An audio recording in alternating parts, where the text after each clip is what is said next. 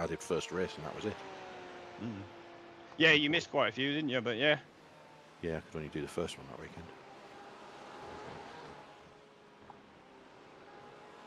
And I think the geezer in second has already done more races than us, so he's going to end up where he's not even getting points for the last couple of races. Yeah, no, he's done. And we'll still be able to. Yeah, he's done 6 weeks, 9 starts. Mm. You've done. Yeah, I'm 5 sure weeks, we're on 6 5, starts. aren't we? No, I'm on 6. Ah. The guy in 4th is on 7. Oh Jesus. Yeah, he's out of it then, essentially. Yeah, and Robert Haugen in 8th has only done 4. Seeing quite a bit in there. Yeah, but he ain't going to benefit from only doing 4 because there's only a few left now. That's true. I think there's 3 left. Yeah, and it's only 2 drop rounds, isn't it? Yeah, and 2 drop rounds, so he's already behind. Yes. Yeah. Oh yeah, just some semi-decent finishes in the last couple of races, mate, and it's game over. Yeah.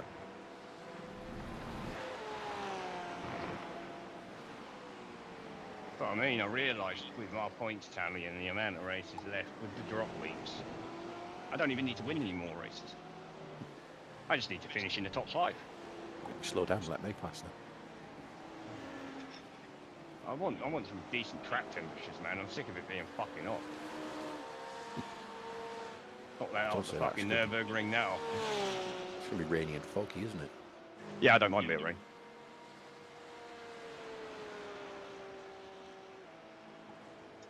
I've got skill issues. I'm probably faster than the relative field in the rain than I am in the dry.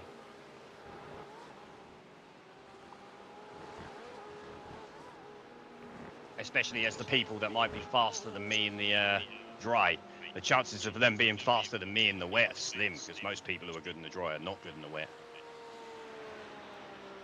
Yeah. I have noticed that a lot of high-rated drivers at 4 and 5K don't like driving in the rain. Yeah. Yeah, it's quite funny. Everyone, oh, give us rain, give us rain, give us rain. I'm not going to drive in the rain. It's too hard. Who's high-rated? That's what they say, innit? Yeah.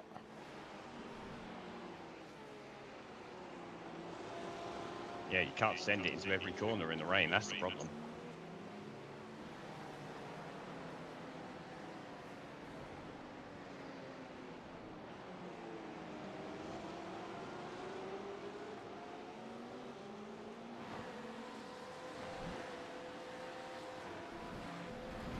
You didn't go for it before you was going. Thank you very much, mate. Which side do you want, though? I would have went to the outside and gave you the inside line. It's got 4 names, though. We're in a way. Yeah. And one of them's Jesus. Is that Colombia? No. I mean, it could be Jesus or something. Yeah, I can't see the flag. No, it could actually be literally Jesus, especially if he's from South America. They are quite religious, aren't they? Yeah.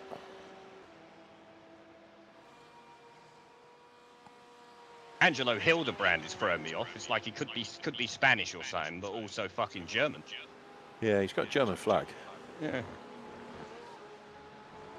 Perhaps his dad or mum married a fucking Spanish person, and then that's what it is. One of them's got the German last name, and the mother or the father was like, no, Spanish first name. Well, I reckon all the way around, probably. One or the other. Yeah. German blokes met a Spanish woman on holiday. Yeah, highly likely.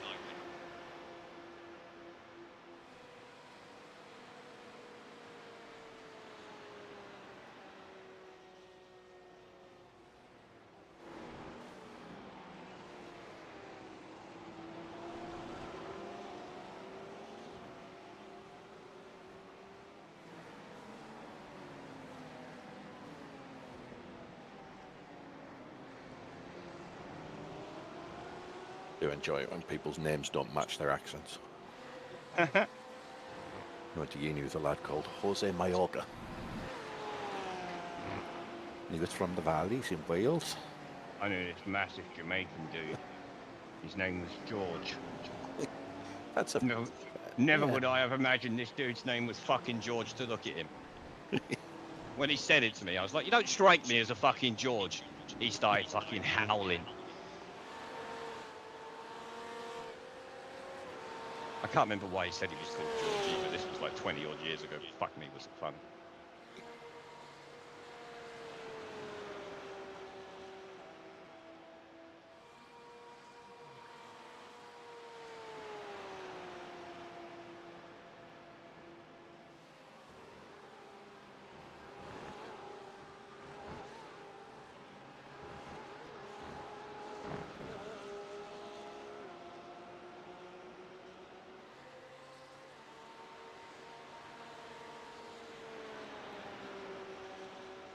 Right, Angelo, you are very slow, mate. Please don't make this hard.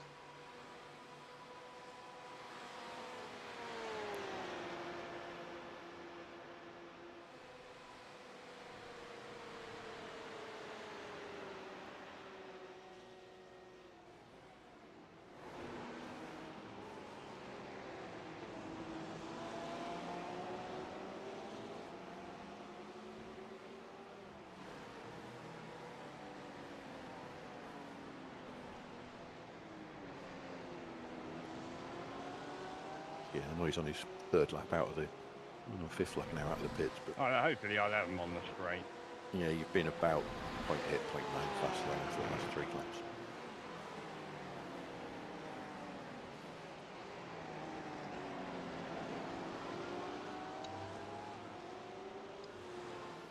How's it going? All good, mate, all good.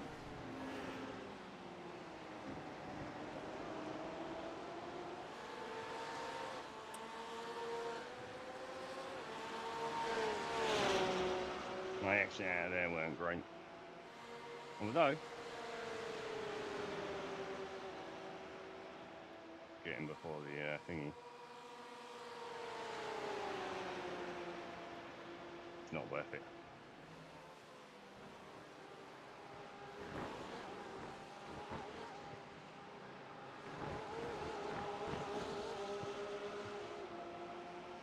Try up the inside of turn 1, maybe.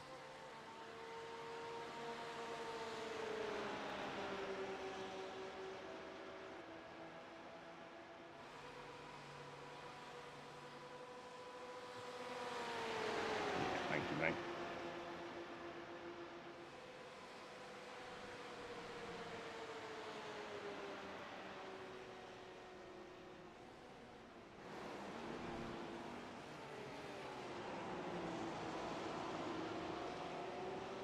And I actually got a semi-decent exit with that fucking entrance to it.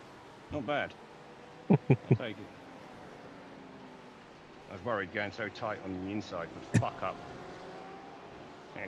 Now just get through this first horseshoe and then you'll be good. Actually just survive it.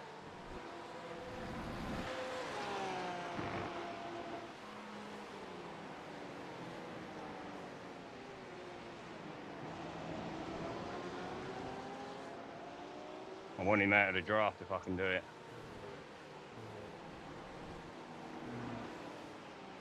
That is not how you do it.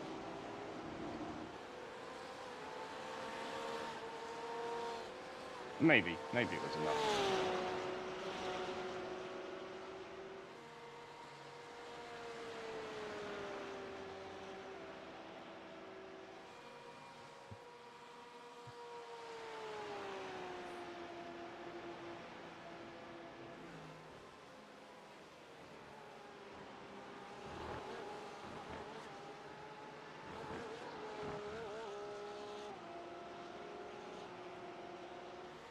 That wasn't a bad bus stop.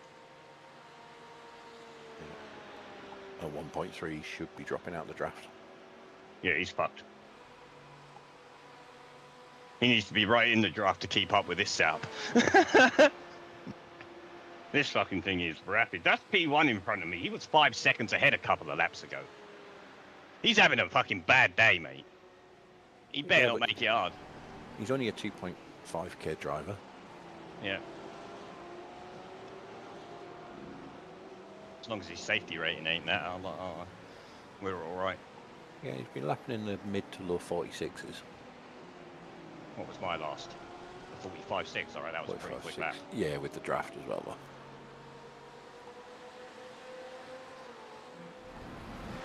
No, it was a lap before, wasn't it, with the draft? Yeah, I didn't have no draft then. I was able to get 31 laps. I almost got to Matt.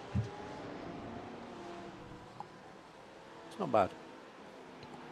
If I tried, I can get 33. But it's not worth fuel saving that much.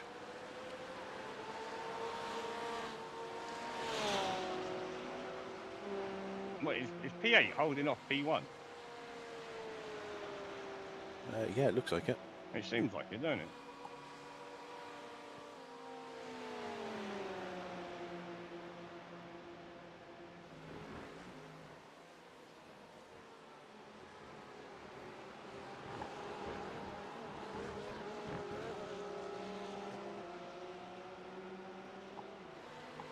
Oh shit, Angelo's fucking pulled him right off. Yep. As soon as he was out of the draft, that was it. He was gone.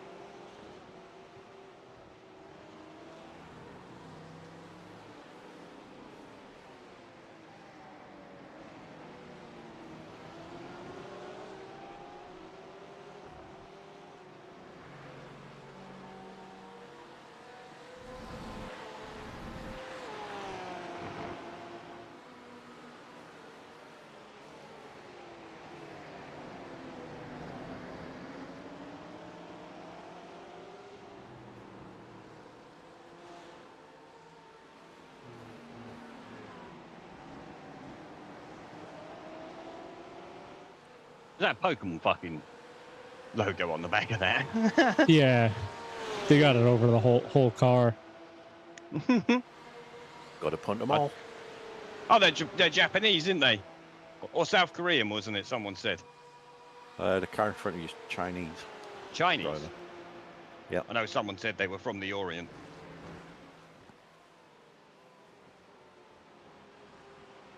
Yeah, I think it's that white Apex team were Korean. Oh, yeah, that's it, yeah. Where are they now? Oh, shit, they've left or 8 laps down.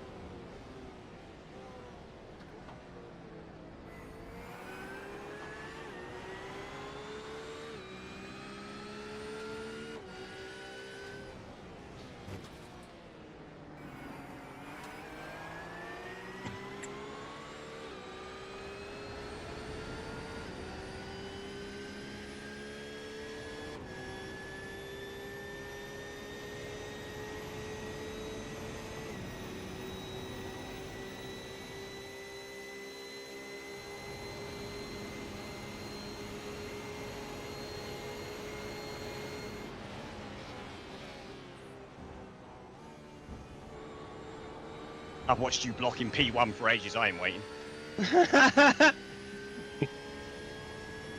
Track temperatures are cool now, I can buck and dive bomb you in the fucking bus stop like it's not even hard. I didn't even get an instant point, did I? Nope.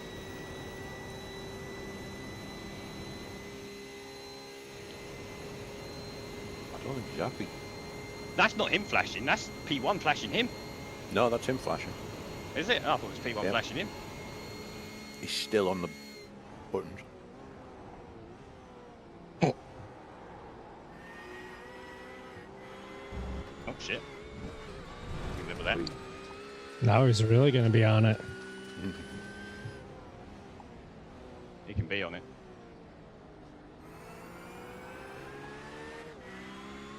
I don't know what he wants me to do. Move over. Oh no, I will report him for flashing like that because it's against TOS. Dive bombing him in the bus stop's not though.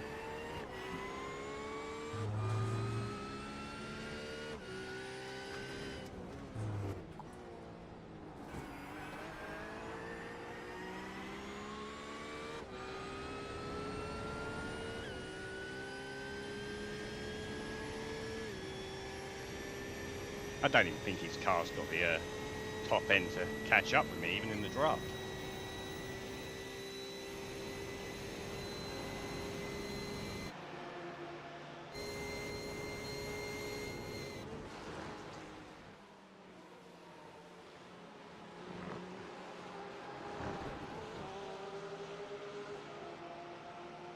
That was a terrible bus stop.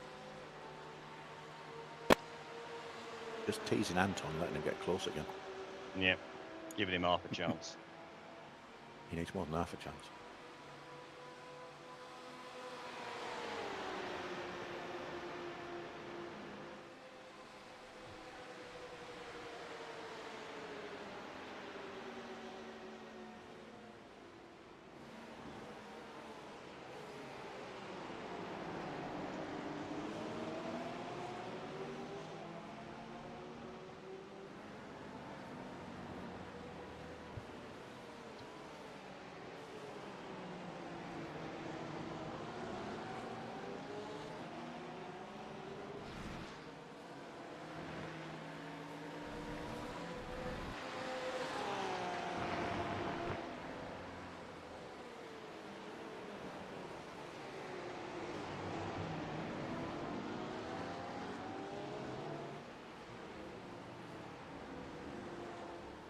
If he had half a brain cell, he'd use people who are blatantly driving faster than him to, what's his name?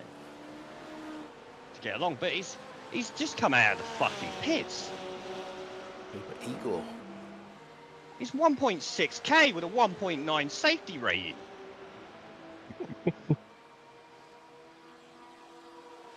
His safety rating's higher than his fucking I rating, and that's trash.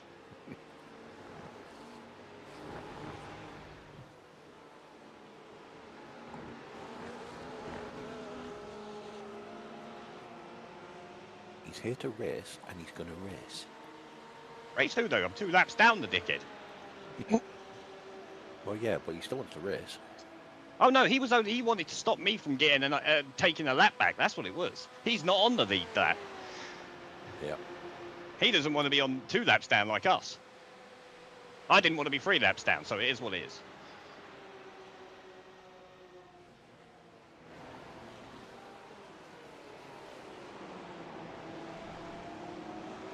You have unlapped yourself from him, though. Mm-hmm. And P1. Yeah. Yeah, you're now on I the just same dive lap bombed as him Anton. because I could see that he had been holding up P1 and he would do exactly the fucking same to me. So, yeah, dive bomb it is. Yeah, he was blocking. He should be reported for it. He'll just argue that, oh, it's on the faster car to get past. I don't have to Well, I move did. out of the way. And then he sat there flashing his lights like a petulant child. Look, he's raced. Look, he's side by side with someone there. I think that's a GTP. It is.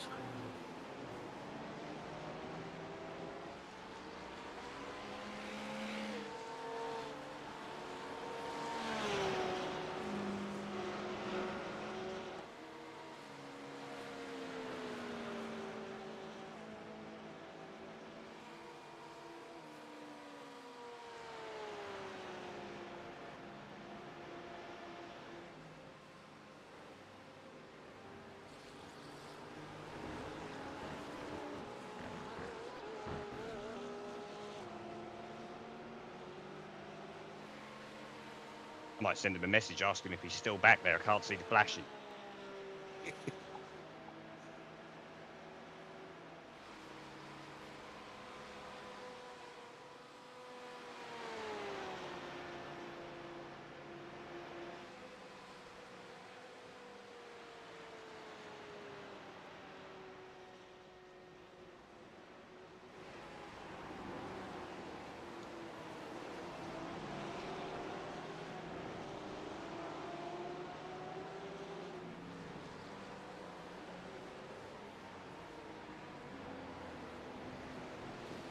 Oh, these two might actually be fighting.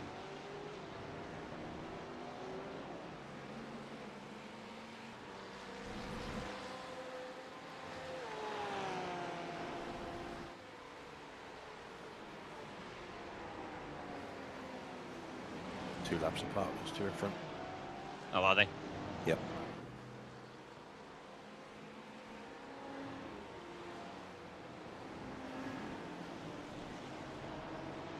That doesn't mean they're not fighting, mind. No. The way this race seems to be going.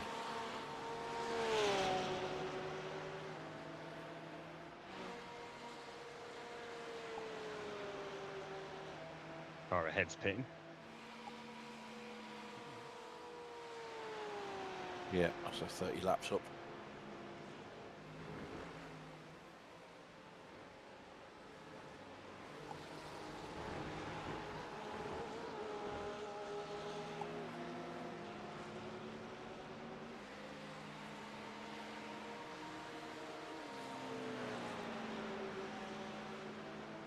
Did you see how Hull's first match went in the back in the Yeah, Premier League? 2-0 against Man United. I see that. I laughed. Millwall won 3-0. Nice. It was a good result.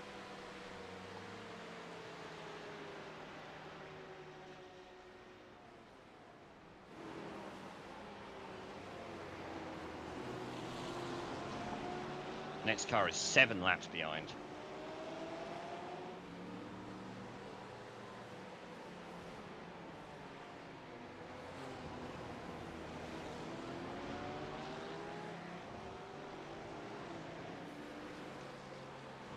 Oh, P1's passed him.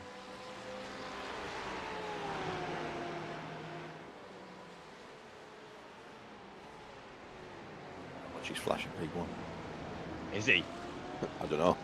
I expect he is.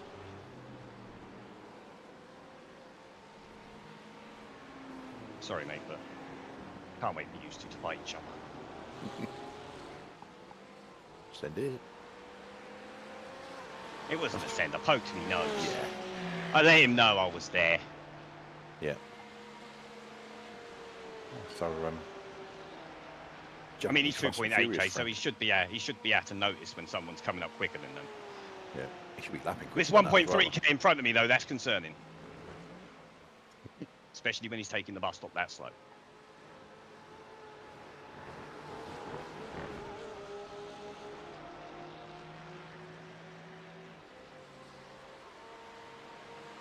"11 laps behind. Jesus.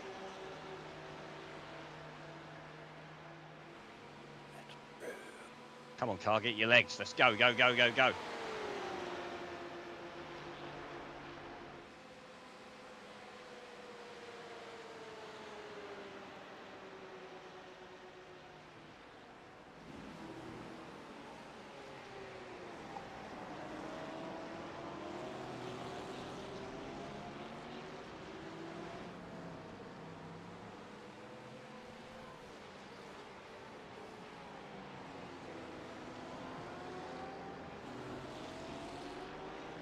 He's lost it.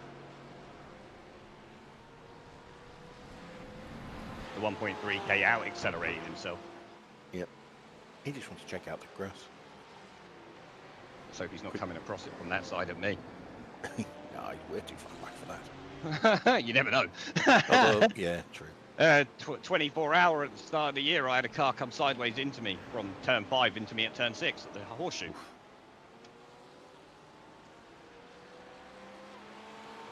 A couple of years ago, I saw somebody lose it in the kink slide across Oh the shit, grass. I am fucking leaving that fucking P13 behind.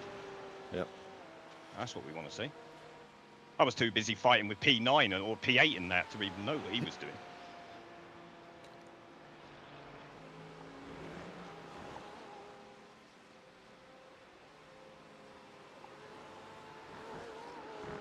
Was it a special event earlier this year when the team got disqualified right at the end? Yeah, someone's been disqualified in this already. What? It come up earlier. How did you manage that? Fuck. I don't know. 255 incident points, or driving backwards around the track, going the wrong way around the track can do it. But Probably that one. yeah. Because I saw that in the last quarter of an hour once. Somebody lost it in the kink. speared across the grass, and then ended up going backwards on the track coming out of the second horseshoe.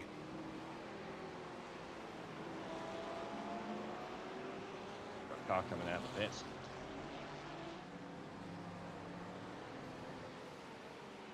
P11.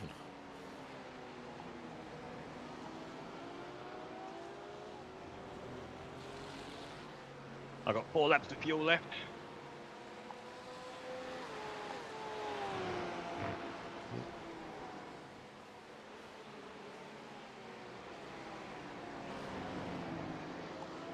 Dominic Toretto's behind me.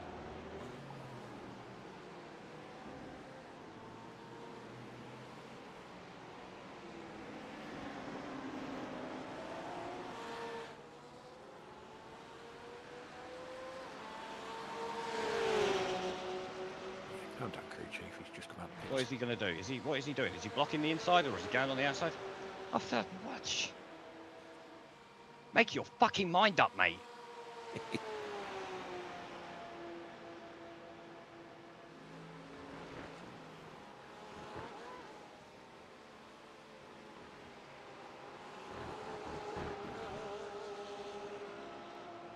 The bus stop was meh. He survived it. Yep, where's my joint? There. I love the banking.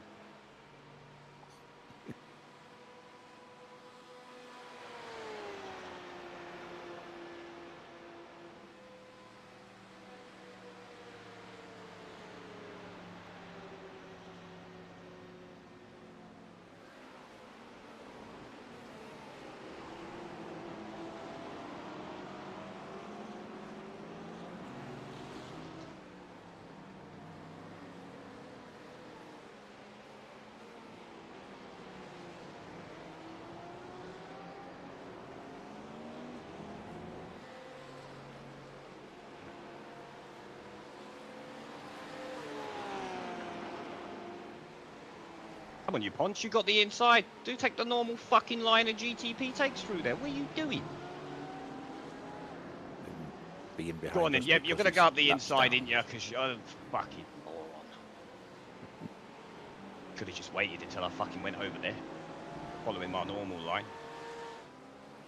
I think there's a reason he's laps down on us though. Yeah, probably explains it. Well, we come out of that all right. We still got a lead on the guy behind us. Yeah, we're He's just 10, come out of the pits. We're pitting in 2 laps. yeah, we are 10 ahead of that Jesus dude. Shut up. He's Lord and Saviour.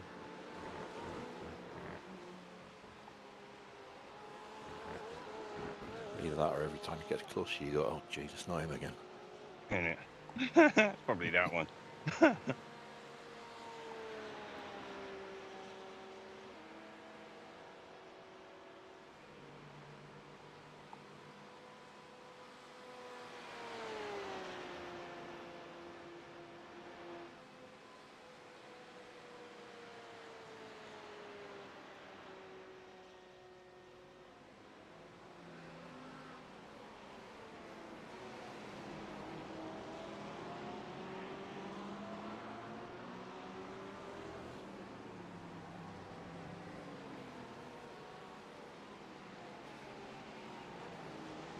I'm an idiot flashing back there.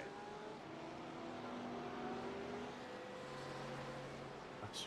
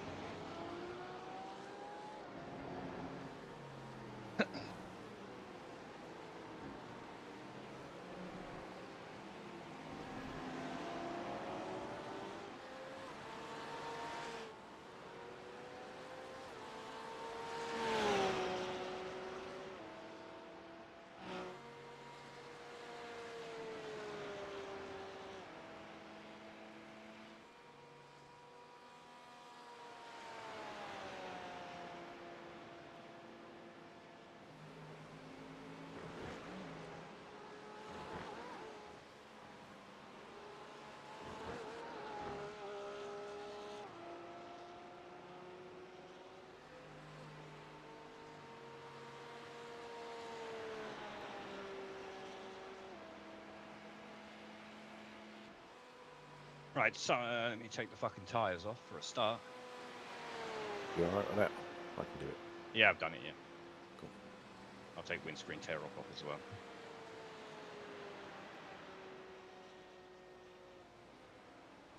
Last lap of fuel. Yep.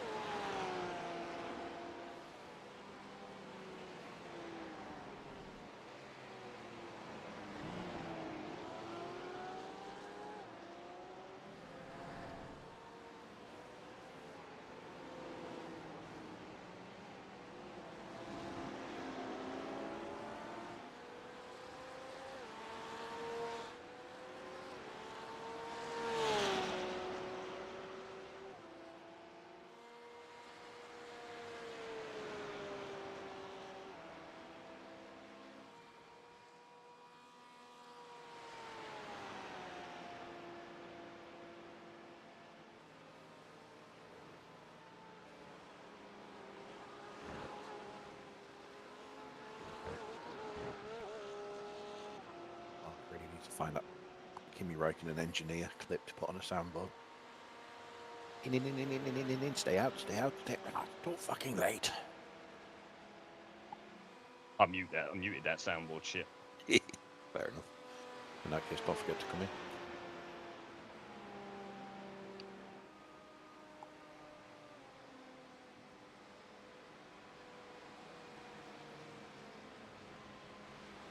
Right. Very nice.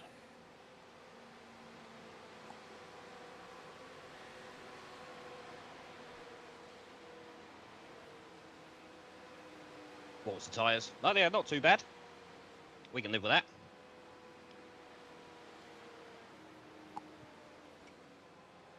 85 front left. Yeah. Yeah, not bad. But my lead foot, that's good.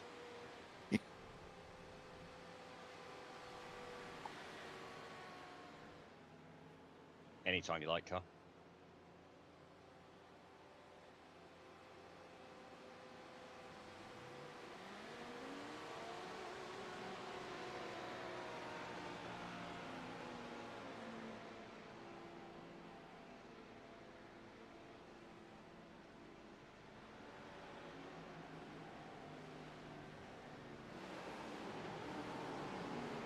Bunch of traffic coming round.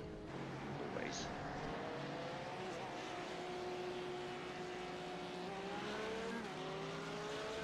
You should be passing by the time I get out.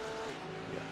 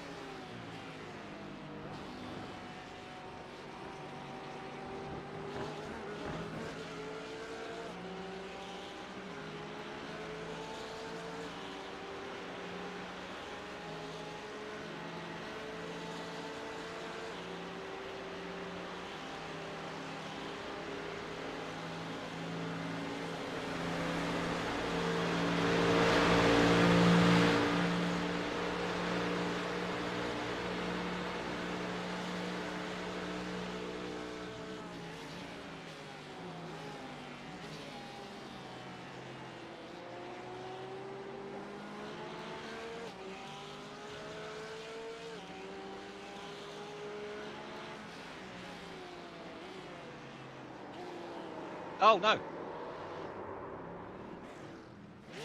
we clear? Car coming round, car coming round. Yeah, I'm getting out of his way. Yep.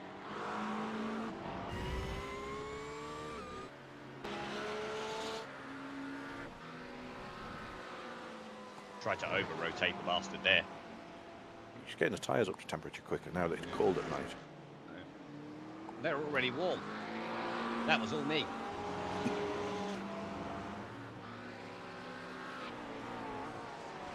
Oh, he's just showing off then. Yeah, I was just trying to see if I could do a handbrake turn around that corner. Eurobeat intensifies.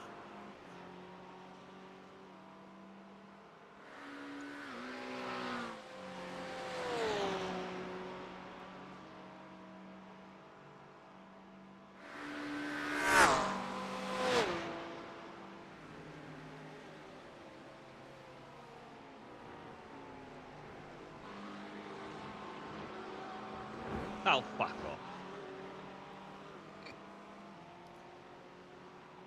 Never rains, but it pours. I'm sure I hit that on the inside as well. Well, once you got the first one, actually, you can take the second one, right? Mm. Yeah, it's been a bit of a fucking shit show these last couple of laps. Yeah.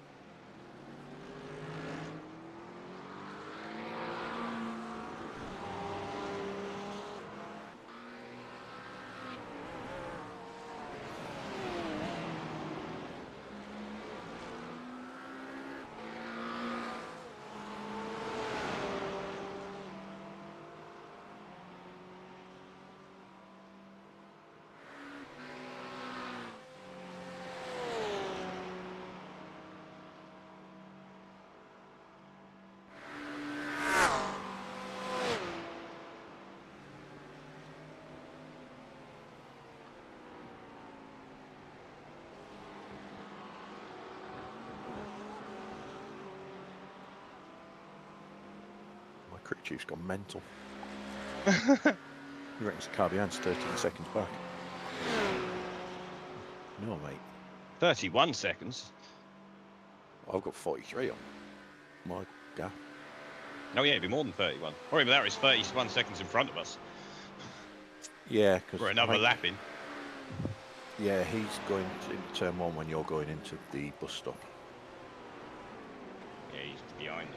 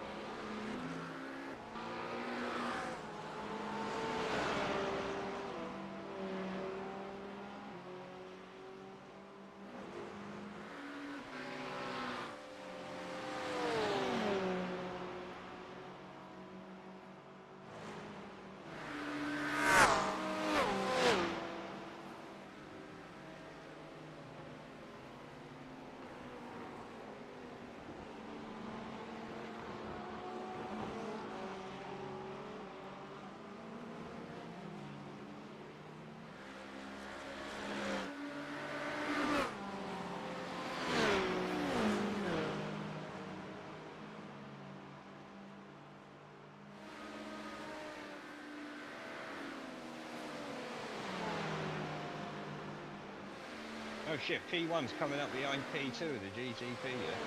That's pretty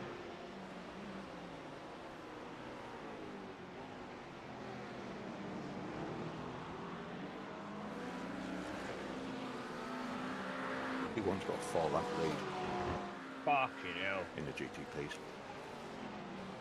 I said, imagine they had a minute lead by the end of an hour, didn't they? I said that. I said if they've only just got to not crash and they'll win this because other people cleared the arc. Yep.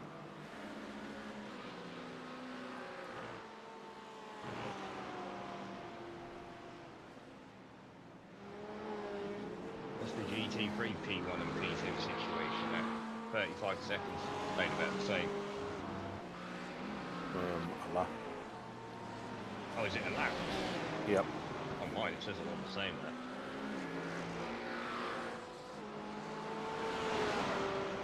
Yeah, well, one of them might be across the line and the other one not crossed it yet.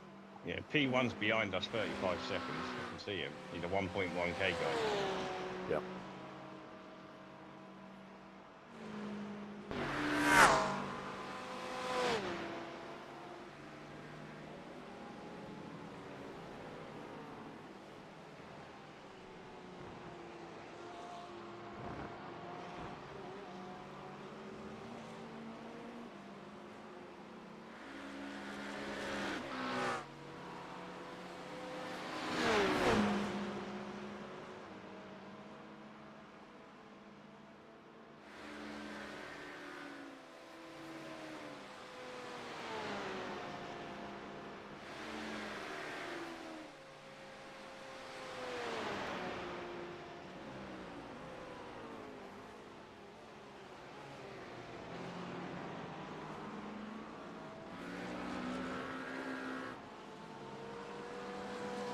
There's a GTP on my relatives on our lap.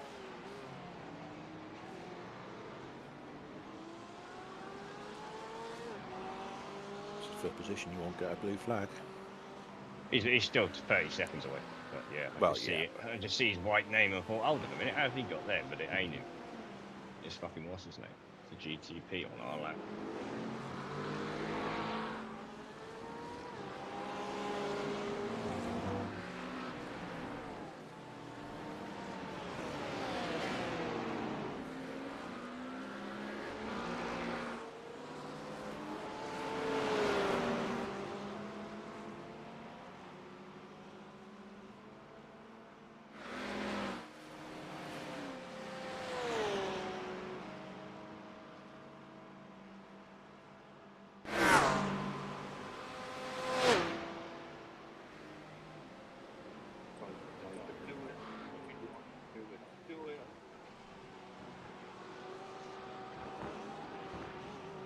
Oh no, Josh Carter's just binned it. Never mind. Oh, not Carter, Cova.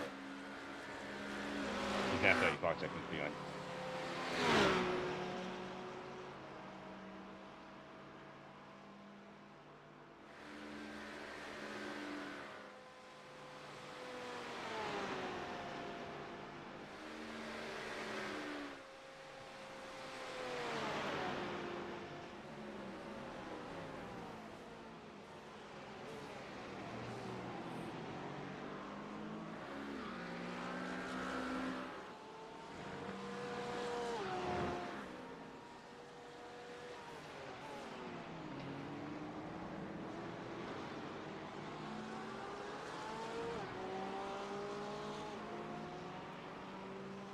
You'll catch up with P5 in class because you only got 9 laps to make up.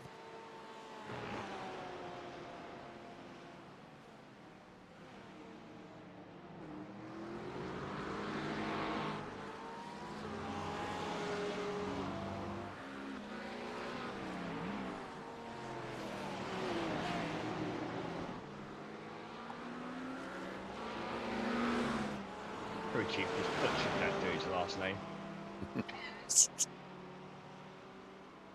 Butchered it. Mine just said Andre. Mine said, I can't, what he said weren't even a word, but it's not his fucking name.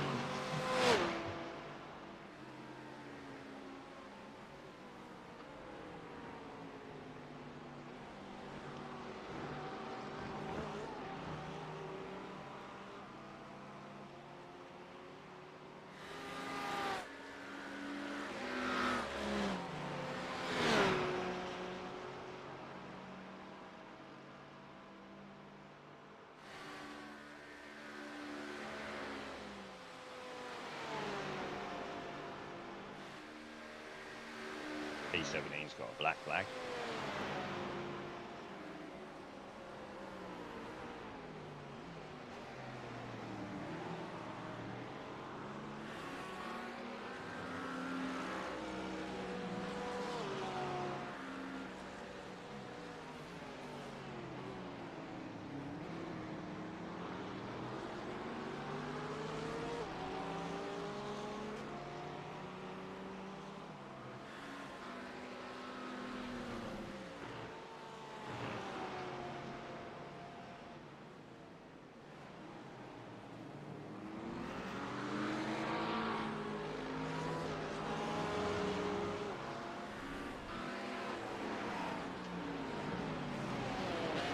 Why is it so busy up here?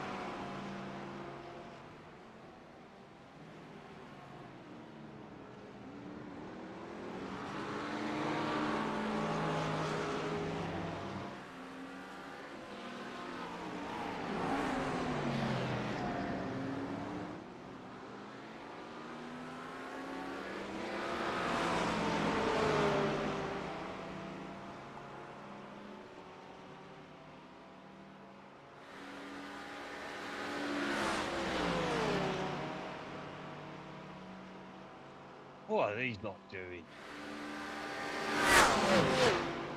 Fighting for the win.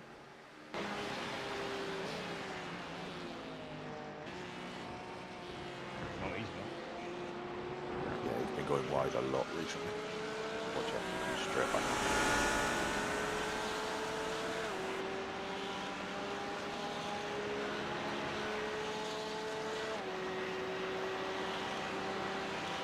Oh, he came back on like that.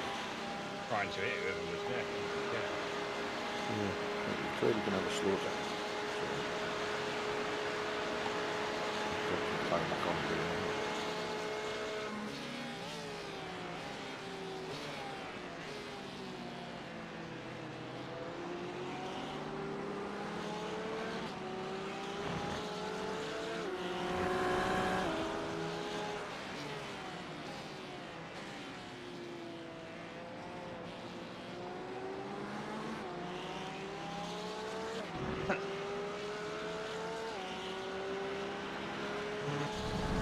It's Joshua.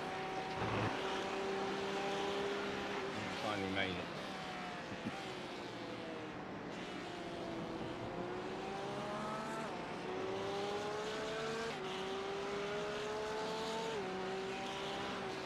The GT3 for overall position 9.5 hours. 8.5 hours from the race.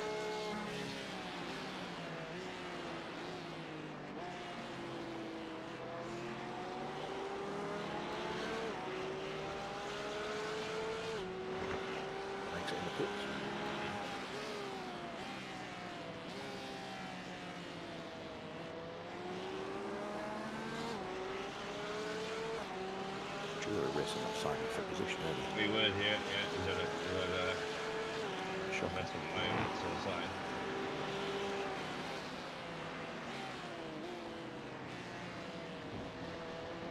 Turning in on me ain't gonna gain you position, mate. He hasn't got the tyres for that. He hasn't got fucking skill even if he had the tyres.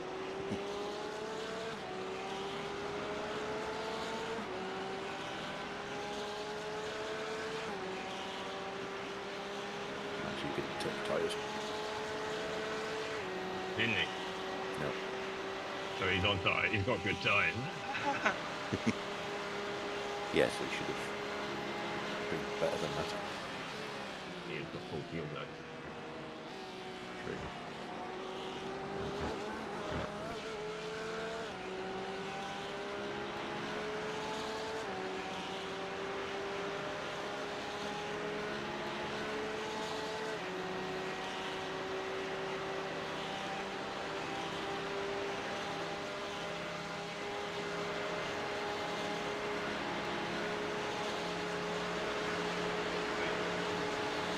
Thought he was going to try and fight that.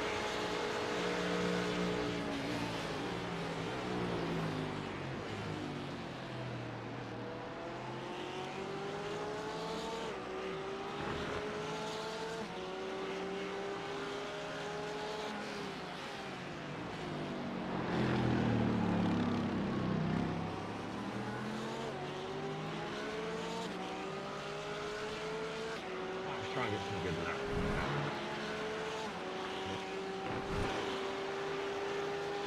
Head down and stay on the track.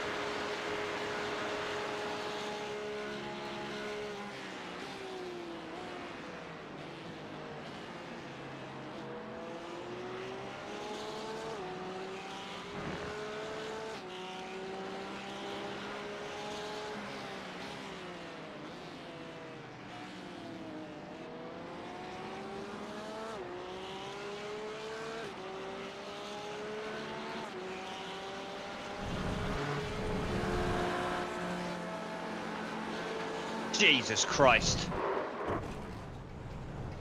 The fucking dickhead.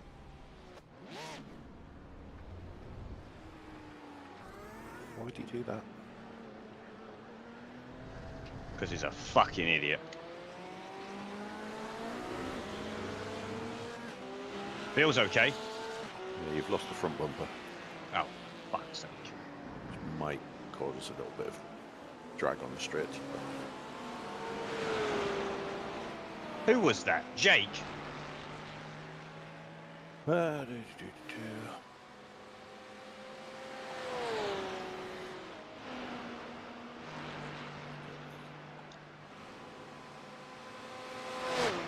button's not working to tell me what damage we got. Fucking great. It was Adrian Stefan. R28, play chop suey. Fucking retard. Yeah.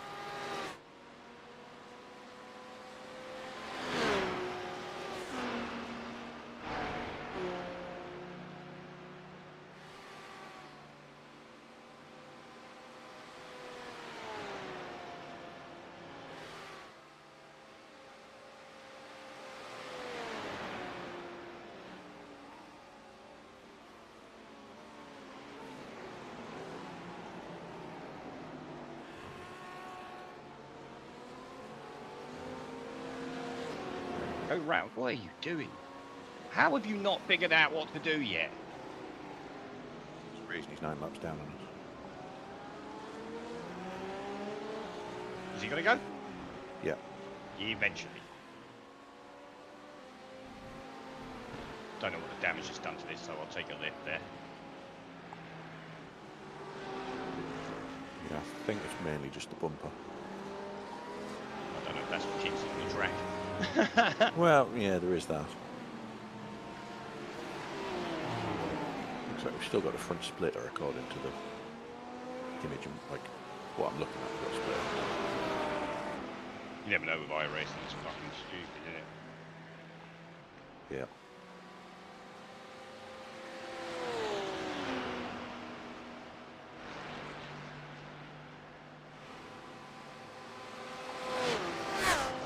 Yeah, I don't even know if we got the pace to keep fucking people behind us anymore. Probably not, would be my guess. Yeah, have a look and see what top speed you get up to while you're going down the straight now.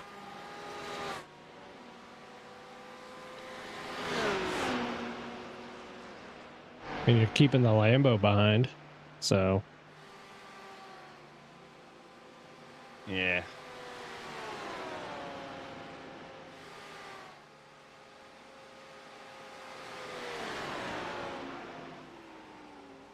Maybe 4 or 5 down on ultimate top speed at the start finish line. Oh, no. good save. Yeah, the car's definitely not, Happy. no, I can't go too aggressive on it. And I can't even, the button, man, I'm pressing the fucking button and the crew chief thing on the in-game crew chief is not working. What fucking cunts. I think that module's installed behind the front bumper. That explains it.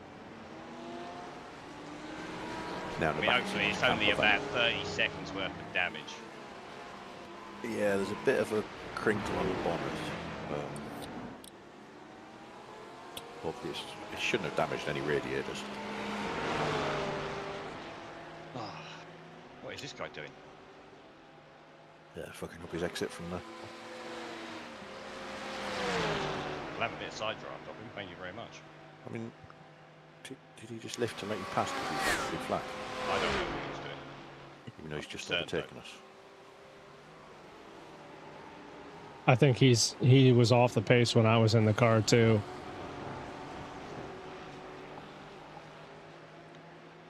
Hello, Frank. So, but he's Japanese fast and furious.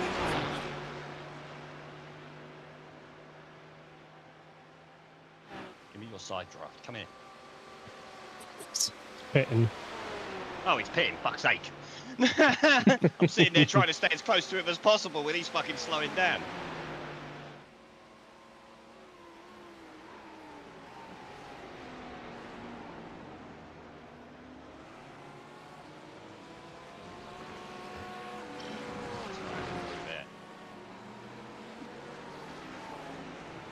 I suppose that's where the front bumper helps it. Yeah, it's really not happy on slow speed corners.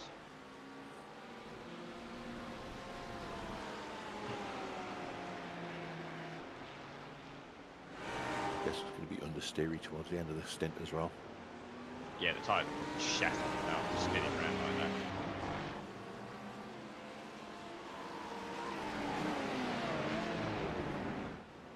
Well, I appear to still have some pace.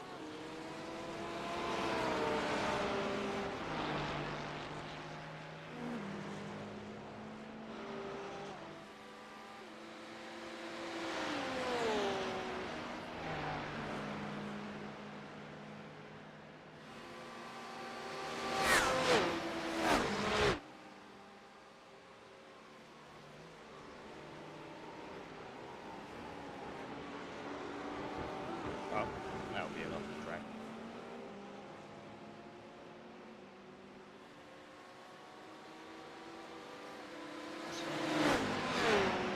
Really spooked the crap out of the car behind you. GT3. As Dominic Oh, went right. spinning and took a shortcut. I did think there was a GT3 behind me.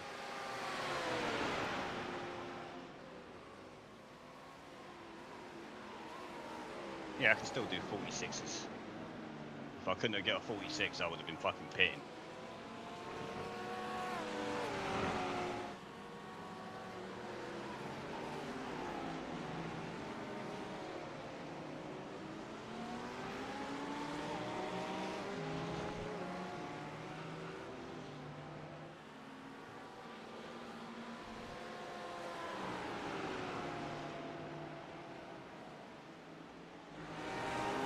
Oh.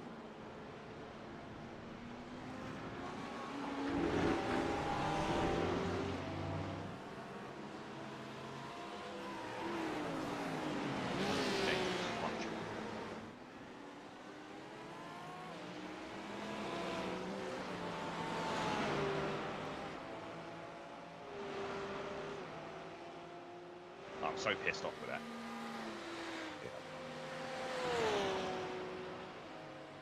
He's 4 laps down on the car in front of him.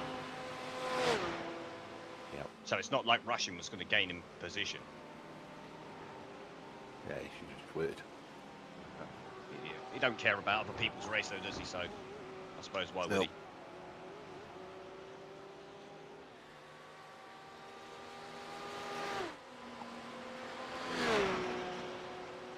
Felt his dirty air hit me and the car was gone.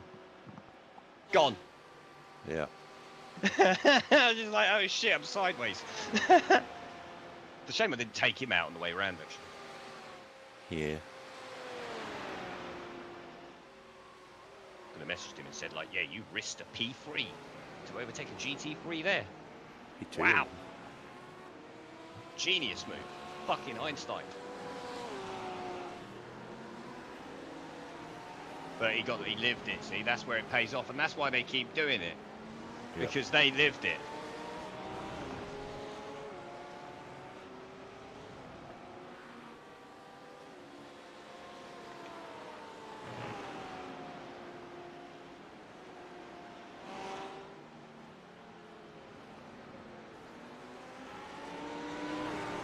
Batterston, that's what they've called him. Whoa! Oh.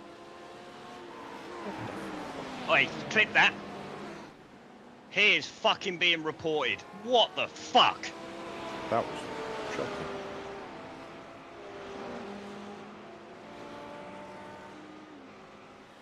Half tempted to message him.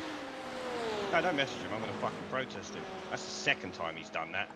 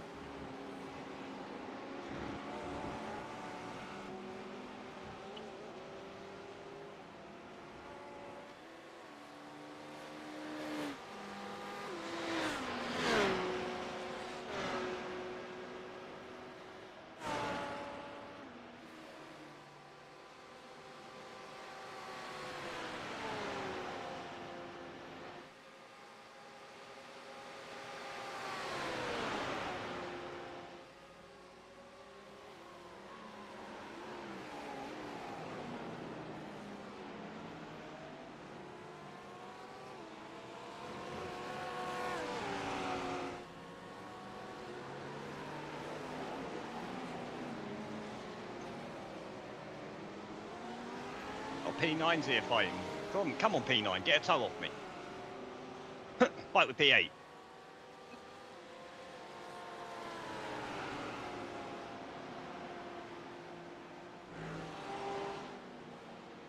Is it bad if I slow down to give him the toe? Yeah, I think it worked. They're on the same lap as well. Yeah, they're fighting. That's what I wanted to fight. You watch this fucking Porsche behind not have the pace on the straight. Yeah. Right, I reckon you've got 10 laps after this one, so I'm going to go and head to the lead before I get in. Go on, mate. No, the fucking Lambo haven't got the pace. The Porsche has.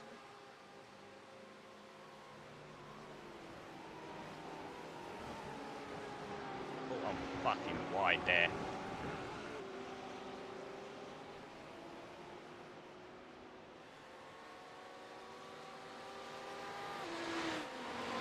Alright, I'm not going to try and help anyone anymore. That was pretty fucking stupid. I want them to fight and crash into each other. Am I not allowed to be tactical?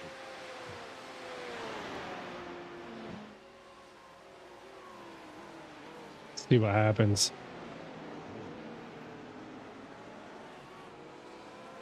Go on the right hand side, you fucking idiot. Thank you. Well done. You took an age to get past.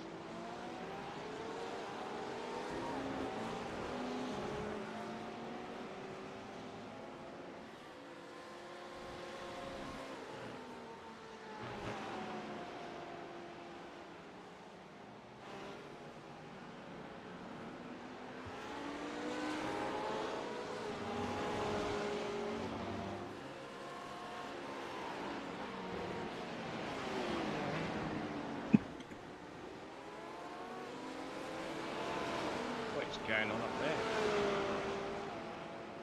It was an LMP sandwich.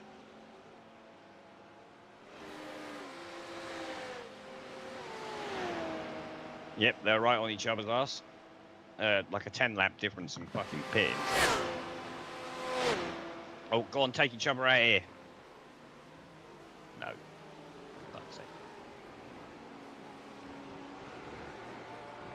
They're supposed to take each other out.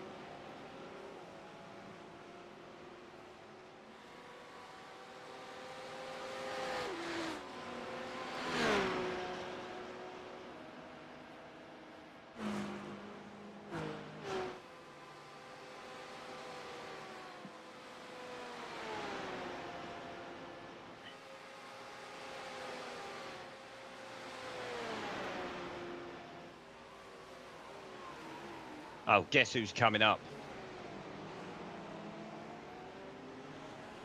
Is it Bill? No, it's Adrian Stefan, the dickhead that took me out on the same corner he's about to try and pass me.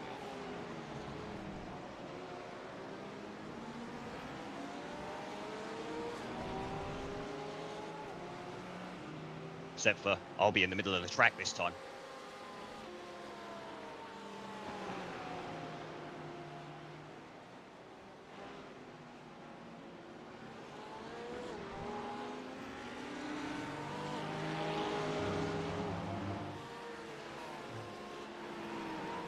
Yeah, there's no more GTPs up the inside there. I'm middle of the track.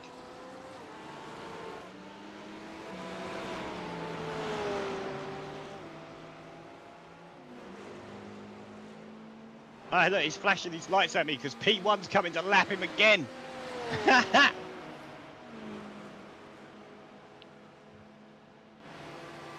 on, hurry up. I'll roll off. Go for it, mate.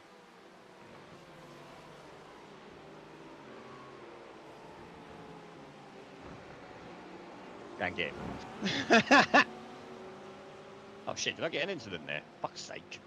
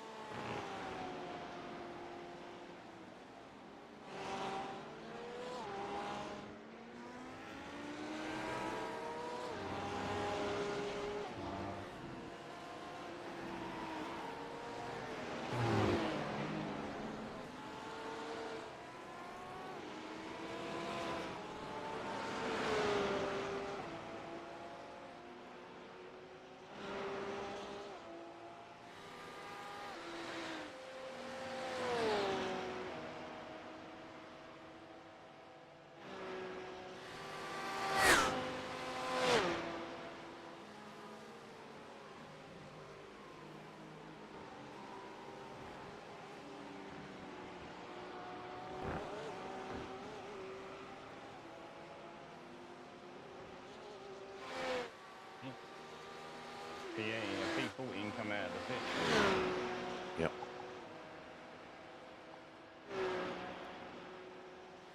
Yeah, the cars Everybody. around us are completely on different pit strategies. Yeah, everyone's on a fucking wild strategy compared to the next car to them.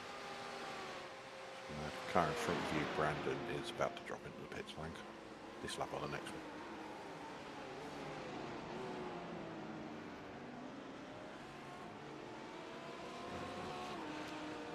There's a GTP coming out of that pit lane, isn't there? No, he's further back. I won't risk it.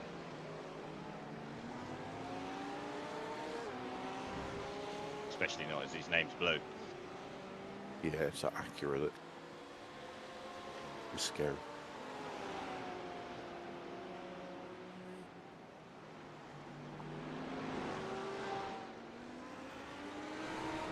There he goes. There I go. Not quite as bad as him, but yeah, still. You're not supposed to go off in sympathy. I know, I felt bad.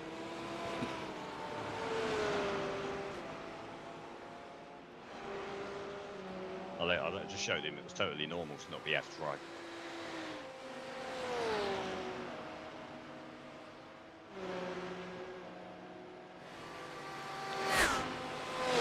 Jesus Christ.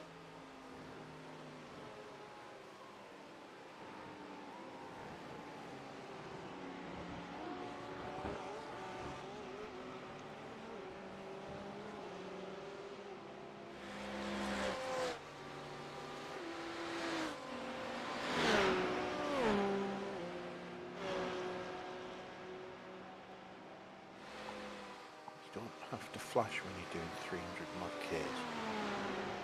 Yeah, I know you're going to pass. Innit? Yeah. Your top speed's 50 kilometers an hour more than ours. Just go.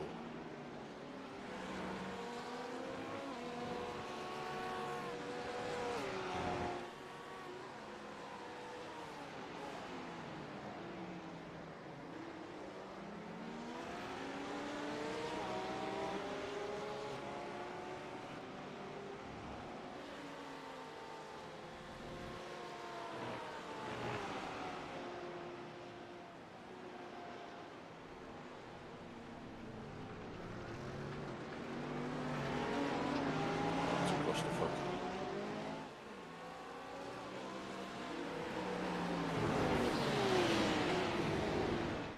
What are these like doing? That Merc had a moment, and That we saved Merc had a John. few moments. I remember him from earlier. Fucking idiot. Yeah. Kicked his foot in it.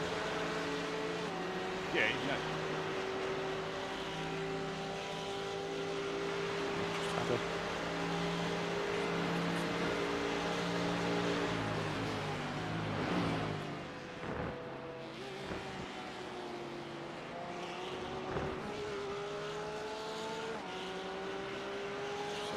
Maybe taking out 5 cars. Maybe that's illegal, isn't it?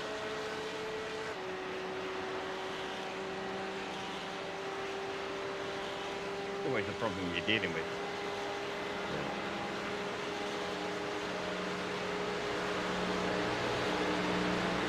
Oh, jeez.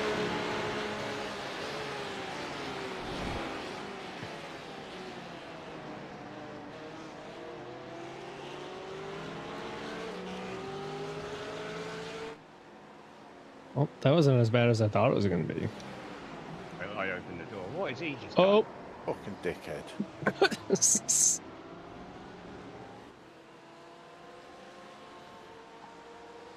I mean, somehow we got away with a 0x. done? I see him coming and sort of move to the left a bit more. He fucked himself up there already, so fuck it. That would have easily cost him about 3 or 4 seconds. Yeah, 2.5.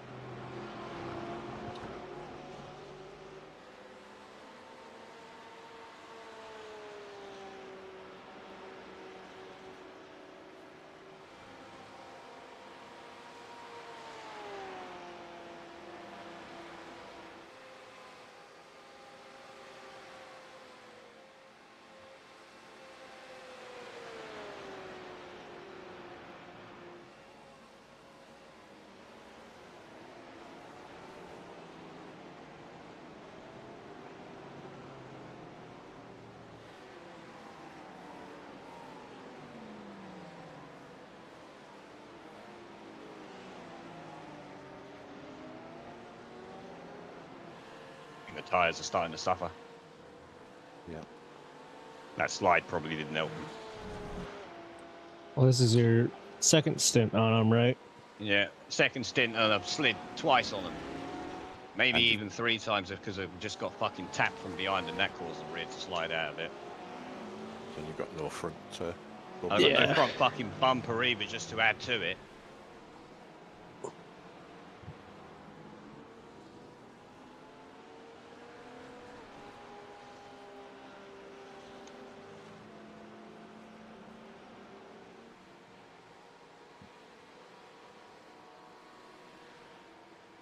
Me your toe.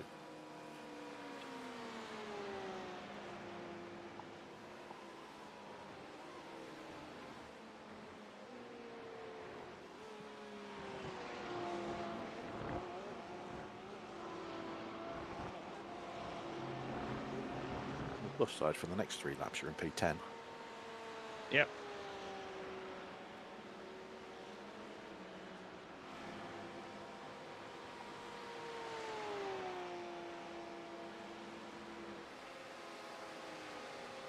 I will be right back. Go on, man.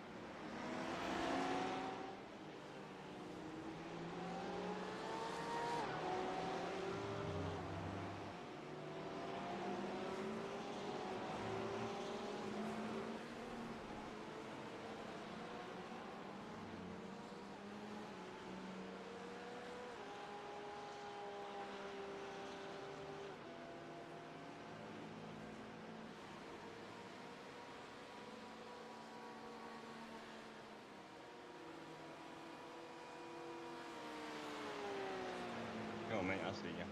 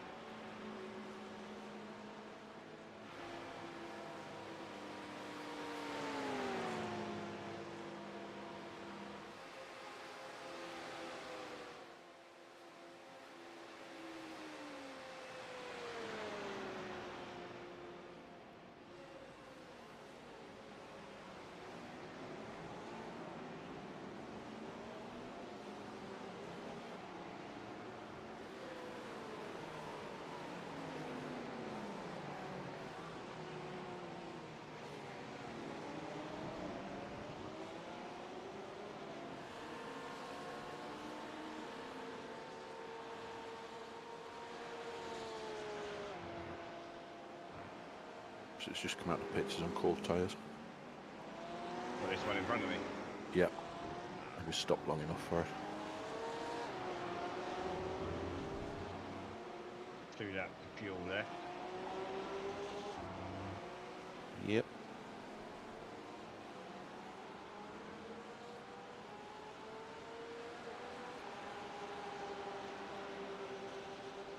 Which way? Where are you going? Inside or outside, mate? Make your mind up.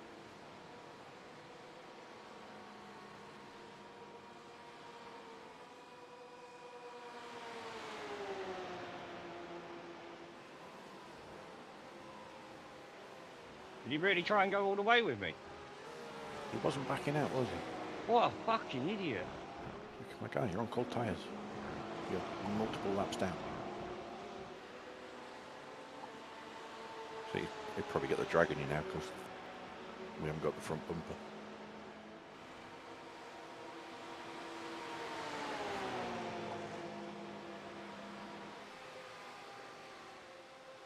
Inside line though, and warm tyres.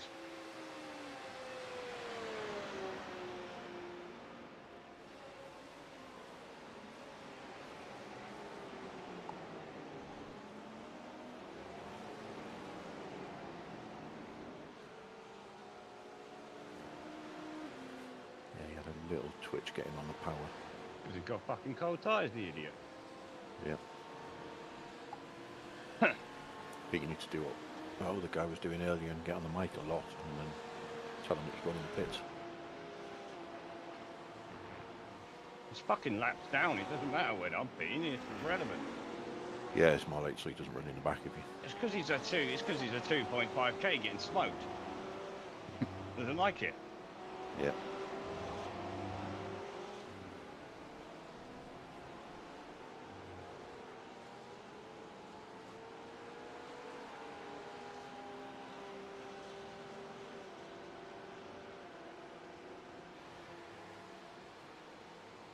How many laps down is he? Jesus, man, he's fucking 6 laps down on us. Yeah. So clearly that's why he wants to send it.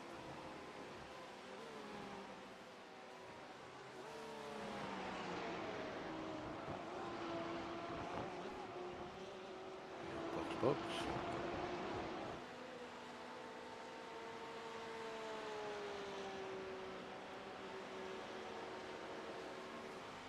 Up to P10, we'll take it as well.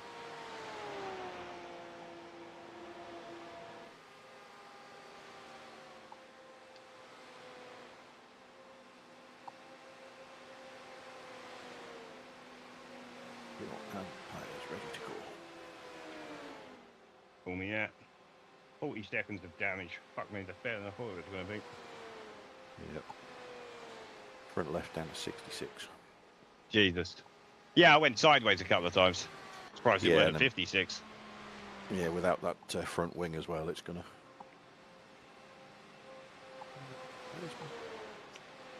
Fuck's sake. What's there? Jesus.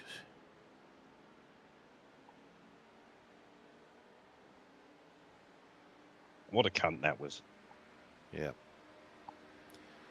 It's safe to say you've had better stints.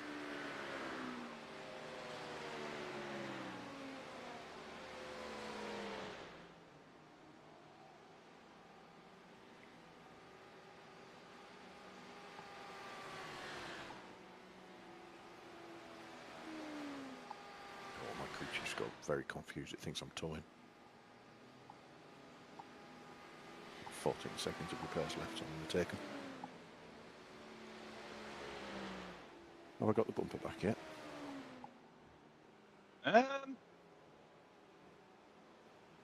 Yeah, it's a little bit crumpled, but it's back. Now it's back to normal. What? Yeah. Am? Yeah. That was the full repair.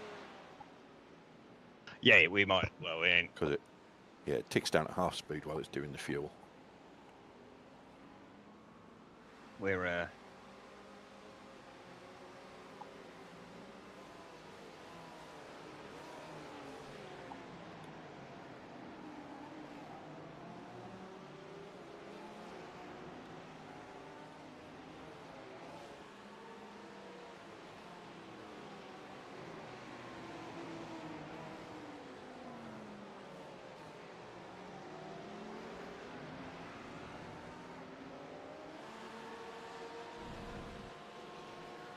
Buddy, get past me. Straight out of the pits. I need to get some temperature in these tyres.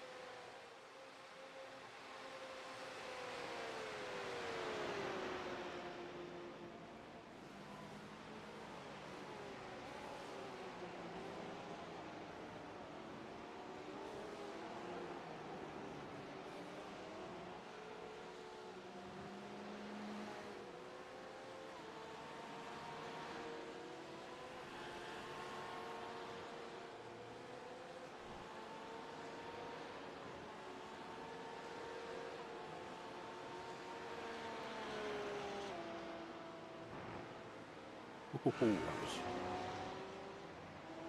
not up to temperature yet, Matt.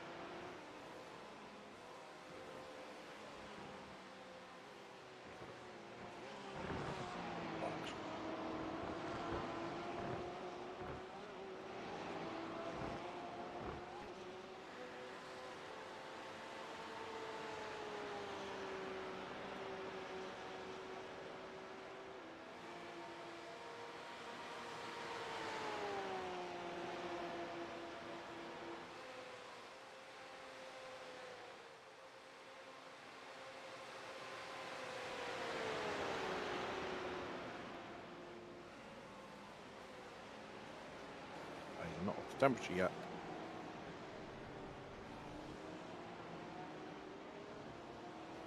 Slow down there when freaking stopped.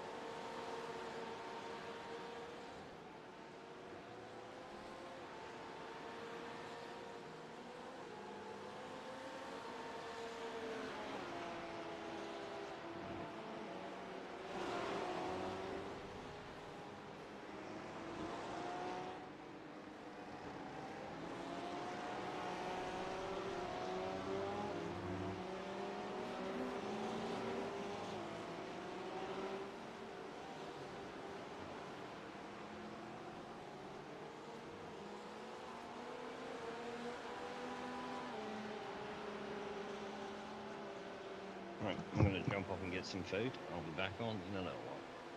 Yep, no worries. Good luck, guys. Godspeed. I'll need Watch it. out for Adrian Stefan. He likes to murder you into the king. Yeah.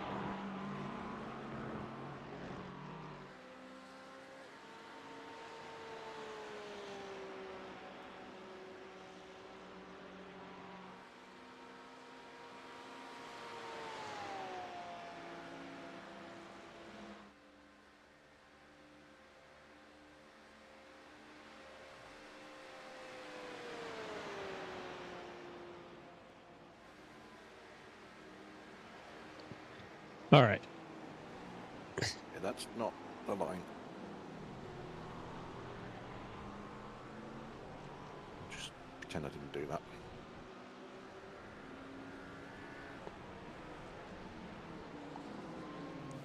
How's everything Better than the going? lap before, though. Don't look at my last lap time. I may have spun in turn 1 and then had to sit there for like 30 seconds while everybody went past. Just nose in against the wall, unable to go anywhere. So that was not frustrating at all, considering it was me on my own. All me and nobody else.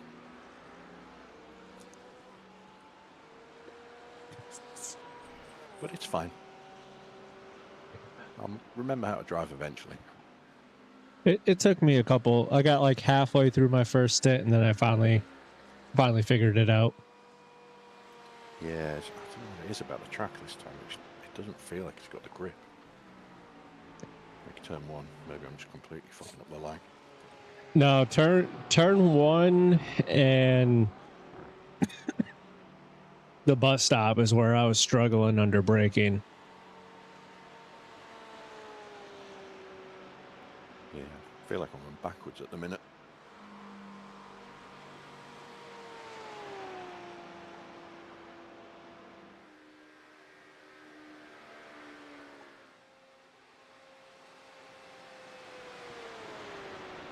How long were those repairs?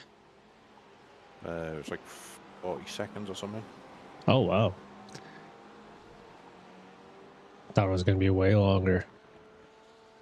Yeah, I think it's one of those like, oh, we're just going to clip a new bumper back on.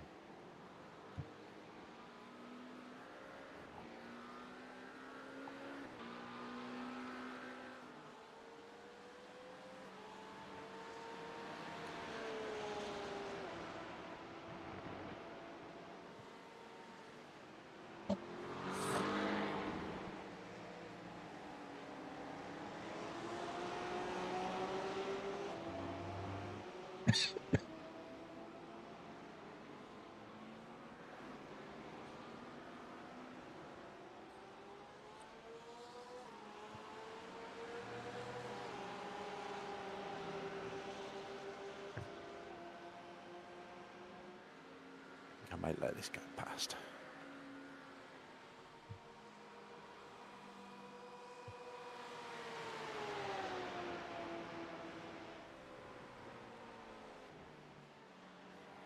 Oh, I'm not defending it from you, buddy. I'm letting you past.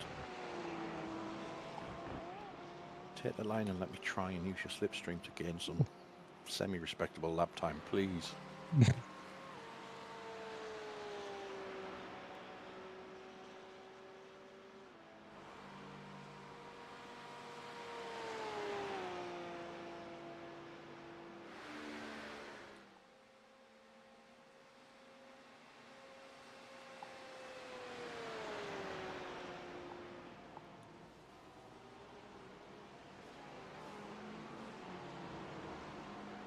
There we go.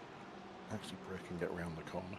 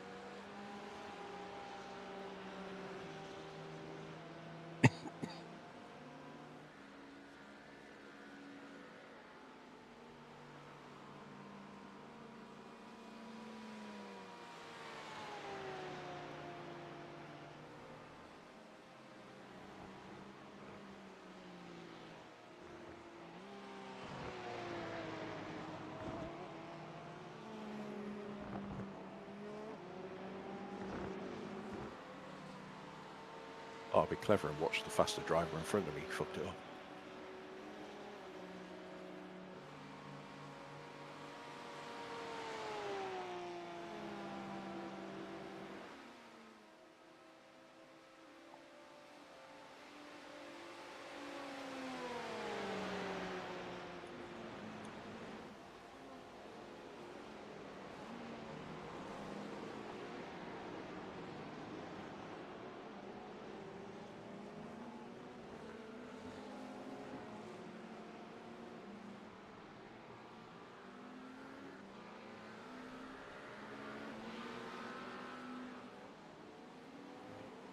Don't twitch like that, Mr. Race Leader.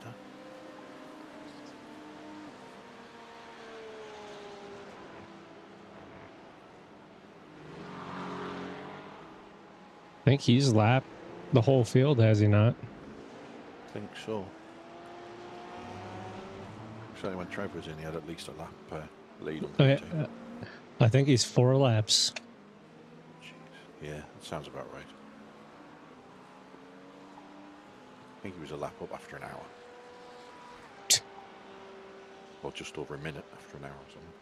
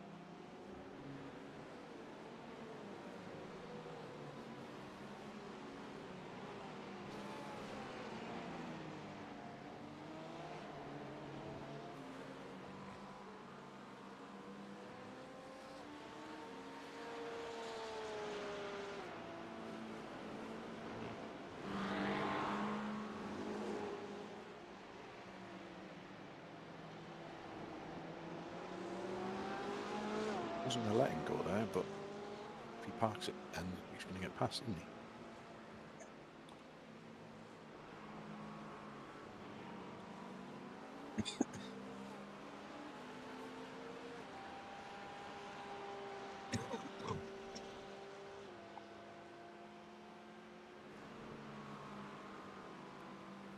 Oh, okay. I was trying to work out why the car in front's pulling away so much. 2.9k driver. Yeah, that'll do it. There are a couple pretty high guys in here. I'm kind of surprised. Yeah, there's one. There was a 3.5, I think. Yeah, and our strength of 3.6. field's 2K, so Yeah, but I have also seen a 900 rating driver. I was like, yep. Oh, good. The next GTP's the one that killed Trev. Overtaken in a stupid place. oh, I think he might have pit. I think it's a different driver now. No, he's still Oh, yep, I see him. like 9 or 10 laps into a stint.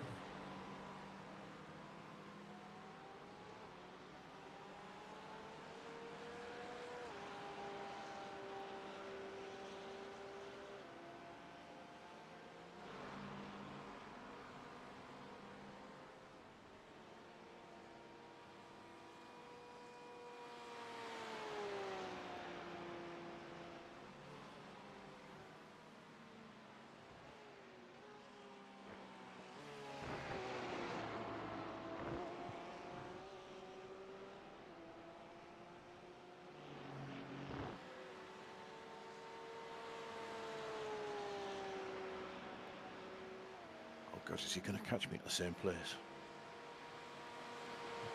It's going to be close, isn't it? I think so, yeah. Yay!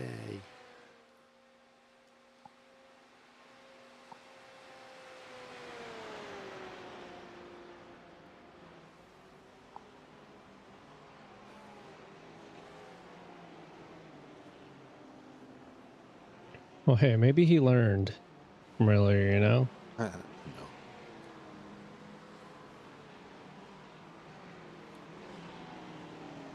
He's a lot closer than yours to Trevor, so hopefully he'll get me before the king.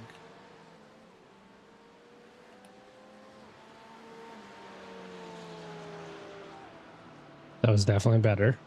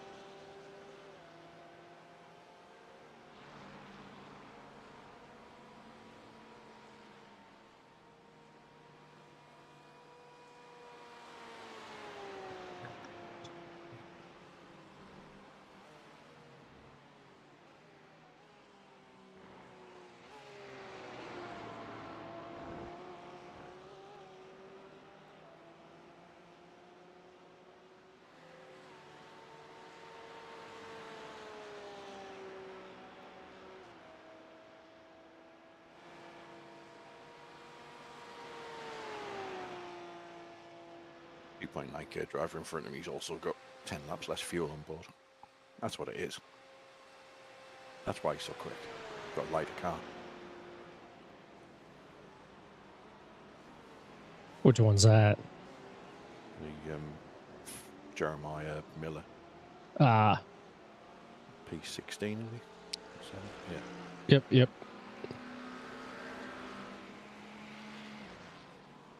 Oh, yeah, you got a 2.9 in front of you and a 3K behind you. Yay. This happened in my first double as well. I got in the car and everyone else was in the 3K. What's going on? Just surrounded. Yeah. All I need to do is survive. It's all I tried earlier and it worked out. Yeah. And I got a fairly spectacular save out of it as well.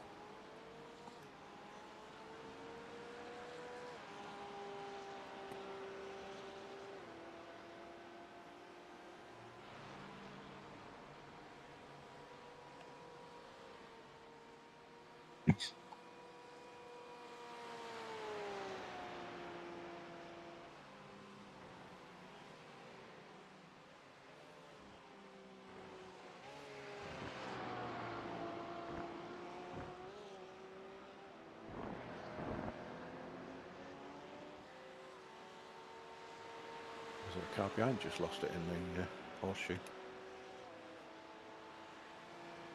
Mikey Story. P18.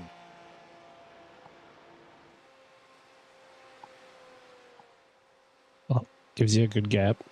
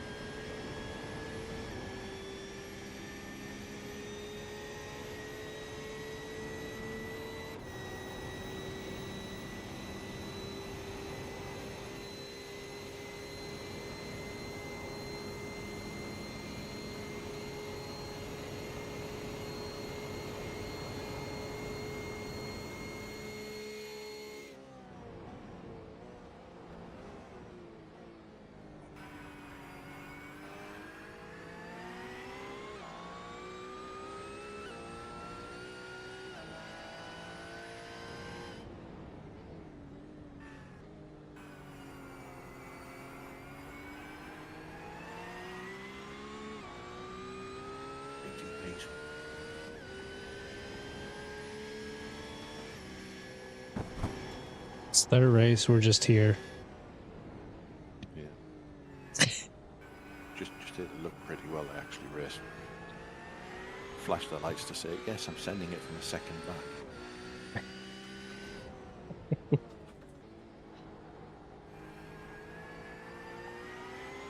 I probably should have remembered they've nerfed turn 1 for the esports line, haven't they? Yeah.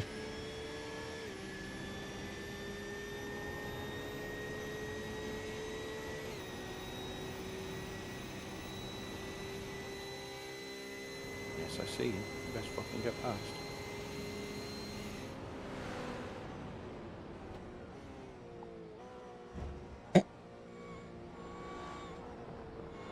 You Whoa. fucking wanker.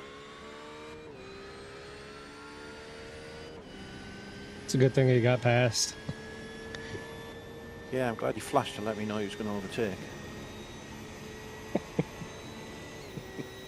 Can't imagine why he's many laps down on us. 5 laps behind us.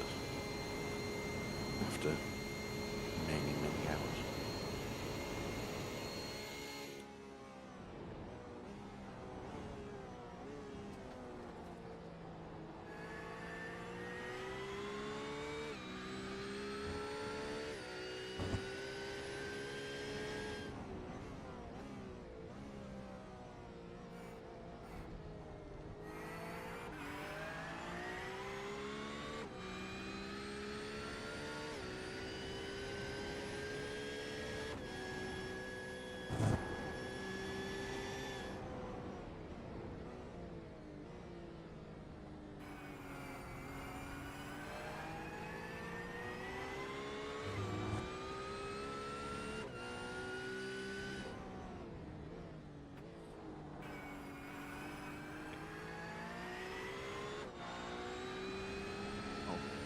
Oh, replay time.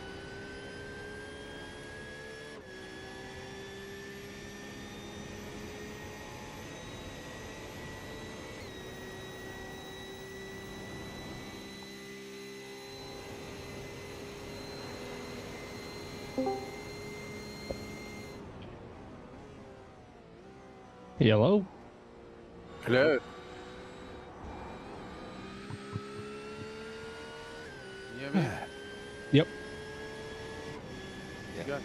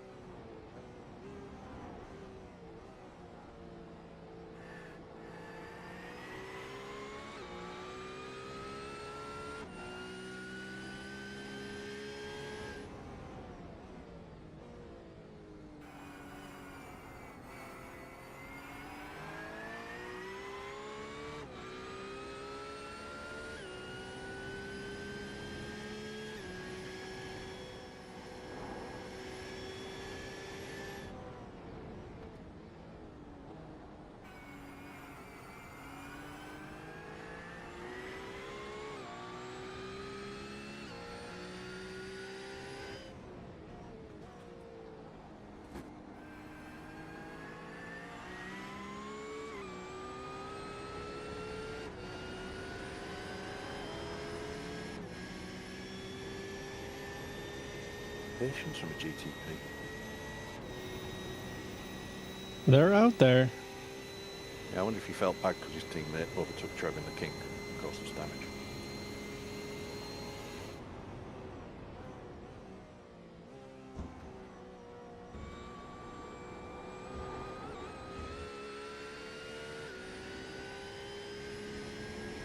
Is this the first of your 2 stints, Matt? Second. Yes.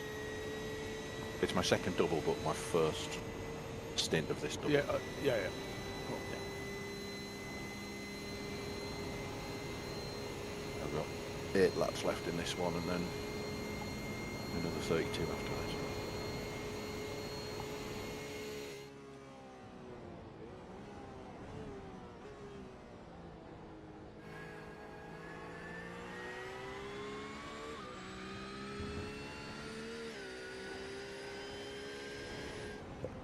penalty, my stint's been changed to a triple.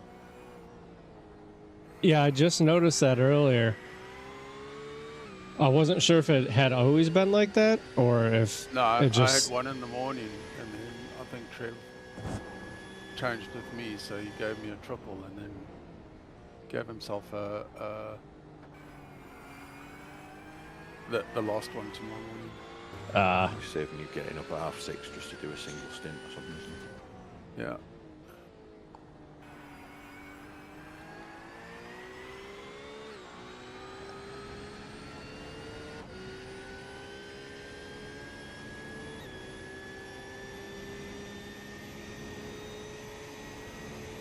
That car behind me that's 8 laps down is the pole sitter. They were leading for most of the first hour and a half. Oh, really? Yeah.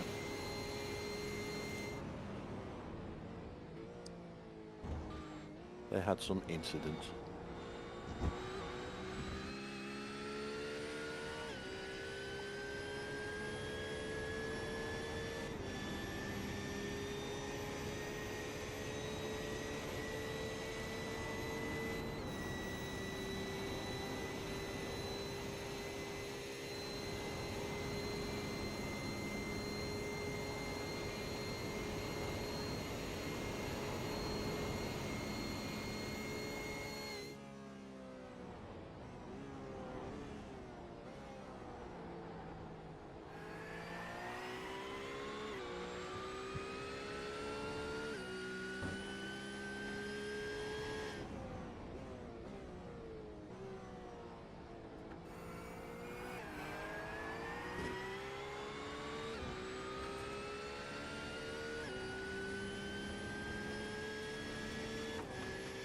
Do you have any more, like, any accidents or anything?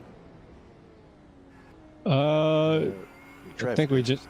Well, Yeah, we just had like 45 seconds of repair. Yeah, the whatever car number they are, 28, I think maybe. P2. Yeah. GTP overtook him in the kink. Ah. And just the dirty air. As soon as it hit him, the car just went sideways and he nosed into the barrier. And then early on in my current stint, I span in turn 1. Sat there with no damage, but I had to sit there for 30 seconds while everyone went past. So half the track's empty, and the other half are right behind Yeah. me. Exactly. Always the way. Murphy's Law. Yeah, so I've got like a 2-minute 20 lap on the board or something. Oh, is that what happened that lap? Yeah, so literally turn 1, just too eager on the power. And then sat there looking at the pit wall while everyone went past behind me. Got like 2 or 3 second gap, so it wasn't enough to turn round. Well, I'd rather just lose a couple seconds sitting there than pull out and get T-boned by somebody. 100%. Yeah. Someone coming out the pits. Yeah. Thank you. That's- Yeah.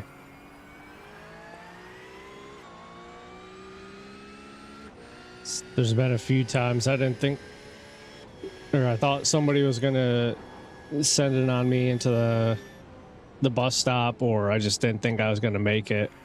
I just went to the left Yeah. at the end of that chicane. And it just gives you a slowdown. You don't get incident points or anything like that. Oh, okay. So I'd much rather do that than hope to make that corner and then end up into the wall instead. P27 car that was flashing me through the infield Yeah. just completely fucked the exit of the infield I wonder why it's flashing you. because he was closing up. It's like, well, yeah, once you get within half a second, I'm going to let you go. But right now, you're only a second back from me, so that's not happening.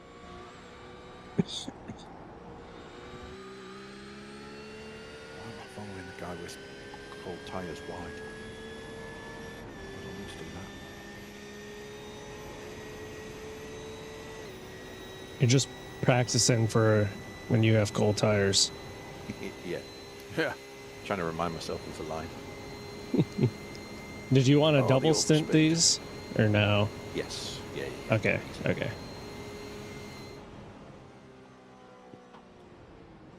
How did you find double stinting fun? Oh, no problem. Yeah, I think that the first stint was not possible because it was 42 track temp. Yeah. Plus, Trevor's a lead foot. Well, I think But yeah, like, I double stinted and none of my tires were below 75 at the end. His lowest was a 66. yeah. Yeah, but he had no front bumper, so he was Yeah. steering a bit. And he had a couple of slides with it. Yep. So I think double stint's fine. Yeah, I was in third and fourth stint of the day, and the track temp was still 32, 33, and I double stinted then.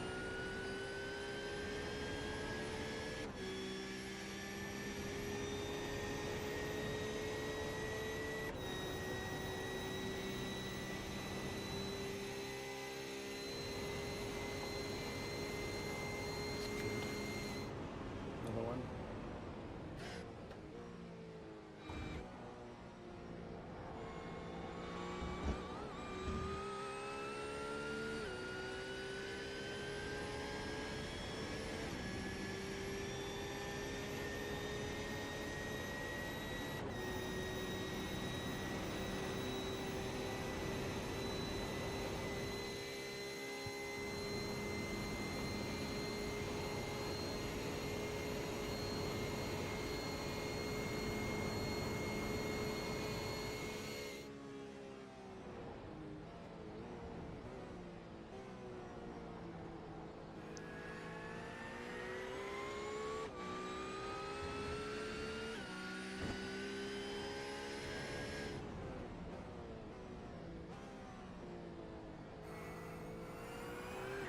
Which freaking time screen are you looking at? Probably my laps are slowing down.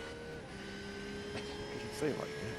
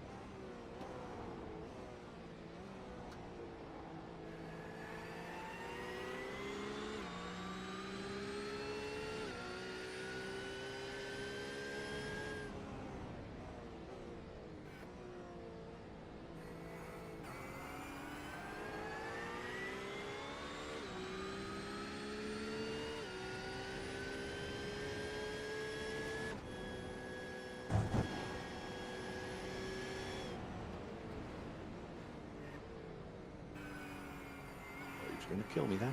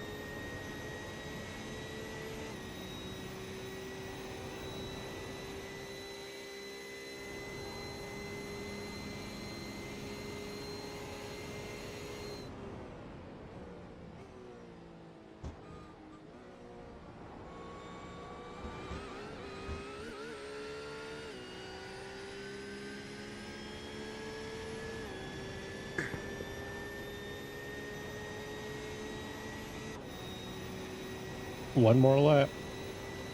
Yep. Yeah.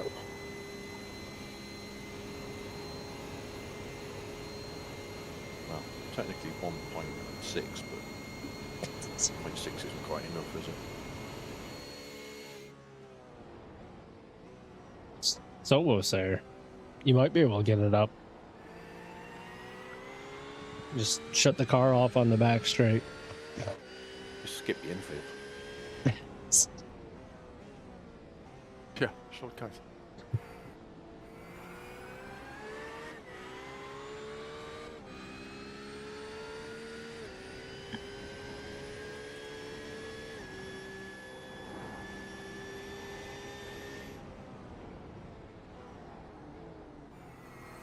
Bastard.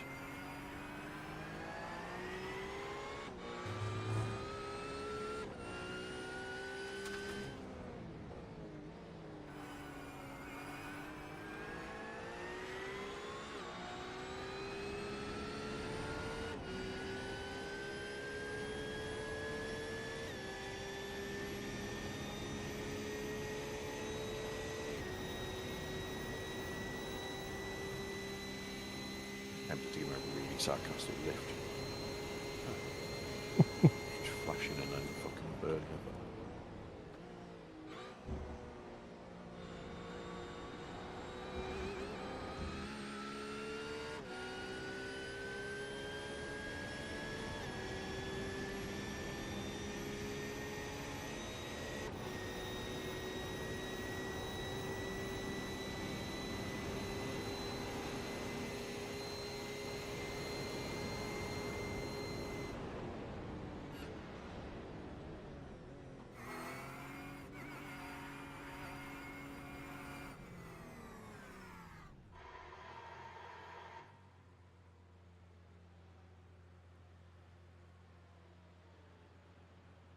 Yeah, left front's 88%. I think I'll be all right. Yeah. Got Was another thinking as 30, well. another 32 laps. Yeah, another like triple stint. These easy. Well, I'm saying you got Thinking, oh, another. because.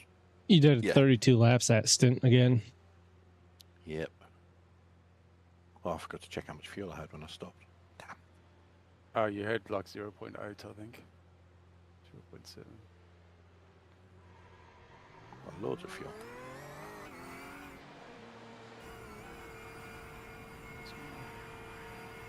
Camera offset.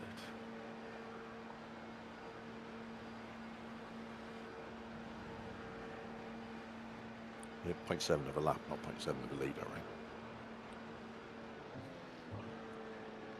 Should be good on exit, but you'll have a GTP relatively quick. 2 of them. Ooh, that was the wall.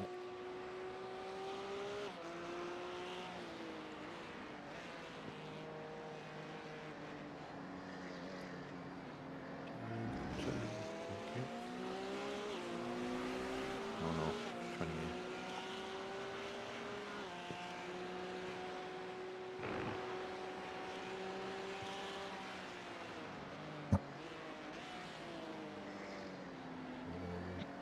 Back car understeer.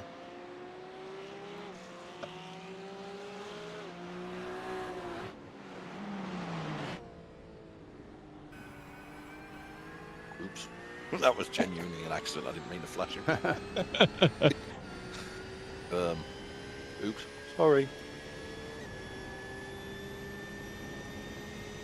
If anybody complains, I was saying thanks for being patient on the previous corner. Yeah.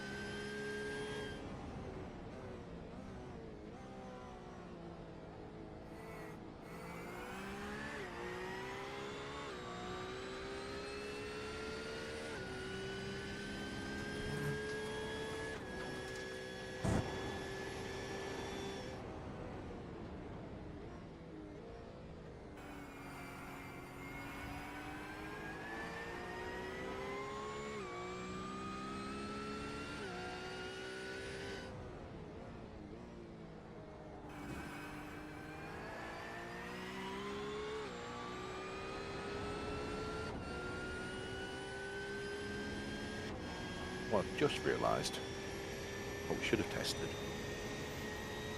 Because it does the fuel first, can you pull into the pits and while it's fueling, tick the tyres? I think so, yeah.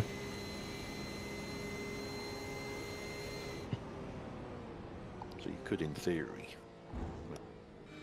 wait until you come in, read the percentage, and then if it's still high enough, triple them. If you wanted to, Yeah, I suppose. possibly. If it lets you do that. I think it would, because I mean, you're fueling first, so you got to wait for that to finish anyways. Yeah. Yeah, but that it might be a case of It's whether you it in the then pit wants box, you to right? leave the box and come back in.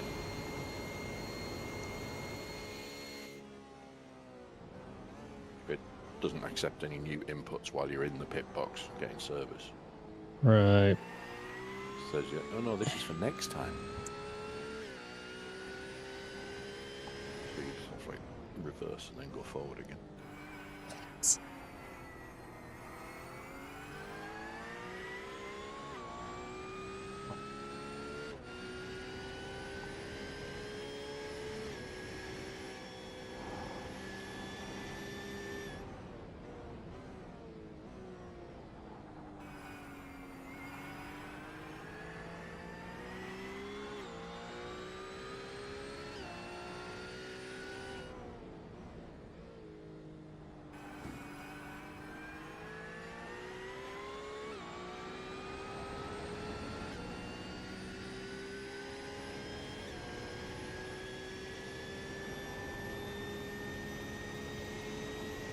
If you want to double the tyres and then take fresh for your third of the triple crank, I'm happy to take your one stint old tyres for my single.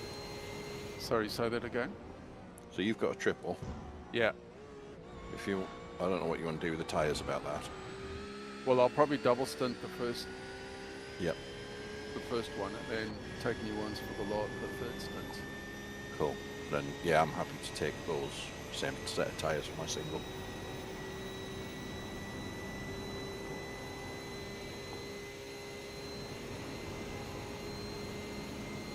Do you want to do a triple?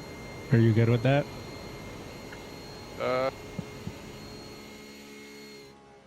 I can. I'm You just can do a double. looking- I'll do a single, and then swap out, and you do a single if that's easier.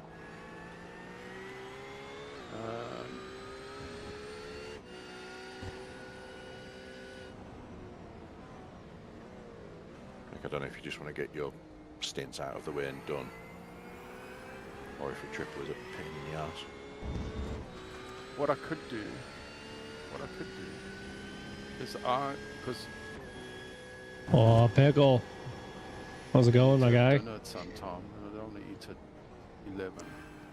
So what I could Pickle do and perhaps friends. is I could do a double after this, right? Yeah. Then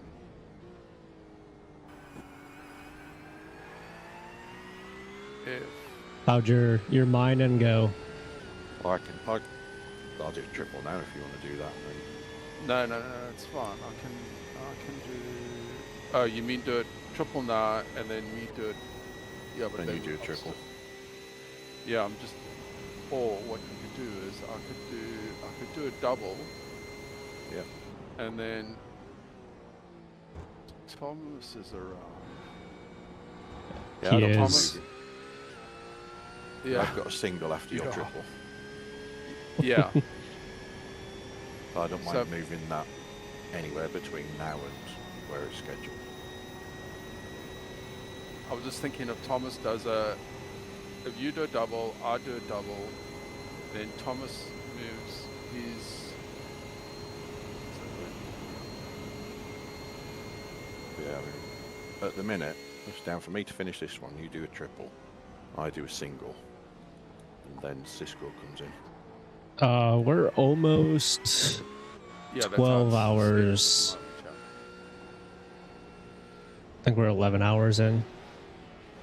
Should say this right here is the If time. you want to grab food or whatever, or don't want to do a triple, I'll happily move my single anywhere between now and when it's scheduled. that makes sense. Yeah, I'm just thinking maybe I can do a single sometime in the morning. And then I can get some sleep. Well, let's play it by ear, right? Let's see how I'm feeling while I'm driving. Yeah. So I might change my mind while I'm driving. being a Yeah, risk. if you don't want to do a triple, I'm fine with swapping it with you wherever or making whatever work. Yeah. Yeah. Let me do my 5th stint. You've already got 6.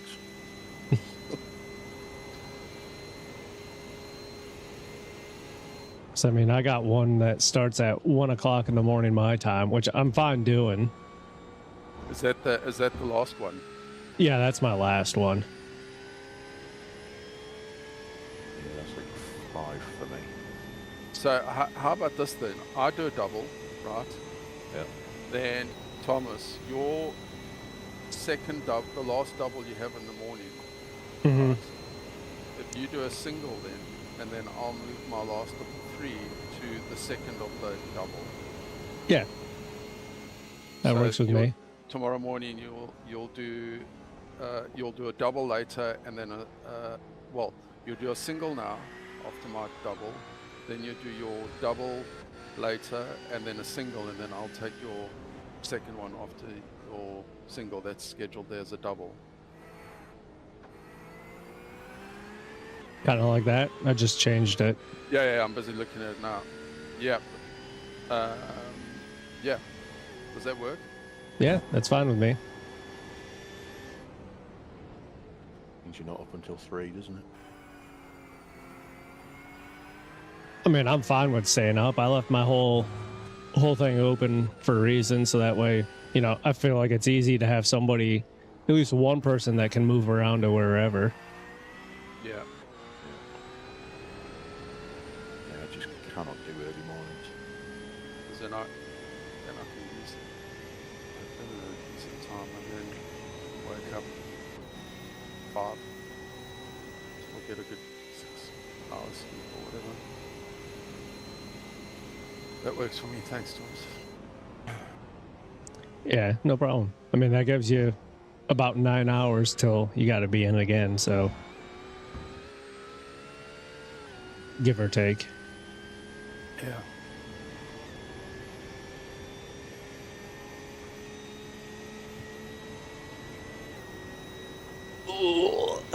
Not being stingy, just trying to be a team player.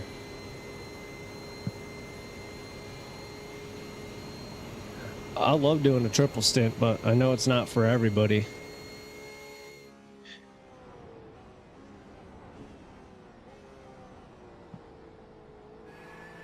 Yes, if you take fresh tyres when you get in, Tommy, I will take those for my single.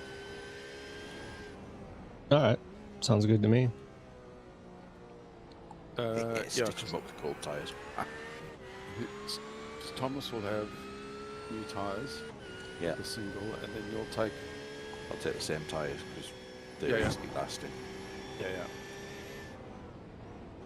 I think the longest I've gone in a stint, I think, is 6 hours straight. And that was when me and one other guy did a 24, like it was just me and one other person did a 24-hour race together. That was a tough one.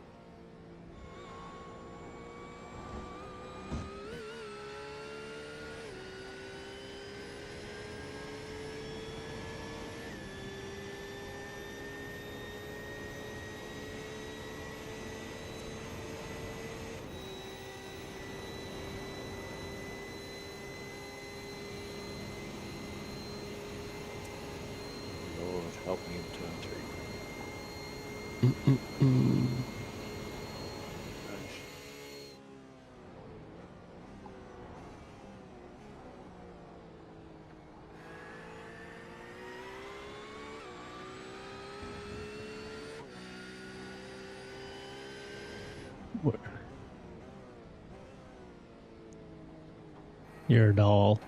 Doesn't even fit on my screen because your name's so long.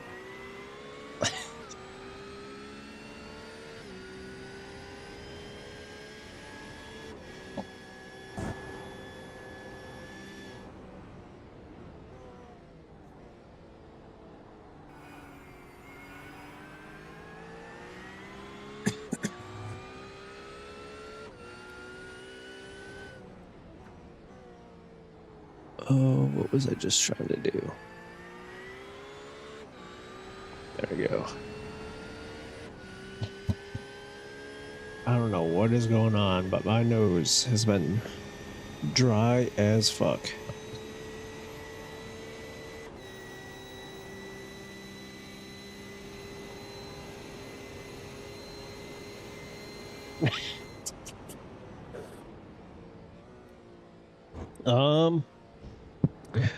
I think the only wheel I don't use is the one, like my very first, like legit sim wheel, which was from my wife,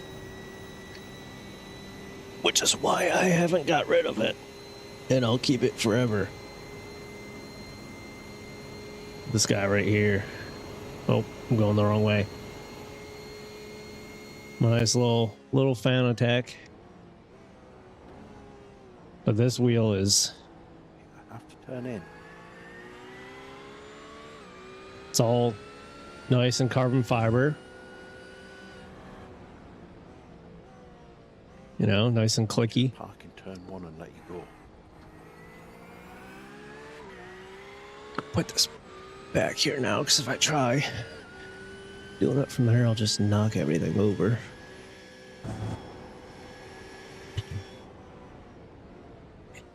Yeah, he was a little bit too far back to overtake. Have you seen my new wheel But yet? obviously he brakes a lot later. All of a sudden he's like, oh. All right, I don't know if I you've have to take evasive action. if you've seen that one yet. I haven't done very much racing with it.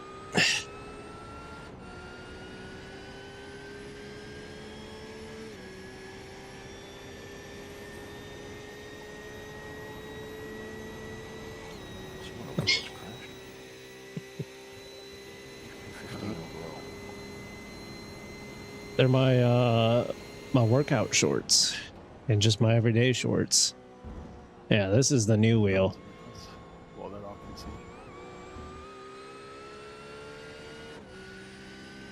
Oh, I mean, they all got a million buttons. At the start of this lap. This one's just got a million knobs to go with it.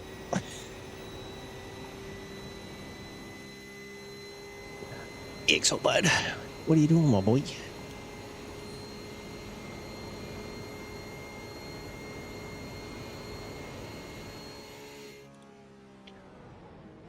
What you doing, the bud?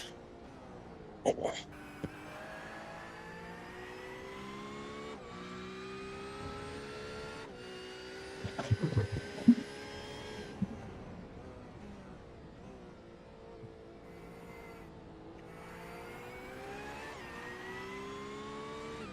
Yeah, you fluff butt.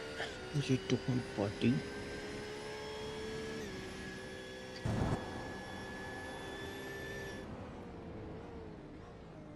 Goodbye. Then this is my dog.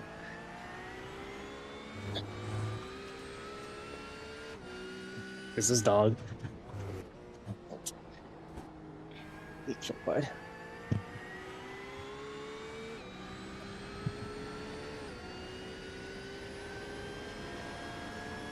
I know. I'm sorry you're stuck inside because it's pouring.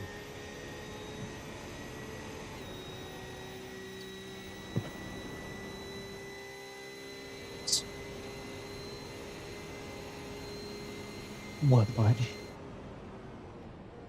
I know you've had a long day.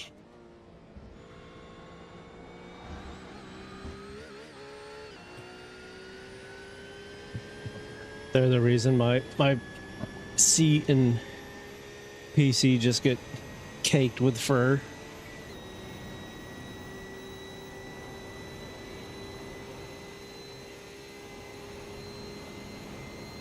Like, the amount of hair that builds up on the intake of my PC is ridiculous. Move that out of your way.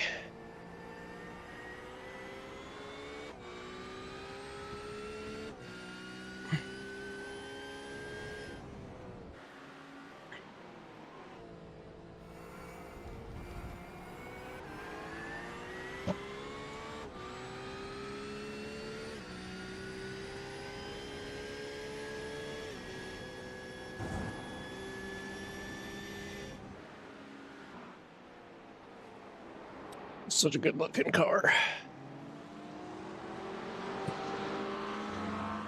What a bod.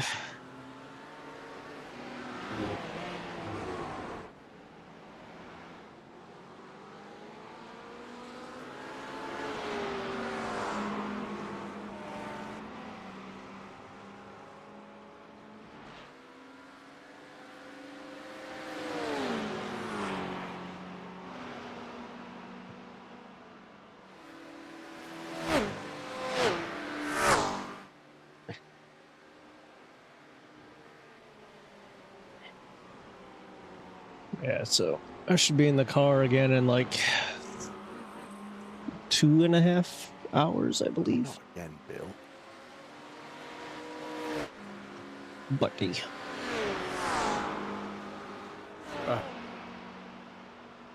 Oh, Paul Richardson's Yeah, I think he just lost his front bumper. Well, been off it. he's had enough. Oh, He was on an outlap as well. you can't keep me away from iRacing.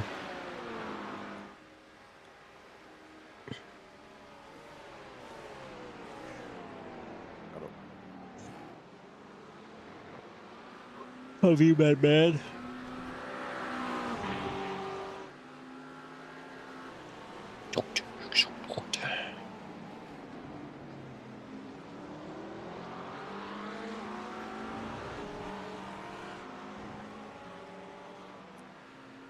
Oh, fantastic.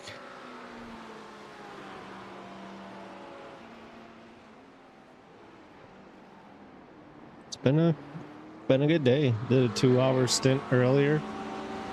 Double stinted tires. Only got 2x. Or maybe 3x. I think I only got 3x. Work's been fucking busy. Busy. At some point this year, I'll probably be gone for like a month for work.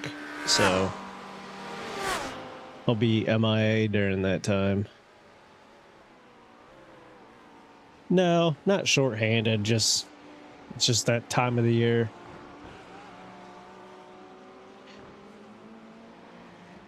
Get ready to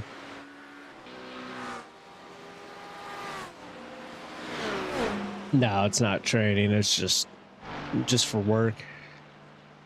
Just normal work stuff. Gotta go out on a aircraft carrier.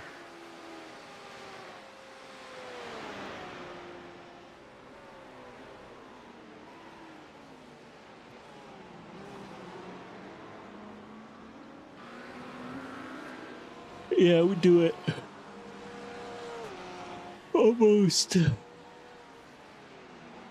once a year, if not every other year, we're going out on an aircraft carrier.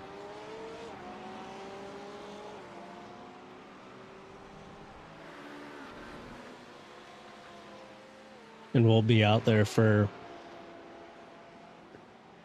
at most a month at a time.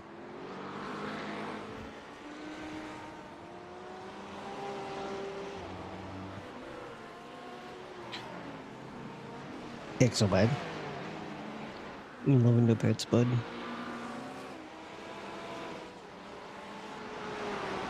Oh, Yeah. P3. So, P3. Yeah, that's what happens when you fight with P23. Yeah. He's playing faster because he's caught you up and overtaken you. I have seen dolphins on the ship. Who 23 was faster than number 3, right? And I have Yeah, hit yeah, golf Lamborghini balls in off front the of me ship, now. but I can't say I've ever combined the two.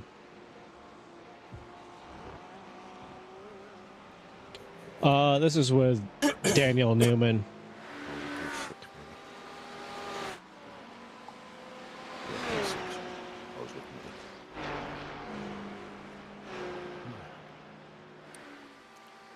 at it. I was looking at the GTP's position. Let me see if I can figure out how to do that.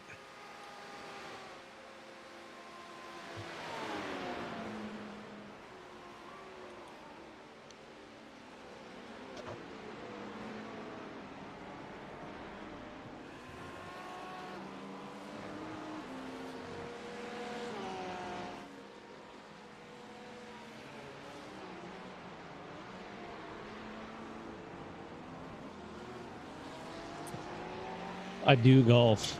Not as much as I would like to, but I haven't been this year at all.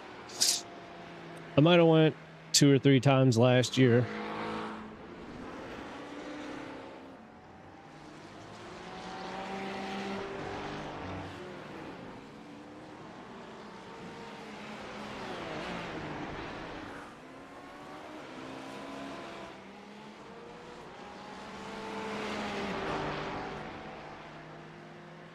Oh, 100% it is.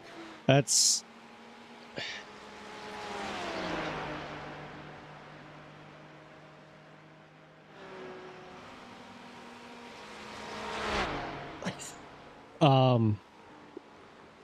it's so bad. I've had the same golf clubs for like 10 years now. The only thing new that I've bought new is a driver, which I still bought that like used from a store. So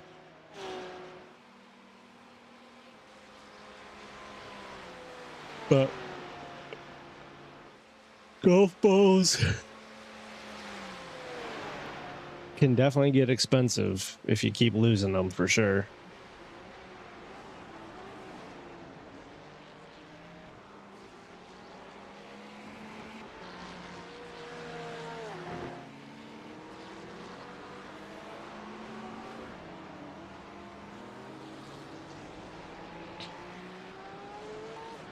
Oh, all again. What a shocker. I think he normally runs NASCAR. So we chat. Yep. Be a oval racer. That sounds about right. It is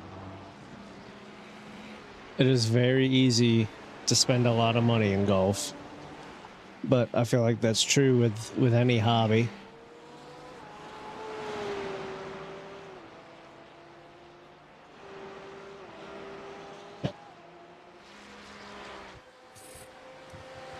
Welcome back. You have missed nothing.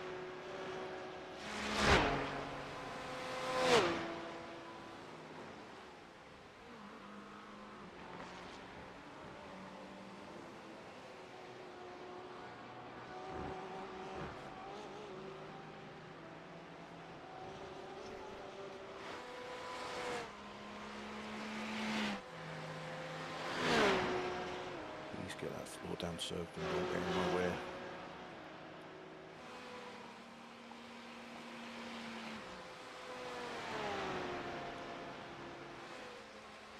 Hey, so bud. Come here.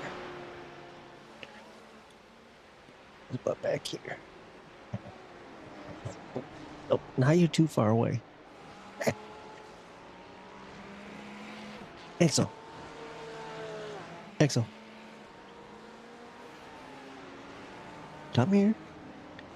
Come here. Come on. Come on, bud.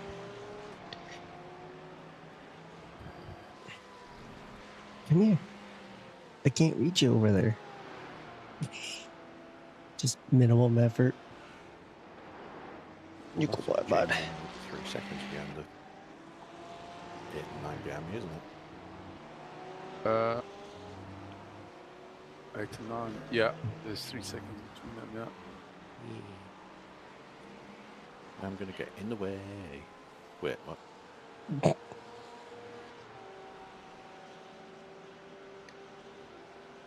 Well, they've been stuck inside all day because it's been absolutely pouring out and they hate the rain. He's a Shiba Inu. All three of our dogs are.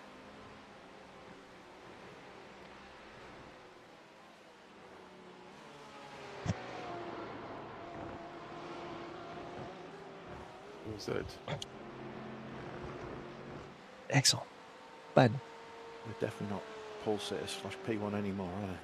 you gotta stop scooting away so I can't reach you. Stuff like that. You can't expect me to pet you when you move away.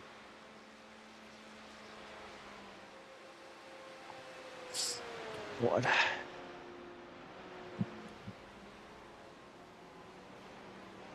Have any of you guys played any War Dogs yet?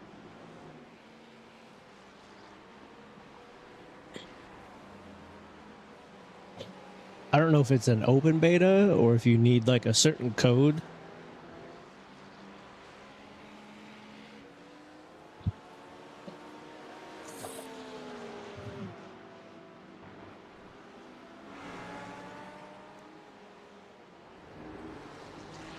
Slow, do you want me to go?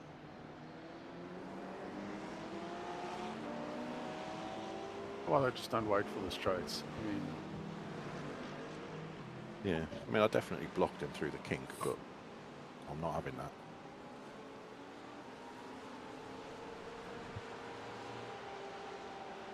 Hey, look, I watched a bit of Tim yesterday and some of the nut. I've been excited about it for a while. I don't know. Let me see here.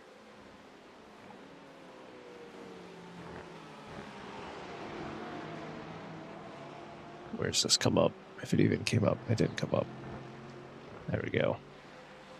Little tours compensation for holding him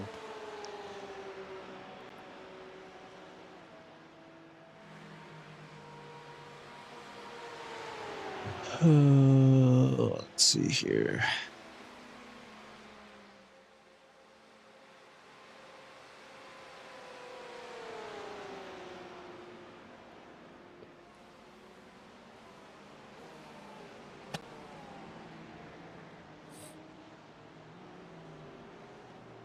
How do you search for I've said games fair than that, can he?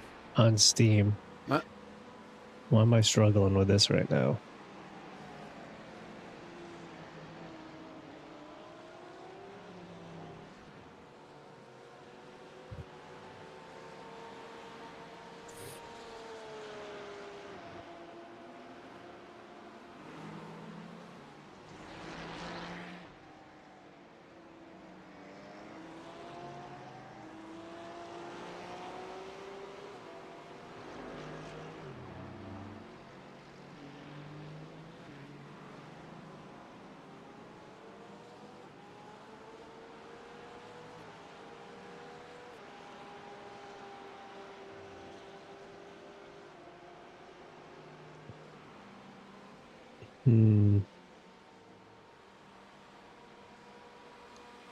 Oh, they have a supporter edition. What's this come with?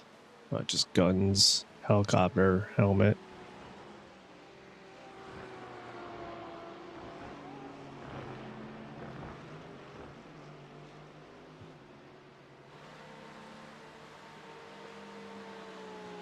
Oh, it's just a bobblehead. Whatever that means.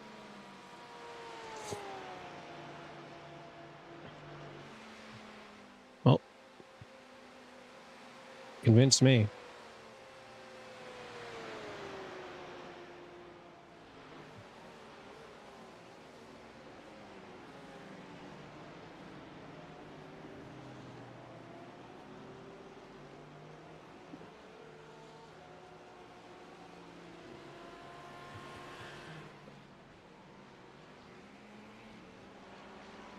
Someone on the inside. Yeah. I see him.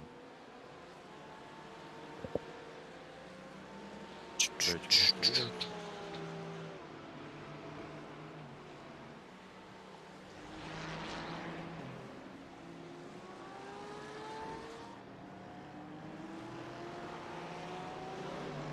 If you hadn't spun and cooked your tyres.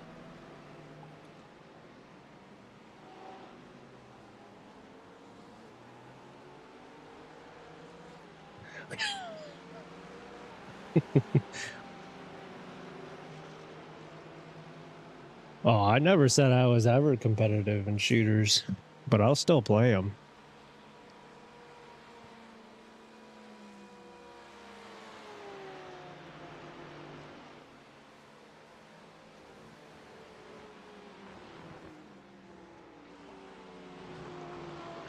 I'm pretty excited for War Dogs, though.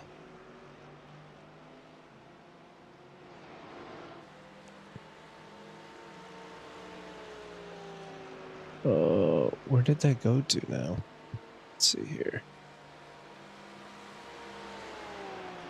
Was it actually Jesus or was it somebody else? Like, it's just... I feel like it's like a Tarkov and a Battlefield all in one. Something's going on. On the Oh outside. my god. It's the same GTP.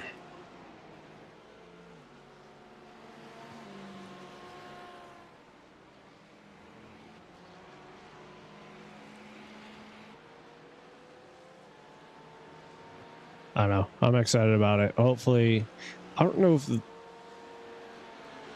Oh, you can play it right now. So I guess you don't need a code. Was it because he's experienced at spinning and staying out of the way?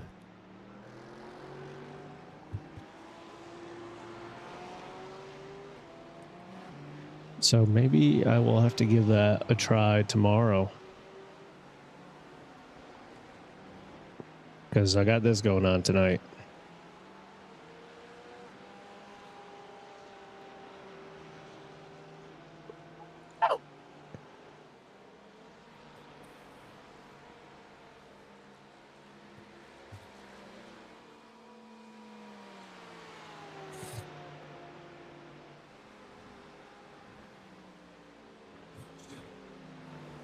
I think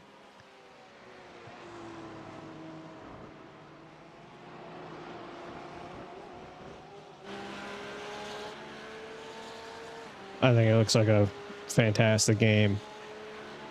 And I think like it's only like 100 developers that are on it. At least he took the escape road.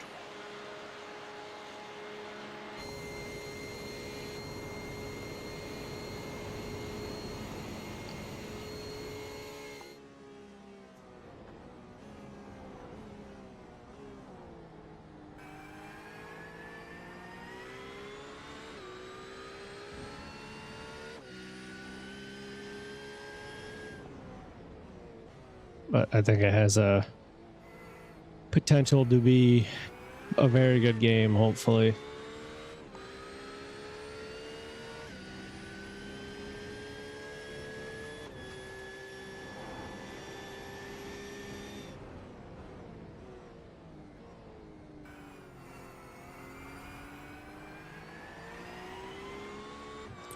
I don't know what to do with them. What are you supposed to do with them? I'm still new to this. You gotta remember.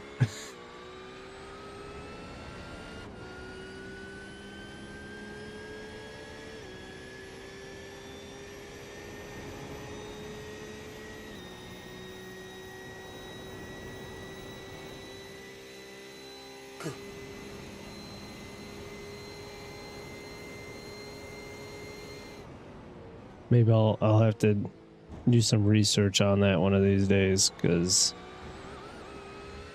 I know you can make like emotes and stuff.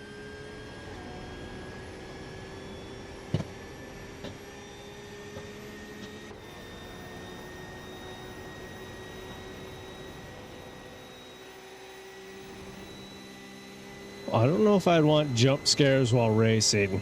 I don't think that's the the best thing to have.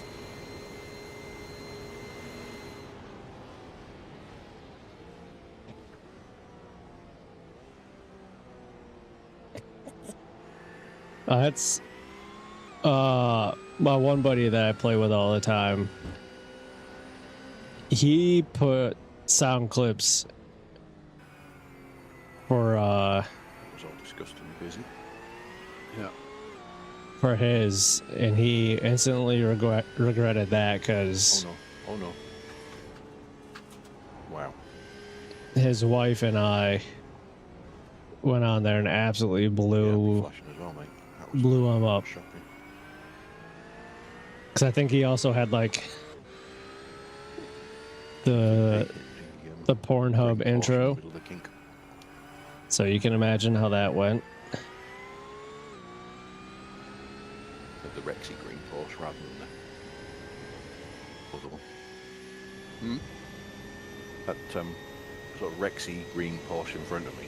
I don't know Yeah. if it is a Rexy livery, but yeah, the GTP that's just gone through P4 just ploughed into him in the kink. Oh, he Proper was side-by-side not. I contact. think he just Well, like you don't want selected that. whatever was available. That's going to cause crashes.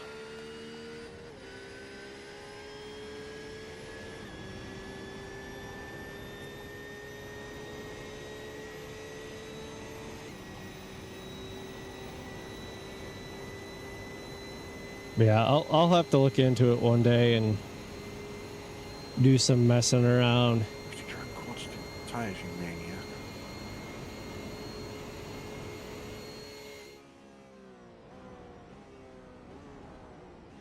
Yeah. 10 laps of fuel left. Yeah. In case you want to grab a drink or stretch your legs or whatever. Yeah, I'll stretch my legs. But oh no, I got a couple of laps. With a couple of laps to go.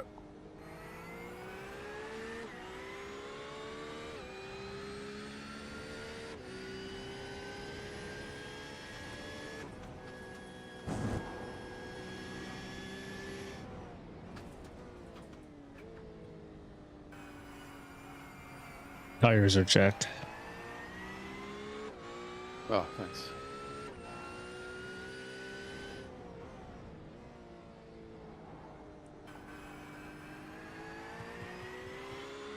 What's the windscreen look like?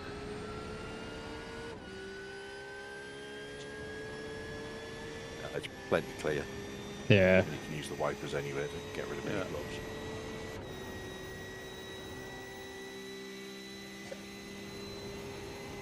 Yeah, there's a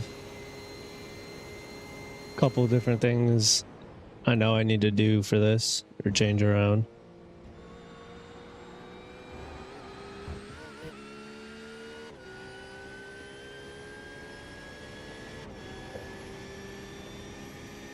I'll have to hire me my own whips That's very small.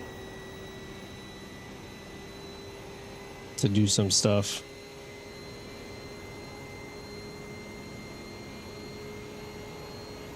Current V12's tall, I think. I couldn't agree with you anymore.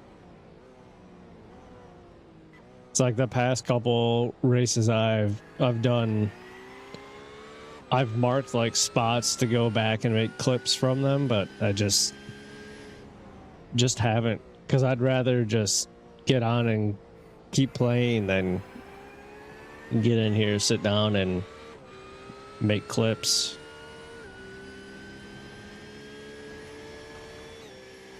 I mainly did it for like just to make YouTube shorts, which I think like the first 4 or 5 I posted got like a couple hundred, maybe 1,000 views or something like that. But then all of a sudden, like after a week or so, they just dropped off. And like don't get more than like 50 views. So if I slow down, Danny.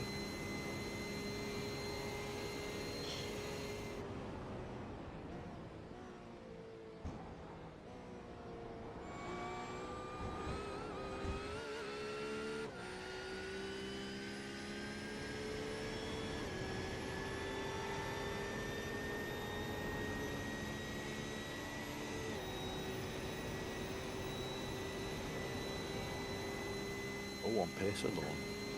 That's my one buddy when he started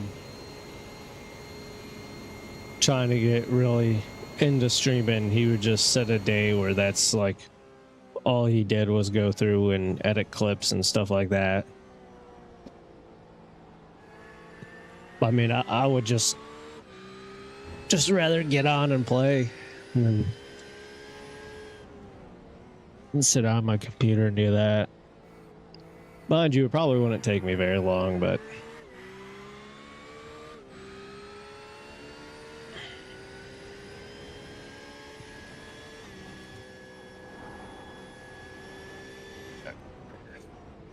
I will be right back.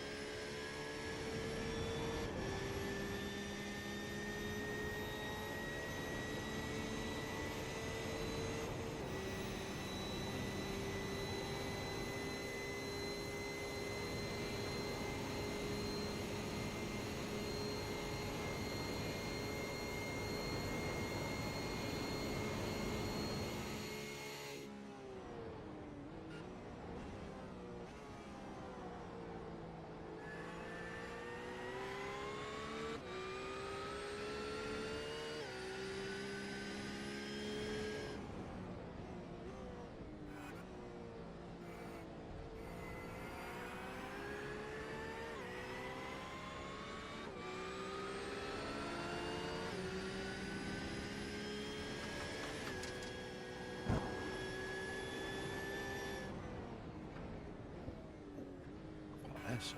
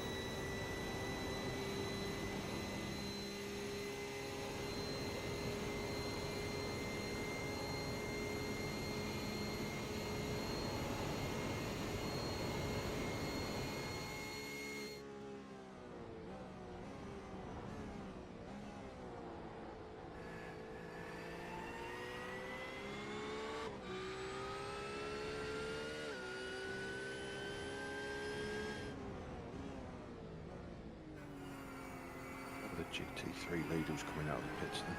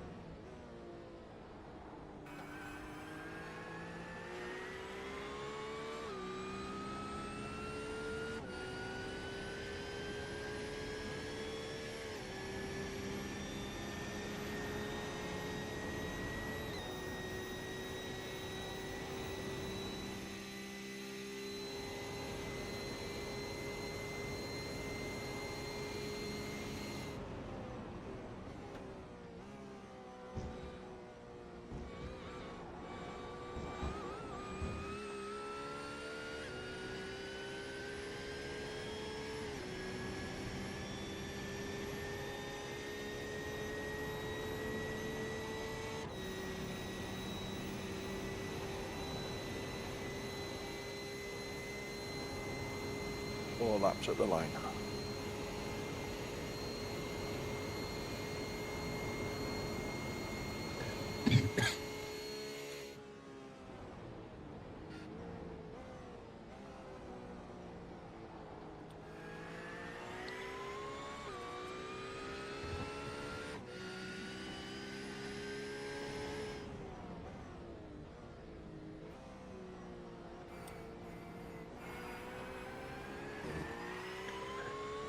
See, I've heard that TikTok is pretty good to use, like for going live and stuff like that, but I am not allowed to use it because of work reasons. So there's that.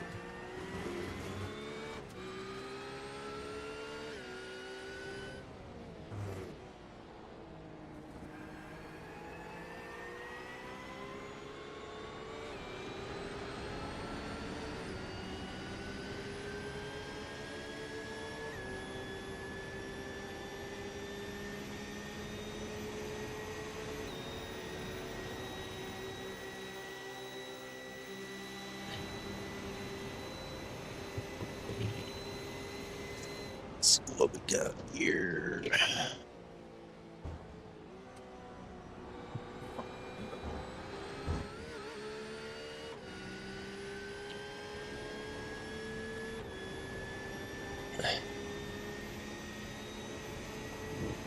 I mean, I've had people tell me that they've had like their stuff blown up on TikTok, and that's what I should look into using and everything, but unfortunately, I cannot.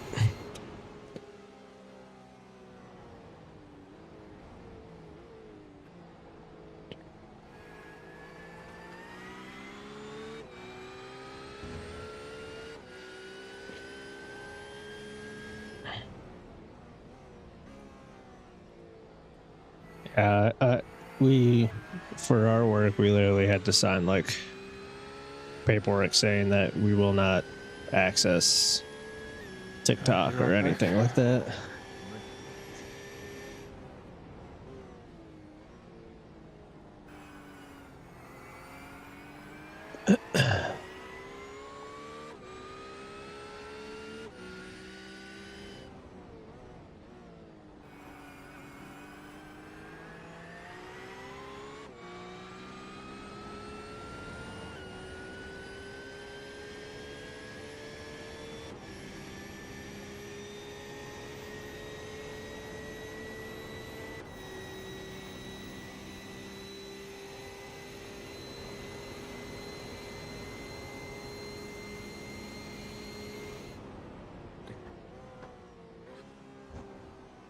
Yeah, there's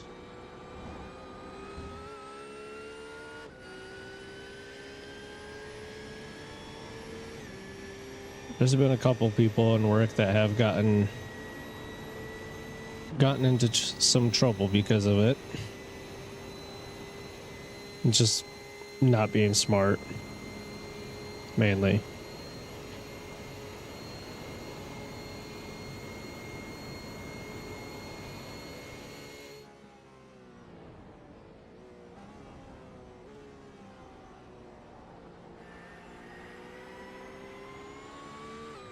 2 more laps.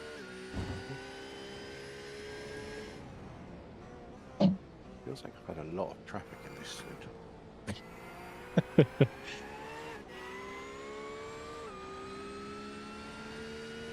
don't know if it's because everybody's more spread out now or... I think you just found like that like perfect cluster right now. Yeah. It's the cluster that I was at the head of when I span in turn 1. Yeah, like just about everybody is in the infield right now. Yeah.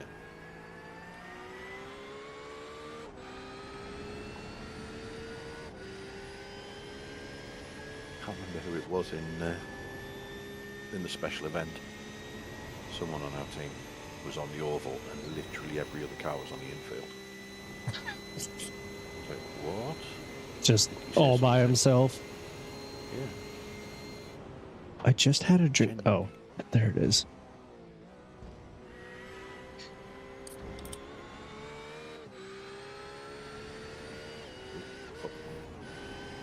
Might not have been watching where I was going then. Watching the guy rejoining instead.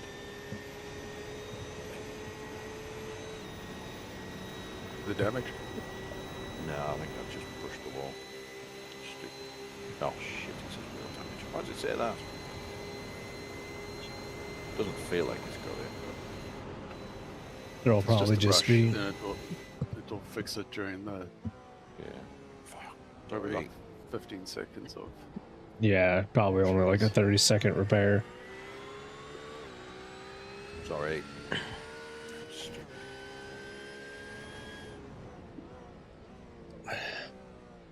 He's not concentrating properly. What's he doing on the grass facing that way?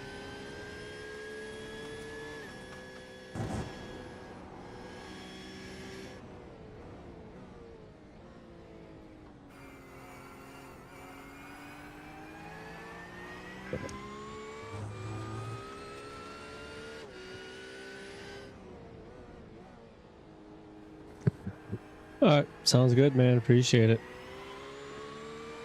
Have a good one.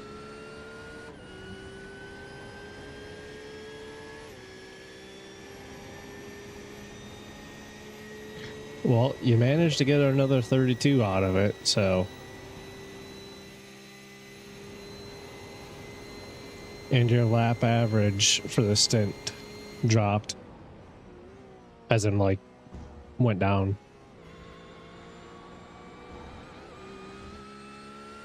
Yeah, I didn't have a 2-minute 20 lap in this stint. That'll do it. Doesn't help the average. Yes, in, etc.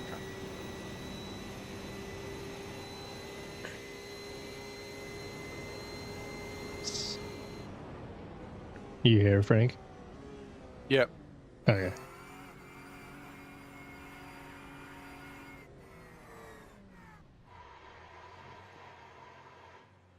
Beautiful. Yep, pull me out. Yeah. I didn't see any optional then. Optional 6 seconds. Oh, okay. Yeah, that'll be gone before the fuel's filled. What does that do? What does that lurk do? Oh, not my best stint. Good job, but mate. we survived. Yeah.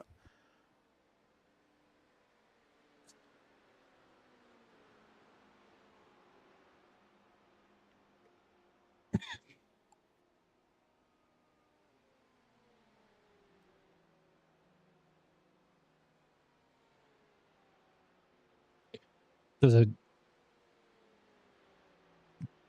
do anything besides, like, I don't know.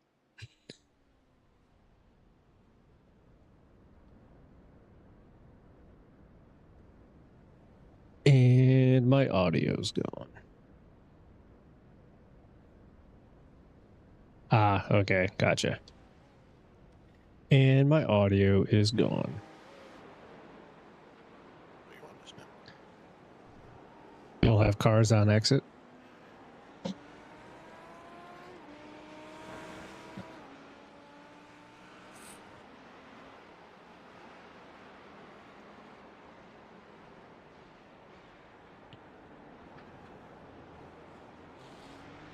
Don't forget about a little lift here at this kink.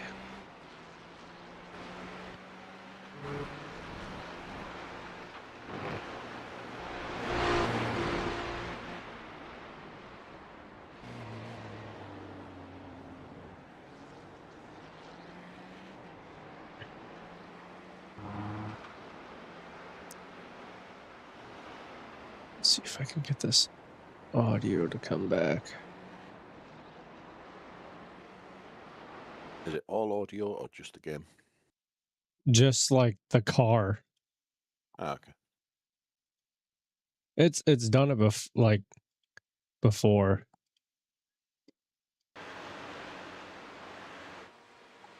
Yeah, nope, still gone. All right, I'm gonna back out and then come back in real quick. Mm-hmm.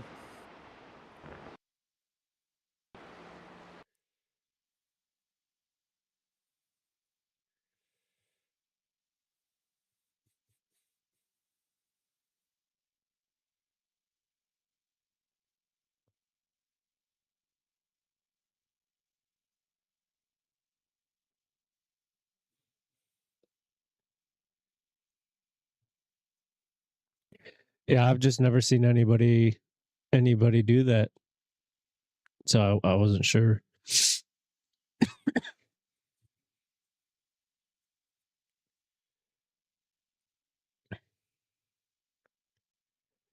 But good to know.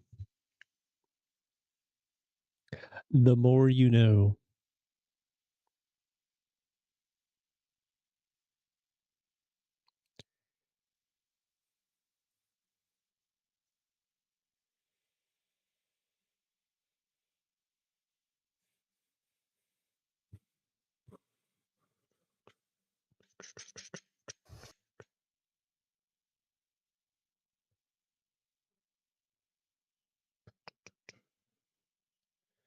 I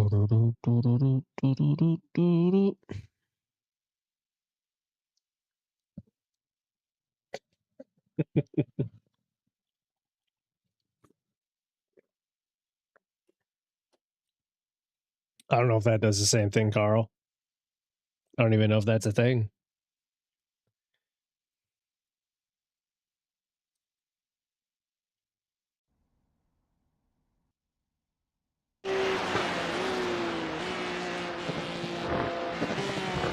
There's an incident ahead.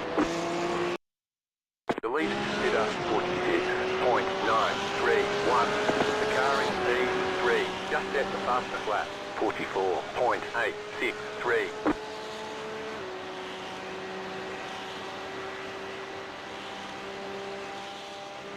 And just like that, my crew chief works again.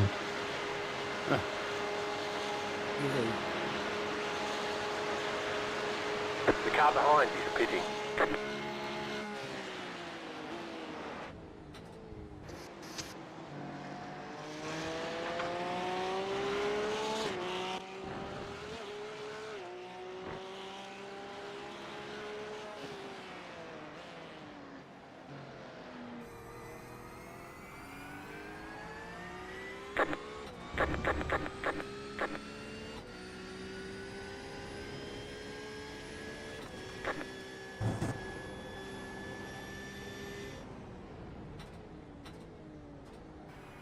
Faster car coming up quick.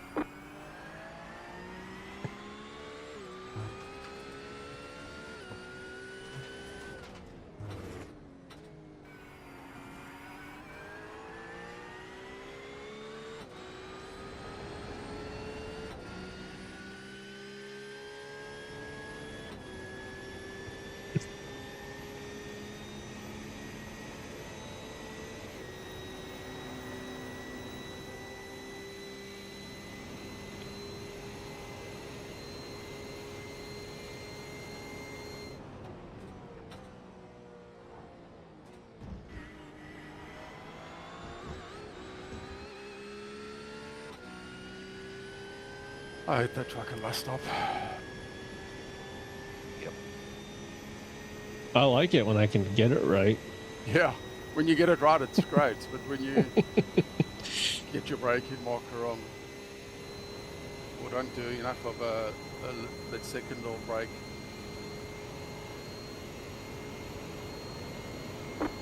set your fastest lap of the session.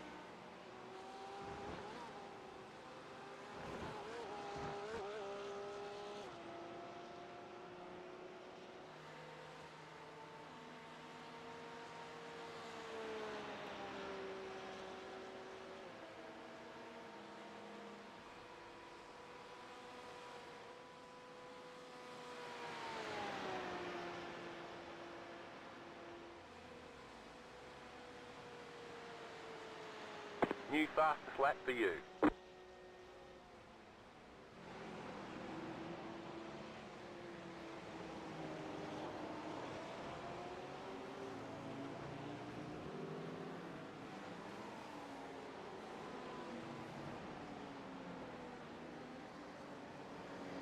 Faster car coming up quick.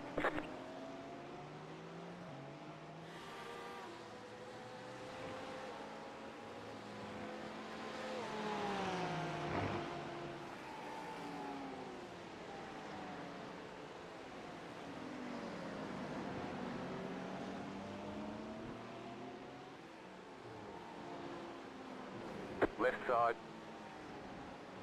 Clear. Yeah, you're a fucking idiot. Oh, Bull's at it again.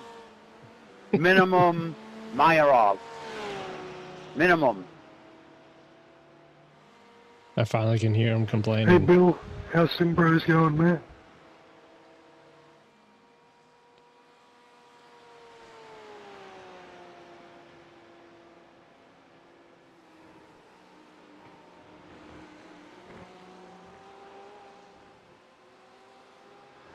Oh, just Kuwait too.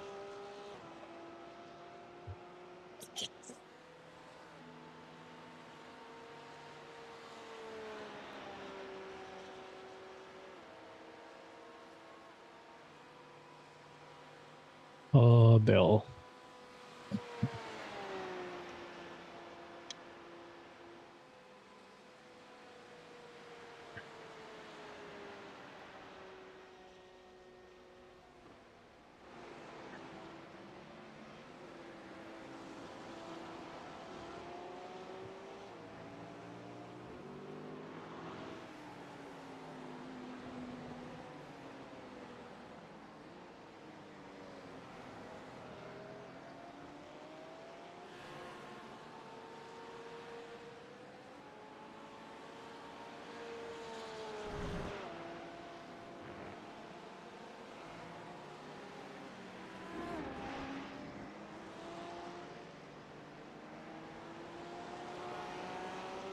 You're gaining on the car in front. The gap is Go, Igor. 9.7 seconds.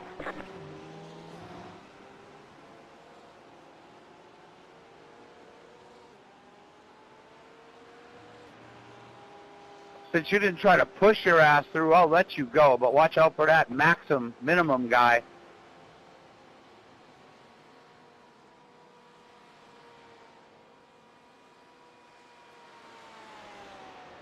Is that their like newest wheel? Like I saw something on their Instagram story the other day.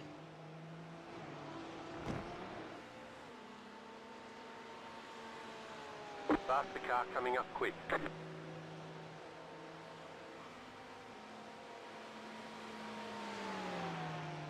1 second.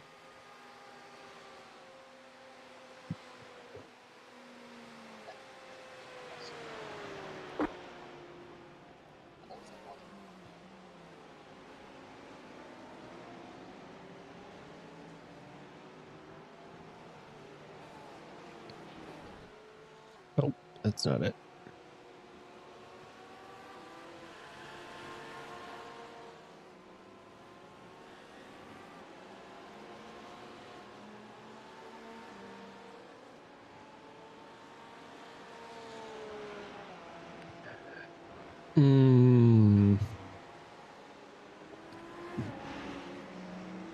I don't know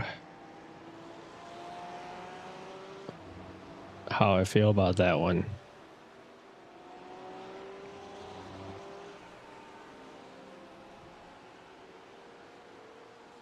I'll be honest with you.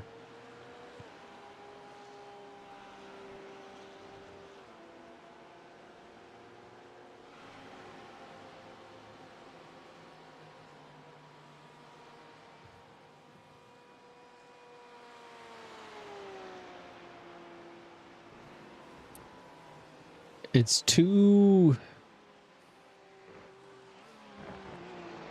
too boxy looking for me.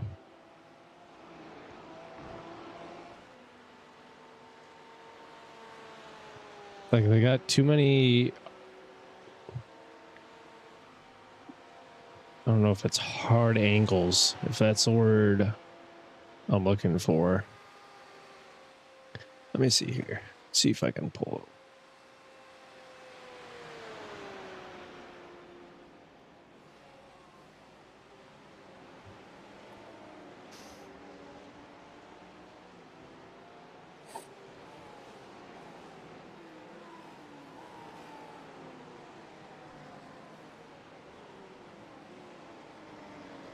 Oh, that's not what I wanted.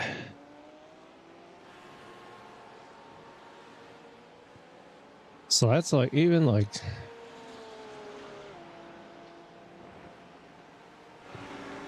this wheel, I don't like. That wheel, I don't like.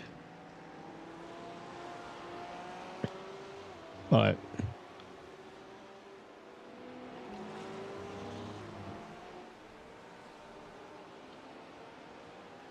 oh, they don't even have it on here yet.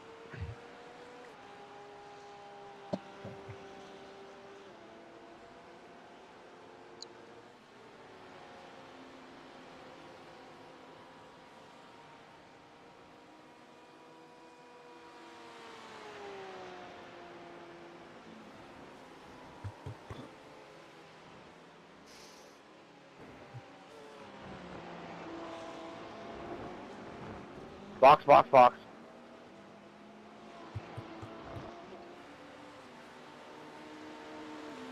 I guess we'll go here.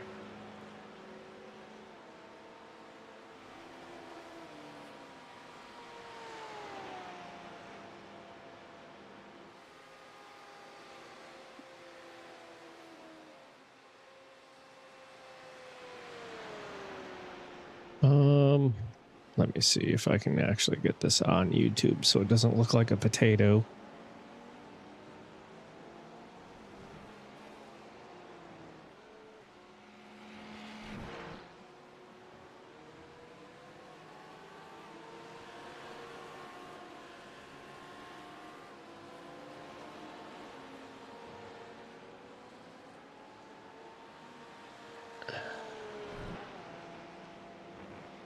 See, like that just, this center right here, I feel like they could have done much better.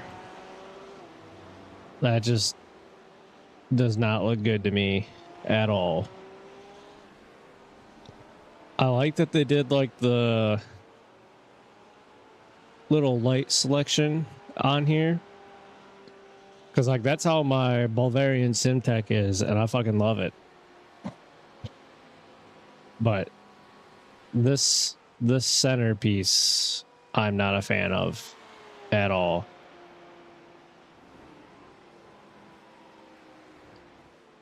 And I bet you this is going to be like a $2,000 wheel. And for me, that does not look like a $2,000 wheel.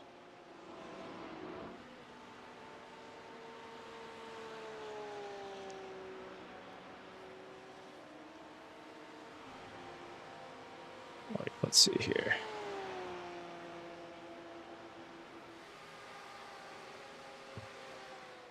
See, like this looks so much better. I understand they're probably doing it like they're probably just trying to fit a bigger screen on there. But for me, that wheel just does not do it for me. I would get this wheel, even though I'm sure it has a smaller screen, over this wheel.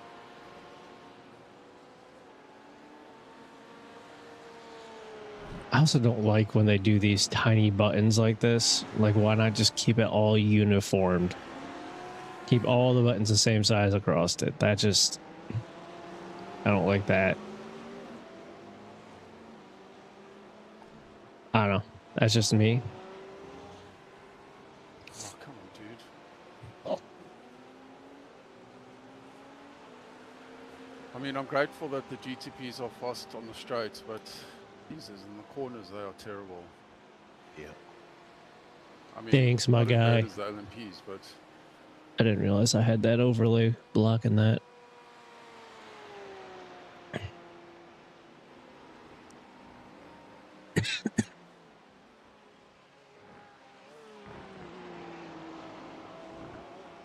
I mean, it's He's also overtaking us for position after 11 hours 40 minutes. So got a little sorry? curve here he's too. overtaking us for position on track, like overall.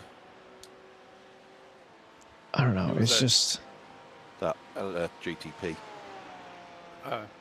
that was for actual overall position.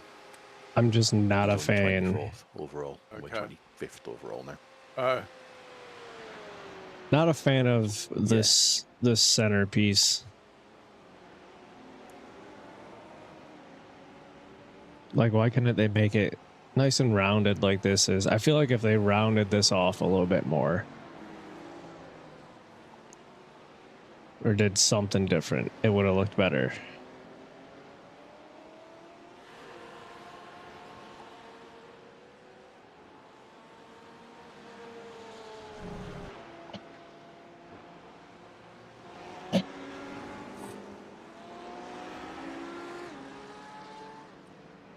Another thing,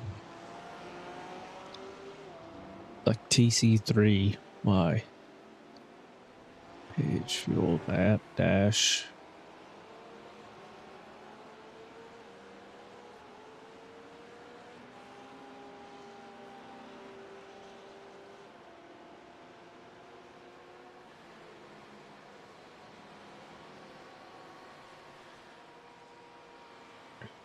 I don't know.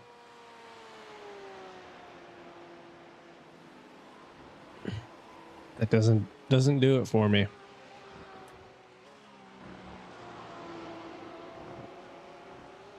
I'm not a fan of it.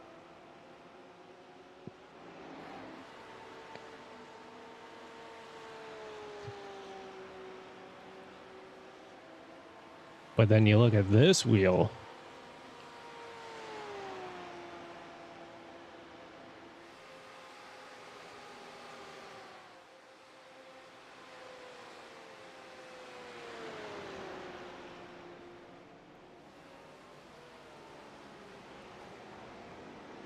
Now you get this wheel. That's where it's at. And I bet you this wheel is going to be half the price of this wheel.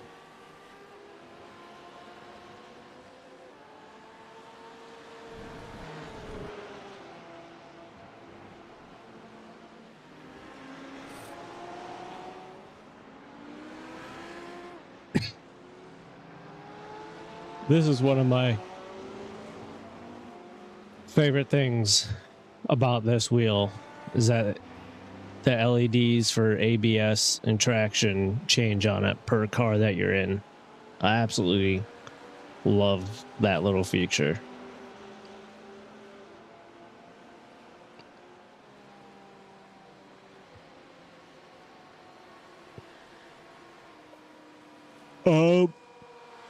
I have bought another wheel. I don't know if you've seen. Have you seen my newest wheel yet?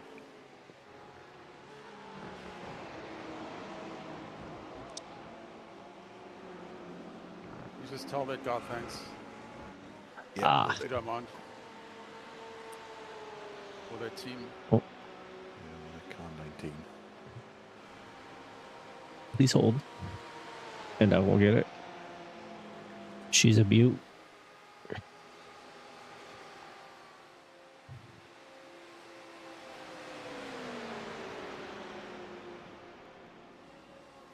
Here she is. Which way yet? The VPG Mission Sim is what it's called.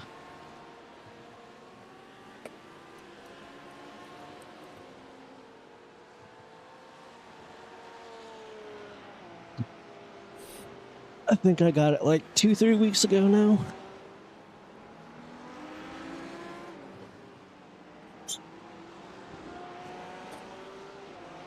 Oh, I love it.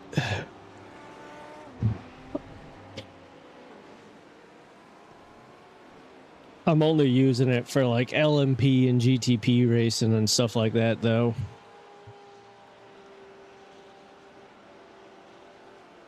I sent it.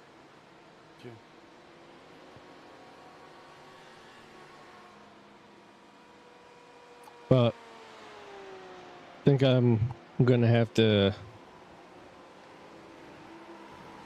simmer down on the sim setup stuff.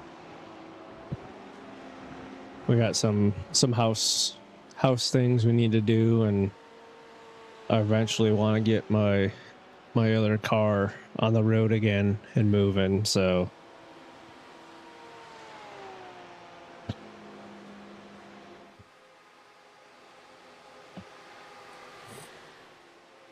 hoping to get that done.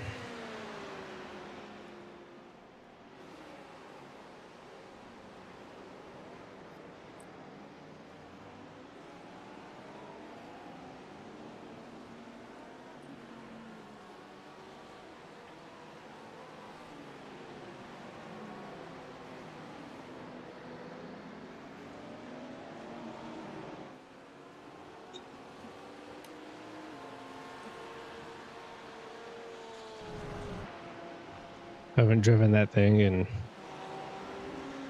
about 5 years now, if not 6.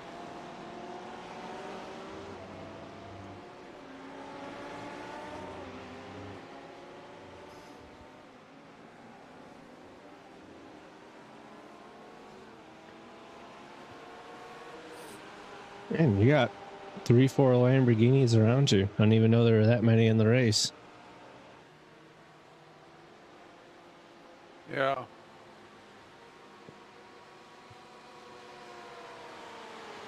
No, it's just going to be like my weekend fun driving car. This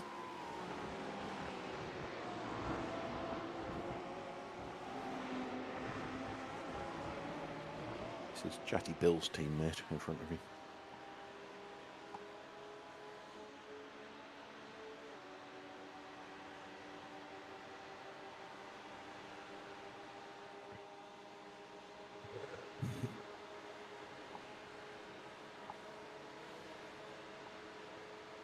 But I got to get it moving first.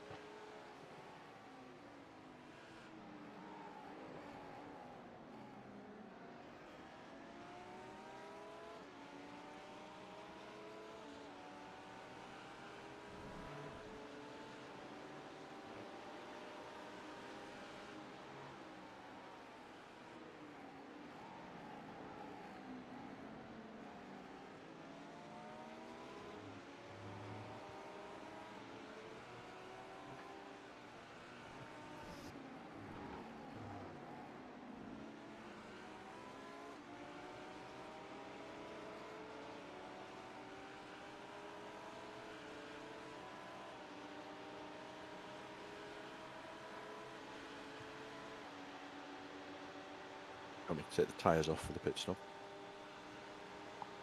Thank you.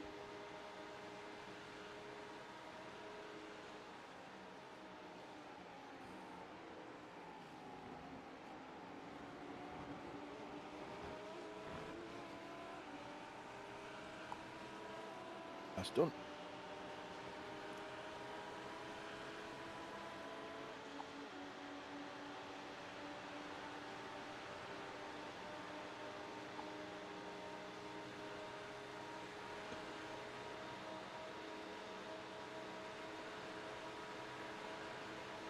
What do you mean it's about to be on?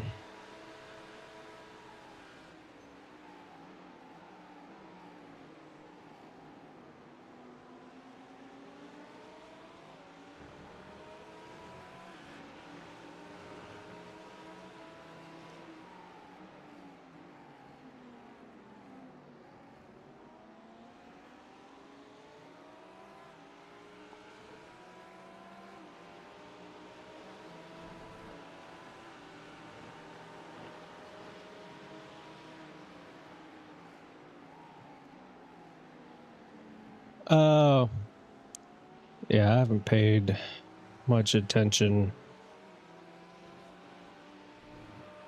to that.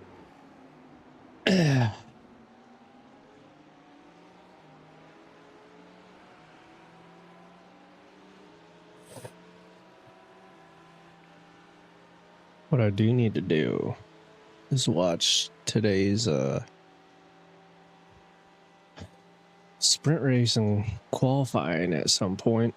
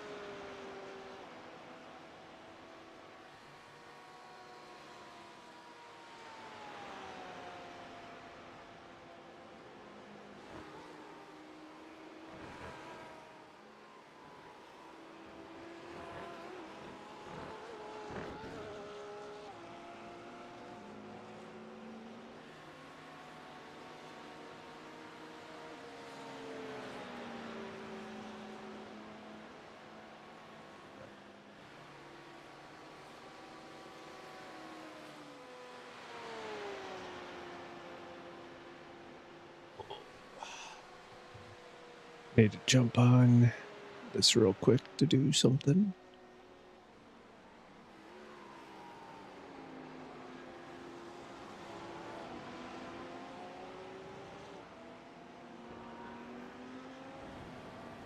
I don't know how this is going to work.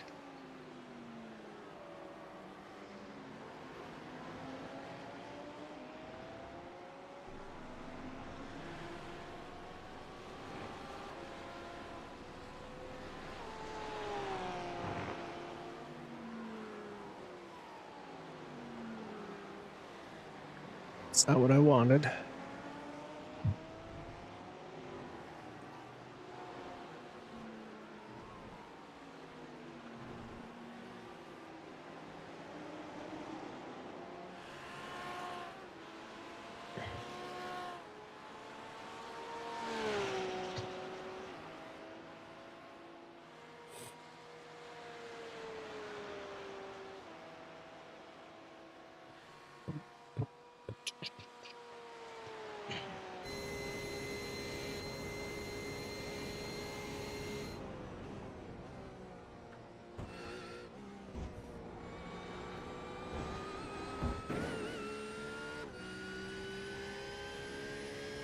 I'm on this for a second. Just brief intermission.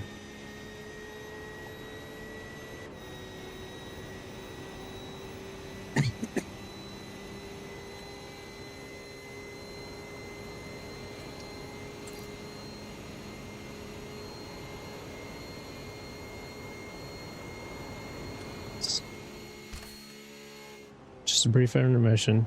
Just 1 second.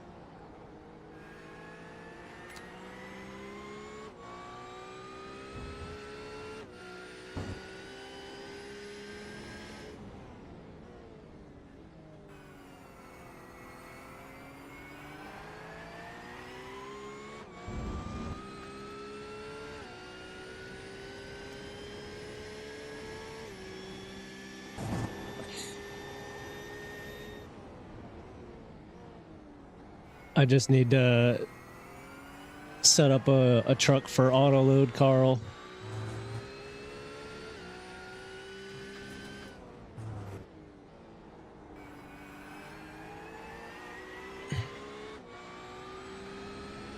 It's kind of a pain to do that on the old handheld, so.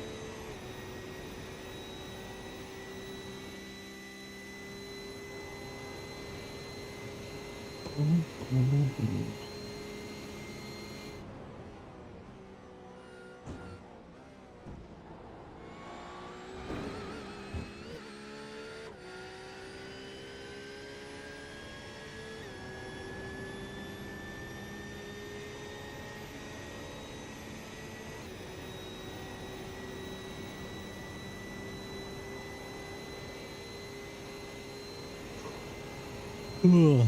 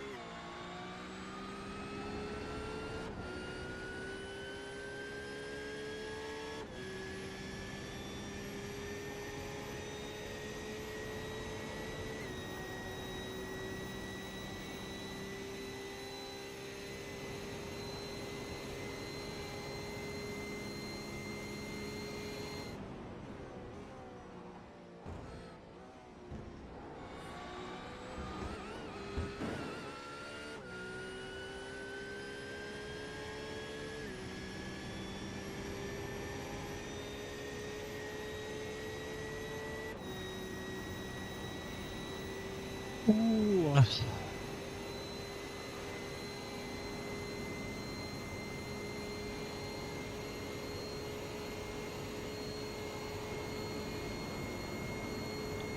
Were they not in P2?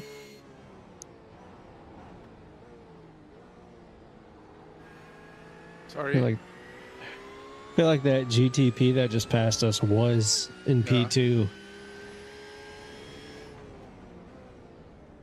Oh, they're P5.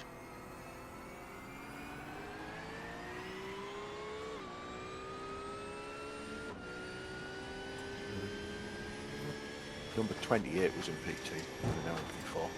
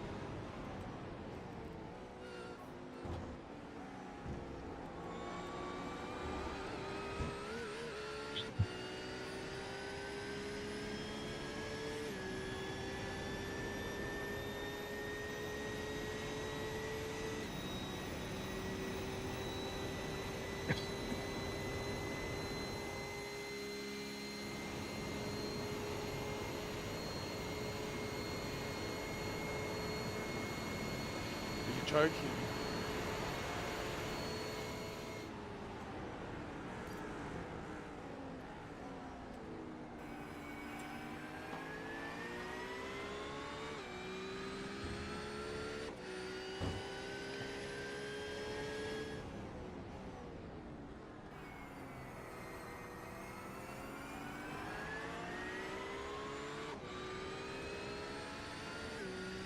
He's not watching, was he? You're the guy behind. Yeah. So look at your relative and see that you've got cars fighting for position.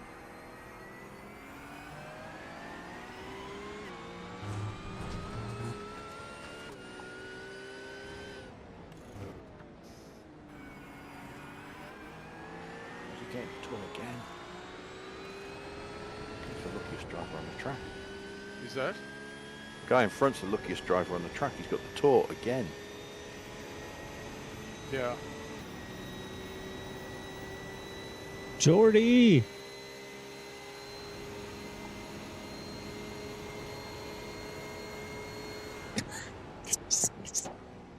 How's it going, my guy?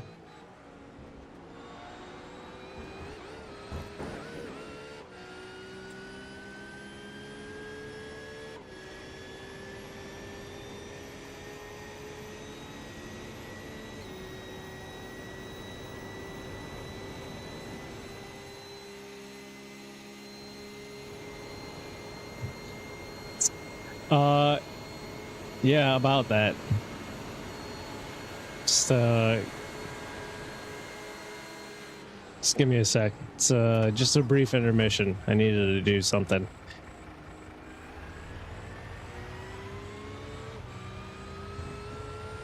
Oh, I think I can back this thing up because I don't have my farm stick connected.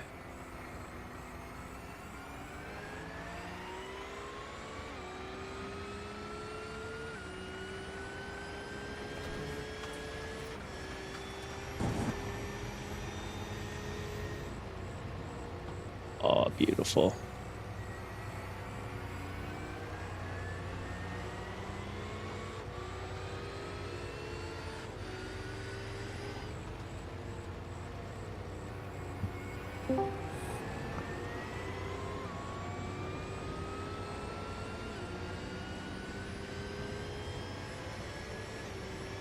Anyone there?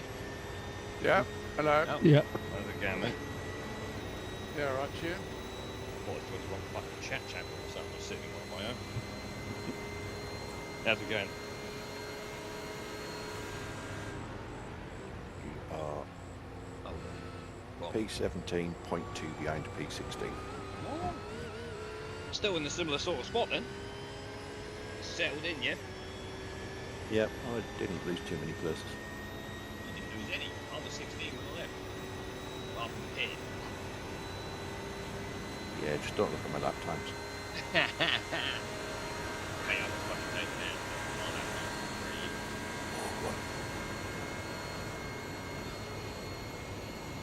Oh, race plan has changed. It's changed around a little bit. What happened to this? Lovely overtake.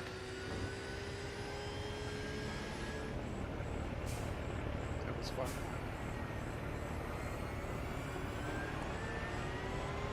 Run away! Did you spot my 2-minute 20 lap, Trev? No, I'd seen it now. Yeah, I had a 2-minute 20 lap. Oh no. What'd you do? Try and reverse from the pits, like I said. No, I ban in turn 1, got a bit greedy on the throttle. Ended Oh up- no. I didn't hit anything, but I was like nose almost touching the wall.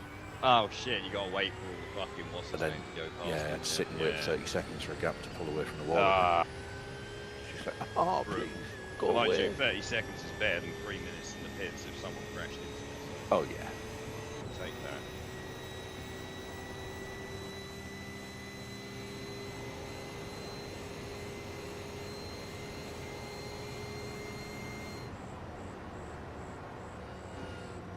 Did you do 32 laps again?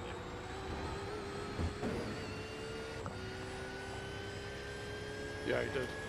Make makes up us for- look like arses with our fucking 30 He laps. makes up for us Um, not being able to dual save. Yeah, innit? He does. He fuel saves for all of us. could do some racing.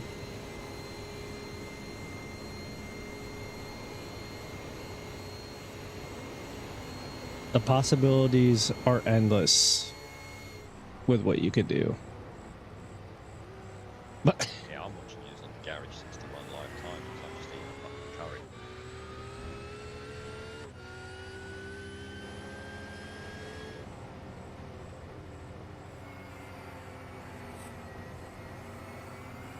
Well, actually, let me check where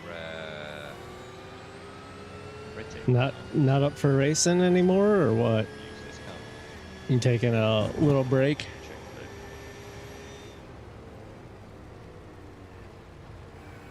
the they get on.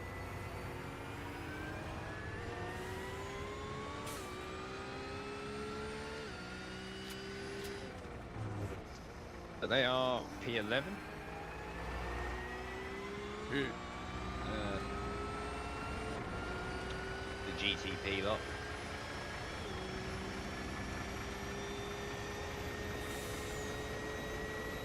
But they've done that different to how every other team's going to do it. Because, How do you mean? well, the greens of the blues have put the slowest driver in first. What do you mean for So brick Michael's car? in now.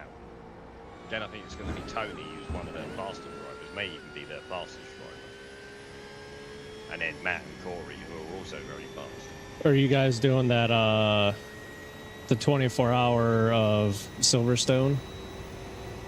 And in GTP at the beginning, you're going to have a fair old bit of space behind you if you make a mistake. Yeah. Yeah, it makes sense. Let Michael get used to it early on. And then he won't be so thrown into the deep end when he comes in later. It's going to be fucking hard joining a fucking race. If you mid-race do a with GTP, 24-hour stopping race by yourself, entire fucking turning capability. You're, back of it. you're a fucking madman.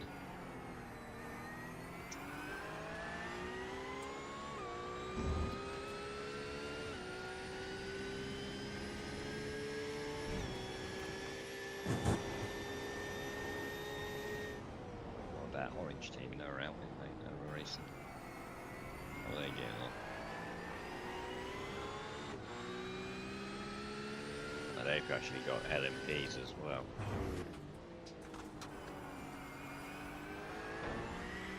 They are in P12. Yeah, P12.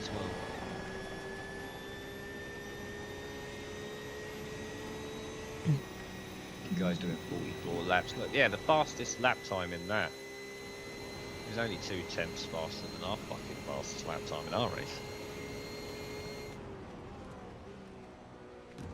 I'm pretty sure they're in top split.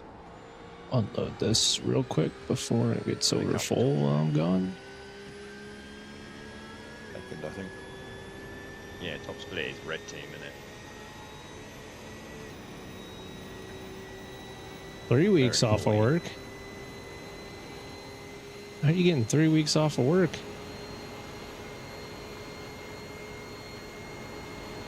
It's a crazy amount of time.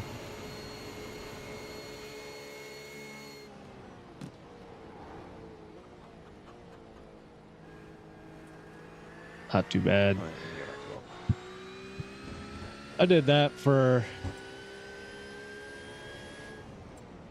a while too. But I haven't got that much time off of work in a hot minute.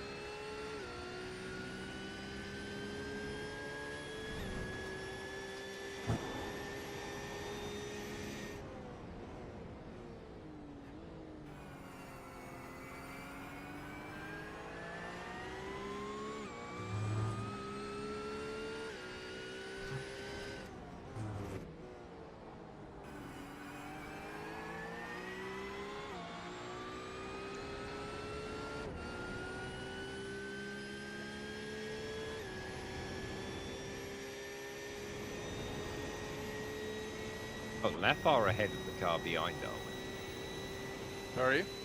How far ahead of the car behind are? I 2 don't know. seconds. Oh. Pulling away from him.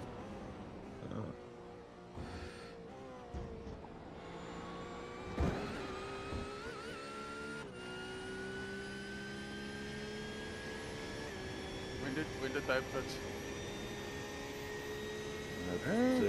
They're on 24 laps. You're on about to finish at 28.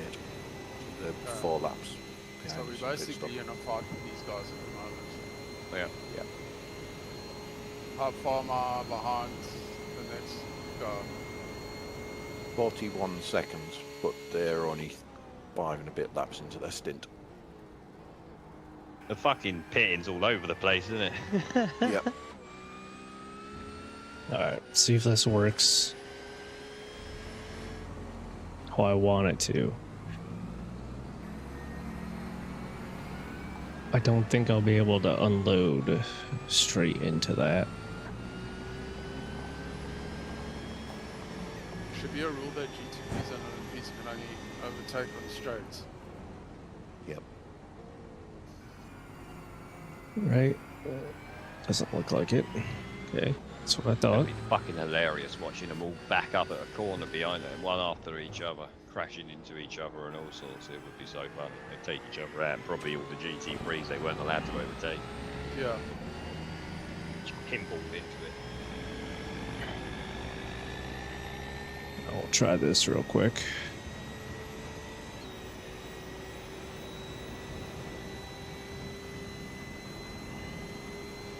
But do I need to come in this lap? No, you've got one more. Nearly had a brown flag then. Maybe it's got to be up a little Yeah, bit. it's like, fuck. You can hear the terror in his voice, like, hold on a Yeah. minute, am I about to miss my pit stop? And you've got 1.5 lap of fuel from here, so easily round again.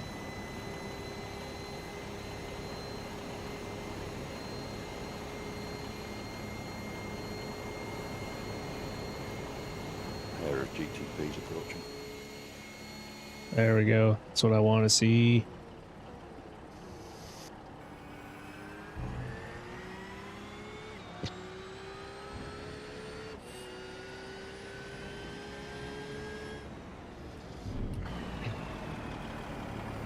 Giving you space, buddy. Trying to give him space. Yeah. Fucked up my lap now. It's an in-lap anyway, it won't be a record. I'm going to assume I can't Sorry, what dump was that? this there, but It's an in-lap anyway, you won't get a Yeah. fastest lap.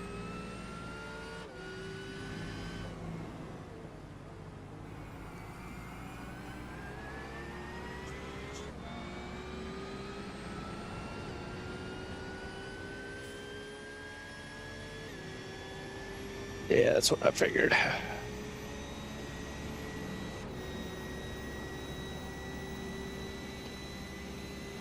Go ahead and unload this out here.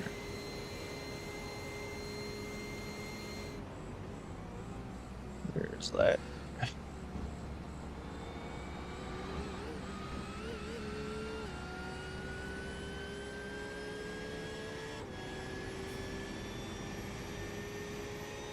Need to come in. Yeah. Excuse me, pardon me. Excuse me, pardon me.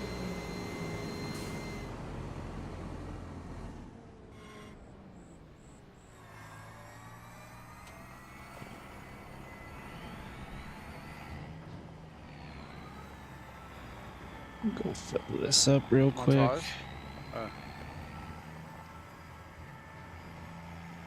Front left was 87%. That's the most worn one. Okay, so they're not too bad. Everything else is over 90. Okay, good. So I did look after the tires a little bit at least. Yeah.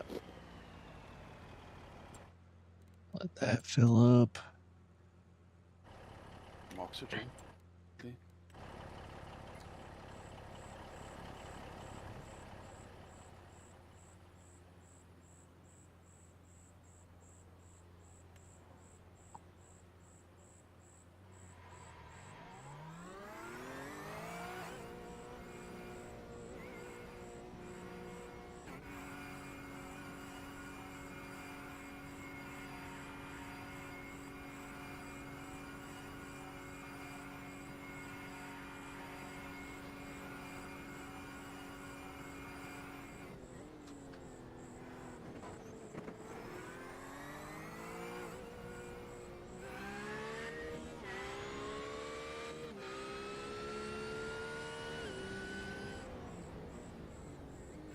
Yeah.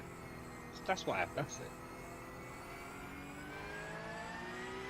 Bumped into the fucking wall. I was just watching Garage 60, not Garage 60, but the iRace plan thing. As you did your pit and come back out. And it popped up. Yeah. Stints updated. Stints completed. So that's what it does.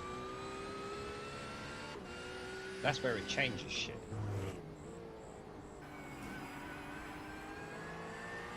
Because earlier Oh on, shit! I've got 18th behind me. Yeah, he's probably got a pit in a few laps.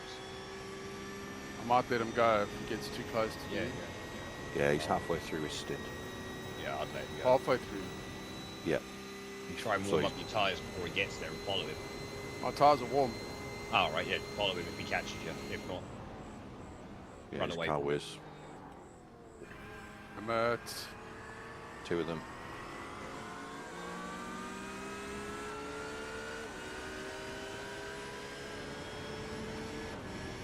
That's one way to let him pass, I suppose.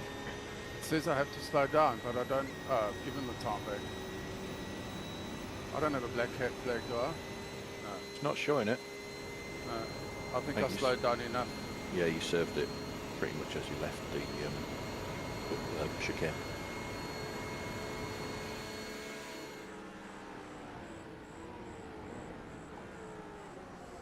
yeah, stints updated by timing recalculated.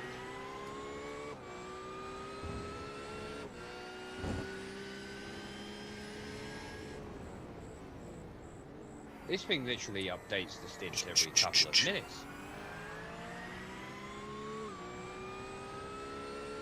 It also said I did 29 laps, that's bollocks. Yeah, it's all over the fucking place. It's updated a few of them to say you did 32. But the ones most recently, it says you've only done 30. But your first ones, it said you've done 32. Yeah, a minute ago that only said 30. It also says I used 106 litres of fuel, so What? my very first stint, How? because it doesn't know how much fuel I'm using. That's fucked. Yeah. Car can't even hold 106 litres. Yep, and I did that stint hours ago. He's carrying fuel in his pocket, guys, this guy. That's how he's getting 2 more laps. It's in the water bottle. Yeah, he's just put it in Drink his the water it's actually bottle. Petrol. We've got Smoky unit to install the fuel system. Alleged dealers.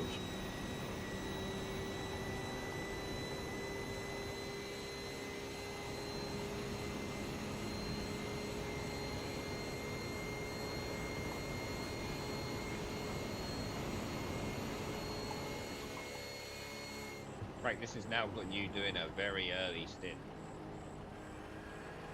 Yeah. I'll swap Yeah. with Thomas. A Yep. very early stint. That's fine. He was set to do it. He was originally set to do a triple. He was Right originally now. set to do a double now. Yeah, no, I had a triple. It was never a triple. No one had triples. No, I did. Well, you did shouldn't my have fault. had a triple. No one had triple. I set it all up, didn't I? Everyone was on doubles, and there was a couple of singles in there because there's not enough hours to give everyone doubles. Oh well, it must have changed then. It's recalculating the shit every minute. I'm looking at it now, and every time you cross the line, it's like recalculating. And every time we pit, it's recalculating the stints.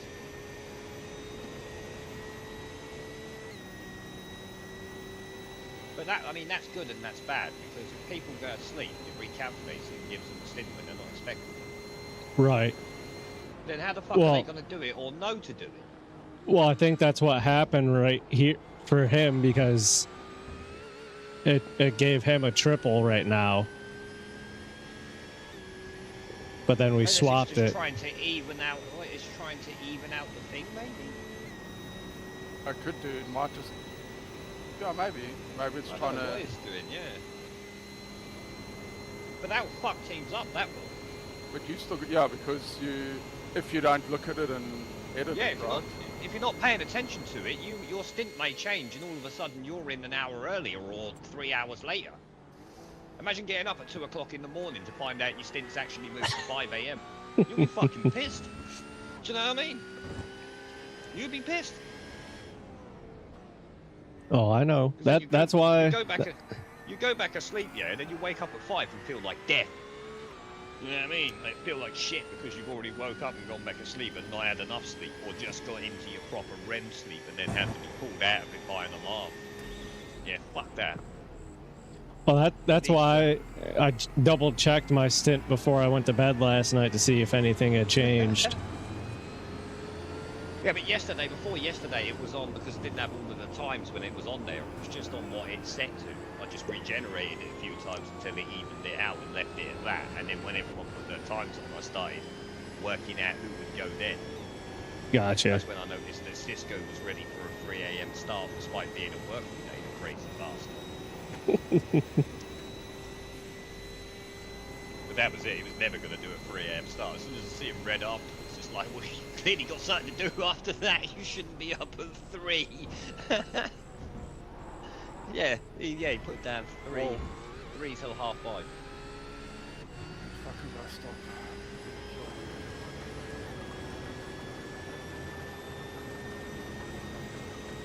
So I'm now in the morning, and if Cisco's tired, that'll be like 1 a.m.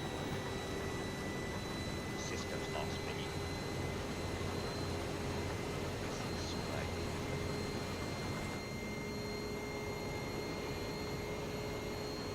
Yeah, that's late for Cisco, that one is. I'll be up then, so if he's tired, I can take over then. Because my last stint is apparently 16 fucking laps. Sprint race. What the fuck? Sprint race. They just heard me moaning about Don't 42 have it degrees. They don't heard me have it- moaning. Don't you have an NSC tomorrow or something that you? No, there's nothing tomorrow. Fuck all. NEC's next week. You're not gonna run one by yourself just for the fun of it? Yeah. My cousin said about running the Sunday slot to me earlier. And I was like, I don't know about that. He was like, what? Last time we managed to get second by going to sleep for 8 hours. I was like, I know. But still. That was just for the shit and giggle of it. Like I don't know if it's really the same if we do it again now. Like, and he'll wake up tomorrow and be like, yeah, I can't be bothered to do that. I'll be like, yeah, you know you can't be bothered to do that. I don't want to do it either. He don't like driving GT3. He's fucking shit at it.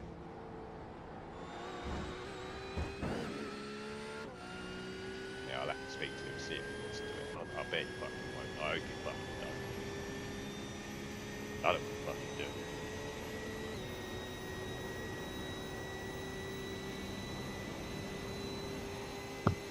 There'll only be about 5 LMPs in there.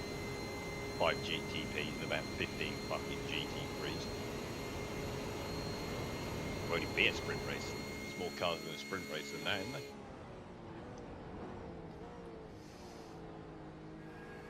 How many cars are in the IMSA sprint race?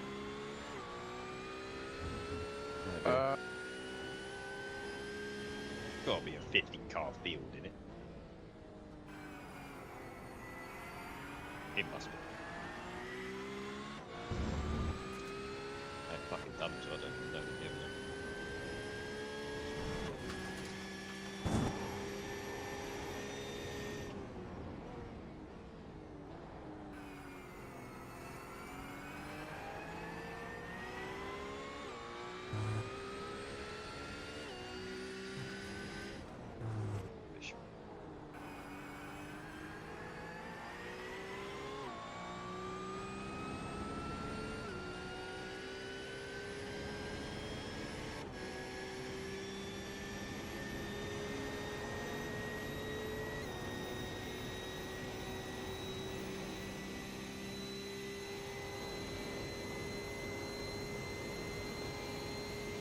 Oh yeah, it's a different track this weekend in areas.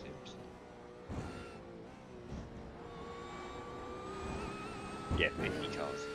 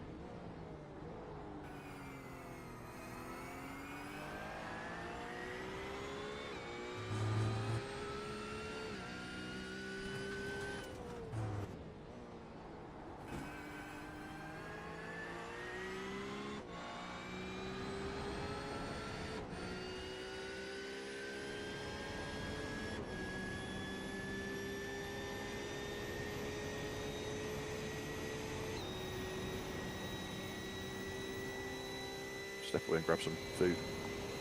Go on, mate.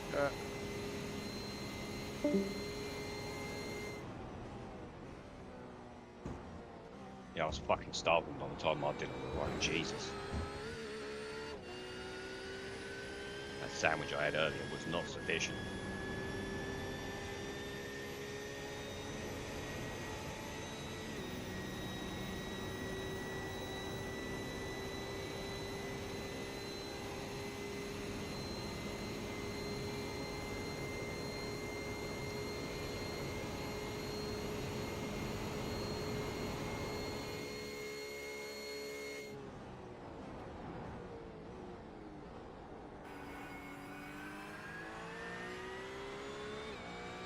And Frank, you can maybe swap with Cisco for his last stint. Because that'll have you getting up a bit later then. And him getting to bed a bit earlier. And I'll also be up by then as well.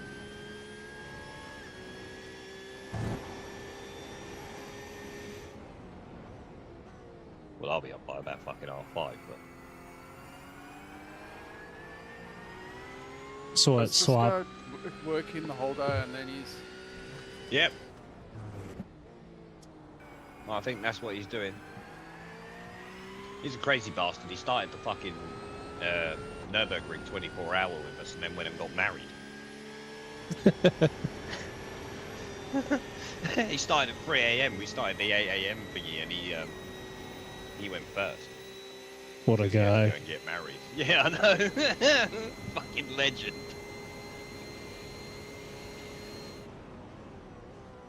Yeah, he got in his minimum requirement before the fucking first few hours was done, and then yeah, he was off. He went and got married.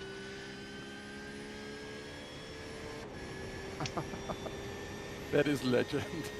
His wife must when he first put that proposition to her about the wedding day and having to do the race first. I bet she looked at him like, what the fuck? Yeah. You're gonna do what? Because he got up at like 2. Raced with us until like 5 or 6. Slept for a couple of hours and then had to go to where he was getting married.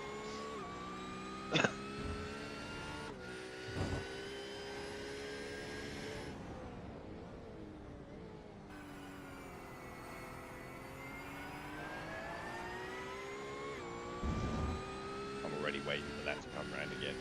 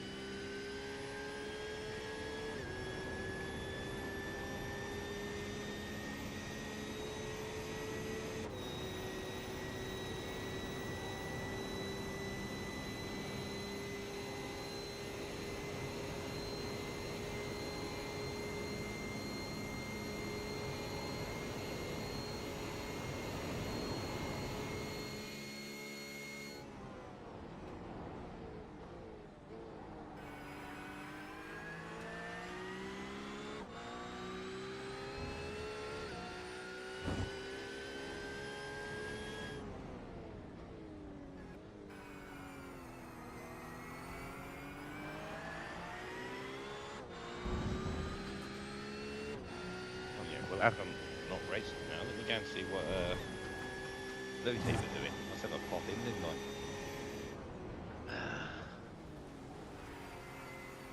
Give me a minute, guys. I'll be back. Yep.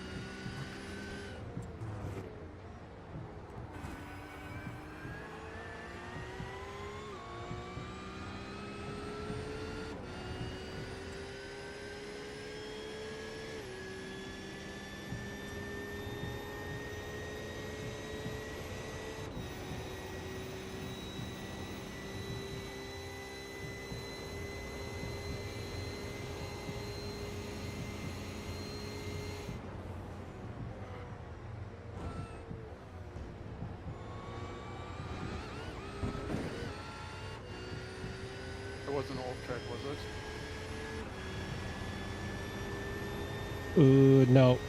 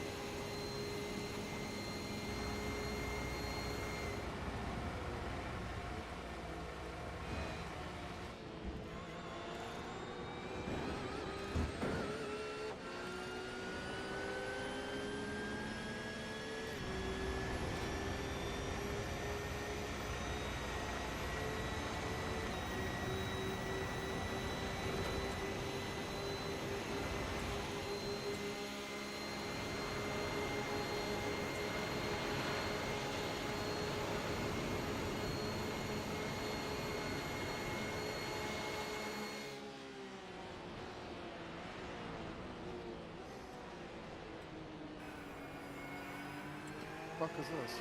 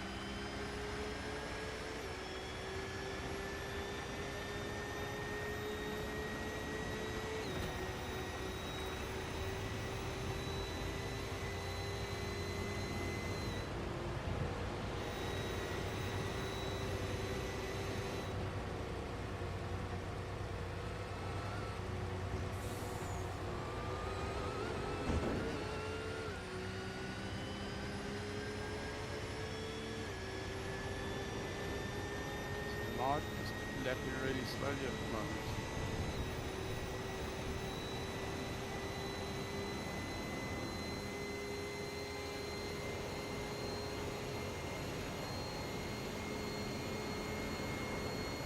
As long as you keep the car nice and straight, that's all that matters.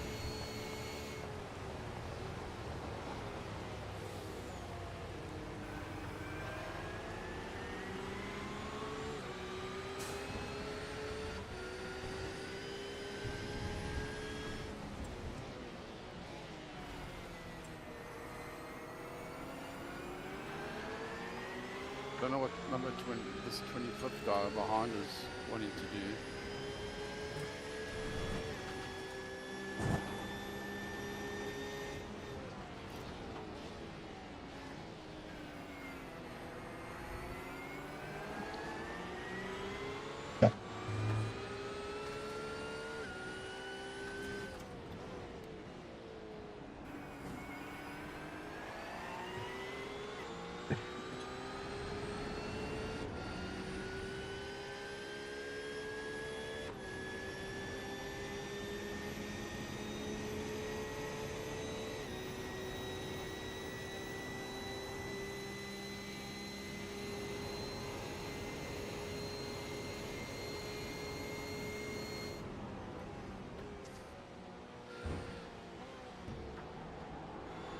You have quite the gaggle of cars around you. I know. They just seem to have come out of nowhere. Yeah, Tony's just got in.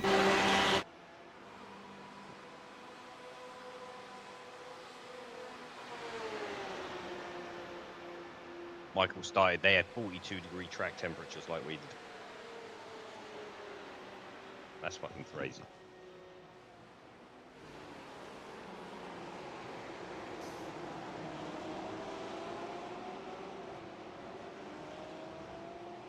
I'll just give this guy the inside.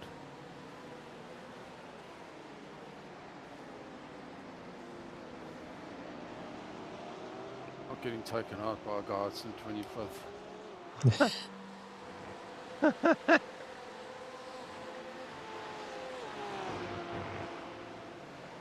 What guy is 25th? Let's have a look. No, this guy that is in the green Daytona. Daytona's the green, yeah. Yeah. Quite a few of them. Quite a few of them have acted like idiots. This one's a new one. I ain't seen him in it.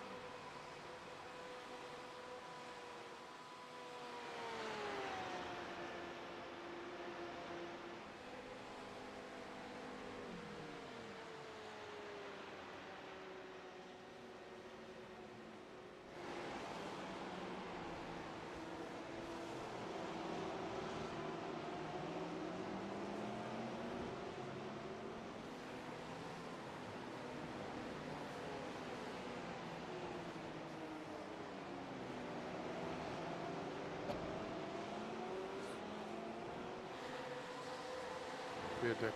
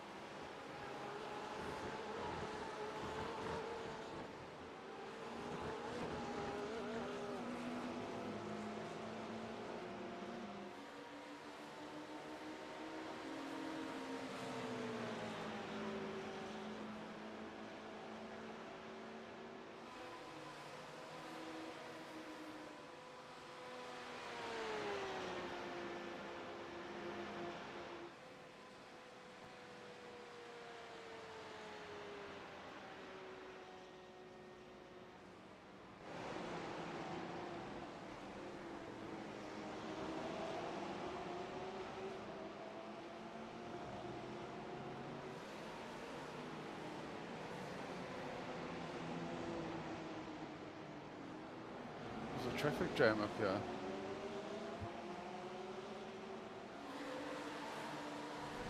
Probably some back marker trying to fucking fight with someone 10 laps in front of them. No, I mean, these guys are all fighting with each other, and then you got the 25th place guy at the back here in the green.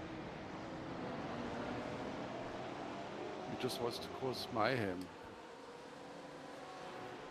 Shocker.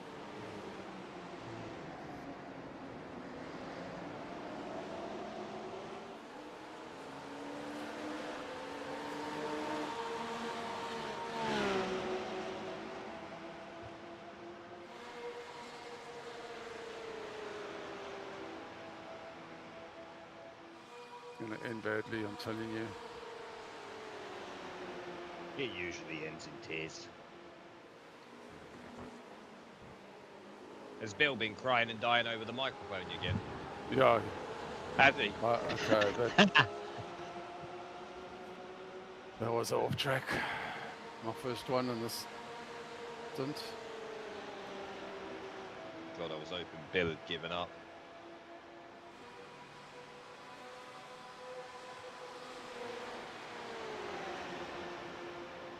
Was you here when Bill was moaning, Thomas? Yeah, you was in the car. Yeah, but I couldn't hear him because I had it muted. Oh, you were lucky. I turned it on for fucking 2 minutes and he started fucking moaning at you because he turned into you. And then Yeah. the next lap he did it to a GTP and started moaning at him as well. And I'm like, both times you turned into the car that was passing you on the inside. Like, I don't know what you're thinking here, but you have no fucking idea. I do remember you telling me that. Yeah, he took out a GTP like fucking. Yeah, it was literally a lap later, I'm sure, almost the same corner as you. Yeah, and into the horseshoe, weren't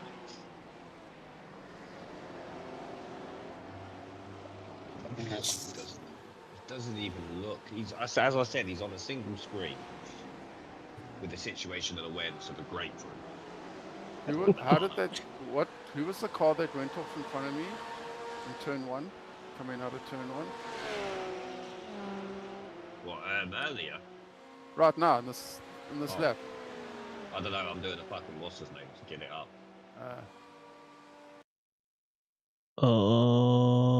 It was like as you went into turn one or something. Yeah, just in front of me.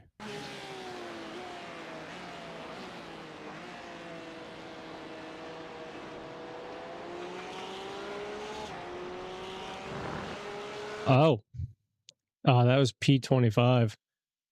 Okay. No, P25 is Daytona's. One that's the green car in front of me. Yep, you're right. I'm looking at my dash, but it hasn't updated. That's P26.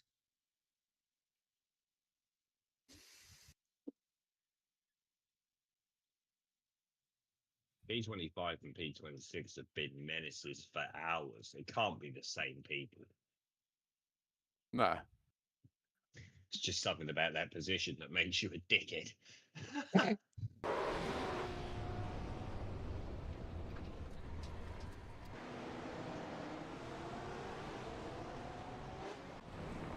You're joking.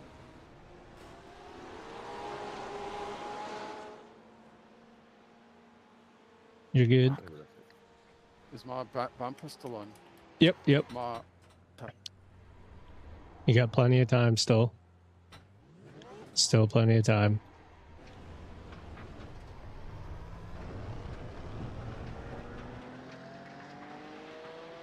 Is my bumper on? The front one isn't now.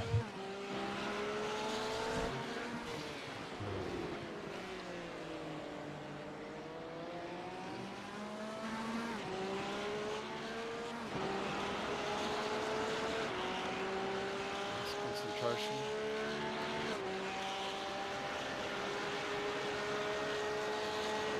The back end's all good, just the front is dinged up.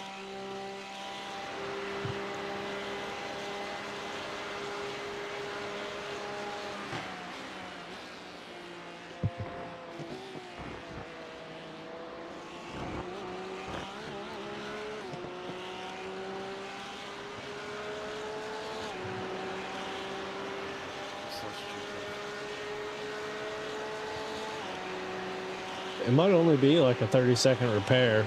We had the same thing. Be a little one. We had it happen earlier. Yeah. It won't be a big deal at all.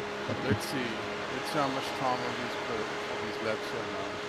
But when it happened to me, I lost. I went from doing 45.8 to like 46.2, so it weren't too bad.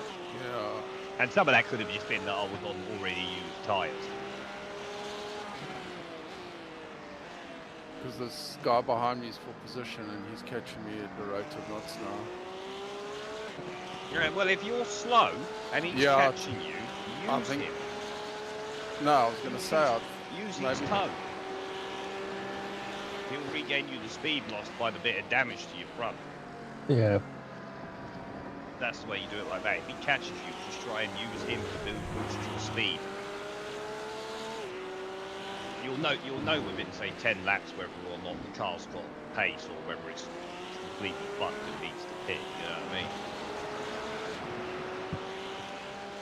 Because at first I thought when it happened to me that I'd lost all pace, but then once I got used to how the car was driving after that, it was fine. It was still just a little bit slower than it was before, and pitting would have been more time consuming than just losing a couple of points a second every fucking lap.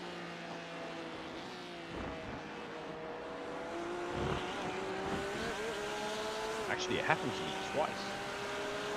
Once with the car, and then once when it got taken out by the GTP and the King. I was missing a bit at the front end as well, wasn't I? But yeah, you should be alright. You're a better driver than me as well, so you definitely should be alright.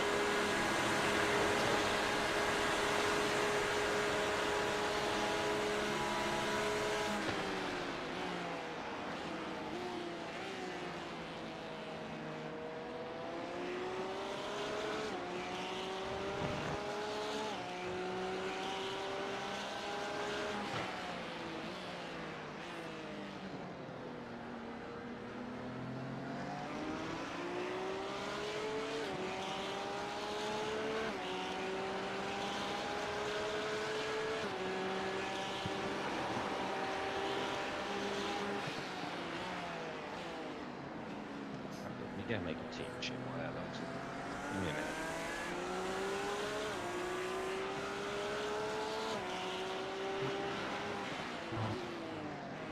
Nothing to break here.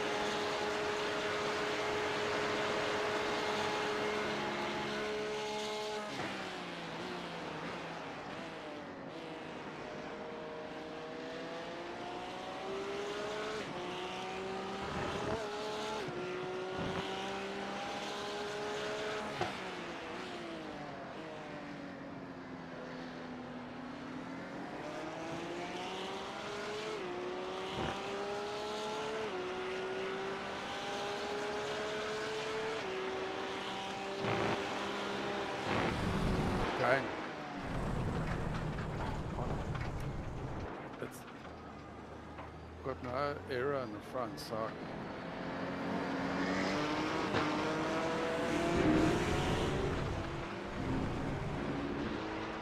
that's fine, even though they're behind me. Thomas, Yes. I think I'm going to come in and you just take over. Alright.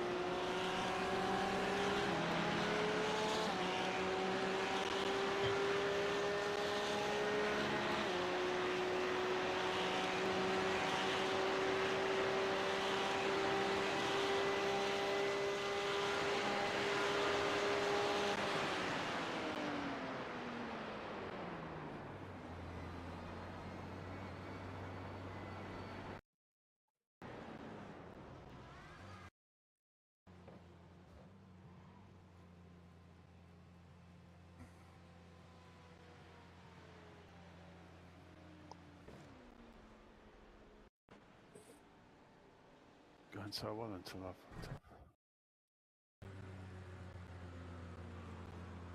It's only 30-second repair. Or is it? Okay, cool. Yeah, I couldn't brake and I couldn't take the kink flat out either. So, I mean, I only had 9 laps left anyway, so. Yeah, all good.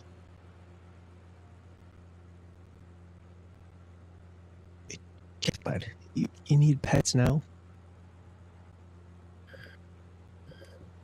What was that? Sorry? My dog. He's been laying next to me this whole time, and then now he wants He wants pets. some attention, yeah. Yeah.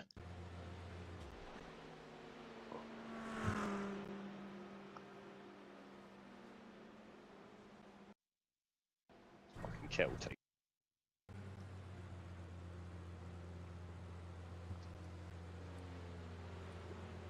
But How's the car feel? we just did a quick swap. It was 30 seconds. Yeah, I couldn't do the kink and I was battling to brake properly. Oh yeah, there's no point in. Yeah, definitely, that's the way to do it. I mean, there were only 9 laps left, so it's just.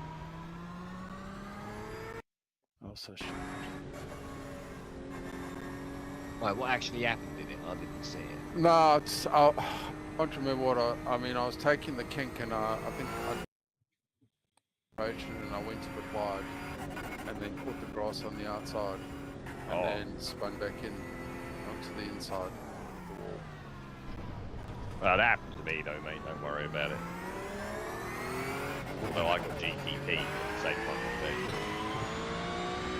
I should have rolled off instead of just carrying going through it. But I was already going to go through it before it got there. It just made no sense in doing that. But yeah, I should have foreseen it and rolled off. You know what the fucking like.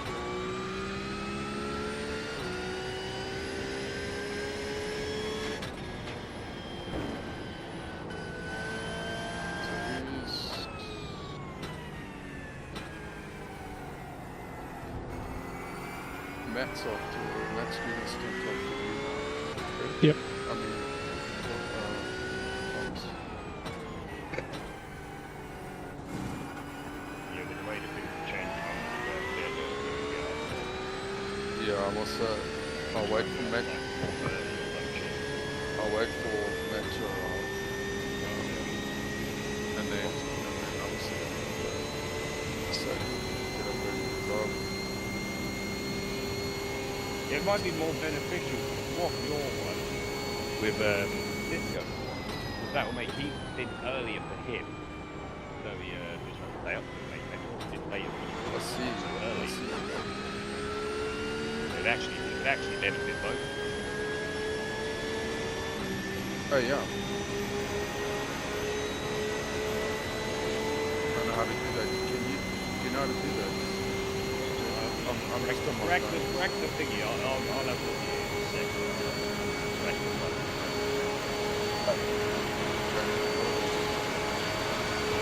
That's just what we probably still be sitting there at 3 o'clock in the morning when you're in it. Yeah.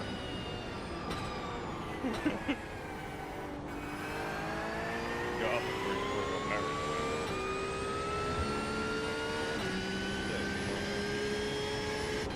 The other realms, just been committed to the midnight racing.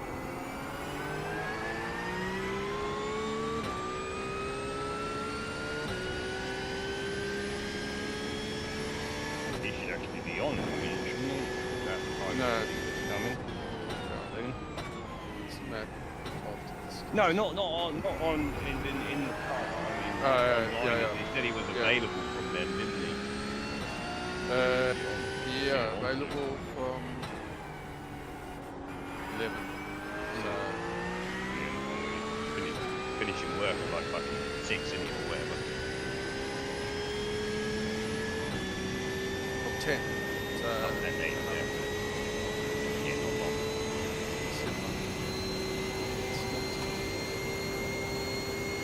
I'm now going to you, mate. I'll do it. Oh, you're already sitting. Yeah, ain't you there? Yeah. Tell me to do it. You're sitting there.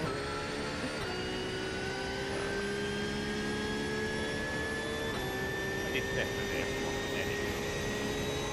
But what do I do? Just drag it down. Yeah, if you go down to the bottom, you'll be able to drag your name, his name above your name. Okay. You can also just click. You can do it with the thingy at the top. You can just click on the names too, and it should give you like a drop down. Oh yeah. It's done it now. Then do I need to do regenerate? No, No. So- Fuck it up so- completely, that will. So, It'll do all sorts of shit if you do that. okay. I remember I did it for, what did I do it for? I did it for one fucking race. And it swapped it so someone had 6 stints in a row and someone only had 1, and it was less than the minimum requirement, so we would have failed if we would have followed that. Like, yeah, you don't ever press regenerate, it has no idea what it's doing. That is fucking terrible. I mean, even when it does its, you know, when it does its auto reshuffle at the end of the day, Yeah. it will give you stints when you rent the car, right? It's useful. Absolutely fucking useful. Like, it will tell you at the beginning of the race that you shouldn't put that person in there because he's not available. Yeah. But then in the middle of the race, it will change so that he's racing dead anyway. And it's like, where's the fucking logic in that? The geezer said he can't race. It's not optional, you know what I mean? It doesn't work as in the case of system. Like, yeah, you just can't do it. But yeah, it does it anyway. So don't ever press regenerate. But you can press it before the race starts. It might be alright then. But I think once the race is kicked off, I don't think it actually works. Someone take a picture of it and then press it, see what I mean? Oh, what did that? I said take a picture of it so you can put it back. Because it will go fucking mad.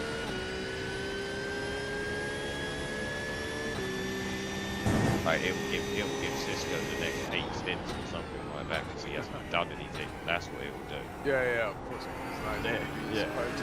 Yeah, no, that's well above his quote. His quote will be like 2 stints. Like, it will just do that because it will say, right, he hasn't done none, so he'll have to catch up and then allow for other people that might do more after. So it will just, yeah, it will give him like 6 stints in the fucking row. It's amazing.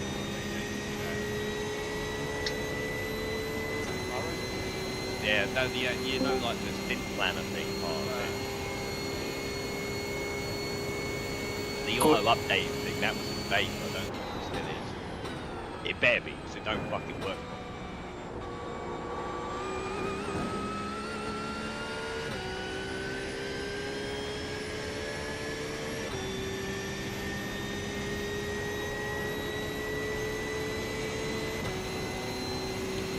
Good evening. How's it going? Yeah, mate. Not too bad. Let's see how you guys getting on. No, yeah, we're right. Good. How's your recovery going? Yeah, it's alright. I'm not in any pain or anything, so it's the main thing. It's literally just So I like, should come round and give it a kick, yeah? Is that what you're saying? yeah, I feel like I can do anything, but like obviously that would be against doctor's restrictions. Don't do that. So yeah, it's not like I say do anything. It's like because I've got no pain, just a little discomfort. It's like, well, why can't I drive? Why can't I do this? Why can't I do that? But oh well, I've still got another 3 weeks of sitting at home, so it's Have all they not got you on some like serious medication or something? no. No. I'm on the same medication before I went in. So I'm on beta blockers and blood thinners. Yeah, they're not going to stop you driving or anything. No, I'm just not allowed to drive No. because of the op. Yeah, Because first bit is obviously because they went in through the groin, is the wound itself obviously in an emergency stop, not good. And then once that healed, because I've had the mess with my heart, you can have palpitations and stuff afterwards. Fucking hell. Just while it heals, if you know what I mean. You can have little episodes while it heals, while it's trying to heal itself. So that's why you can't drive, because they're like, well, if you drive and then you feel unwell. But yeah, I'm fine. I've had none of that. So, you know, I had a little walk earlier and bits and pieces. So. Well, at least it's getting well. Yeah, just can't drive and stuff like that. So, like, you think, 4 weeks off work, lots of sim racing. No, can't do it. I can't. The problem is I can't do any like physical exercise either, so I can't. Yeah, do anything strenuous, especially like sim Yeah. racing uses your core muscles in your fucking abdomen and shit to press the brake. Well, yeah, you got Right, that, and then yeah, obviously you got the yeah. steering wheel. Yeah, none of it, mate. All of it's going to be fucking doing damage. You don't want to be doing that. Nah, so I've been doing a little bit of flight sim and walking and watching TV. So that's not too bad. Yeah, I was enjoying. No, If you'd done fucking- the slide no like I hardcore. did earlier, your heart would have exploded. Because mine nearly did. Yeah, can I have a new one? We only fixed it last week. Yeah, but reasons. I worn it out, sorry. Yeah, this one's faulty. You better get me a new one. Yeah. So how long you out for? 6 weeks? Yeah, about 6 weeks. Yeah, so I can't do any. I can start driving again, as in normal driving. I still can't do any physical exercise like football or anything, or lifting anything heavy for 6 weeks. So yeah. So it is what it is. But yeah. That's a shit one you can't race. Yeah, especially like with racing in the league and stuff.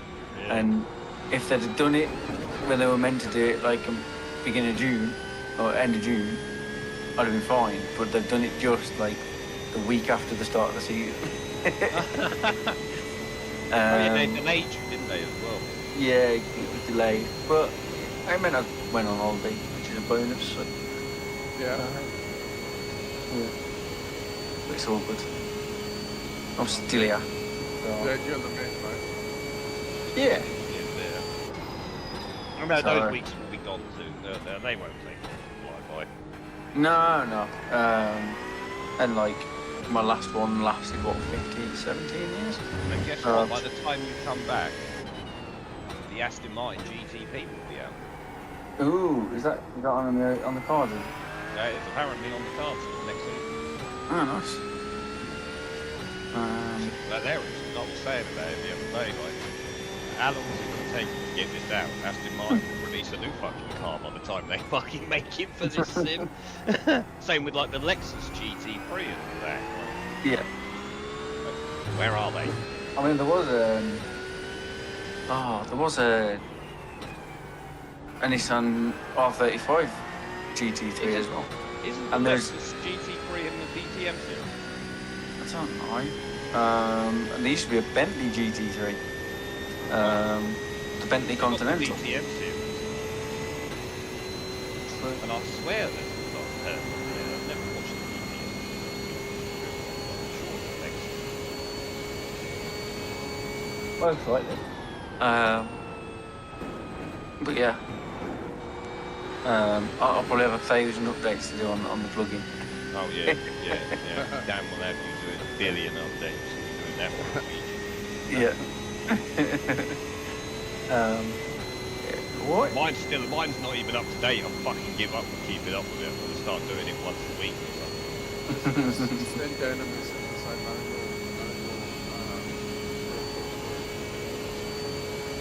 Yeah. And then the bot will come back and say, well, if you look at this page. Yeah. Running this version, why didn't it? Yeah. Have you updated your plugin? What plugin? How you guys getting on the race? If you've got a question to ask Dad now, just check if you've got an update on the plugin first. Before you ask him. That's Yeah. But I've got a plugin update, a deck update, and an overlay update. I think mine's not actually now. Mine's not up to date. It was up to date. But then the only one it says I've got an update for, but it keeps failing, is my LEDs, which is for the button box that I had off him. But because it was a new button box, it was never put into the plug-in. I think it was a manual thing. So he's working on it. But it works, so it's fine. But just the update hasn't occurred. But yeah. Are you getting on in the race? Yeah, we're doing all right. Yeah. P20 at the moment. Cool. Not long out of the pit. I made a bit of a reboot right at the end of the stint, so Happens. Matt had a little boo-boo. Got brown stains. yeah, We've had a couple of brown flags. yeah. I was 2 minute 20 back as well, so parked in the middle of turn 1 for 30 seconds to work for everyone. Yeah, he was practicing his perpendicular parking. Just wanted to inspect the pit wall from the outside. Yeah, because if you look on that, is it that relay earlier on? That's quite good actually. Like, you know, you can. I was on my phone and I was looked at the teams, found a team that was racing. I was like, oh, okay. But it doesn't tell you how long's left of the race or how long the race is. Don't it? So it's like, well, that's what I asked. Is it what race is it? Oh, it's 24 hours. Okay. Well, it doesn't tell me. I should have guessed it was a 24-hour actually, because the instant counts on there at 2x5. That's a 24-hour race instant count. But Someone got disqualified from ours in the first 4 hours. what? We're Yep. 255 on Daytona. Yeah. What were they doing? I assume they drove the time. the wrong way round the track somewhere, probably trying to turn around. Yeah. But Or if you reverse drive the more pit than lane. like, more reverse along the pit lane, that's another option. But if you like try to turn around and go back the wrong way round the track, fucking game just disqualifies you there and then. Pit lane might be one because Yeah, pit lane's definitely. we had one at Daytona. So when I did the GTE series, the first season, the first race I think was Daytona, and one of the people that was in my class overshot the pit box and reversed slightly, and they got disqualified for it. For overshooting the pit box in this. Yeah, reversing back. Yeah, they obviously overshot it more than the allowed. Yeah, you know, probably a car length or a couple of car lengths, and then reversed back because obviously it's reversed back when you're out of fuel either way, you're screwed. So yeah, and they got DQ for it, unfortunately. The other thing is you got to do it slowly. Yeah. You're doing too quick. Are you expecting rain or anything? No, there's No. no. I bet you're glad of that. I don't mind rain. Yeah, it's the pit entry that's Daytona. But yeah, Daytona's actually quite easy in the rain as well as tracks go. It's not. Yeah, it's not a bad track in the rain, except it's not too for bad. Pit. pit entry. Yeah, pit entry is fucking terrible. But apart from that, yeah, the rest of it is. It's not too bad in the rain. I mean, You wouldn't really get that much standing water, especially if it rolls down to the. Yeah, the inside. yeah. The bus stops is probably the trickiest bit, in turn 1 and 2. But I mean, Matt likes Daytona in the rain. I think he's in It's GT3. LMP2. Was it GT3? I thought we did it. No, we did it in LMP2, didn't we? No. Team racing. Yeah, on GT3. Yeah, it was raining. It was dry on track, but then when I came into the pits, it was just sand and water everywhere. So I pirouetted and went across the grass and almost didn't look back. Yeah, the rain entry in the pit is a little bit like sink still. You got to start slowing down at the bank. So Yeah. You don't see a massive fucking fun to do what Matt did. Yeah, the I've seen guys spin there, fly across the grass, back onto the track and take out a couple of cars. Yes. I have seen that happen. there should be a fucking wall there. Yeah. Because they have to be, I'd be so pissed off. All right, gents, I'll I'm remember the gonna one. go.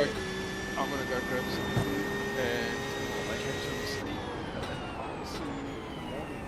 Go on, mate. Enjoy, I'll mate. see you bright and early tomorrow. Yeah. Right. Have fun. See you later.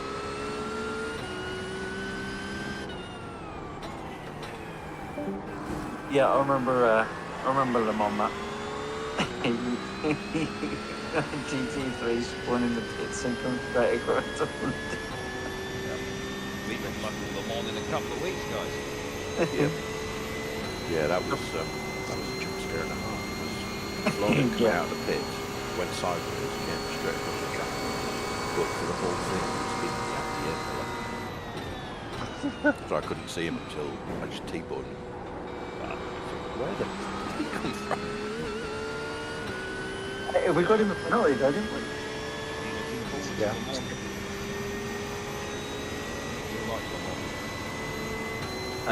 Yeah, that was not a bad track.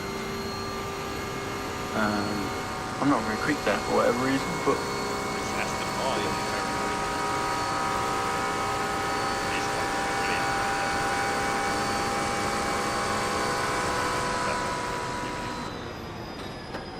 yeah, there's not that many special events left, is there? It's all There is, like, there is none really. There's the new one, that Brit car thing.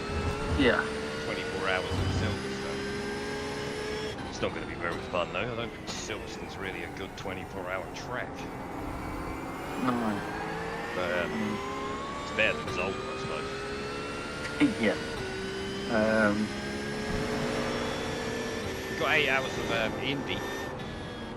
Indy's not a bad track. I don't mind Indy. I'm not very good at it, but I don't mind it.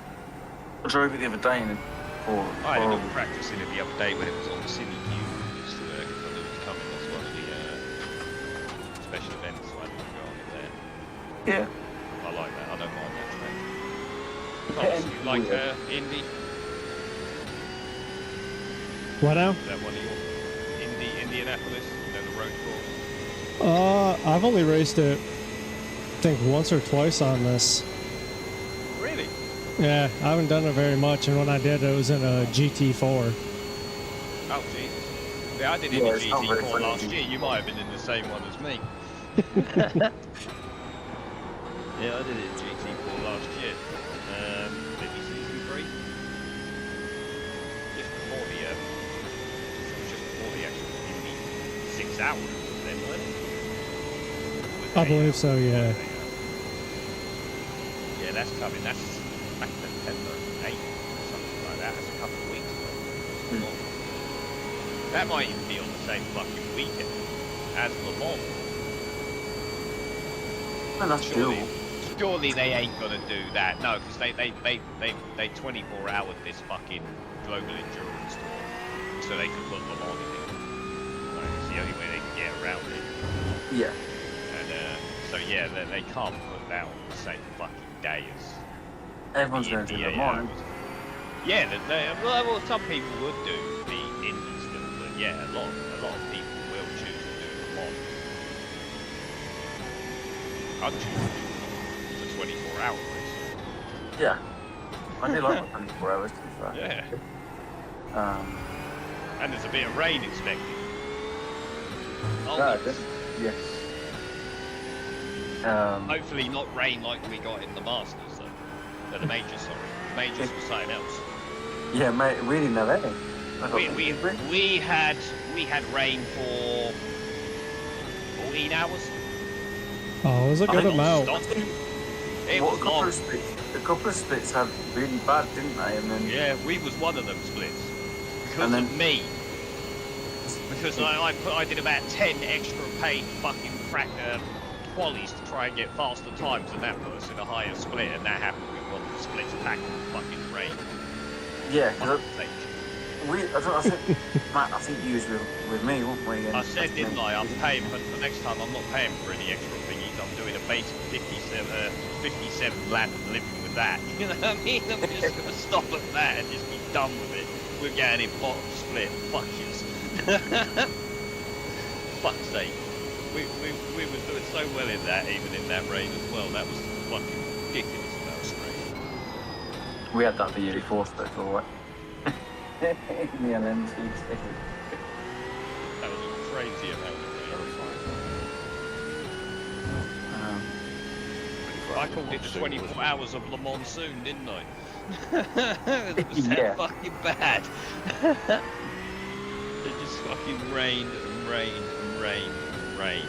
It started wet and it stayed wet. I'm sure it was like, well, it must have been 10 hours. It could have been 12. I can't remember what it was. It was fucking long. yeah. They said it was not to practice that year. I did it with Yeah, did you like sign up to do it like that week? about 2 o'clock on Friday afternoon. Oh yeah, then you have to jump in and do it. What a like it. Yeah, I should be working this afternoon, but I'm going to Skype people instead just to make sure I get Yeah, they're If free someone quality. drops it, so didn't easy they? to, so easy to fucking scam them. You've got to be careful because did ditch a bunch of teams this year. Yeah, but they were so blatant, it's laughable. Like they were in our split, and one of their guys done a 408, and then he's lapping at 354 every lap. It's like, like come on. They were off, mate. They were like 3 laps ahead, although they did finish and ended up not finishing first. But yeah, Yeah, we Yeah, had they- the same. The one that was winning, or we all came third or something. I think we came. Why do I think we came fourth? yeah. Once someone did. Fourth or one of the teams fourth or- did. Yeah, fourth one or of the teams fifth. did, so you probably did. I got to finish in fourth or fifth. Everyone that got punishments all ended up finishing one place above us, which is we got fucking Yeah. wrong. Like the people that got punishments should have been fucking squad wrong. Like smurfing, like killing your fucking speed, your pace and quality, doing it on lower split. It should be an instant fucking disqualification. Yeah, I think Yeah. they were doing like X amount of laps, weren't they, or something? Yeah, God. I think because we had we were close to them, and I think we had an incident towards the end, I think, and we had I think we missed out by like a lap or something getting onto it. I mean, we still had a good fucking race. We did fucking very well in that race there. The quality of driver in that was much higher than the competition. Yes, Okay. it's very strong. But it's a paid for thing, isn't it? So you find Yeah. best drivers tend to go for it, whereas in officials it don't cost any more than normal. So anyone can. They are crazy fast on those drivers in there. And like, I'm not slow at fucking. I've practiced quite a lot, so I'm fairly quick. These cunts make Yeah. me look like a fucking granddad driving on a Sunday afternoon. Just off. It's like Jesus Christ. That would be me Fucking with got that those sort of pace. Like, and you're doing it while you're saving an extra lap. Like, how?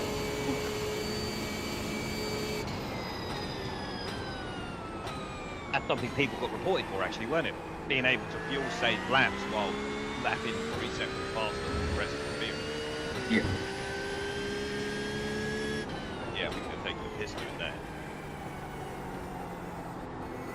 But at least I feel so much slower than everybody else. I'm just slower than everyone else either way. I'm not too bad at them on other tracks. I'm not so good at them on, I'm alright at. Lords, I'm alright at. Partners, I'm alright at. That's about it, really. I have the odd track where I'm reasonably quick. Yeah, sort of gone off the boil this year, I think. I haven't been doing it as much. So, I haven't. Yeah, doing these Before open races, I haven't done Lords as much. I'm starting to lose the fucking touch. Yeah. Need to get back on. You said there was rain next time, did you know? No.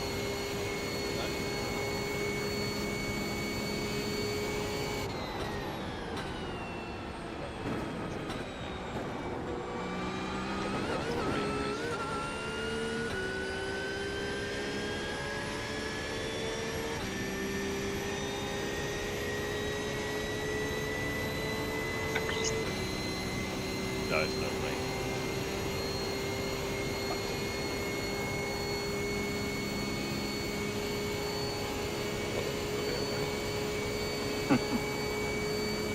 That'd be dry. You can put something on TV instead.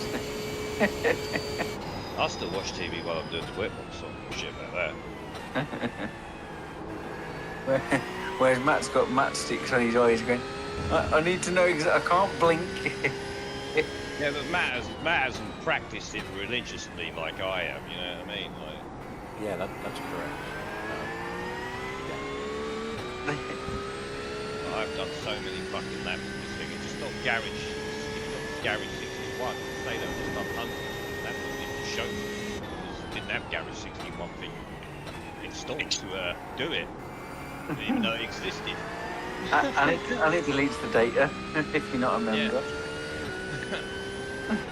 Like, I know, let's have a look. Laps. Nürburgring VLN.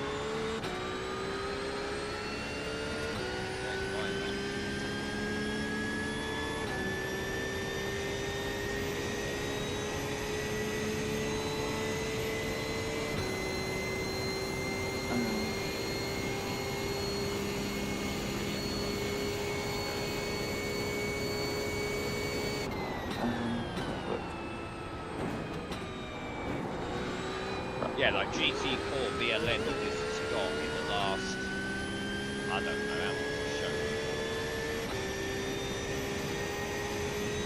Anyway, it's got me down in the GT4 doing 306 laps and 79 hours on the track. 79 hours. Yeah. I'm just going to look see what mine is. And actually, one car. 12 laps in the MX-5. GT3, 87 hours on the track. At the VLN. That's not even including the 24-hour layout. That's just the VLN and NEC. I was going to say I would have done like 20 laps or something. On a free plan, your data's only kept for 1 year. And Le Mans, I've got 1,000 laps around Le Mans, 136 hours. We will soon be deleting 1,124 laps.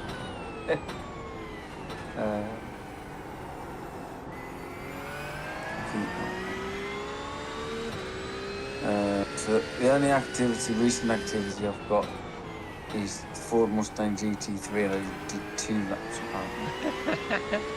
I don't get that because I did the 24 hour, so... You might not have had the garage 61 app on when you did it. I would have done. He might have just marked that.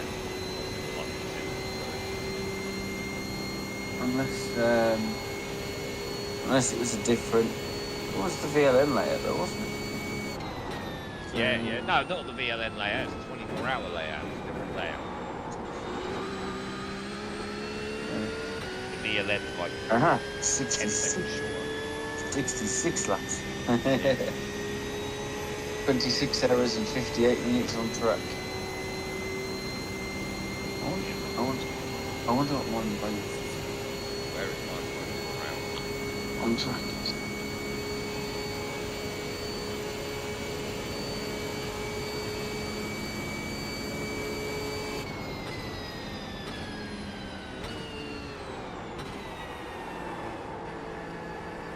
Daytona, I got 2,690 now. Yeah. The Daytona. My pro quad. Record time on track 590 hours and 59 minutes.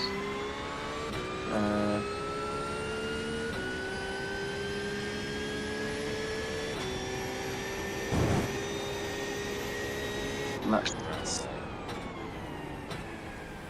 but with that it would have deleted something.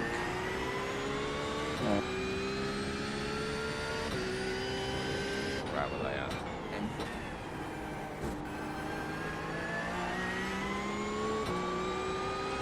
I think the most one I've done is Spa.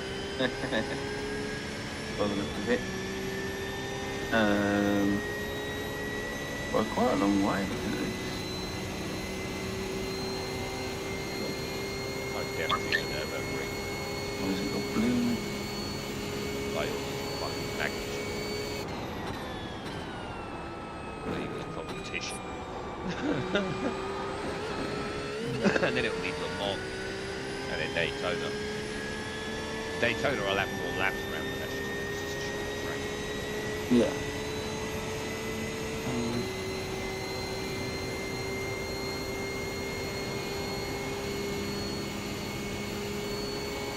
Ross should have done like 3,000 laps. That's Yeah, I think that's everything. me and Mike won the LMP, so it didn't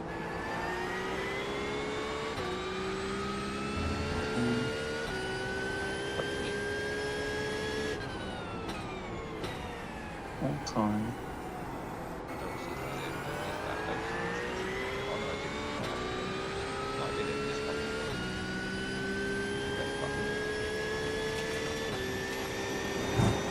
Porsche 911 is my most used.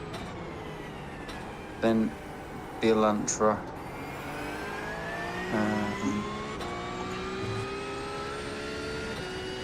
Then the Mercedes AMG, GT4, Ferrari GT3, Corvette GTE, which makes sense.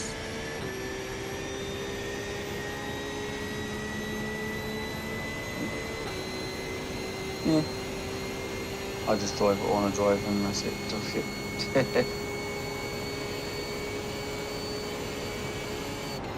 Well, I'll let you guys crack on and I will speak to you later before I get told off from this. Well, then, mate. Enjoy. Keep yourself rested and that.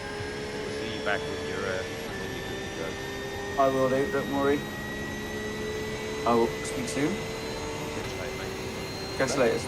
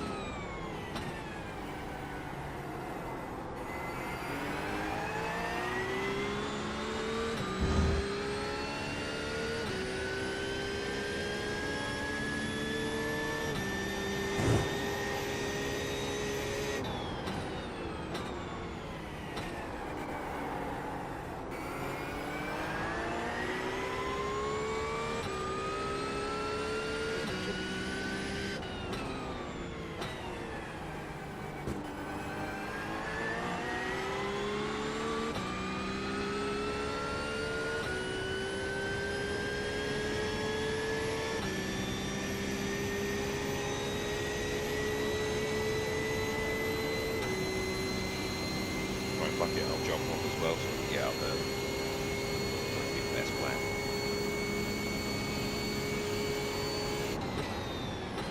What? Frank's half 6. That could slip, so I need to be up long before that.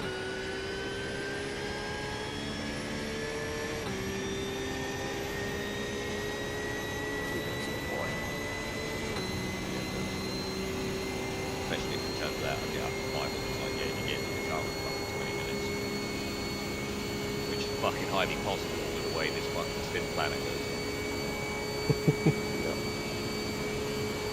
I would say turn your luck or maybe little red, but it won't make no difference. It will still tell you you're doing a fucking stint and if it decides upon it. But if it does, don't worry about it. I'll just do it. No. It's fairly remote. Yeah. No, if it does it, I'll just know that this is just dumb as a fucking wreck and I'll be doing it. Fucking miss it. You say that. Come back and you say this was right. Good luck. Godspeed. Thank you. I'll catch you in a few hours. Yep. Have a good one, man.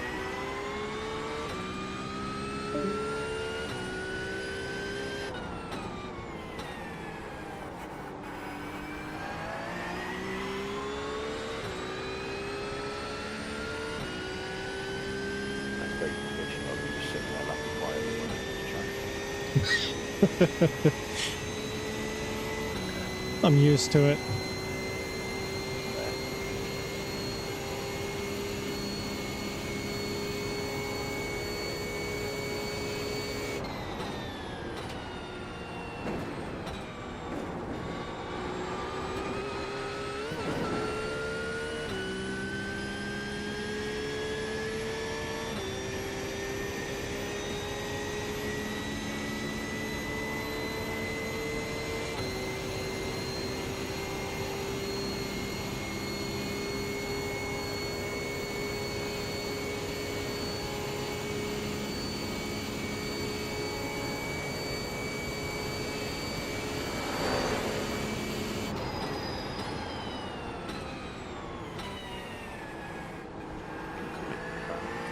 Yeah, that's my bad. Yeah,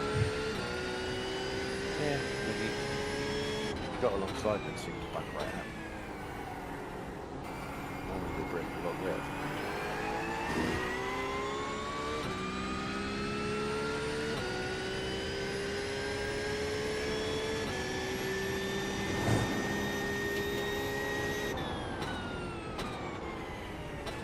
Yeah, laps after this one.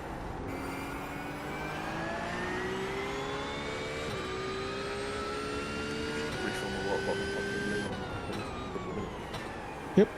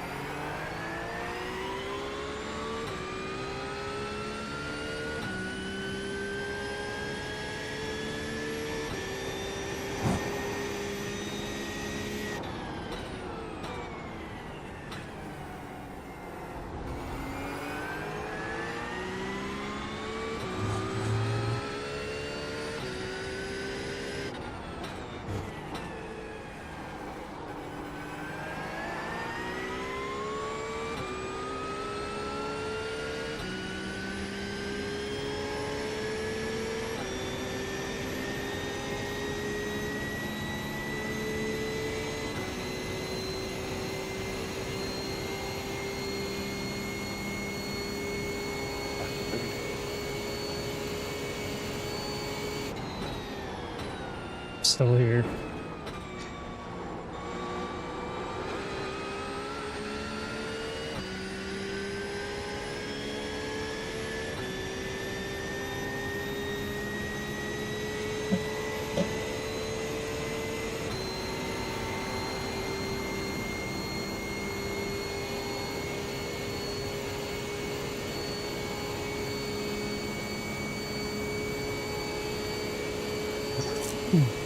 Yeah.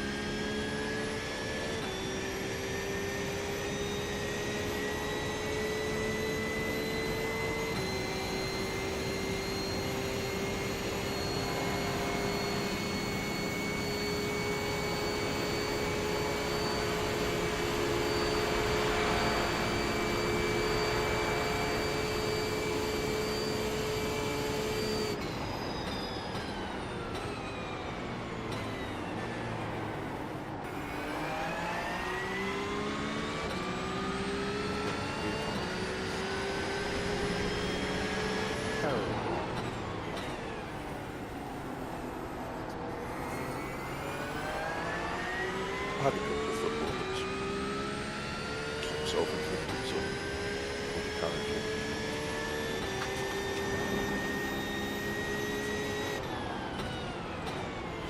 Fairly solid in top 20, I think.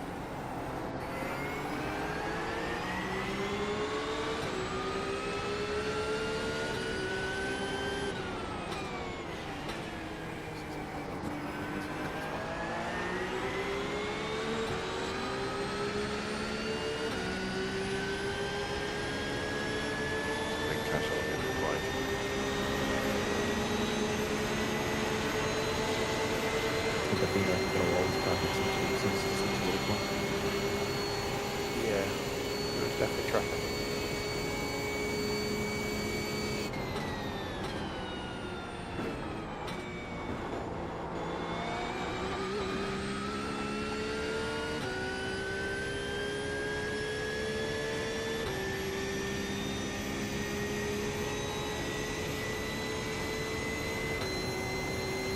That was fun. Yeah. But that's what that time 7 lap gap was. Slipping into the bush, slipping himself in.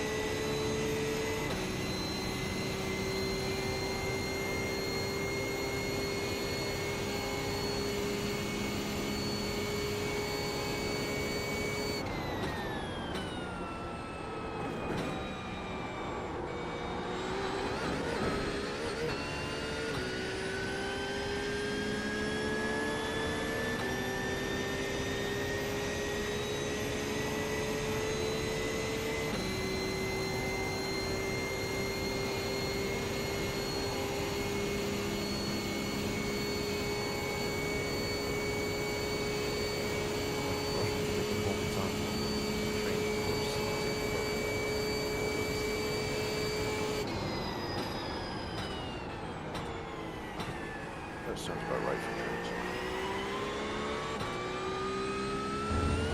Well, if you try to look F1,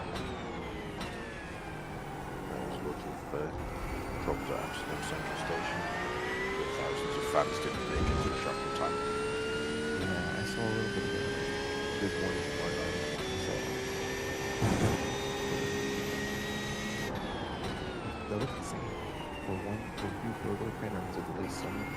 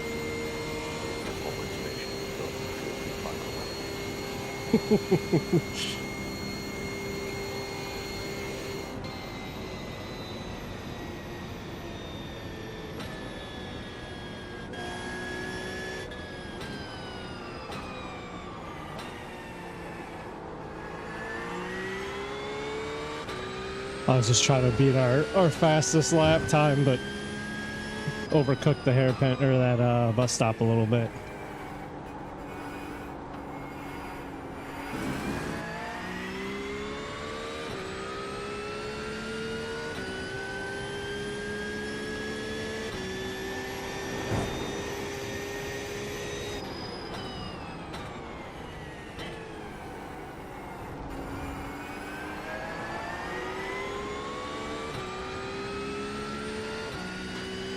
But just did sort of to try that.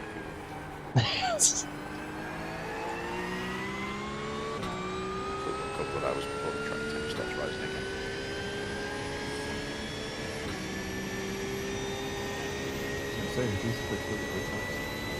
It's about all the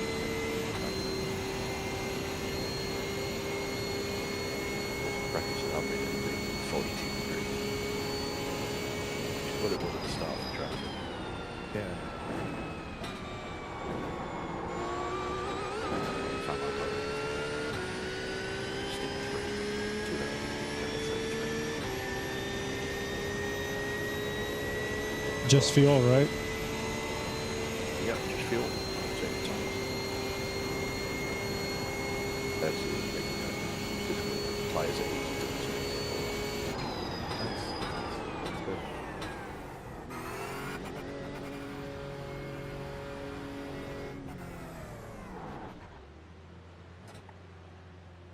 Good stuff.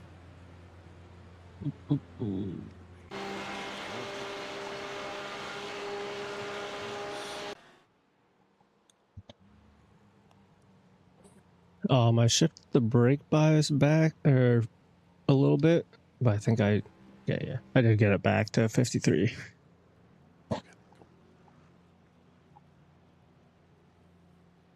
Make sure the limiter's on. Done that before. Your lowest tire is 88. So, Yeah, I think I'll manage. yep.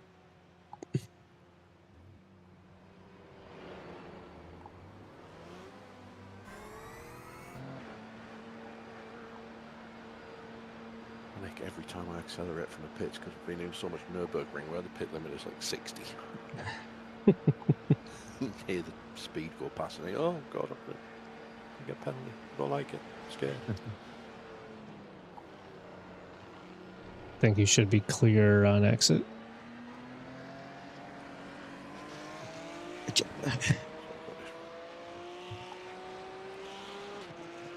All right. And I will be back. I gotta go get my dog some dinner. Yeah.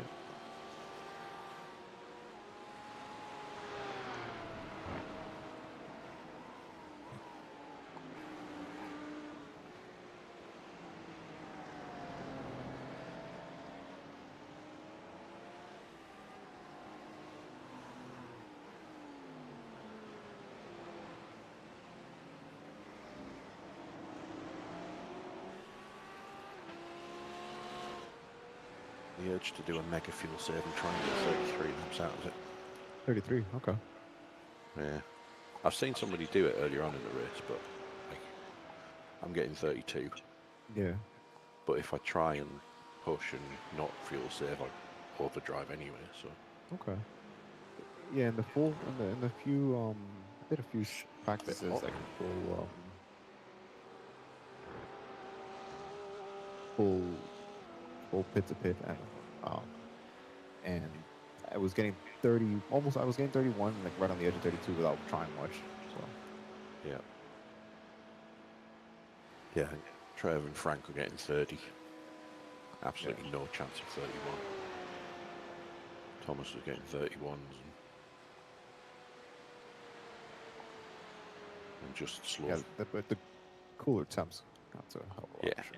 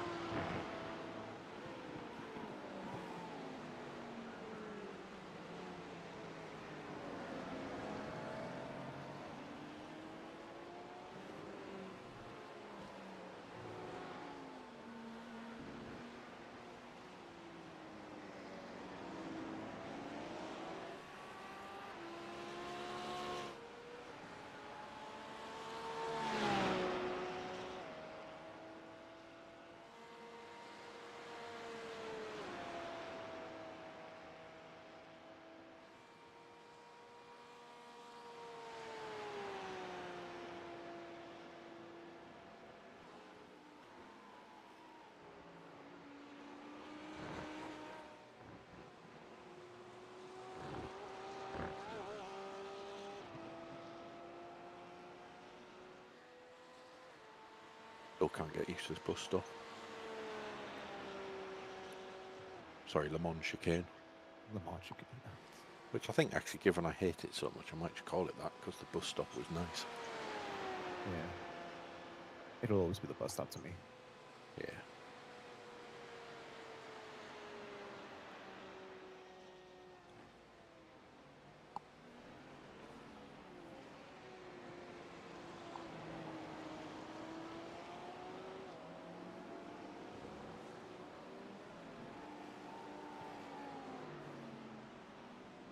Bus stop chicane or pace lap entertainment during the NASCAR race. Yeah. Because it's not an off track, so quite funny watching the road racers go, oh, I'm going to take this now that I can.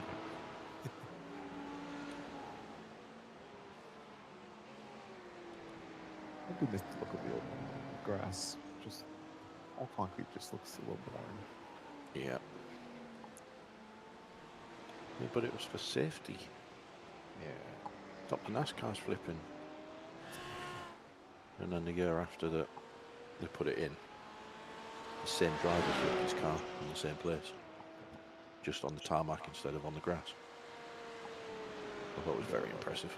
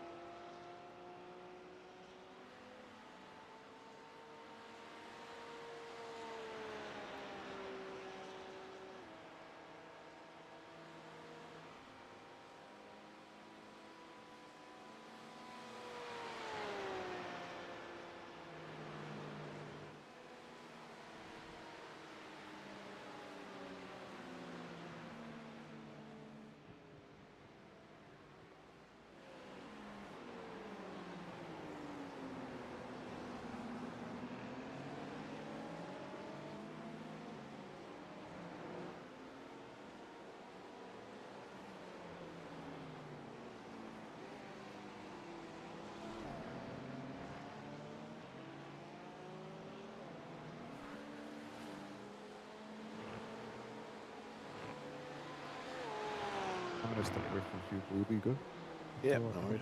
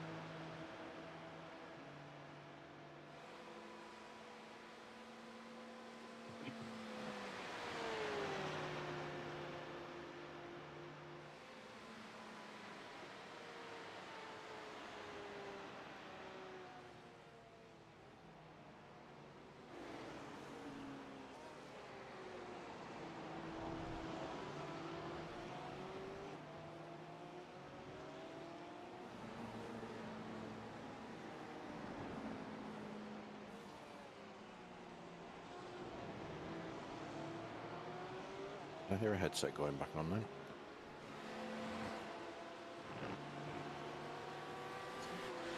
What was that? Did I hear a headset going back on? Yeah, that was me. I'm back. Yeah, I thought you were saying back.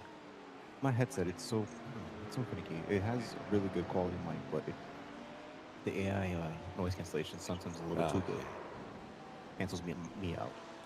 To be honest, it's like right on my lips.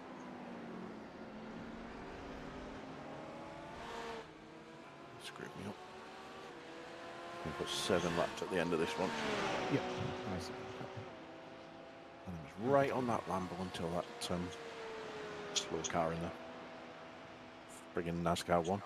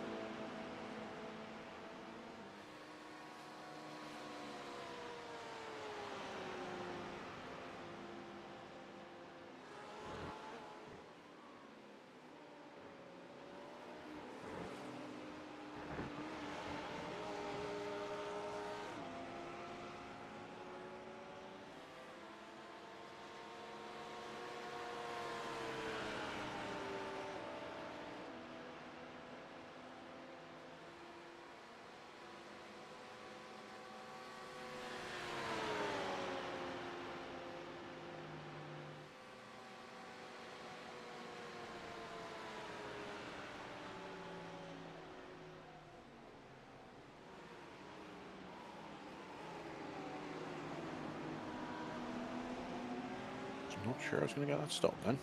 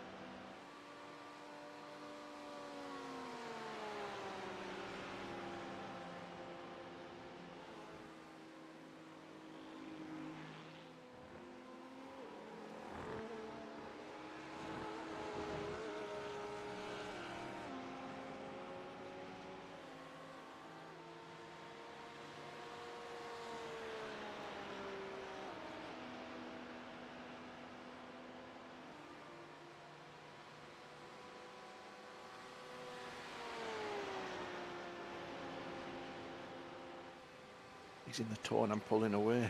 Yes.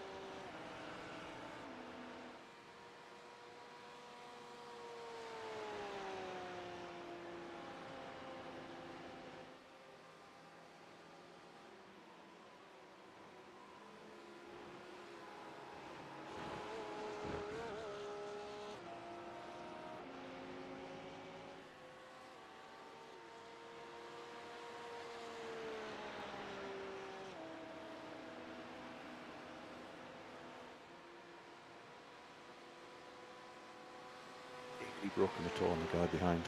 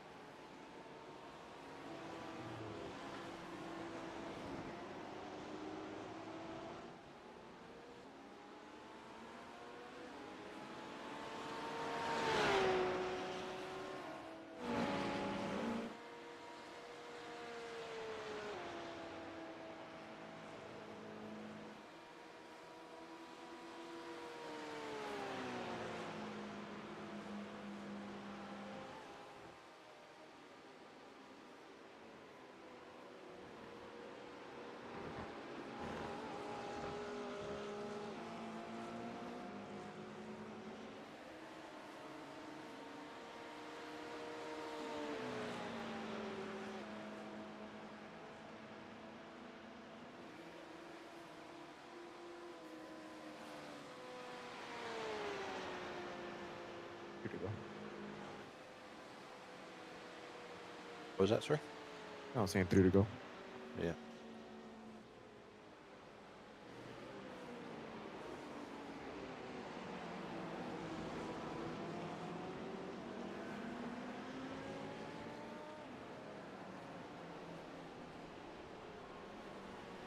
Oh my god, why didn't you send it there where every other GTP sends it?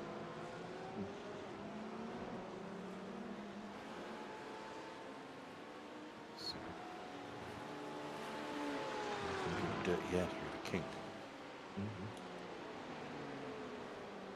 What put me sideways earlier on?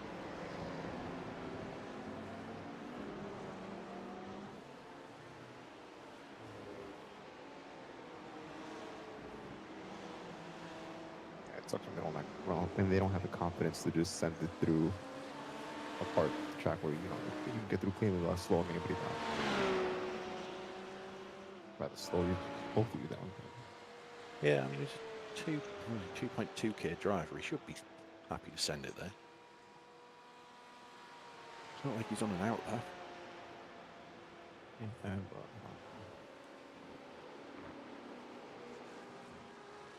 I fear 2K prototype drivers more than anybody else. Truthfully. Yeah. I mean, there's some 1.3k prototype drivers I've seen. Well, in fact, I was in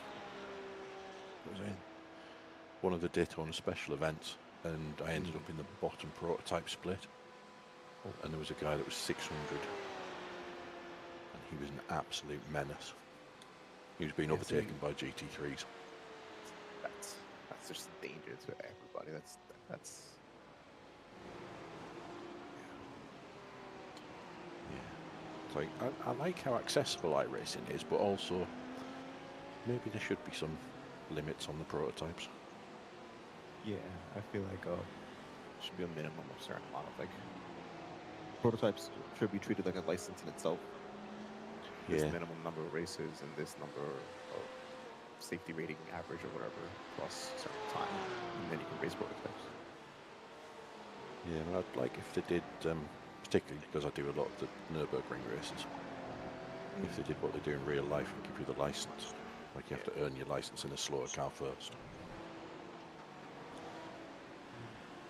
Which was absolutely hilarious when they had Max Verstappen going around in a detuned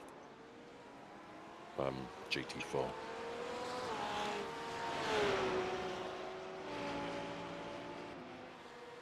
I can't wait to see him back on that Nürburgring too. I'm a big fan of him, so yeah, it's great. Hopefully the Mercedes, whatever platform they go with, whether they stick with Mercedes, which I think is good. It's just more reliable. See him to the end.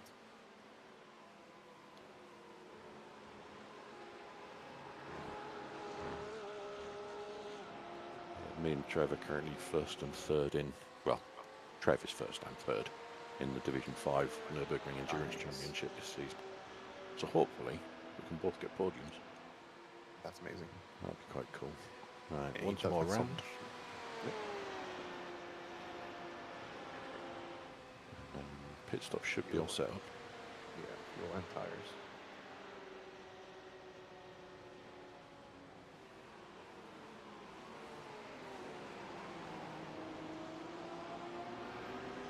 It is, I'm going to say fun. No, it's sketchy through the infield on the first lap. Okay. So, yeah, just watch out for the king. Right, of course.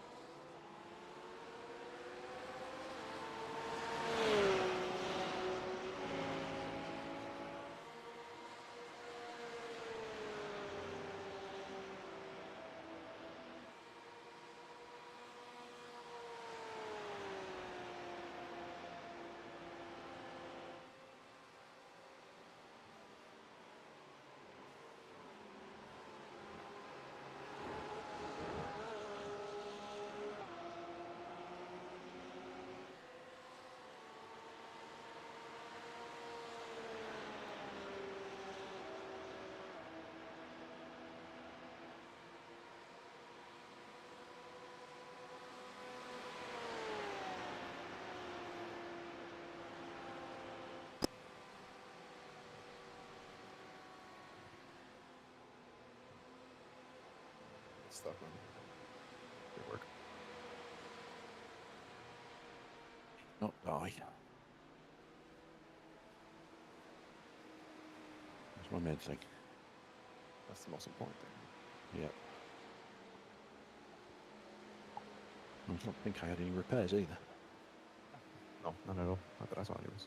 Yes. Or if I did, they were quick enough that they're gone Wins already. across the board. That's all I'm hearing.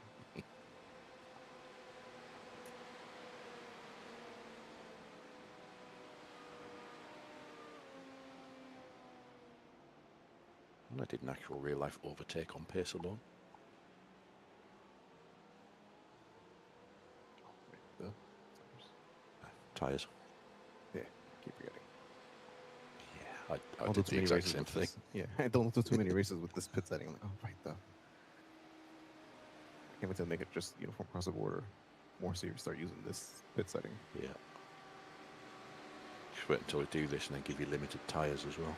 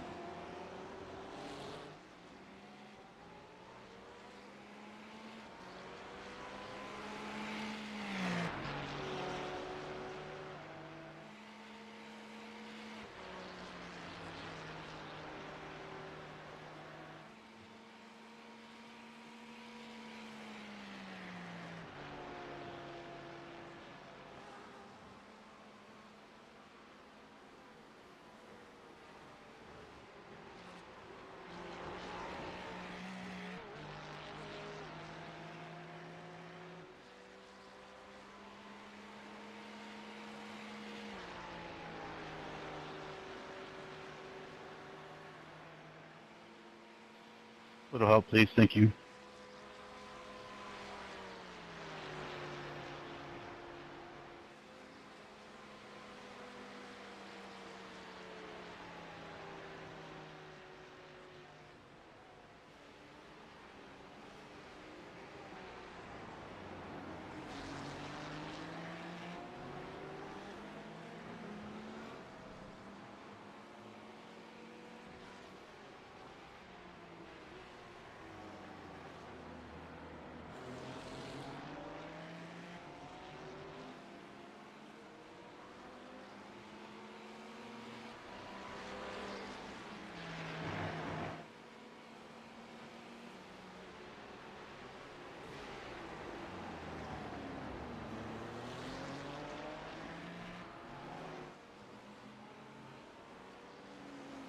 That Ferrari's like fighting with P2. He's 12 laps down on him.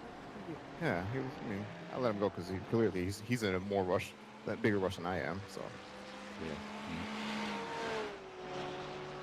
He's been doing like 147.5, 147.8. So he's not like the quickest out there. No. Even I was doing that sort of time.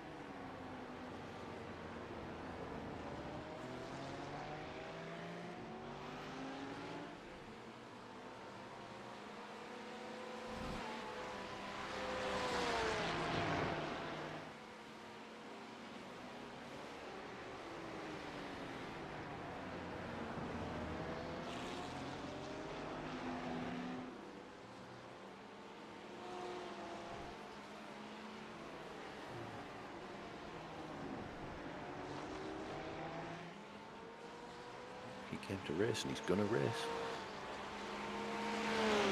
Doesn't matter whether you're 12 or 7 laps up on him, he's gonna race.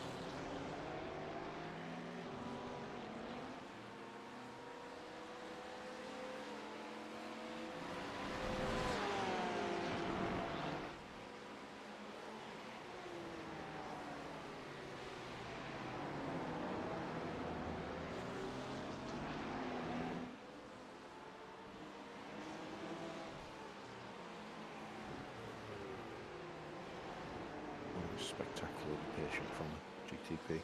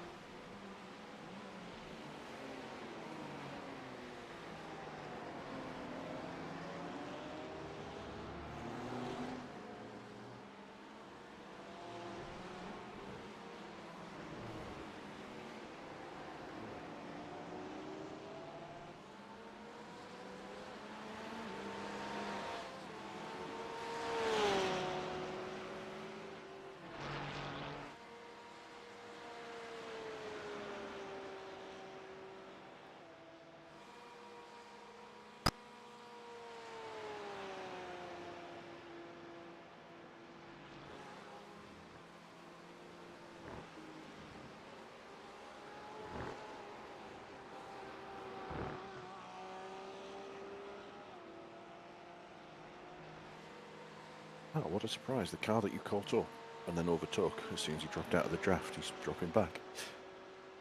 What was that? I'm sorry. So the car that you caught up and then overtook, who then Yeah. stuck to you and tried to fight you, as soon as he's out of the tour, he's gone.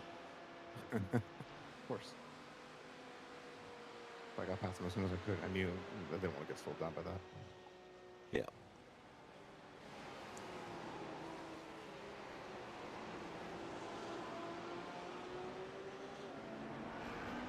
What I miss? I did an actual overtake Nice, nice. on pace alone. Yeah, no, not much. I just got in. It's been quiet for now, but let me not say that too soon. Take it back, hurry. Yeah.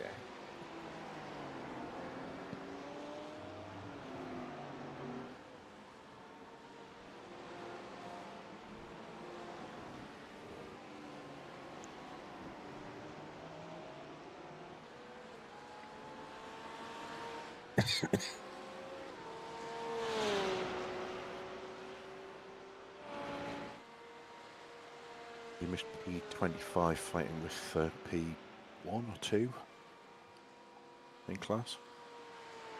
But 12 laps down and you were still sending it on him. That sounds about right. Yeah. Sounds like something you should do. Yep. I think he was P2 at the time, but the other car's pitted, so now he's back to P1. But yeah, it's like 12 laps down on the leader, so you fight him into the corners.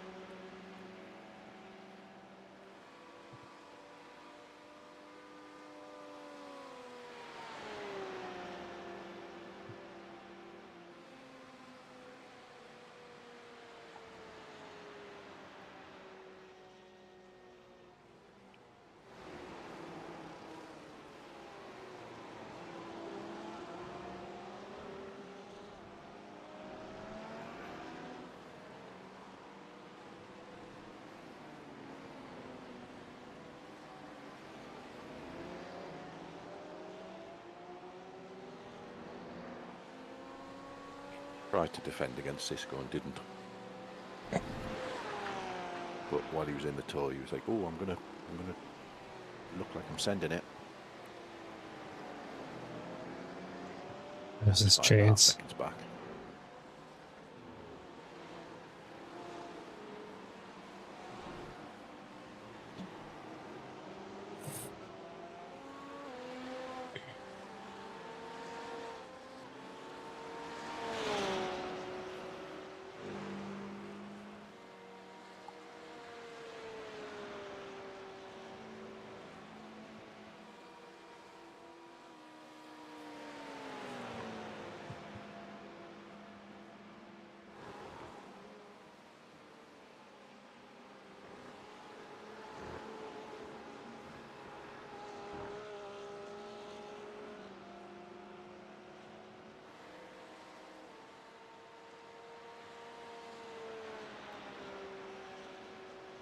Just turned fueling on for the next pit stop as well.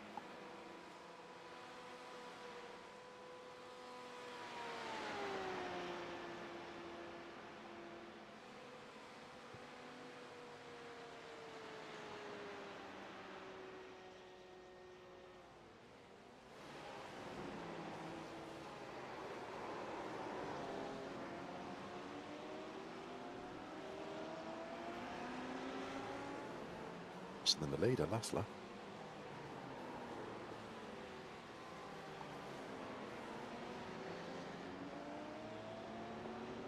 I don't know if my mic settings are messed up or my voice settings, but it's not really low. I might have moved my microphone. Oh, Apologies. no, I couldn't hear you. I thought it was on. No, it's me. Oh, no. Yeah, I do that. It's okay.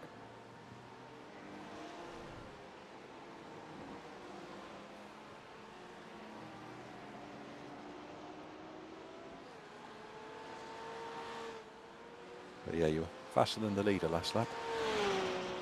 Nice. And I've Okay, no, turned on fueling for the Yo, pit stop as yo, well.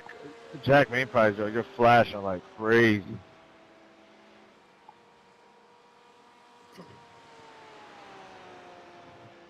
Yeah, he's been flashing all race.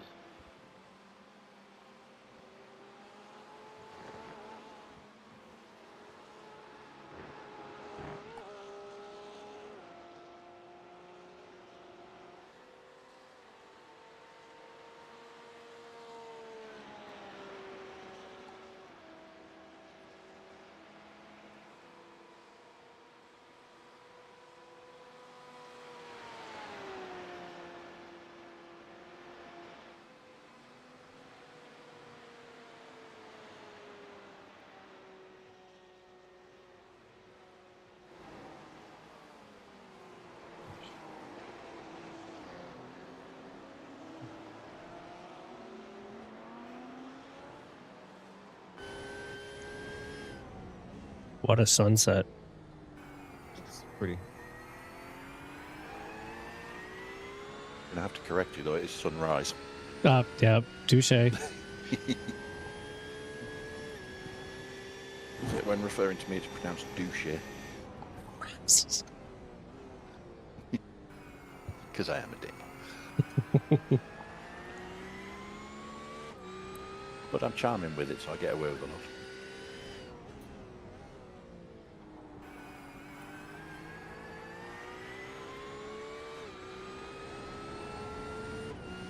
What I am going to do though is head off to bed, as it is approaching midnight here. Yep. Well, you have a good one. Yep. Good stuff. Catch you later. See ya.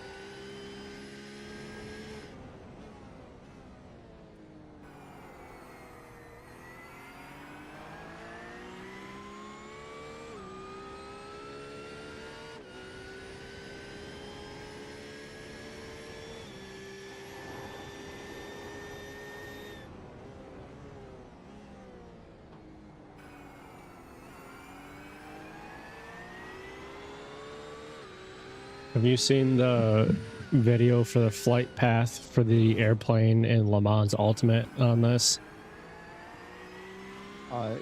Yeah, someone tried following it or something. I Yeah. didn't finish watching it. I caught like a thumbnail of it, I think. It does like a barrel roll, flies upside down for a little bit, and then comes back and then disappears into the map. No, I didn't see that. I gotta go watch that afterwards. Yeah, I think it was James Baldwin that posted it. Yeah. Okay, that's the part where I saw it. Where I saw like a little short or something of it. Yeah. That's funny.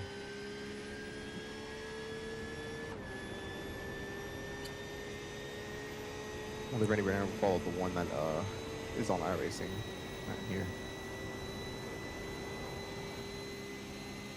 Oh, that one lands, right? I forgot now. I think it does both. I think it takes off and lands.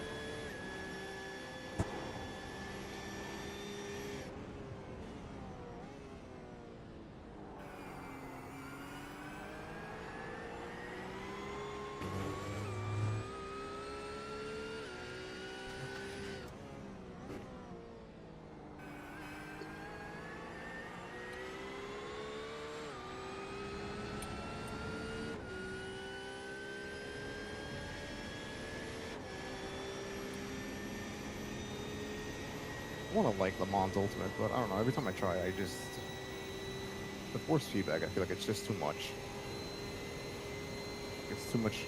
It tries to give you too much information to it than it needs to.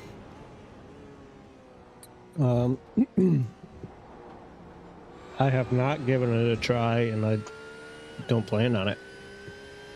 Yeah. I think it's a really, really good looking game, but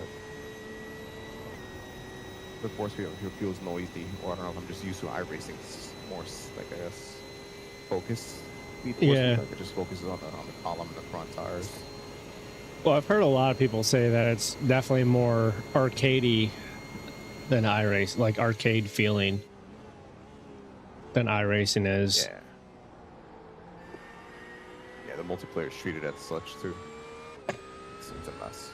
Like regular, like public lobbies and such. Oh, I'm not surprised.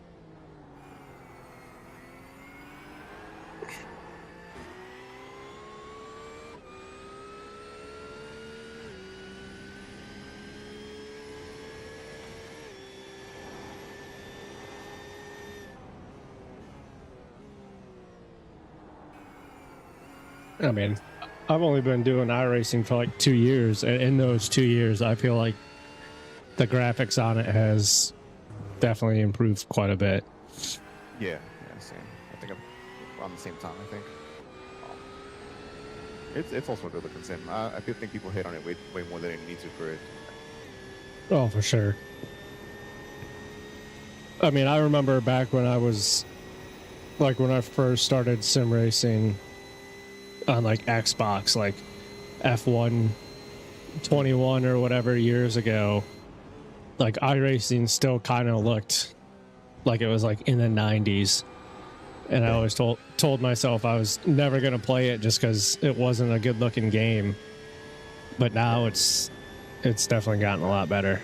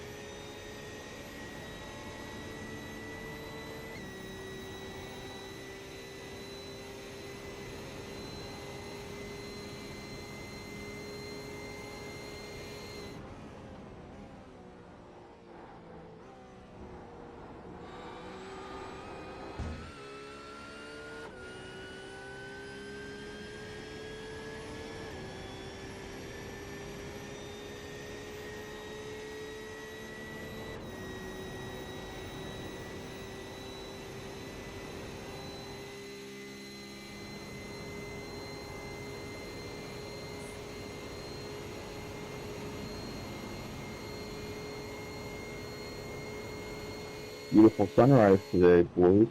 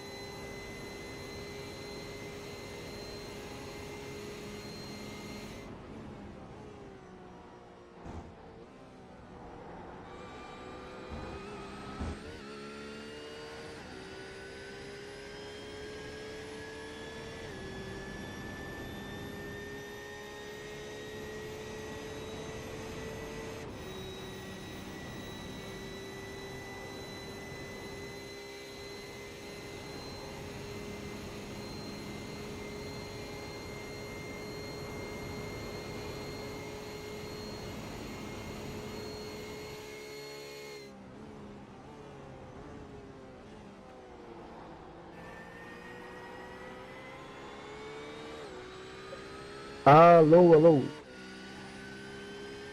Hello.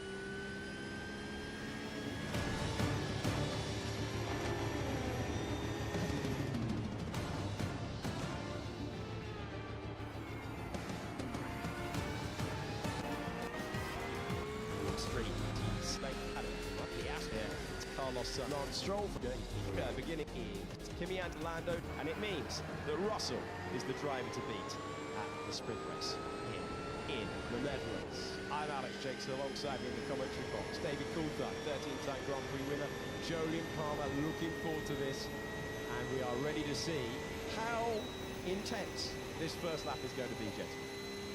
I think it's crucial. Where you end up at the end of that first lap could kind of set us for the remainder of this sprint.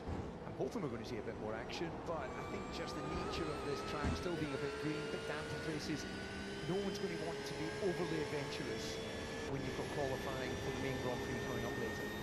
Exactly that.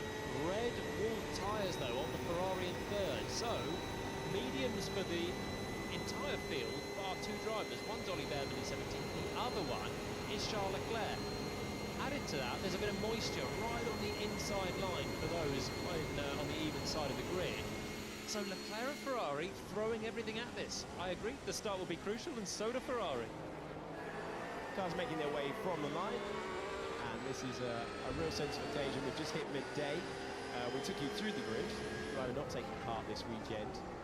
Isaac Hadjar broke his wrist and wanted to sort of battle through like we saw Lance Stroll do a couple of years ago. Now reporting that a conversation between Hadjar and MotoGP legend Marc Marquez is the reason that he didn't rush back for this weekend. Just going past on the pit wall there is the Cadillac of Perez, who's being pushed to the end of the pit lane, and it looks like we've got three there starting from the pit. Change the outcome of the race. Basically everyone that was struggling yesterday is out into the pit lane. Perez unscheduled, but getting into the action to learn for qualifying later. It's a cool day, it's breezy as well, you can see all the flags, and it's a bit of a headwind on the main straight, so that's the hope for some overtaking. The slipstream effect there will be better. The best overtaking spot is into turn one. But with that breeze, you've also got the chances of errors for the drivers. It's a little bit damp in places, certainly on the in the shade on the main straight. It's been a nice, quiet little stint for you. Yeah, that is. Don't jinx it. Don't jinx it. I was just thinking the same thing as I look up and I see B15 as a meatball, I think. Oh. So Russell's brought them around quickly. He's obviously bringing the field pace down now. You wouldn't know it, but I had a cold brown moment to the bus stop like 2 laps ago. You got a what? I had a code brown moment to the bus stop like 2 laps ago. I did not notice. That caught me off guard. 11 and 12. What could he be trying to do there? Oh man. Unless he's got something caught on his seatbelt, trying to release the shoulder straps or something. Unless he's got the hands caught on the headrest at some point. I'd be honest, I didn't notice it there. It's obviously a driving comfort issue then for Max, I'd suggest. He's getting set then, as are we all. It is a raucous atmosphere around this racetrack. The Orange Army are ready to see Formula One return to racing action. We have 3 cars now heading into the pit lane. There are the 2 that knew that they were going there. Sergio Perez is there as well. And so it means that Valtteri Bottas lines up at the back. We have a green flag, and it is finally time to go racing once again in Formula One 2026. The revs will rise, and we await the lights. And we're underway and sprinting to turn number 1. Great launch, George Russell. Exactly what he needed. What can those soft tyres do for Charles Leclerc? Nothing at the moment. He maintains P3. Lando Norris is in second position. They were very well behaved. Oscar Piastri trying to put the pressure on, but it's Antonelli who finds himself upper position. That is crucial for him. Remember, it's 8 points in the World Championship battle. Russell getting a really clean start. Further back in the pack. Will they all make it through? Looks like Charles Leclerc has fired up those soft tyres, but does he have anywhere to go into turn 7? The answer is inevitably no. Russell, Norris, Leclerc, Antonelli, upper place. Well, as expected, everyone keeping it nice and sensible on that opening lap. We saw one of the Hasses locking up of Behrman. It would have been down into Tarzan.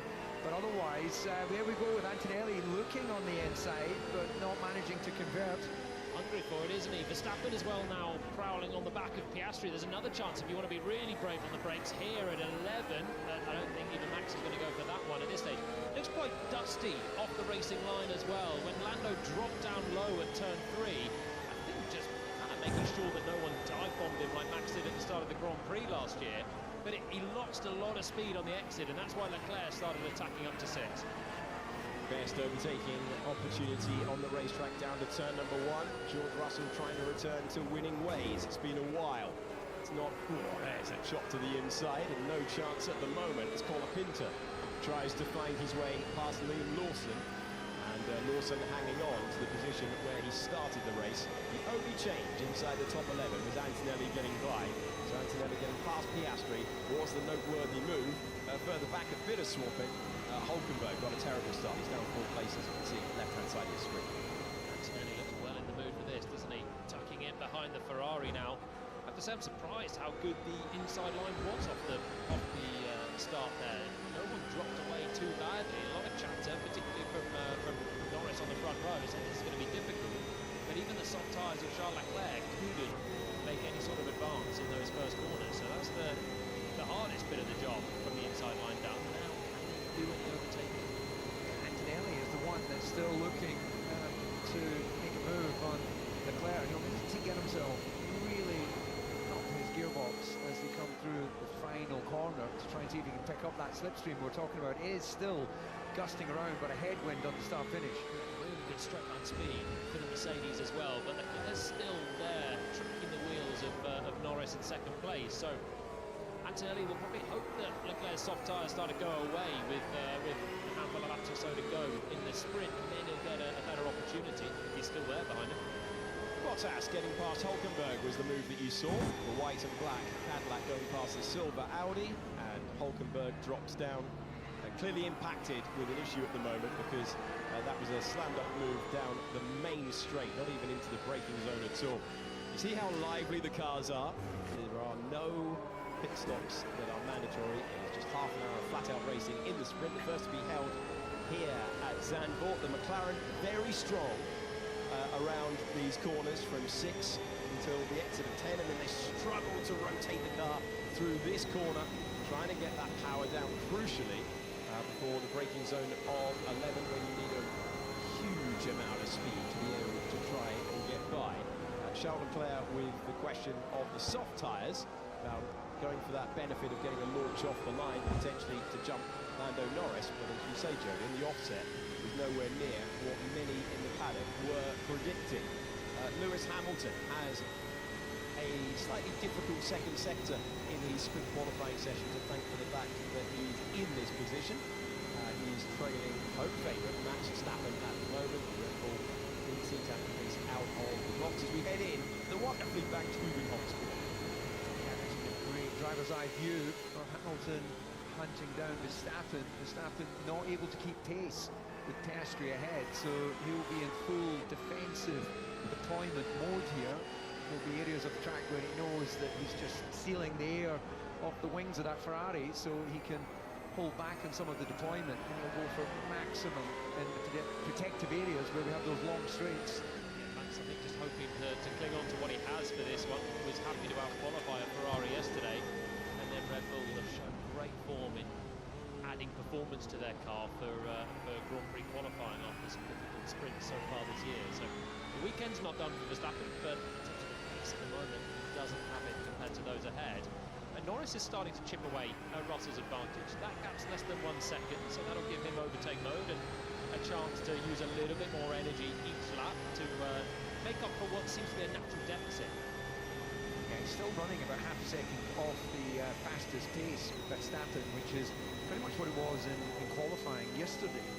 And looking further down the field, Lawson finds himself battling with his teammate for most of the year, Lindblad, but wouldn't have expected, you can certainly be hoping to get that Red Bull in front of the RB. The ego's going on there, can't you?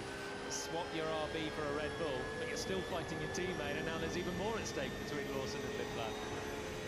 Liam Lawson finding himself promoted back to the Red Bull team, but Isaac Hajar's attendance at this race suggests that might not be the longest time on the sidelines. We are on board with the championship leader, 19-year-old Kimi Antonelli, finding himself in the middle of the pack. A mistake yesterday that you saw in the build-up into turn 13.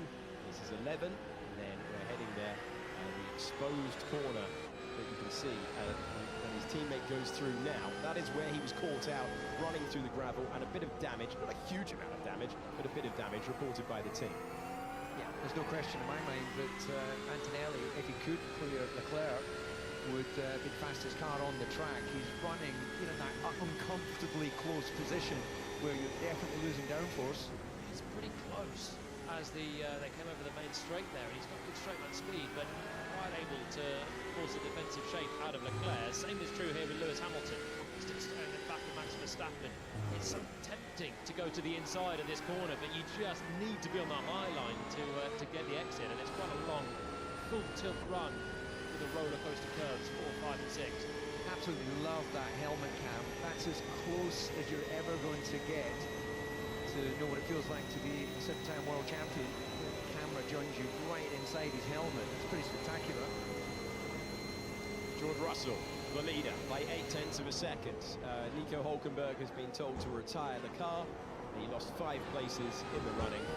Clear issue impacting the senior driver, one-time point scorer so far in 2026. And the main disappointment there after his slightly difficult sprint qualifying will not be the retirement, it will be the loss of data for the rest of the weekend. The major points handed out tomorrow in the Dutch Grand Prix, the 25 for the winner. One of our new viewers, there are 8 handed out for winning this one, and now George Russell would love to take any sort of swing back against his teammate who finished the season, the first part of the season, so well. After Russell had whittled away that advantage, the pendulum swinging back again at the Belgian Grand Prix. As you look at Russell, then Norris, then Charles Leclerc, Kimi Antonelli, again doing his homework, sweeping through.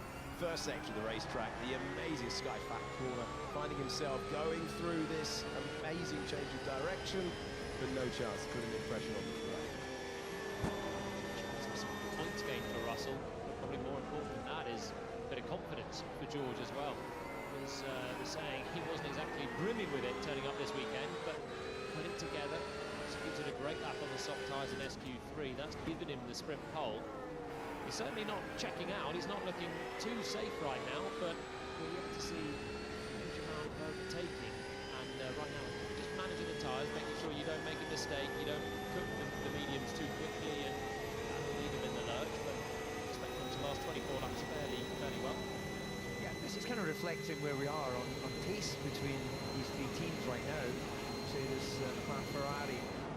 As we saw in qualifying, it really is whoever gets the clean lap is pretty much going to get that pole position. So Russell is not comfortable at the front. One mistake would see him absolutely in the clutches of Norris. As you both know, gentlemen, it is very much a mistake generating circuit. Gravel on the outside. So close, dusty, as you've already illuminated for us all. Mistakes are possible. That's the nature of this place. We saw it from Kimi Antonelli yesterday. It's why he's not fighting George Russell at the front. It's why he's got a couple of cars in between. He finds himself within the second of the car in front. It means he gets overtake mode, gets a better chance to recharge the car, gets more power to deploy. But Charles Leclerc running within the same proximity of Lando Norris means he remains in his position. Kimi Antonelli staring at history, second youngest Grand Prix winner at the Chinese Grand Prix earlier this year, then put 5 wins in a row together, instantly accessing the talent as his teammate got lost with the setup of the Mercedes, who won the title this year, the youngest Formula 1 world champion in the history of the sport. Further back, Pierre Gasly has Gabriel Bortoleto highly motivated. We talk about the different stages of the race. We've got Russell trying to gain some confidence at the very top of your timing page. Then we've got a best of the rest run. Then we've got an Red Bull team battle. And then we've got the others who are essentially just on a data run, hoping to turn their weekends around with Grand Prix qualifying later. Seems that Verstappen, whatever early issues he was having, he's managed to stabilise his car. An actual relative pace as we get a bit further into this sprint is much closer to the front runners. So managing to deal with whatever balance issues he has, and Julian, as you know, as tyres go off, then you're losing overall grip. But if it neutralises a bit of front grip, it might help stabilise any instability you have on the rear axle. Yep, and there's plenty that the drivers can do as well from the cockpit. Starting a few races and it's just shocked at the amount of oversteer as you release the brakes or some level of balance, and you spend the first couple of laps just dialing through a couple of settings to make it drivable again. So Max, as you say, seems to have found a bit better pace. Lewis has dropped away from him on the last lap. The other one that I'm surprised about is Oscar Piastri right now. 3 seconds now away from Antonelli as Norris starts to fall in the clutches of McLaren here as well. Yeah, those soft tyres are hanging in there. The Ferrari definitely putting pressure now on Lando Norris. The rear axle starting to look a little bit loose at low speeds. Thank you. Absolutely planted through these high-speed section. Absolute thrill to be a Grand Prix driver in these fast corners. Charles Leclerc, the winner of the British Grand Prix earlier this year. I was wondering where they were going to catch Perez, but Perez has been there and done that at the front and just parked it up so the opening gaggle could get through. As Lando Norris reports that he's got no rear, and that explains why we have seen him drop back from our race leader, who now has a 1.5, 4 into 5. Jack, you have so much problems, is bro. right there hurrying the papaya Ferrari. So you've got no rear, which means getting off the corners becomes difficult. You're obviously fighting the car with the rear snapping around a little bit through some of the faster turns as well. Got a lot of energy through the tyres in the middle sector. That's where the McLaren was particularly strong yesterday. But now, maybe he's been paying the price for fighting too close behind George for too many laps, keeping the Mercedes honest, because right now, suddenly, Norris is slipping away. I mean, it's surprising because the Ferrari on the soft tyres should be the one overheating those, and it should be much harder to keep the soft within the right temperature window than the mediums, and it's only at lap 11. Yeah, track temperature 25 degrees, considerably cooler than before the summer break in Budapest. So Jack, you have a lot of connection problems, bro. talking nicely to the Ferrari. Excuse me, Jamal. And a bold call, linked mainly to the start, but it's working for them. And this is just the nature of a sprint weekend. You get one practice session. It was a greasy surface at the start, so it wasn't fully dry all the way through. And drivers just have to race what they've brought at this stage. And then as the weekend progresses, we get into the traditional fine-tuning that you would normally see. It gives us a little bit of variation at this stage, gives us something to talk about in the battle for second position. Charles Leclerc will be highly motivated to try and improve by 1 point, but the nature of it is that it's going to have to be an open door that throw World Championship points away for the benefit of just one. Now, when you're talking about the battle at the front, that's in your main picture. Left-hand side of your screen is Lindblad and on board with Liam Lawson. Lawson, who started his Formula One career here 2023 as an injury substitute for Daniel Ricciardo, who broke his hand at Hugenholtz corner. And since then, Lawson's been up, down, in and out, promoted, demoted, and this season he's put together his best ever Formula One campaign with a great race. It's pretty close. I'd say it's maybe like within the first 10. Yeah, it's been impressive consistency, confidence builds when you're delivering what the team want, points lead to prizes. And so what we're learning right now at this stage of the weekend is the Mercedes is consistent in its performance. Russell controlling this race nicely.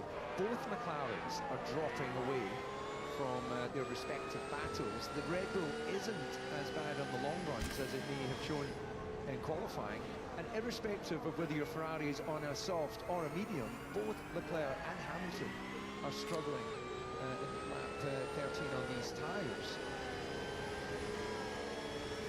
And that's the state of play as Charles Leclerc gets within 0.4 of a second as we cut the timing page across the line. And now we see Max Verstappen in the tail, in the wheel tracks, and tailing Oscar Piastri. Great view of Hugenholtz corner using the banking, named for a circuit designer. And these corners have been here for years, And in the slap. sweeping, as we've been telling you about, with these shorter, narrower, lighter Formula One cars for this year, even more dynamic than they've been before. I discovered last night, and sorry if this is not news to you gentlemen, Turn 1 being named Tarzan is because the gentleman who owned the land, nicknamed as Tarzan, had you shared that with our audience before? Somehow I've managed to get through this amount of years on Planet Racing Earth and not know why it was called Tarzan. We haven't actually discussed that, have we? But he gave up his veg patch. It was a veg patch that he had at turn 1. He was nicknamed Tarzan. I don't know why he was nicknamed Tarzan, but yeah. Tarzan Corner, one of the big brave ones to try and make an overtake. Yeah, as well as having to cut him a check, they had to name turn 1 for him. And all these years later, we're still referencing it, which is just one of the great... It just sums up why this place has been so popular on the Formula 1 calendar. There's always been big commercial deals. Nice. hasn't there, in Formula 1? Awesome stint. Tarzan got ahead of the curve. Maybe his wife was Jane. Slap Maybe. forward. Yeah. I'm going to do the lap thing, double DC, sinking where the I move it on tires. now. Right. Here we go. Yes, sir. Slap 14 to 24. Yeah, it is a race that is in a static. Oh yeah, your holding tires pattern, are you have to say. pretty damn good. Everyone's understanding what they've got underneath them. 87, Given that 89, it's such a 87, close 87. field spread, and we had the top 4 yesterday, 9/10 of a second, 9/100ths of a second apart. You now find So I think that he'll no one be can get a run. more And than that's really okay. changed that. Lively off the 10th corner, but no chance to get by at this stage. One retirement, it's Hulkenberg, the 3 cars that started from the pits, did make it out onto the racetrack, so they are at least learning what to do. And so Perez was a problem, Sainz and Alonso were set-up champions, so they will be, hopefully for their sakes, I think you'll be good at pit exit. Landscape of this place would have been great for a veg patch anyway. You're in the dunes. Yep. Is that great soil for you? I would expect some sort of big landscaped field somewhere in the, away from the briny air that we get around here. But maybe I think Tarzan was onto a good thing. Not getting much crop. Let's sell up and get a corner. I think what we are learning is that Johnny Arnold does have a vegetable patch at home. He's a keen gardener. Oh, he absolutely loves his gardening. Gardeners Weekly. It's a lot of fun, this sprint race, when we're going around the houses. Should we do the full history of this place then? It used to be an epic circuit, really high speed, much longer, old school style, and then they got a holiday park, which is why we now had to turn in. So it's such a really tightly packed, winding back on itself circuit, because after turn 7, they flogged it for a holiday park. You see what I mean? The natural dunes as you pan out, you see it makes for a riveting track. They've added the banking here. That's the final turn, which was added. You whip around there absolutely flat out. It's impossible to run around without damaging your knees. Yeah, I was amazed that it ever used to be good for Tarzan's crops. 16 of 24. George Russell, in the context of, I said it yesterday, this is so important for his entire motor racing journey, the second half of this season.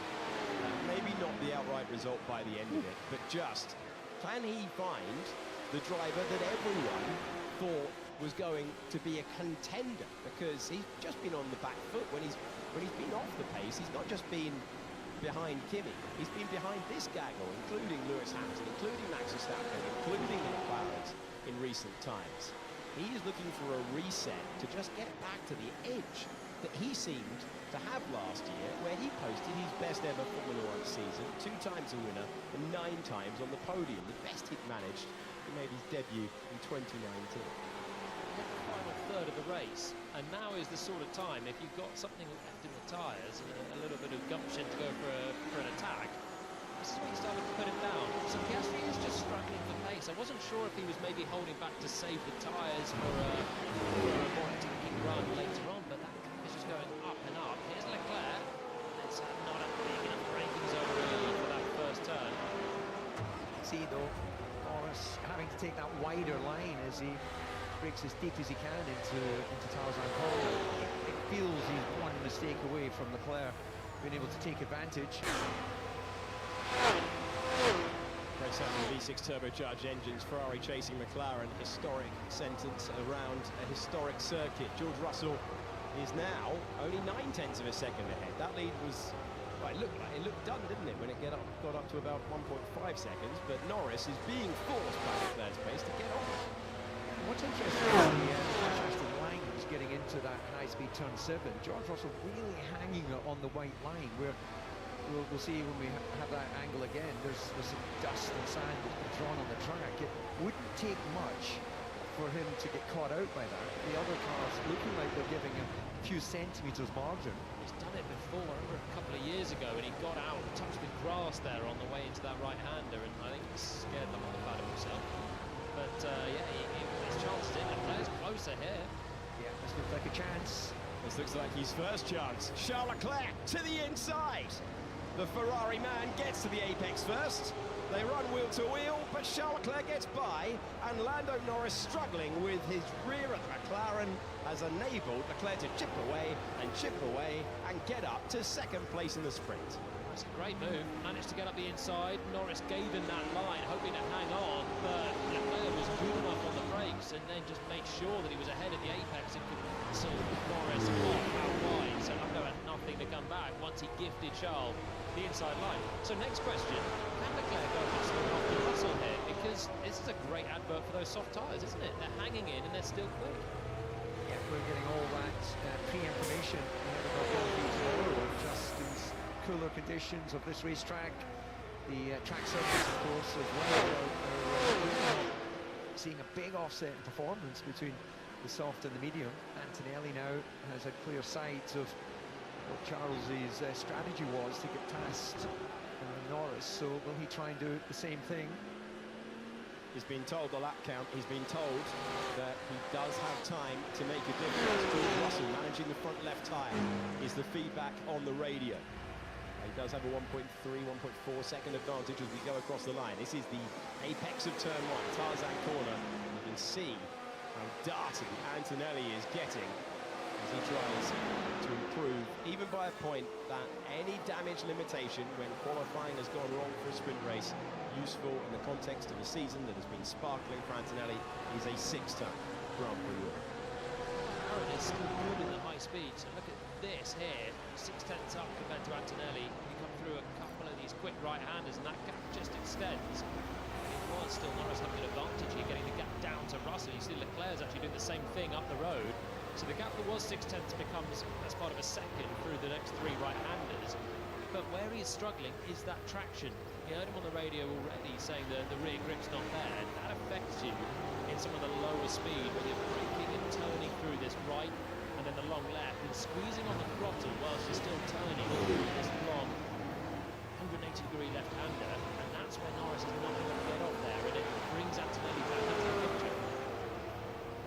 George Russell leads Charles Leclerc by 1.3 seconds. Lando Norris on fading rear tyres, trying to hang on to the car. Antonelli trying to benefit and complete the top 3. Oscar Piastri again showing us how McLaren struggled on that medium compound of tyre. Max Verstappen only a second away, right on board, left-hand side of the screen, with 7th place and 7-time world champion Lewis Hamilton, who is finding himself unable to make an impression. And then we talk about best of the rest, and this is why we're racing for 20 laps. Pierre Gasly is 21 seconds off the back of the pace of the big hitters. Gabriel Bortoleto having got as close as 0.4 of a second to the Alpine driver, has been unable to fashion a way by, and so it is 1 by 1. And Colapinto was able to improve in the early laps past Yuki Tsunoda, who's going to return to Formula 1 at the moment with a 13th place finish after happily surprising himself and a lot in the paddock with his ability to get up and running with complex machinery. And again, he's got another half an hour now behind the wheel that he can take into the main thing tomorrow. Solid effort so far this weekend from Yuki. Which is amazing that he nearly made it into the top 10 yesterday, trailing his teammate. But this is all good knowledge because these cars are so different to drive than last year's. The power units particularly, you mentioned everything else as well. They're slightly smaller, they're more agile, the wheelbase is different, they have less downforce. And then you add on the tricky energy management that we've got with the new power units. And it was a bit of a baptism of fire yesterday for Yuki. Pretty well with it. 13th place. The sprint. Today, so like 3 laps left. Not really. More listening to it, there's nothing. And Liam Lawson as well. Nothing going on, so. Should be interesting to see how they progress their weekend Oh, one of the guys, I had my Twitch going, and one of the guys was asking if I was watching or listening to the sprint race or qualifying today. Remaining was his last radio call. Verstappen was saying, is this rain going to intensify? And Piastri is being told the rain risk is increasing. And the one thing that we learned in 2013, Julian, is that sometimes the rain can speed run and change everything from the banks of the North Sea around this racetrack. And you can just see the spots on Verstappen's camera, left-hand side of the screen. I'll tell you what, at one point they start talking about gardening, so that can let you know how exciting it is.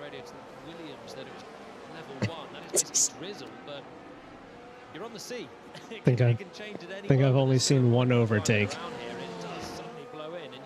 Oh, see a little bit more coming down, so there's work for Russell to do to bring this one home. There's certainly work for Norris to do. This is why I don't bother as much anymore. Here we go. It's especially this season. This season is just. Second corner of the racetrack. Yeah. Trying to produce an error, trying to enlarge in the mirrors and improve by a point. This is where the McLaren, even when they were happy yesterday, was struggling to rotate the car. There's some of the races that have been good, but he's unable to put the sort of impression. these sprint races are which is the standout headline. kind of pointless. Look at the talking points after this race. It would be Russell returning to the front. It would be Leclerc with a strong stint to get past the fading Lando Norris. Pretty sure it's more exciting for the fans and at the track than. So he's able to rotate the car much better. Oh, for sure. Just gives them another race for the comes weekend. off, the McLaren strength goes away, and then I mean, yeah. Whoop. so that's your right into that long left at the start of the final sector. So and again, the GTP there. Better, gets straighter for a neater exit as well. So Norris struggling with traction, but doesn't look too sharp on the McLaren either, and that's why he's dropping away now. 2 seconds from Leclerc. Piastri 5 seconds off these two as well, and it doesn't look great on either axle for McLaren. So they have plenty to do before Grand Prix qualifying later on. On the penultimate lap of the sprint race at Zandvoort. Kimi Antonelli just doing all he can. Just a different line, slightly shallower line into 10. You can just see the twitch as well for Norris. That's been tenet of the car all the way through McLaren's weekend. There's Russell and Charles Leclerc just getting that gap down to 1.2. Verstappen is 0.6 of a second away from Oscar Piastri. Antonelli's best chance here as well, glued to the back of the McLaren through the twists that Hansen's booked. 11 and 12, and here we go in the wheel tracks. Mercedes, the silver Mercedes up against the Papai McLaren. Hint of a move, bit of a look. Can he try a little bit of an up and under? Can he use the superior traction from his rear Pirelli tyres? He will have in his mind that he had contact at this corner in the Grand Prix here last year, and he will play the long game. That was the only time that he'd had even a hint of a look to try and get past Lando Norris.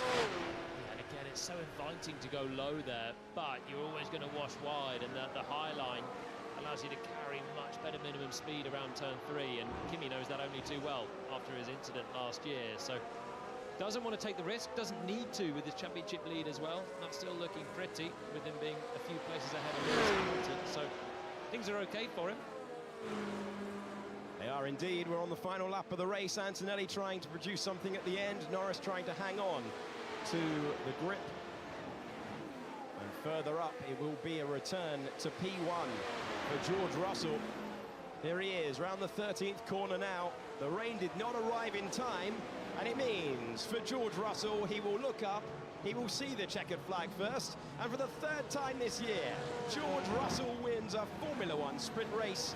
He returns to P1 for the first time since the Austrian Grand Prix, and if we'd had one lap more, I think we'd have had a totally different order, because the rain is coming down in intensity, and George Russell will breathe a sigh of relief, because we nearly got one of those endings to a Formula One race, and yet, after 24 laps, Russell, before the rain arrives, takes the wheel. And not a moment too soon.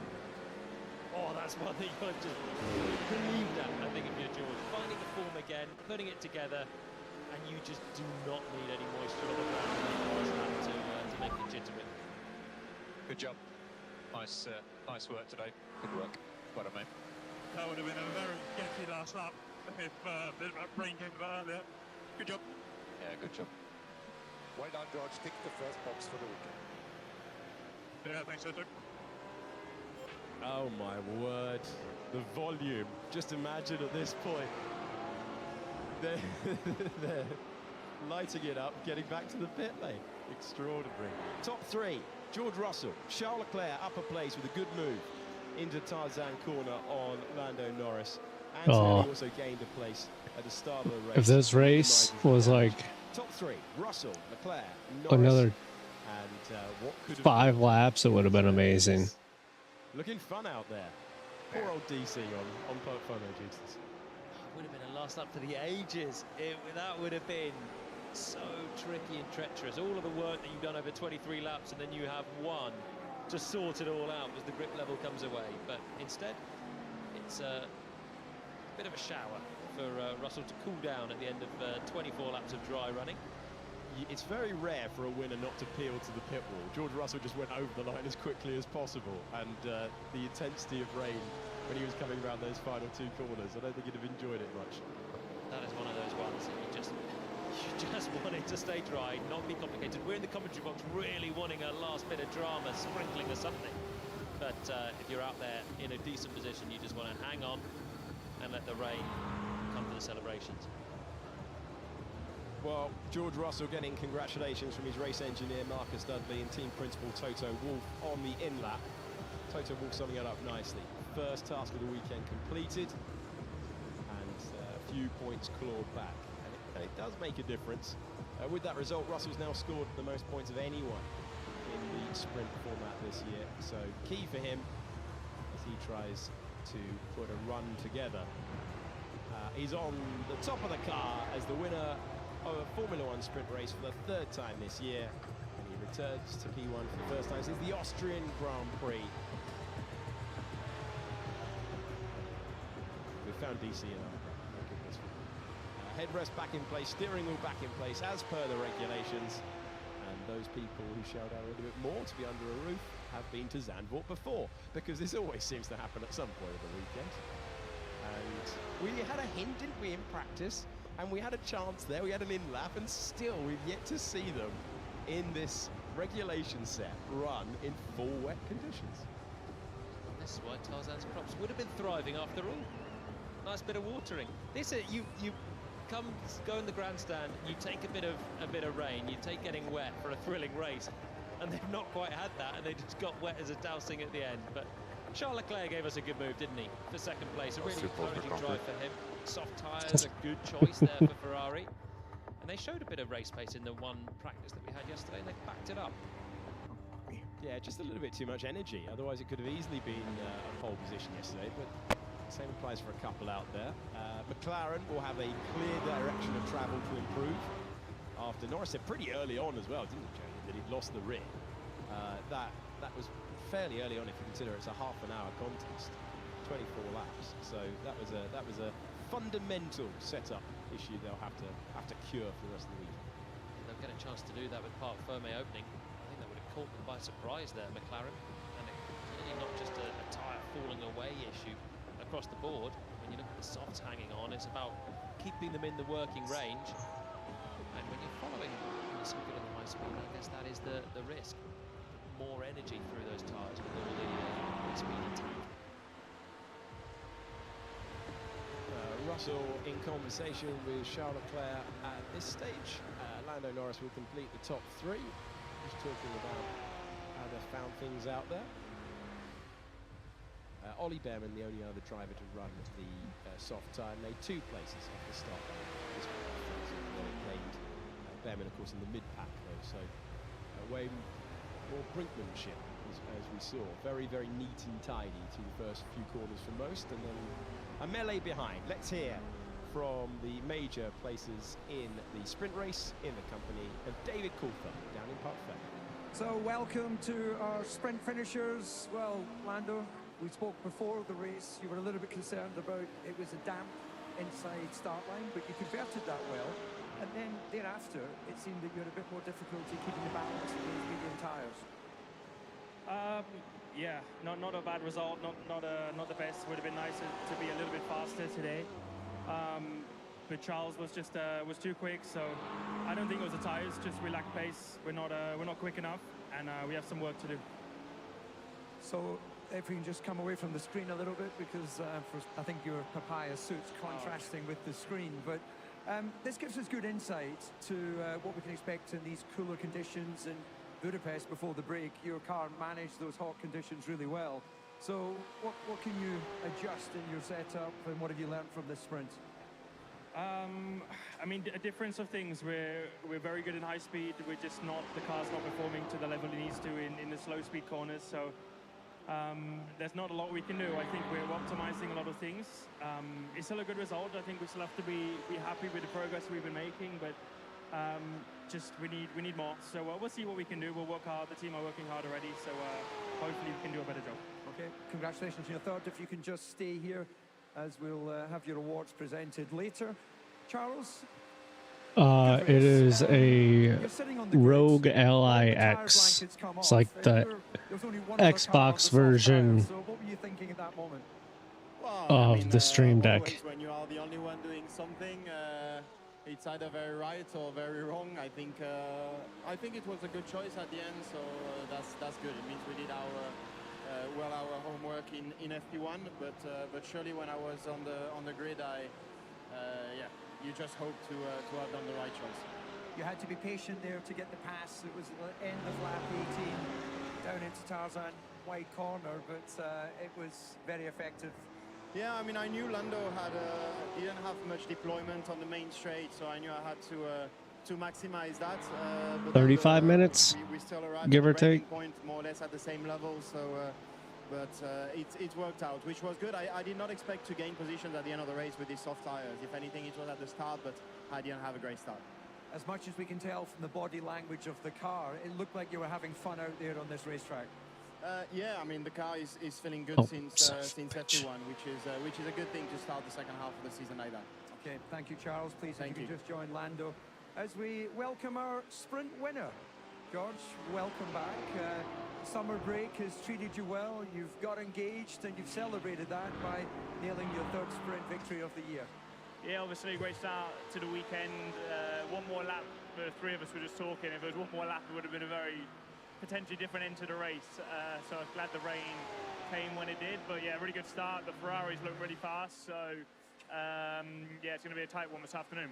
In the early stages of the race, it didn't look like you were breaking away, so we were trying to figure out in commentary, did you have an issue with your tyres, or were you just managing things? And then as the race progressed, the pace was really there. So a dominant victory, all things considered. Yeah, I knew if there was going to be any overtakes, it was going to be towards the end of the race, so I knew I just wanted to manage my tyres a little bit through the high-speed corners and have a bit more of a tank from the end of the race. And I knew if Charles got past Lando at all, he would have been fast. And as soon as I saw Charles behind, I saw drop the hammer a little bit, and the two of us pulled away.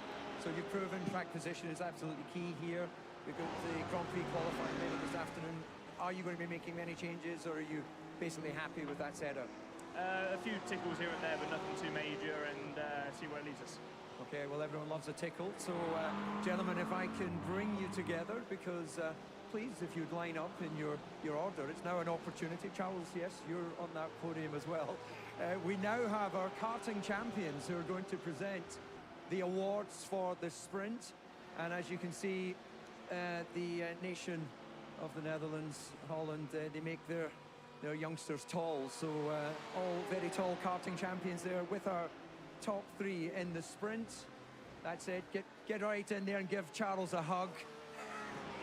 And thank you very much. And if the drivers can just stay, please, we'll thank our karting champions. And Lando, if I can invite you back, please, just for a top three photograph with Charles. So once again, our top three finishers in the sprint. Congratulations.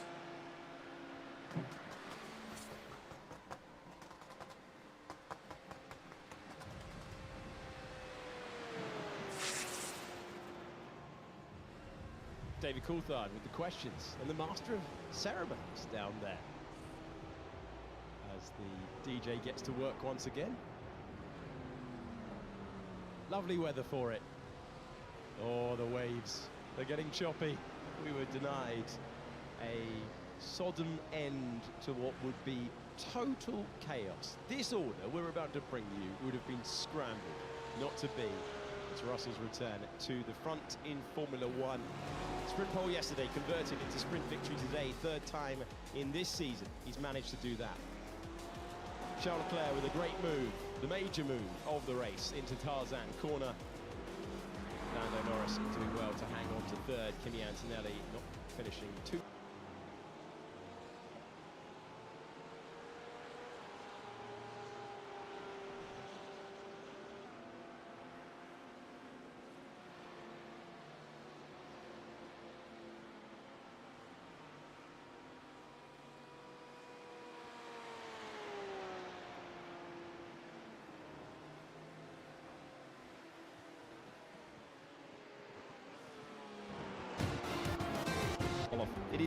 It's a 4 now remix from what we saw earlier on, or will it still be Mercedes, the team to beat, out of the 14th and final corner?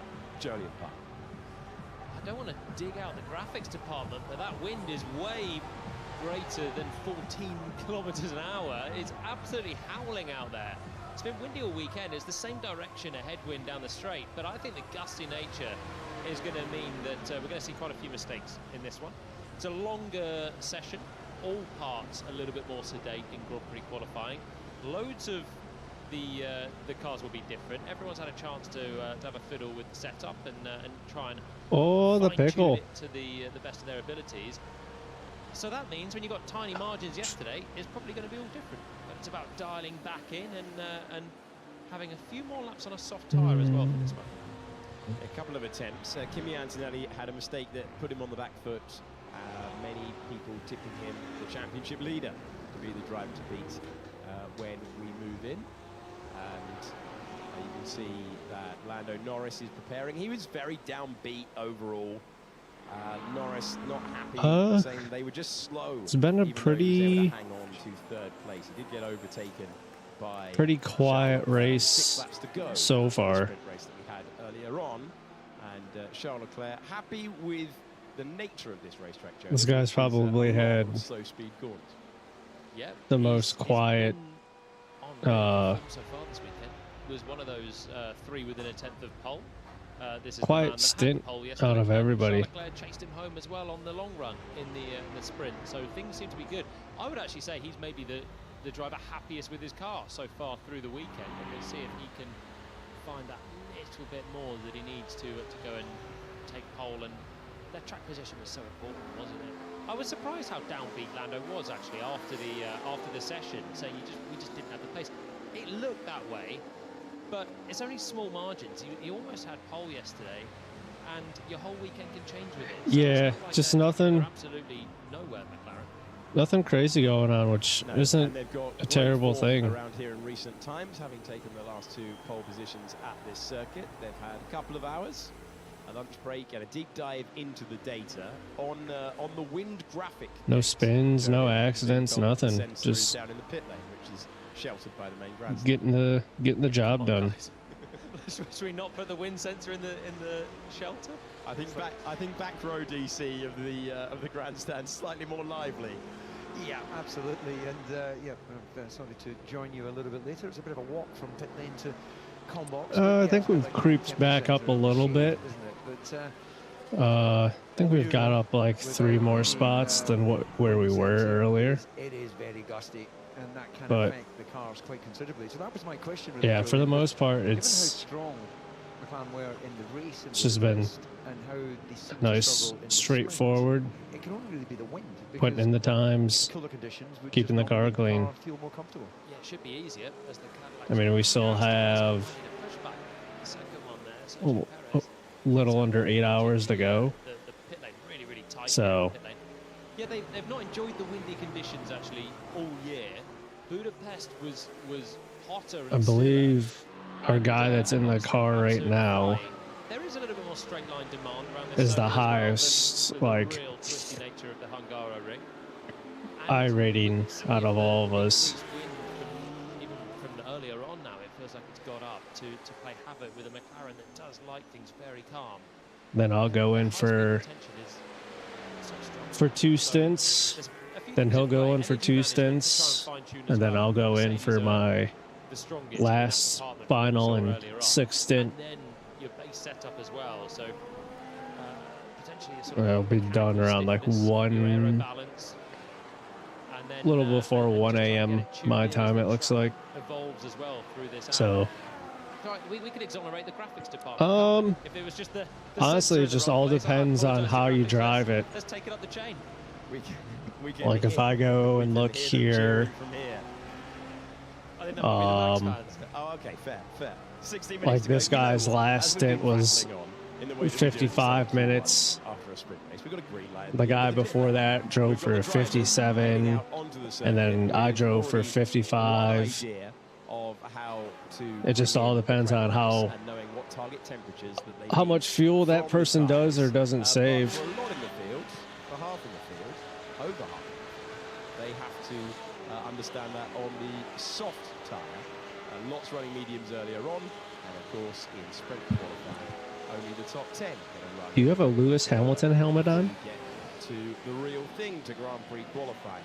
If you have a look down at the numbers of 11 and 12, and just a sea of fans everywhere you look there. Yuki Tsunoda, this is going to be an interesting element of qualifying. Do you have a pushing on, he's getting on with it. Lewis Hamilton helmet on? I do. Okay, I just noticed it.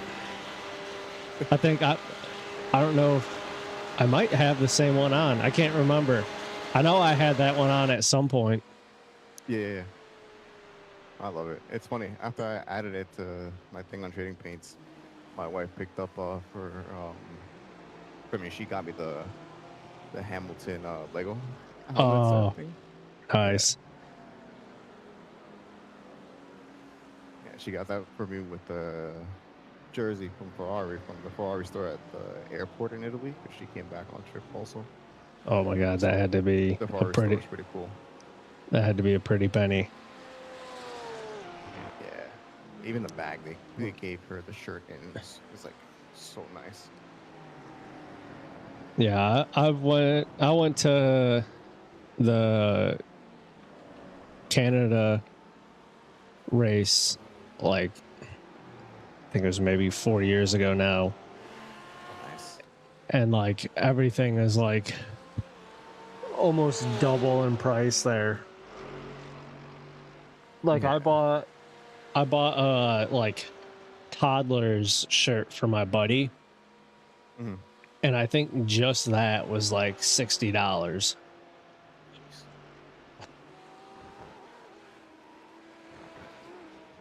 Luckily, he's had 2 kids, so he still uses it. Oh, that's good. I think just a few months ago, he sent me a picture of his I bought it for his daughter, but his son now fits in it too, so. That's amazing. Get the most use out of it, and Yeah. keep them fans. Mm-hmm. Yeah, anything out of Canada is just double the money. Anytime I look at sim racing stuff and I see something like the price that doesn't make sense, I realize I'm part on the Canadian version or a Canadian store. It's just so much money.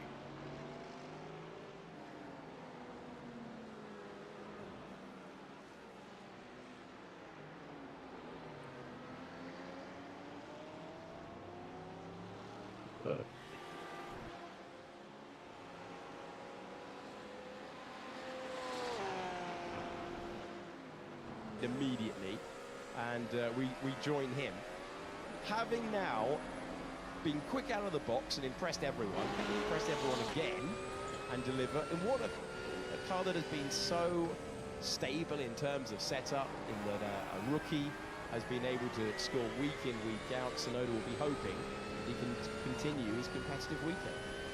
What do Red Bull are hoping for from Lawson and Tsunoda, changing teams and coming in this weekend, DC? can only be safe pair of hands, experience, and bring some points home. I don't think it's fundamentally going to change the overall view of what their potential is. You know, if they really felt that it was worth keeping Yuki in the team, they would have done so. He would have been put on the sidelines. So it's a reprieve for a short moment to once again remind the world that he is a Grand Prix driver. He has been out testing an IndyCar, so rumour was that his future was going to lie in that direction. But it's starting to feel that the grid is taking shape for next year as well. So less and less opportunities. Haas are one team that are yet to confirm who the driver will be alongside expected Ollie Behrman. Behrman saying before the weekend, talking to the team in that regard. The 700's down on Yuki Tsunoda at the moment. Tsunoda went out, new set of soft tyres. Arvid Lindblad on a used set, which is why there is a 3/10 of a second gap between this weekend's teammates. Tyres all over the place at the start of the, fairly surprised how well Yuki Tsunoda has done this weekend so far. A man trying to make it into Q2 today under a little bit of pressure, Haas falling backwards and all straight. It's just, yeah, if you made it it's just impressive that he's able to keep up with Lindblad and everything with his first time out in the car. Yeah.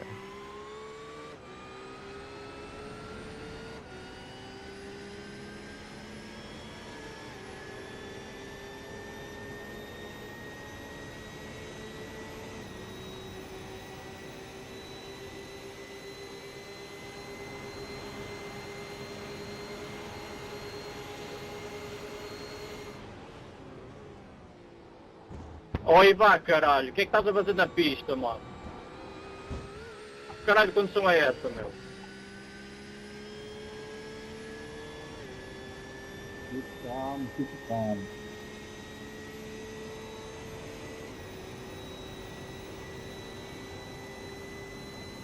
Brigadinho, pá. Calma, Joaquim. 10 yesterday, qualifying, which Arvid Lindblad did, you have to try and hang it out on a scrub tyre, where everyone outside of the top 10 has an extra new set.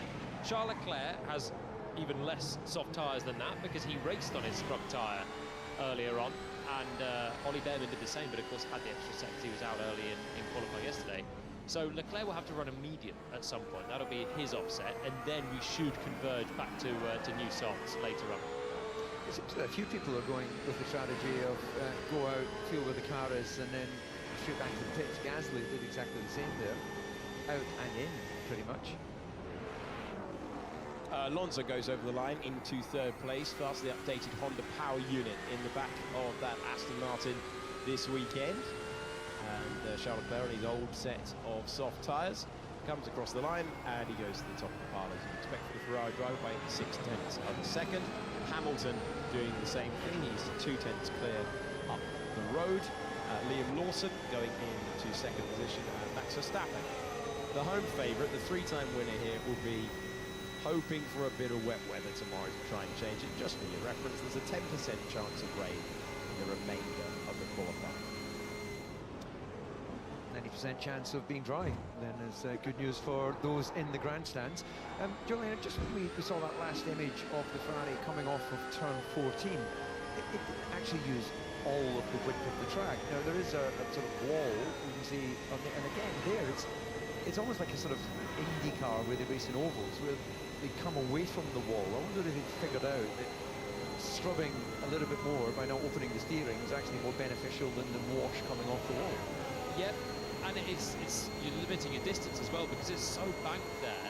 It's a little bit like here you run right around the outside, but here you stay there for the straight, riding a little bit of curb on the exit. Possibly there's a bit of wash, but also the wider you run on the exit, you don't need to because the banking's taking you around there, and you can just shorten the line to the end of the lap.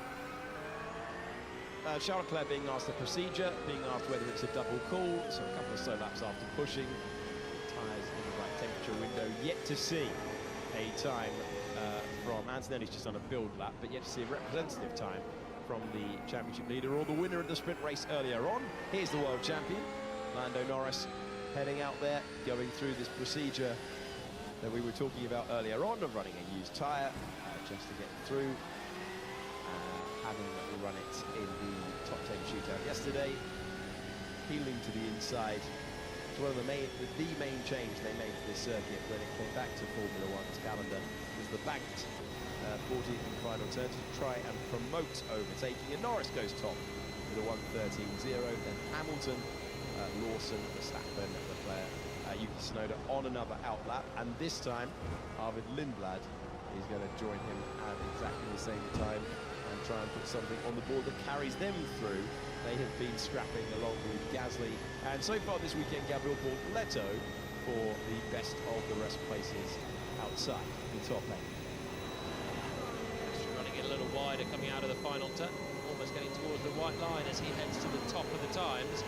As we can see, the Mercedes Antonelli also running a little further out wide then, so different options at this stage. Antonelli peeling straight away off the racing line, knowing you can't be picking up an impeding penalty for something as silly as a first lap of Q1. Russell goes through and goes slightly quicker as the track also gets better and some of the big guns finally take turn.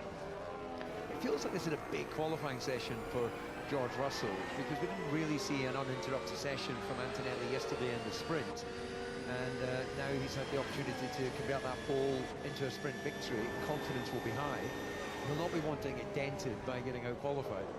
I feel it does feel bigger for Russell than Antonelli still, doesn't it? He's the man that needs to make something of this championship fight. Antonelli's done so much of the work through the first half of the season. He can kind of afford a solidly not quite there smoke from someone just running the floor into the ground. Yeah, a little underside. There's a lot of plank marks around there, but that seemed fairly extreme, didn't it, from Ocon's house? I think it was the Red Bull, wasn't it? Wasn't it Lawson just ahead of him? So I think it was going all the way into turn one again with Liam Lawson. Yeah, well, it's certainly the composite plank underneath the car to control, basically was brought in to control the amount of damage that used to get done to floors. There were daily disposables, and also forces the cars to run a little bit higher.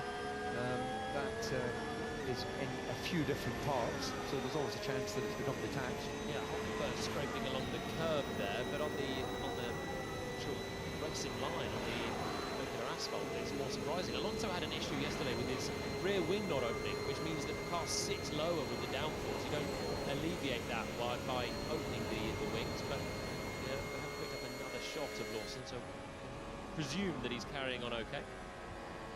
Over the line we go with Yuki Tsunoda. He goes behind Hulkenberg. Hulkenberg trying to make amends for having the pace but not being able to deliver. He was the only retirement earlier on. Max Verstappen's gone into 6th position. And Arvid Lindblad, will he stay ahead of Tsunoda? The answer is he will. These times will be reset when we lose the 6th slowest later on. Gasly was the final point scorer earlier on, and he goes into 12th position. At least he did, because he's just been replaced by Franco Colapinto there. 8-3 to Gasly in the Grand Prix head-to-head between Alpine teammates. Hearing that Lewis Hamilton had an excursion off the road when he was looking for more performance, which is why he finds himself in the pit lane in P10. Here is Carlos Sainz in the Williams, driver who didn't manage to make it through yesterday into the second part of qualifying. He's 14th right now. Fernando Alonso with the Hungary updates to the chassis, with the Honda updates of Zandvoort to the engine, goes ahead of both Alpines and goes into P12. So it's over to Alex Albon as he rotates through 12. And he's on a better lap, marginally quicker than Sainz was in the first sector. I didn't get a reference on the second, but he's through the danger zones of making any mistake. It's just run for the line. And he goes up to 14th position, 0.3 of a second ahead of Oliver Behrman. He bailed out of that lap. We saw time deleted, it looks for Lance Stroll. It was for track limits at turn 13, which is never going to be the quickest way through that corner anyway. Lawson also pitted at the end of that lap, so he has run a set of new tyres because he didn't make the top 10 yesterday as well, so he's had that luxury. He still is down in 11th and in the pits, so Liam Lawson back in Red Bull colours is going to have to put in a decent time when he gets out there. I wonder if they'll some sort of issue with his car then to kind of not be able to try and improve. That's a difficult lap for Gabriel Bortoleto. Down in 17th position. Bortoleto, who had to run the used tyre set earlier on, has gone out on a set of new and not delivered a strong lap time.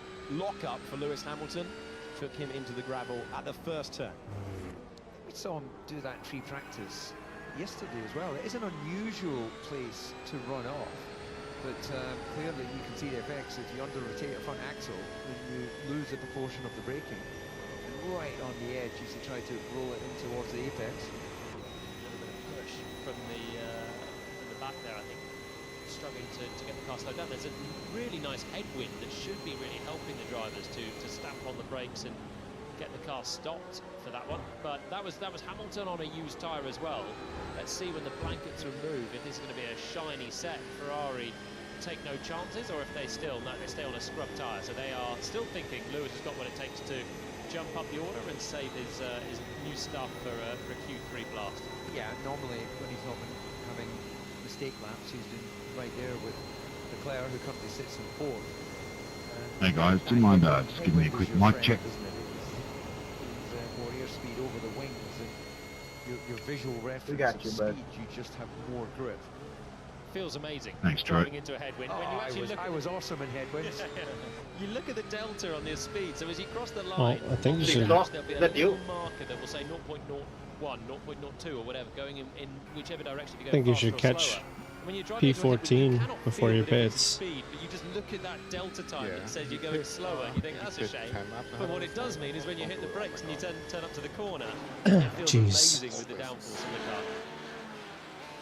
car. Yuki Tsunoda asking how he can deal with turns 9 and 10 and Well, with that we've been consistently a second a lap faster, so crosswinds at turn 7, which is traditional at that corner of the racetrack. Lindbergh complaining about understeer on the radio as he heads out with a fresh set of soft tyres on the car. Elsewhere, lots of teams discussing tyre readiness. Are the tyres up to temperature by the time that you attack the race? We saw a lot of that yesterday with drivers heading out, doing a prep lap to get another 14 corners of tyre temp in there, and then giving it the beans on a new set. 3 minutes left, so this is crunch time now. One flying lap in there for a few drivers in the lurch. Gasly got a point earlier on with an upgraded Alpine down in 50. Might need to improve because Bortoleto is in the drop zone and he's been really quick so far. You mentioned, Alex, when he came through, it wasn't a fast lap. That was new tyres already for Bortoleto, so they will have to find something else to send that car pretty quickly as well. Yeah, and if you look where Alonso sits, 12 and 13.6, Stroll does get a lap together. Really expect him to be in and around that area, which could put him just inside. They both run 2 new sets of tyres, the Aston Martin. There is currently 1.5 seconds between Alonso and Stroll, so I can only imagine Lance has made a couple of mistakes on each of those sets and has the chance to get through into Q2. Upgraded Honda power unit. We saw none of it yesterday as they both troubled at a couple of issues across the board. And suddenly Alonso looks like he's again a threat for Q2 here. Alonso said on the radio, that talking about the tyre prep, good practice for Q2. So double world champion's confidence is high heading into this final section. So the story of the Audis has swapped around a little bit as we go into the final 2 minutes of Q1. It was Hülkenberg on the back foot and losing the opportunity to contend for the point. Gabriel Bortoleto was chasing Gasly over the line for the final point earlier on, but it was Bortoleto, the young Brazilian driver, who was able to make it through. That's not ideal placement of the Ferrari, but Hamilton holds his line, and Hülkenberg goes past and improves up to 6th. But crucially for Audi, they believe they've got a good package around here. This is the moment where a team will demand that Bortoleto can find a response, and it heaps the pressure on the Alpines and the Williamses. Hamilton was just starting a flying lap as well, so he probably needs to improve here. 10th position. We saw him have the run through the gravel. Others will improve. New tyres now across the board. Stroll then finally does jump up into 13th place, and it's just a 10th and a half down now on Fernando Alonso. So 2 Aston Martins currently through, and yeah, Hamilton, Lawson both need to improve. Gasly's found a lap. Big lap when it counts. He's gone up to P5. He's really able to find the pace over one lap when it counts so far this season. And now we're finishing the lap. Lawson saying he's got no grip on the tyre. More question marks for the New Zealander as we went on board with Lando Norris, and Lando Norris went up to second position. Valtteri Bottas improved his time, not his position on the timing tables. Perez remains in 22nd. The only way is up for Cadillac. Right. Sainz, Bortoleto, Behrman and Ocon are the drivers who need improvements. Lewis Hamilton getting a slipstream and a half on the way up to second position. Yuki Tsunoda currently in 12th, improving Sector 1 and Sector 2. There's time to be found out there, as Ocon's proved, now in 14th.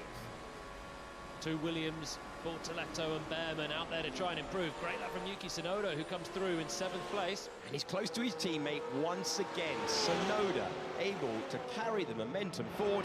Crucial moment for Albon. He's given himself a chance. He's got ahead of Fernando Alonso. This is big for Bortoleto. That's delivery under pressure for Bortoleto, and he goes into P10.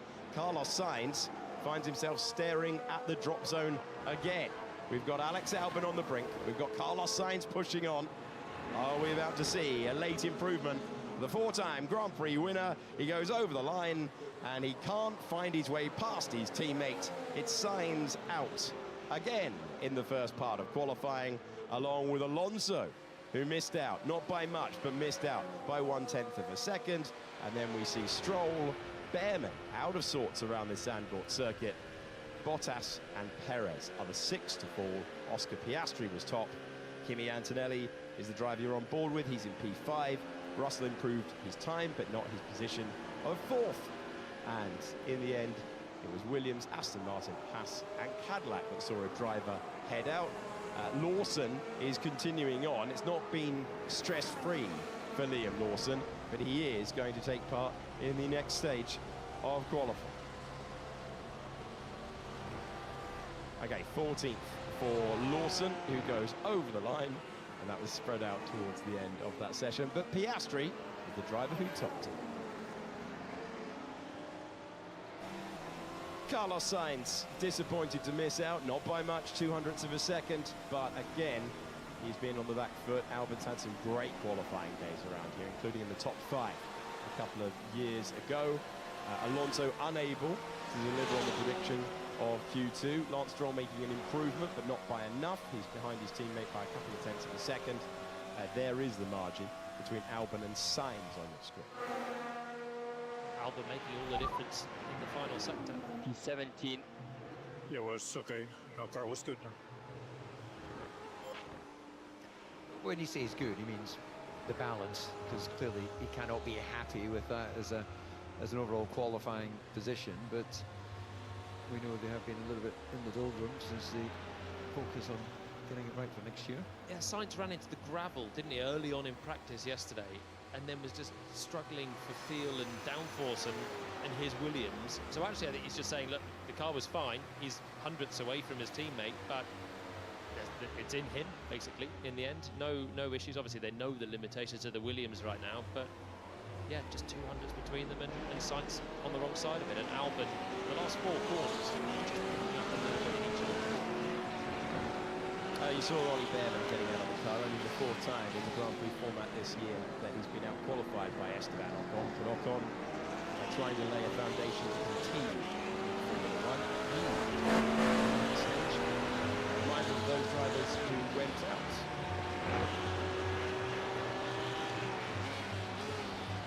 Saw Sainz, Alonso, Stroll, Behrman, Bottas and Perez head out in the first stage of qualifying. This is after Sainz and Leclerc between the gap. Not much Pierre Gasly, who's made his way out into the circuit.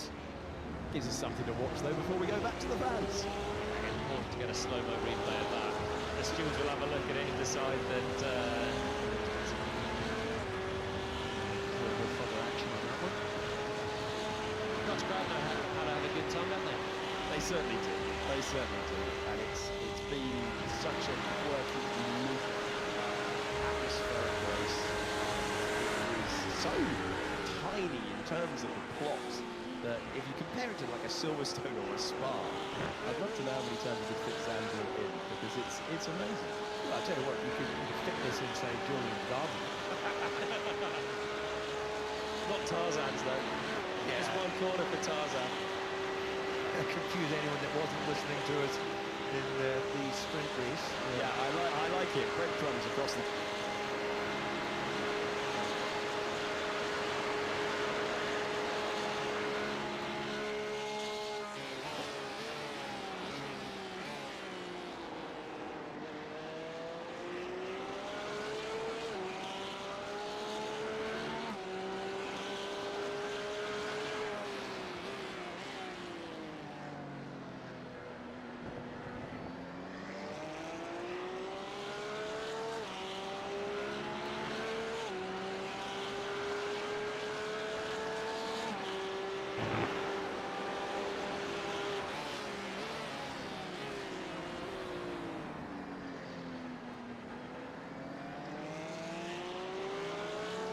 Alright, I'm in.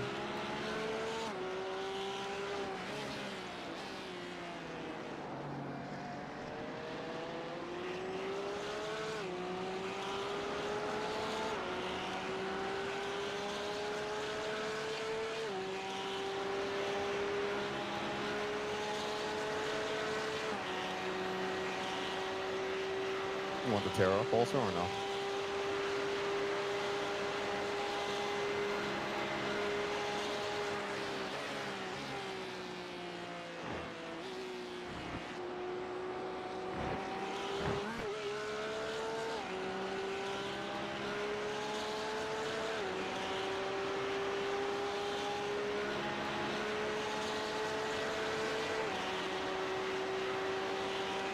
You ready or no?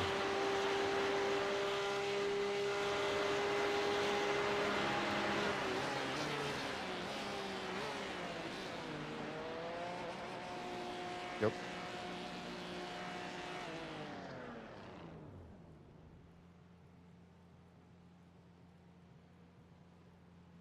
You there? You pulling me out? Oh, cool. Thank you. Perfect. I forgot I was muted. Yes, I am here. All right. I was like, oh, I guess I'm going on another one. My bad. That's all good. I literally, like, as soon as you crossed the finish line, I ran to the bathroom real quick because it hit me. It always does. Last fucking lap, it always does. It does the same shit. That can stay down there. That was fun.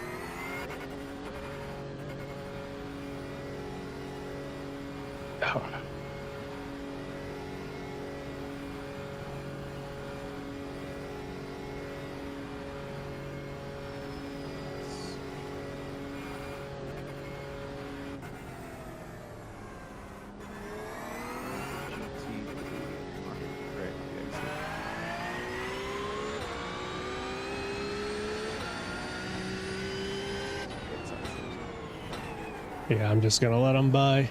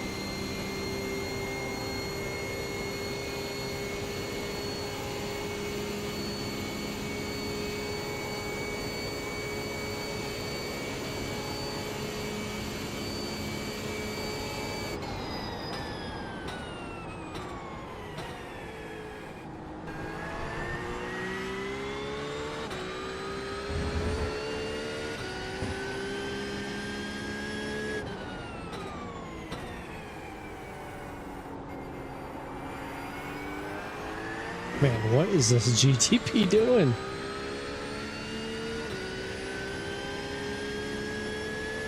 Wow. He lost more body parts trying to get up to the grass.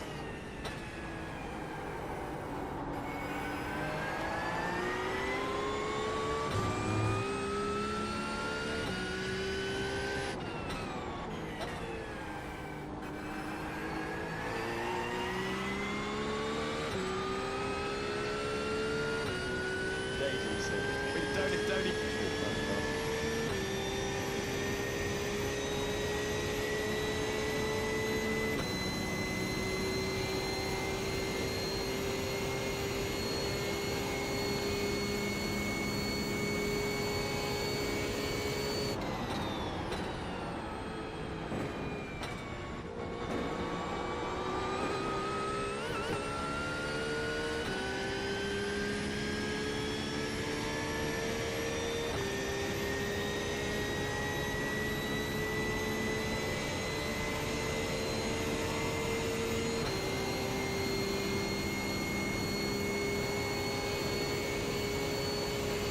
What'd you say? Sorry.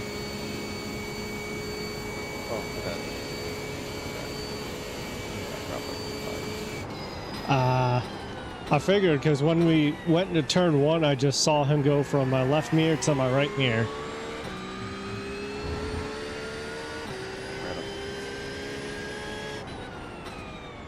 Oh, that was right. Okay, maybe it was a different GTP I saw then.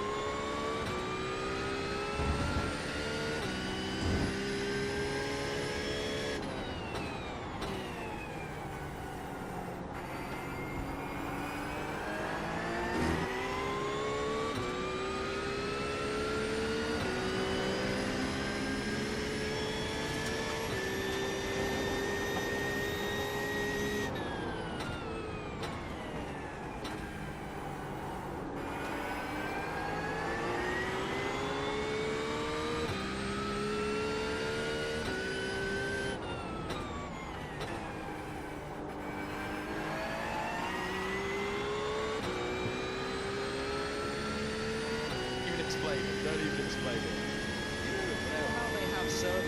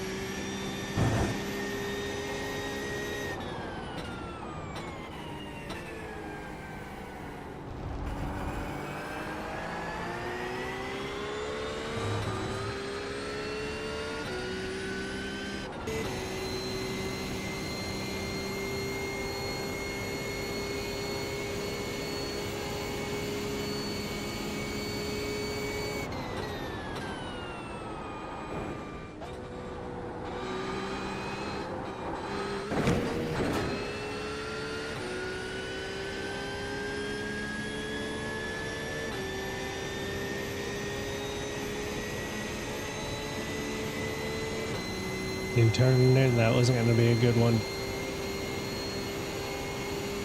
What was that? Said I knew turning into the bus stop, that wasn't going to be a good one.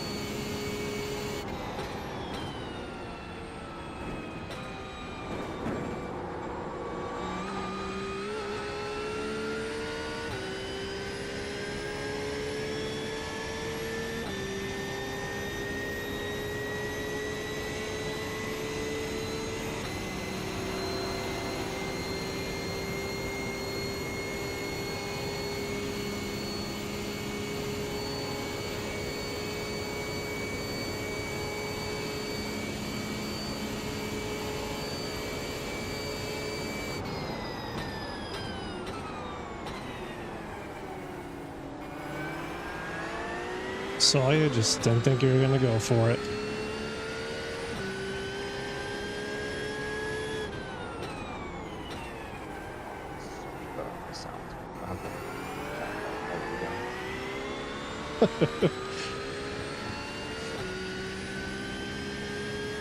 Yeah, mine resets every now and then, and I don't know why. Yeah, I have to lower it to not barely hear the car to hear you guys.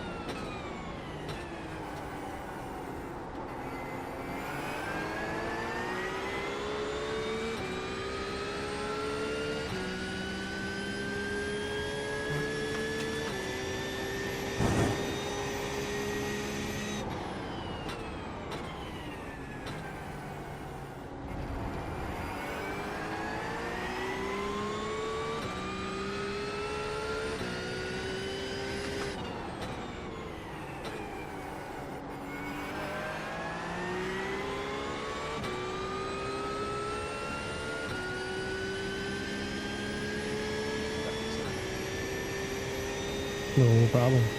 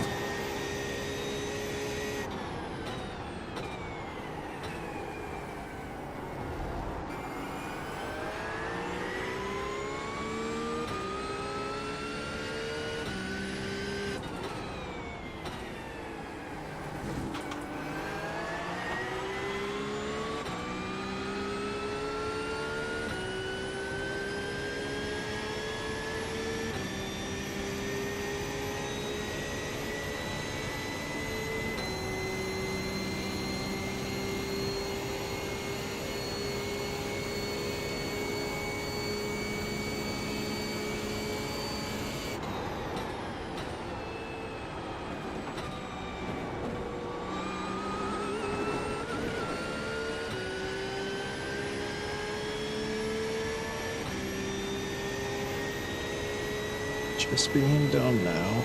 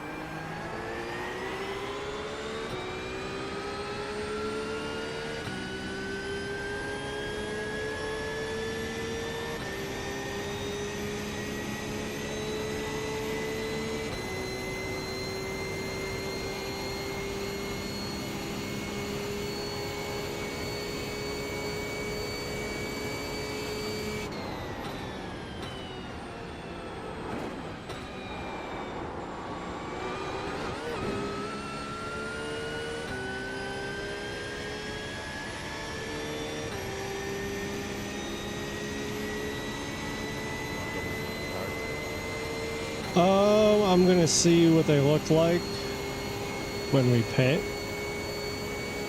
and we'll find out.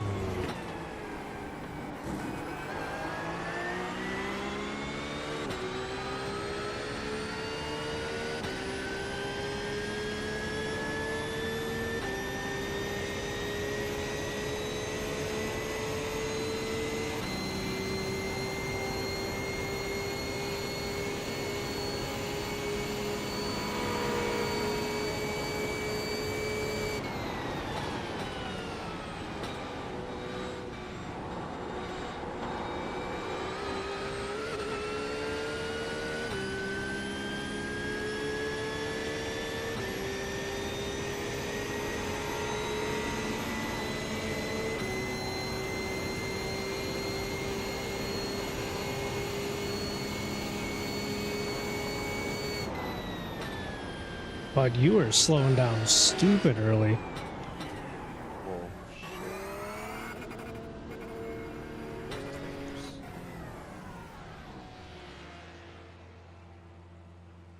I think they're still good. 86 is the lowest. Oh yeah. That dude slowed down so fucking early. Way too early. Way too hard.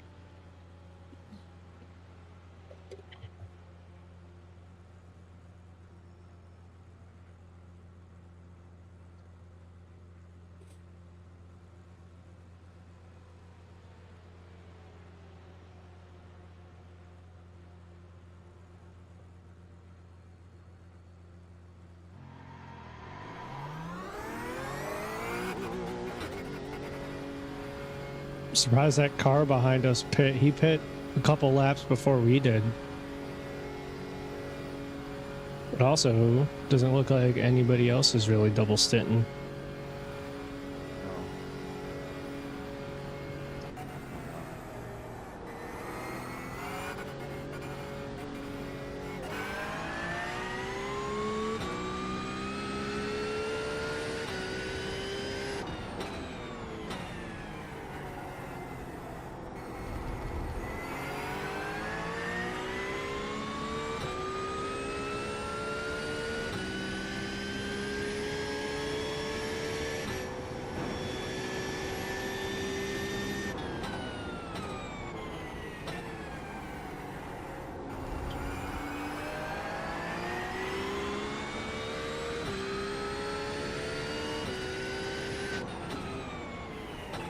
I mean, I feel like as long as you can do consistent lap times, it's got to be worth it. Absolutely. It's 100%.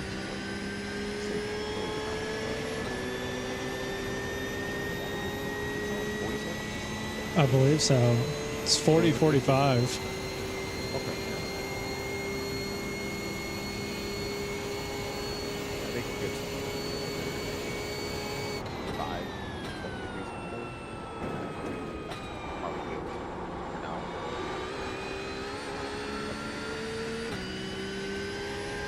I mean, the outlap definitely feels better.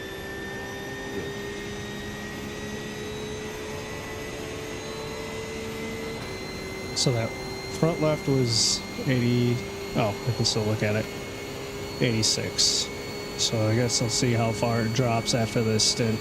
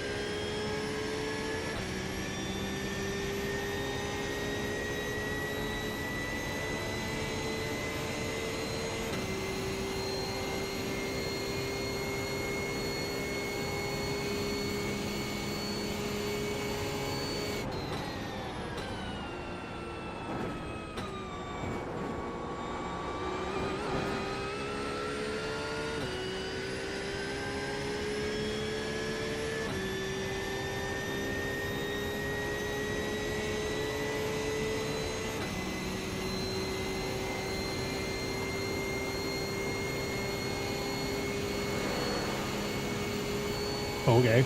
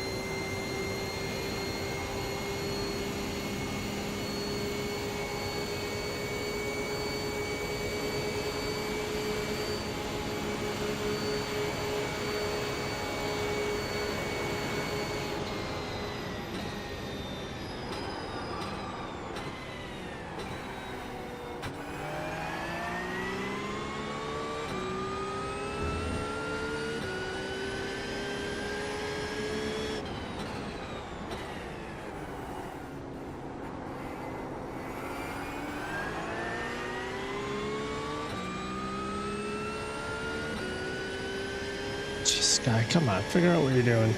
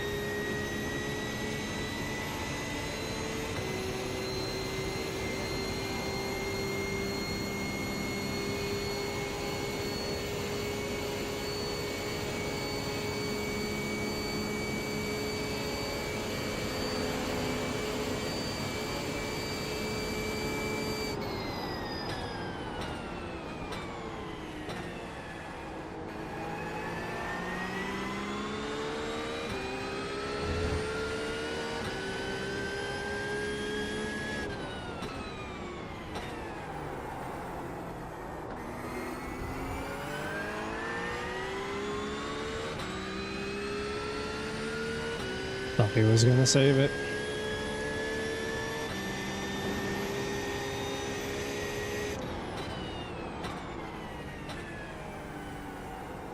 Couldn't really tell if he was faster or slower than I was.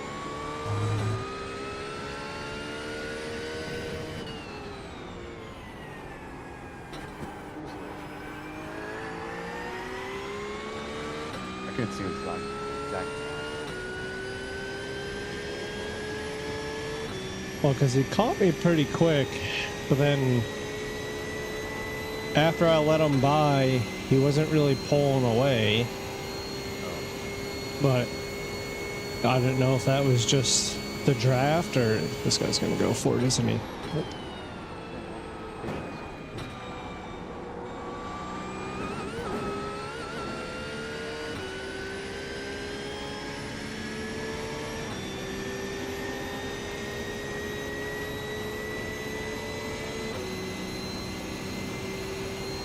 Their other driver was killing everybody earlier on in the race.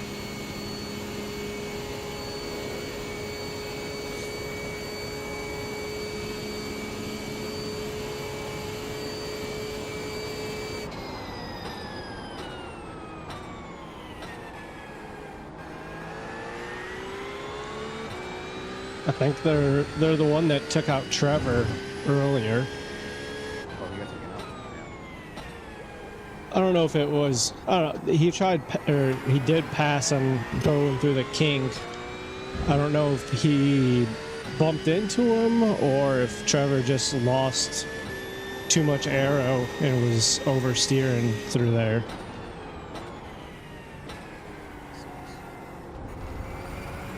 But it was only, as far as I know, I think we've only had like 2 or 3 30-second repairs. I don't think we've had anything major.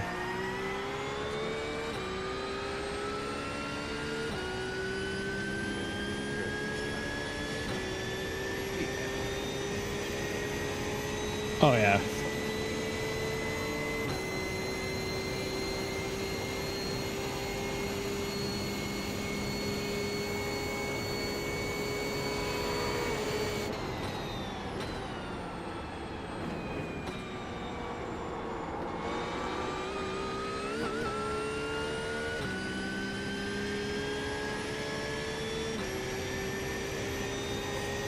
Yeah, I know at least 2 of the 30-second repairs we had were after the kink, going into that outside wall, just losing our front bumper.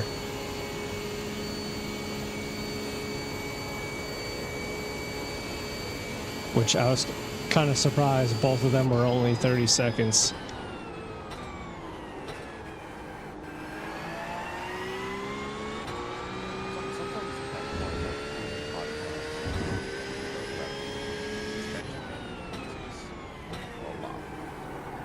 Yeah, well, that's what I'm surprised we didn't get any from either of those hits, because they seemed like relatively decent hits.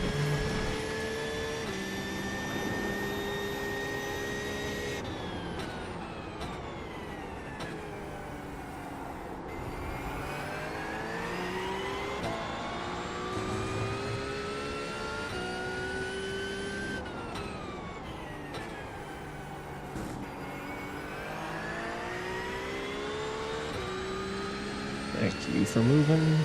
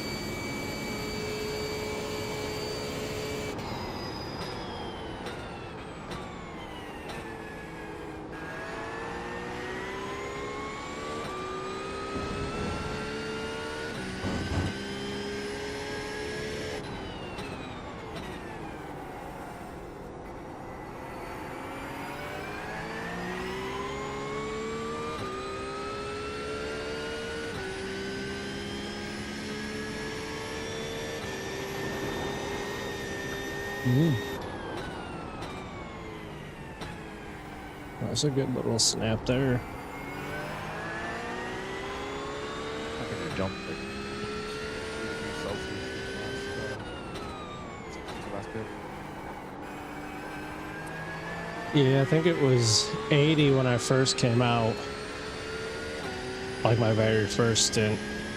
So it's came up quite a bit.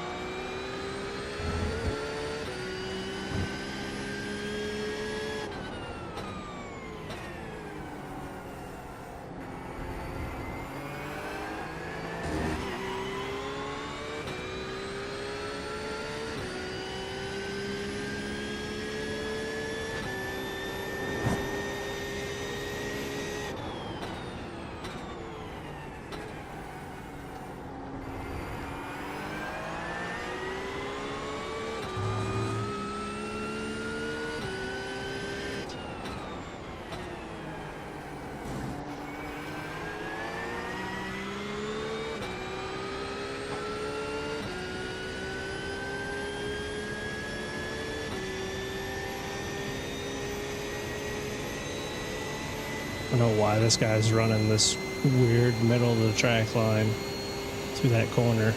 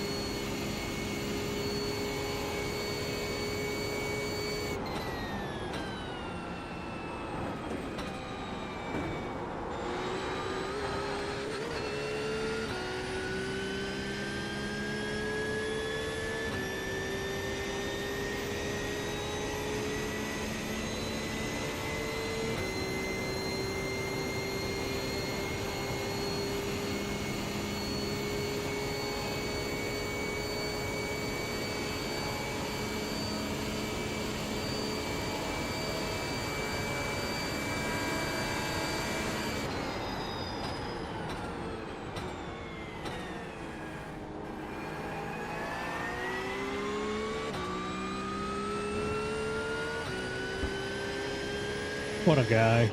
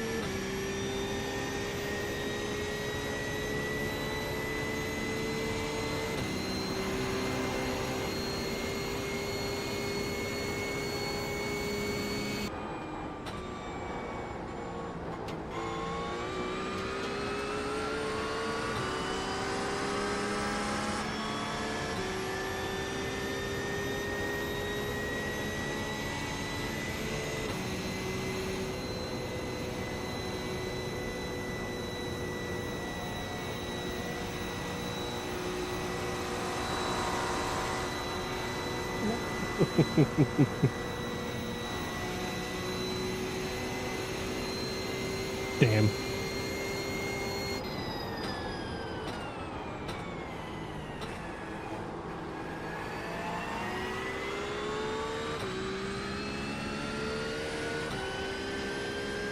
Is it still doing it now, Dan?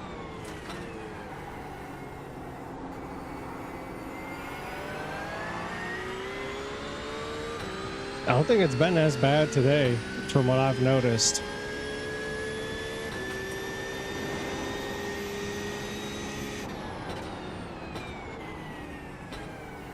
Probably doing it again.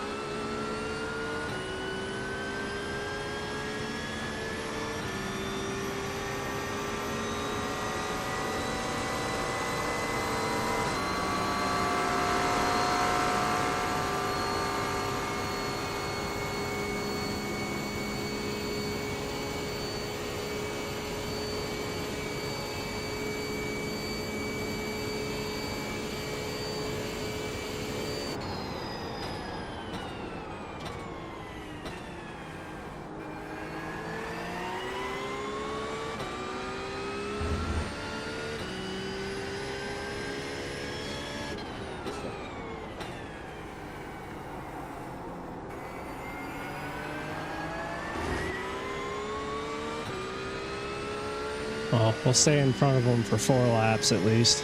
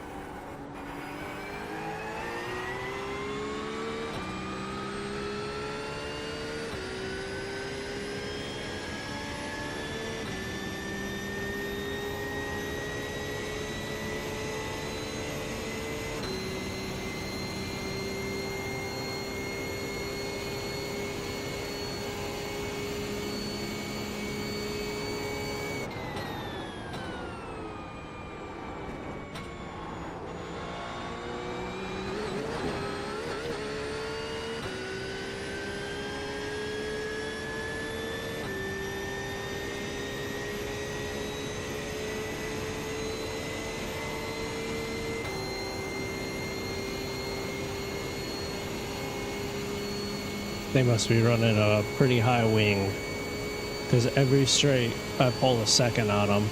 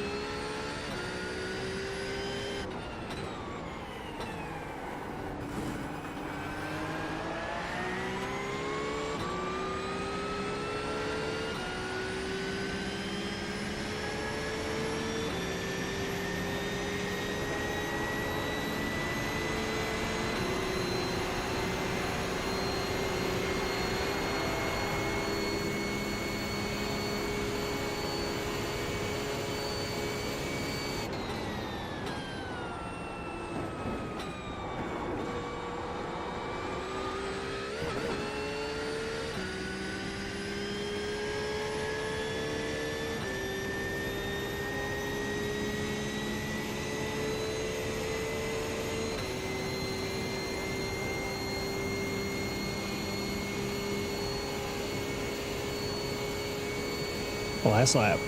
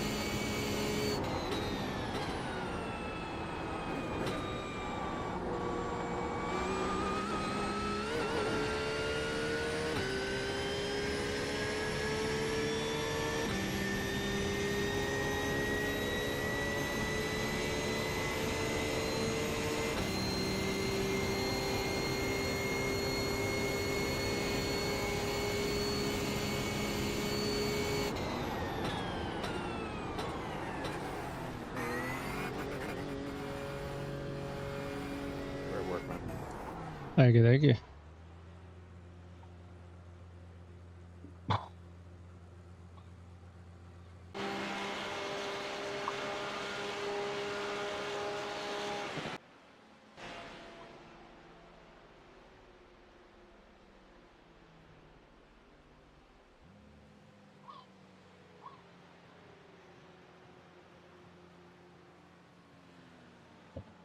Now it's working again, Dan.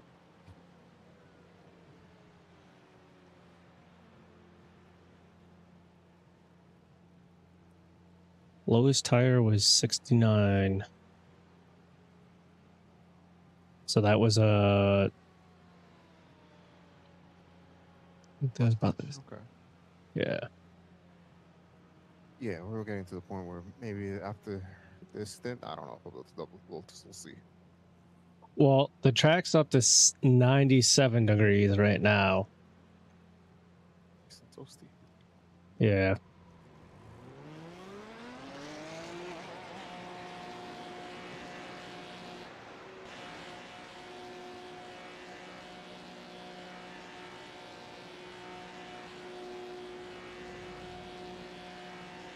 Should have a nice clean exit.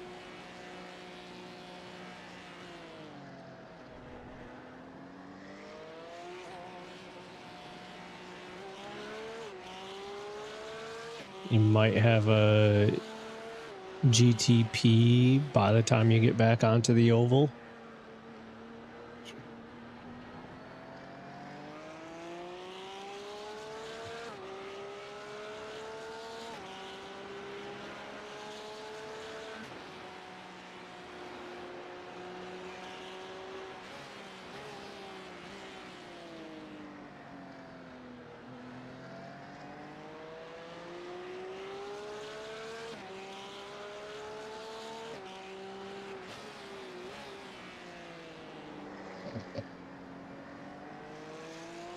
Yeah, I don't know what the deal with it is.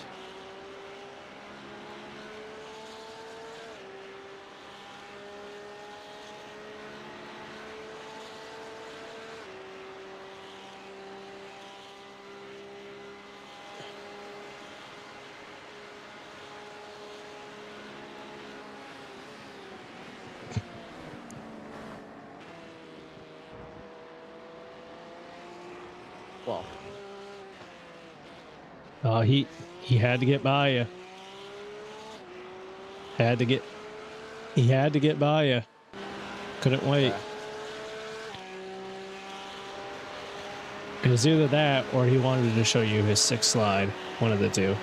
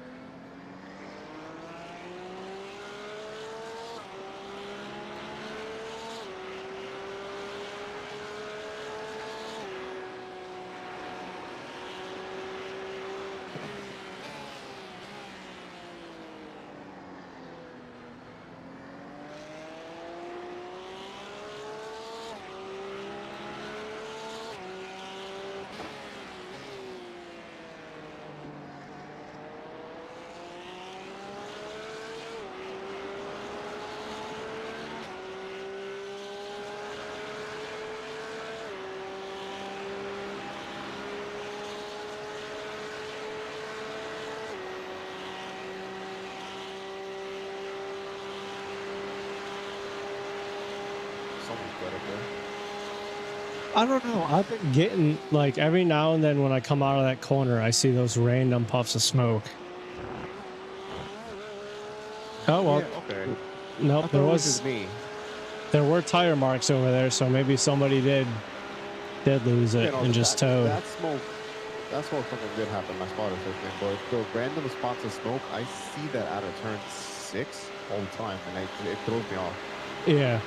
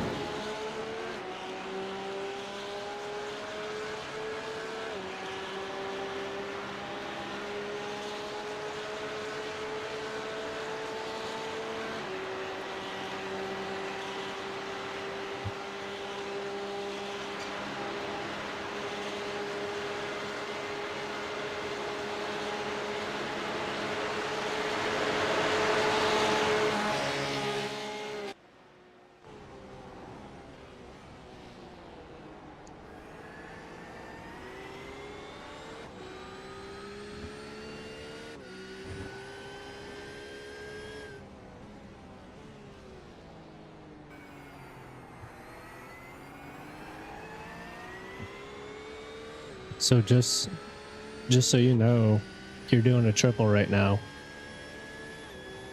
Nice. That's cool. It's funny. I was just looking at the time. I'm like, I think we're running a little early.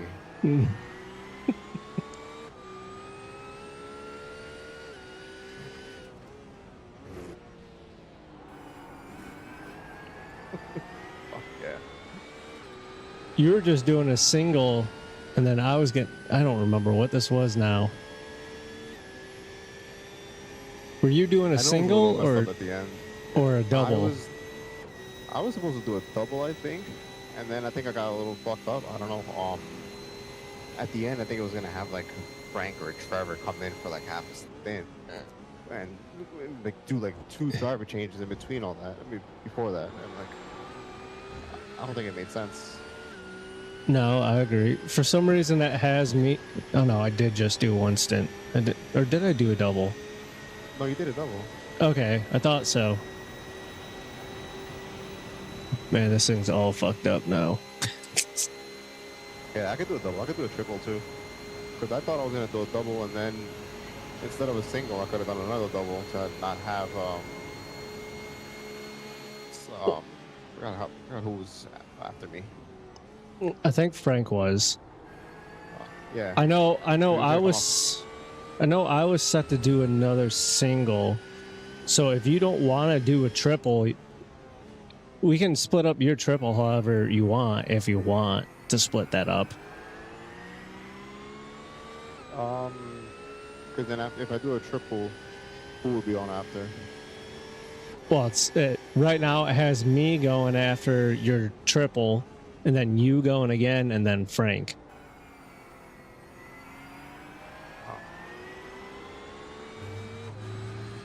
I'm okay with either way. I can do a triple, do a double, and if you want to do another double, but I know you've been in it a lot already, all day, so I can do a triple. So, if you want to do a double, by all means, also. Because then I'll do another double, or no, Frank's gonna get on. Right. They have him for like a 19 lap at the end.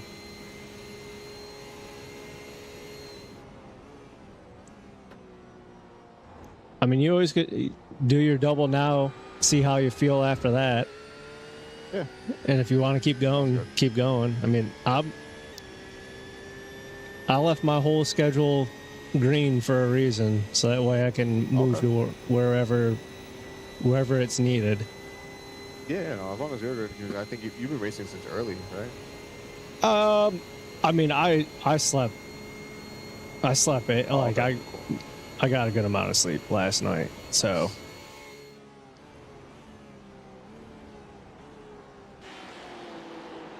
Oh boy. What a rejoin.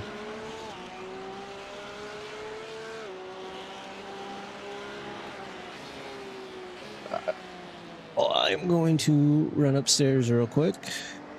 And I should be back.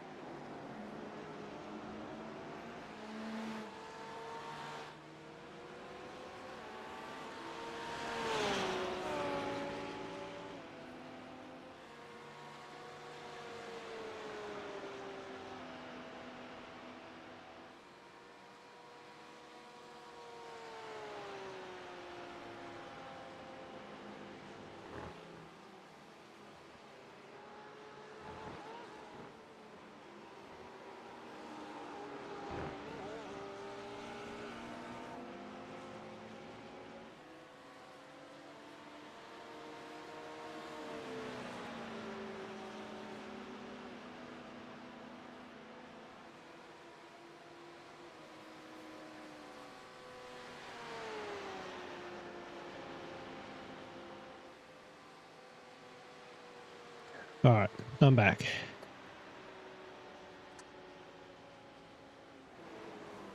Miss anything exciting? Not at all. It's been pretty quiet.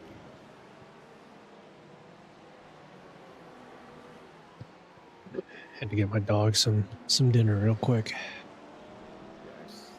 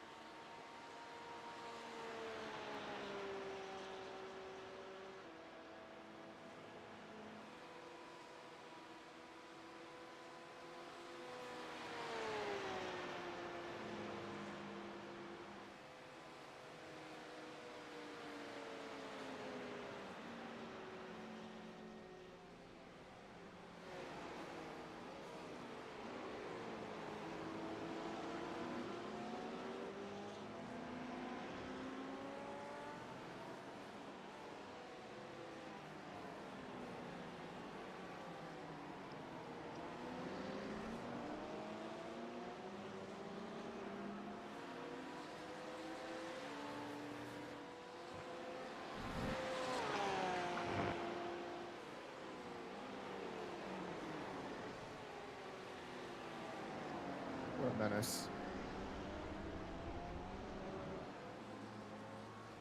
You talking about the Porsche in front of you? No, the GTP that just went off last Oh. turn. I think he locked up.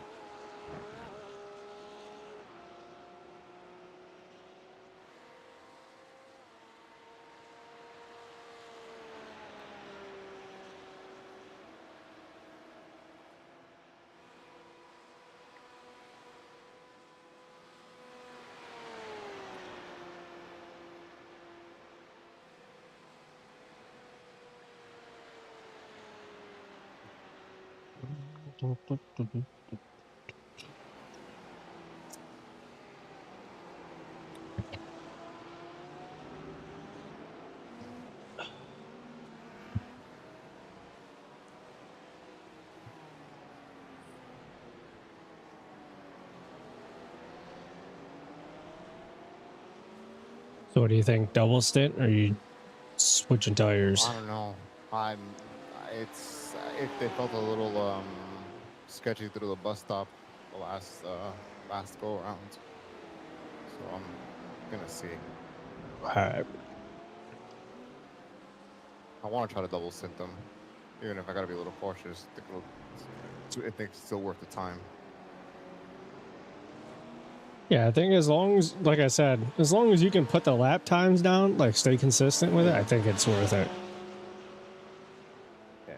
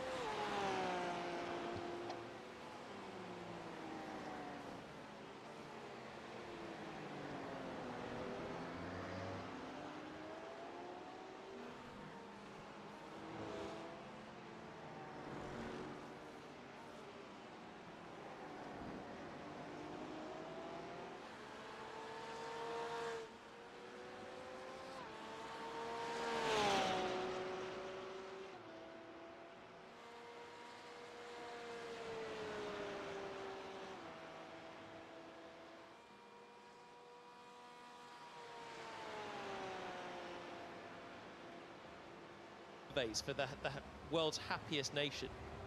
I don't know who wins the survey. I don't really know how those surveys are done, just on a ratio of are you happy or not. A happy person conducts the survey. Yeah, exactly, yeah. And then there's all level of biasness at that point. But the Dutch have got to be right up there, haven't they? Oh, Every year we come here, it is rocking from Thursday even to Sunday. This guy having a whale of a time. There we go.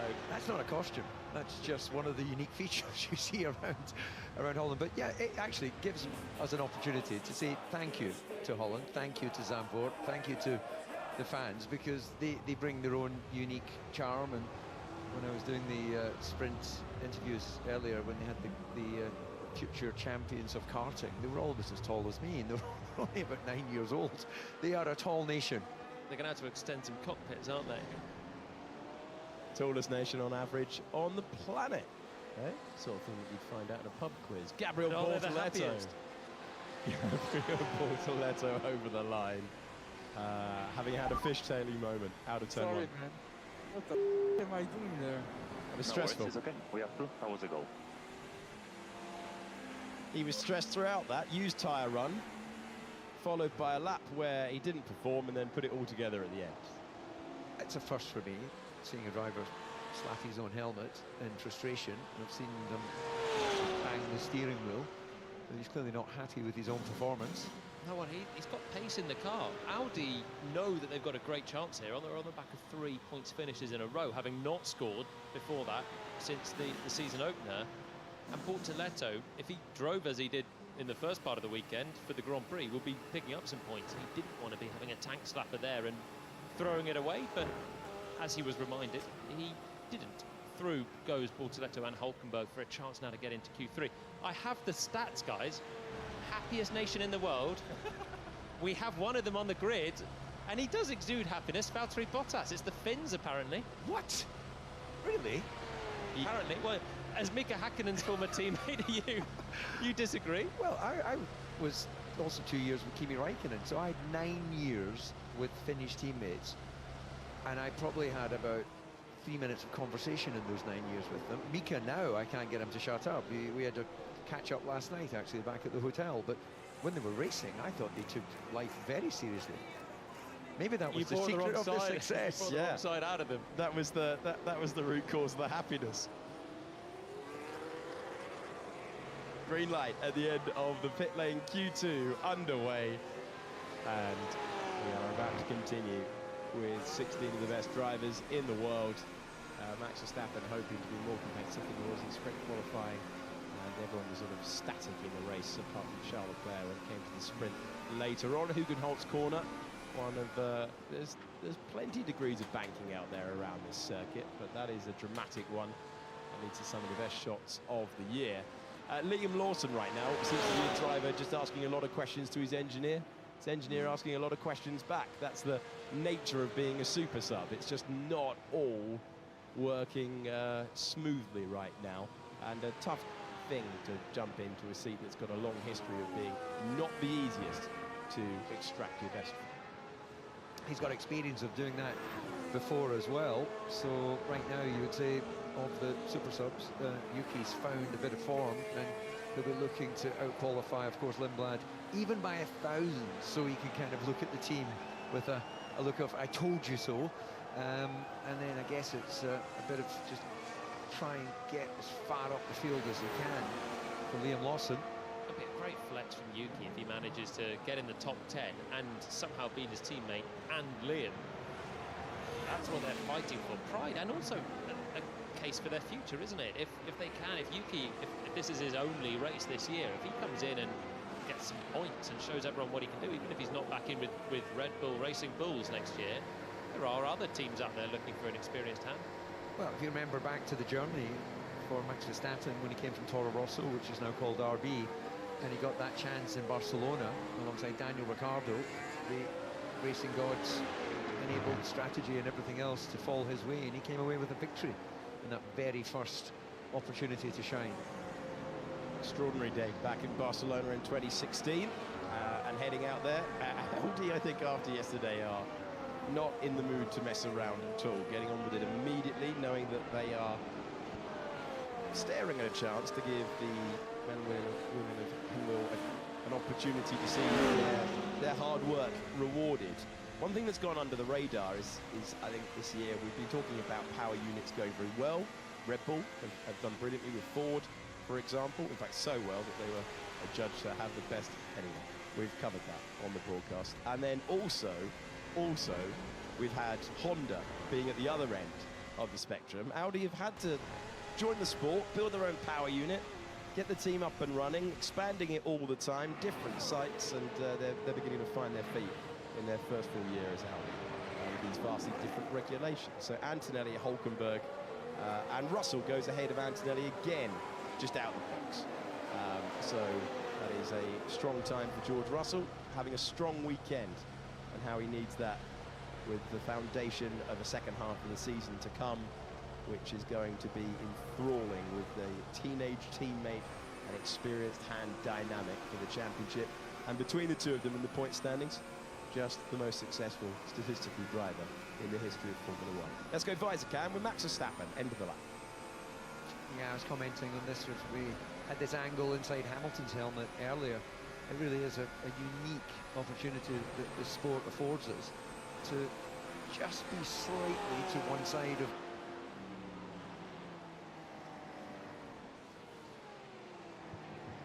So what are you thinking? Tires, no tires? I'm thinking maybe tires because it's getting hotter right now and they're already a little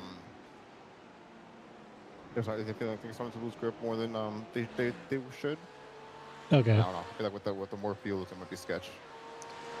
No, I don't blame you. They are checked.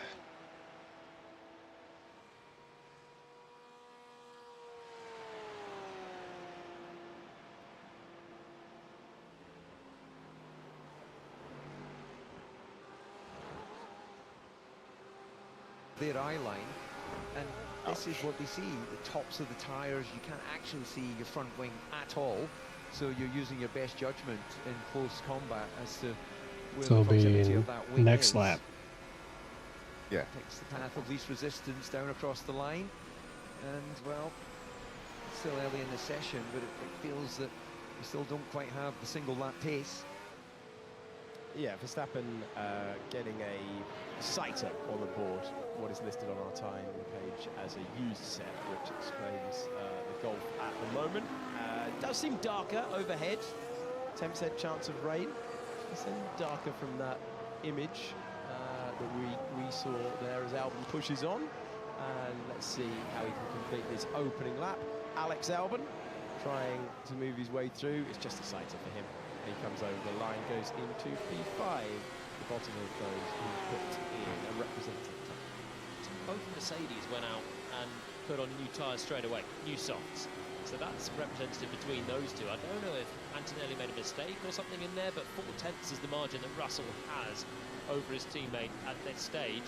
Man high on confidence, just to keep it going. Antonelli will pick it up and as the track evolves, get that time down. It was a mid 1 minute 11 that George did yesterday for sprint pole, so there's still a little bit of drift of that, and the track will rubber in and the drivers will hone it, as Lando Norris is doing just that. Yeah, significantly quicker on that first sector than Leclerc, who goes fastest for now, but all Norris has to do is keep it clean through the final turn, and he's going to top the times. Well, he wasn't happy earlier on, but the McLaren on low fuel has been terrific all weekend, and there's another great lap for the collection. He goes...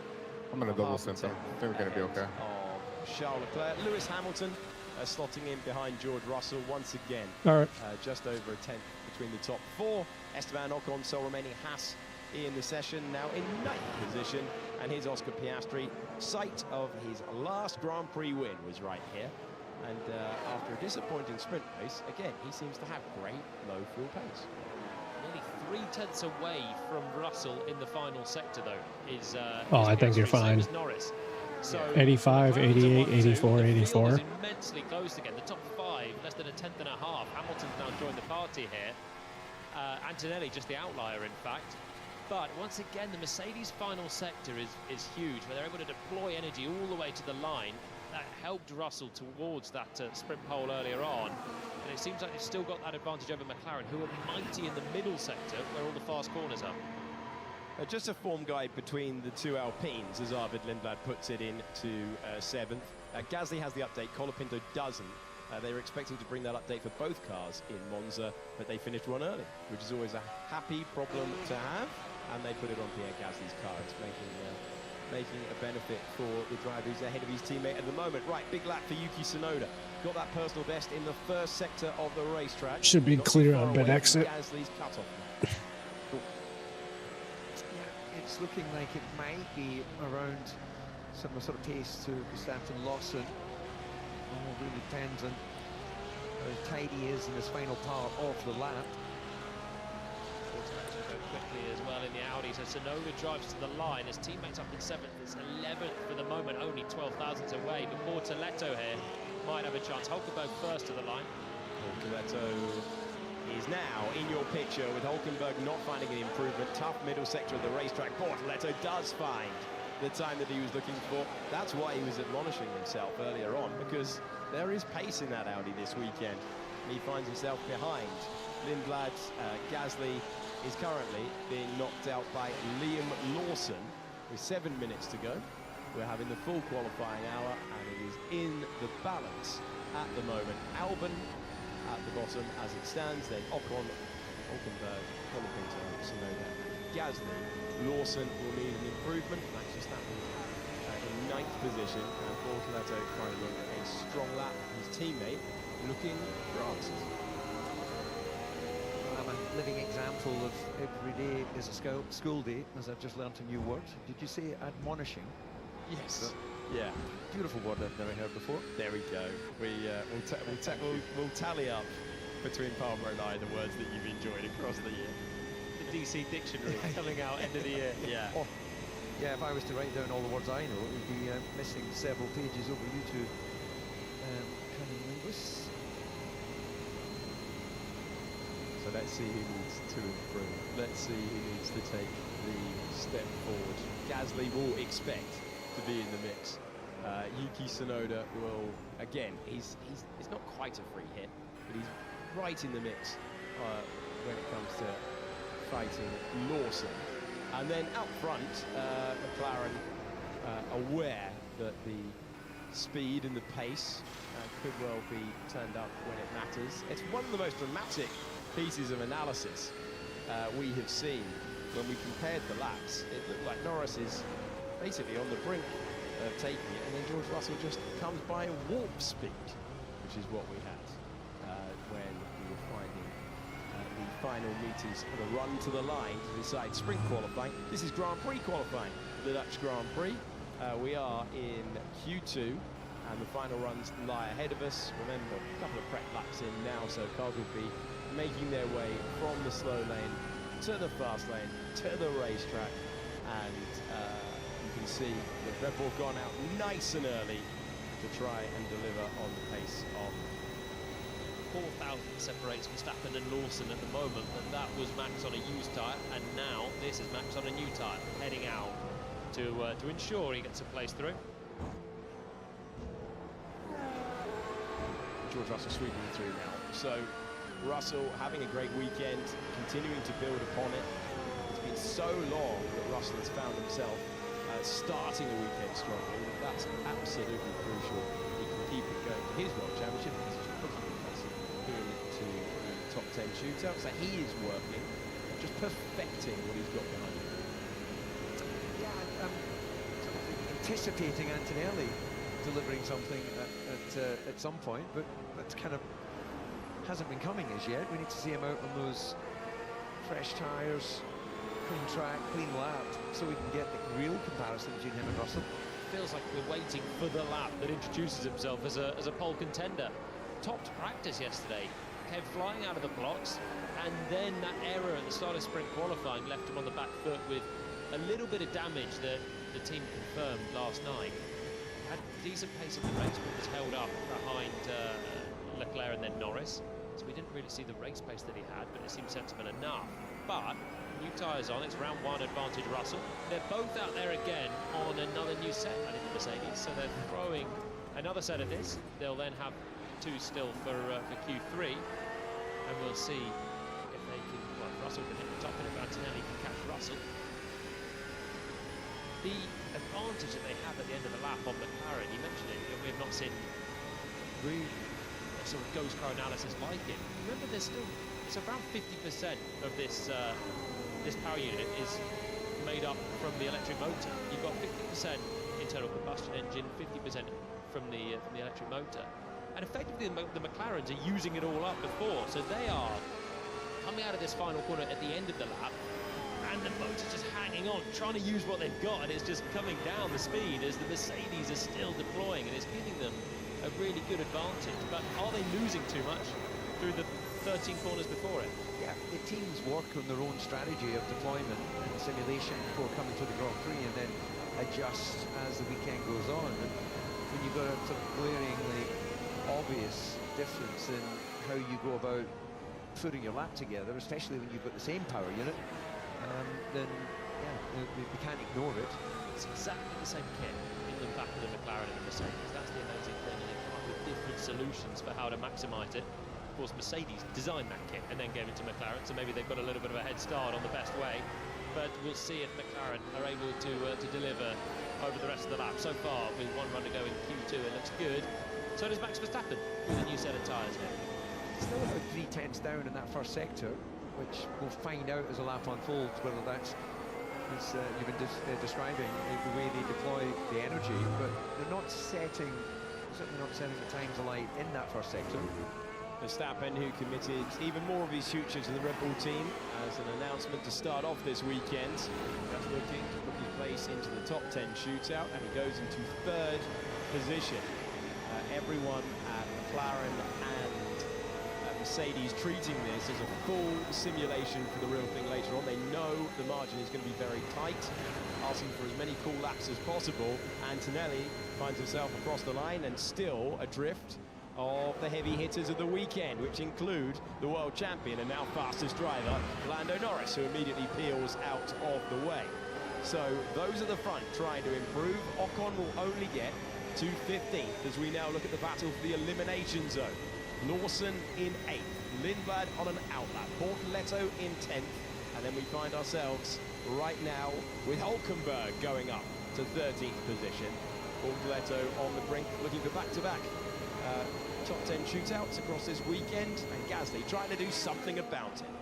Gasly's had a good first half a lap as we pick him up on your left-hand side, heading in towards turn 10, fighting the car on the exit. It's a short burst, and you come over the crest before finding the braking zone. The Bortoleto has just come through. Yeah, it's not a personal best for him in that area. Likewise, Bortoleto, personal best in the first sector. And it was interesting, Verstappen looks like he used or deployed his energy similar to what you were describing, Julian, with Mercedes, because he wasn't really setting the pages alight in the first two sectors, and then final sector pretty much right there. Bortoleto finds the 9th fastest time. Gasly cannot get past Lindblad, and so after the excitement earlier on for Alpine, they take a step back.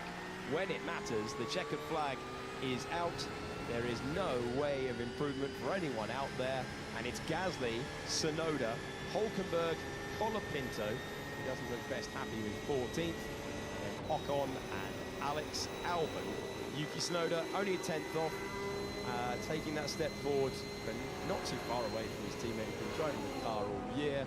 So Tsunoda in P12, and it is Lawson who manages to get things right and get through. Unlike yesterday, Bortoleto and Lindblad joining him.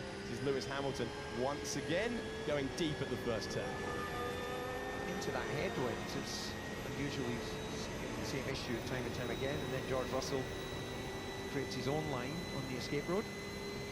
It's dusty. I wonder if that's making a difference for them as they're trying to find upward brake, smashing the pedal there, fair amount of load quite late, and then release it and attack what is quite a banked corner there at turn 1, so he can carry the speed, not with that much entry speed though.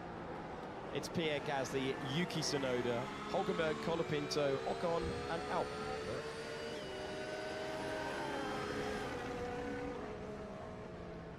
Well, a flurry of laps at the end.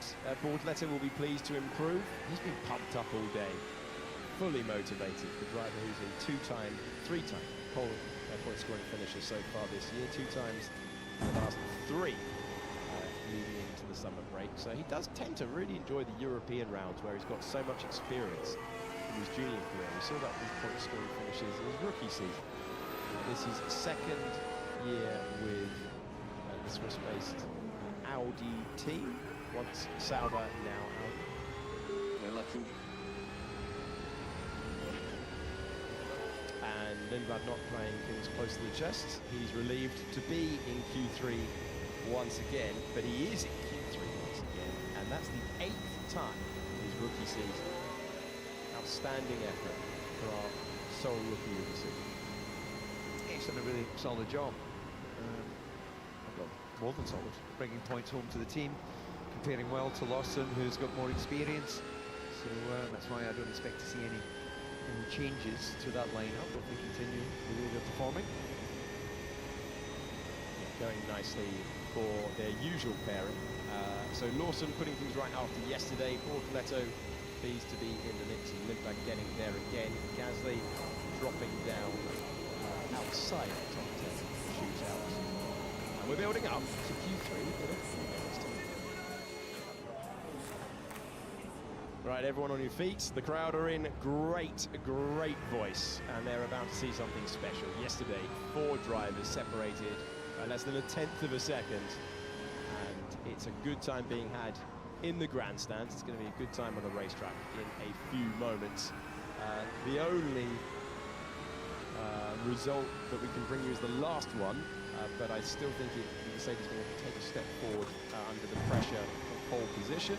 But it was Norris, Piastri, Verstappen, Leclerc, Antonelli, Russell, Hamilton, Lawson, Bortoleto, and Lindblad. Charles Leclerc was within the mix for sprint pole yesterday. He will be hoping that Ferrari have an answer by way of deployment. They are always very slow when there's a slow pole. Doesn't matter what regulations say. Ferrari seem to always have good mechanical grip. So after being really downbeat when speaking in the paddock after the race, Clan McLaren find themselves in the major places, having thrown us all a dummy. We just don't have the pace. Was Lando's comment earlier on? Evidently. Yeah, 1-2 with a quarter of a second buffer to the next car. That's how it stands after Q2. Oscar's driven really well as well, I think, this weekend so far. He's been a bit adrift in recent races. Norris obviously got the win in Hungary. Piastri was leading for a long time, but actually was kind of blown out the water in terms of race pace there. But this time I think he's made a good step forward. And there's just 100 between those two as we get to Q3, and it was kind of the same yesterday. It's amazing that it's a year since Piastri took a victory. I know things started to become difficult for him from Baku onwards last year, right in that championship challenge, and then started to slip away. But they're nip and tuck in their lap times as we get ready for Scooby-Doo moment, the final moments of qualifying. The track's going to be as in good a condition as you're going to see. The clouds are coming in, which will just enable everything to breathe a little better. Track temperature, if the sensor is in a good place, is about 6 degrees higher than we had in the sprint race, which that may be, if that is accurate, that may be why McLaren are coming into a bit of form, because certainly their victory for Lando in Budapest, it was incredibly hot there. Was indeed a real contrast, and excitement to come our way in a few moments' time. Before we get there, we'll get some analysis now in the company of Alex Brundle, who's standing in the bracing air. A slightly clouded over paddock, it must be said. Overarching point for you, gents. The full field were out at the end of Q2 to defend their position. Not always the case. Shows you 2 things. Firstly, how close they're expecting it to be, and secondly, how aggressive the track evolution is here. The data I've got for you is Lawson versus Verstappen. Lawson's moved a 10th towards his teammate. After being out in sprint Q2, he makes his way to through to Q3 in qualifying proper. Let's have a look at it then. Lawson finds himself slightly wide in turn 1, losing out around a half a tenth to Max Verstappen, but actually looks ever so slightly ahead as he makes his way through the mid-corner of turn 3. Verstappen has that little bit of traffic to deal with. 0.4 of a second or just over the difference between the two of them. Equal levels of commitment, I would say, as they make their way through turn 7 and into turn 8. And it's just tiny little bits everywhere, isn't it, that Verstappen is taking out of Liam Lawson. Only 0.06 of a second, 0.006 of a second even in it as they make their way through 9 and 10. Slightly wide on the left-hand side of your screen for Verstappen as he made his way through the apex of 10, and then he's going to be a little deeper down in towards 11, perhaps slightly more accurate. Shimmy on the steering wheel for Liam Lawson, which might delay him to throttle ever so slightly. Now it's Lawson dealing with the traffic ahead. Is that going to turn into a nice little tow? Not really, is it, as he makes his way through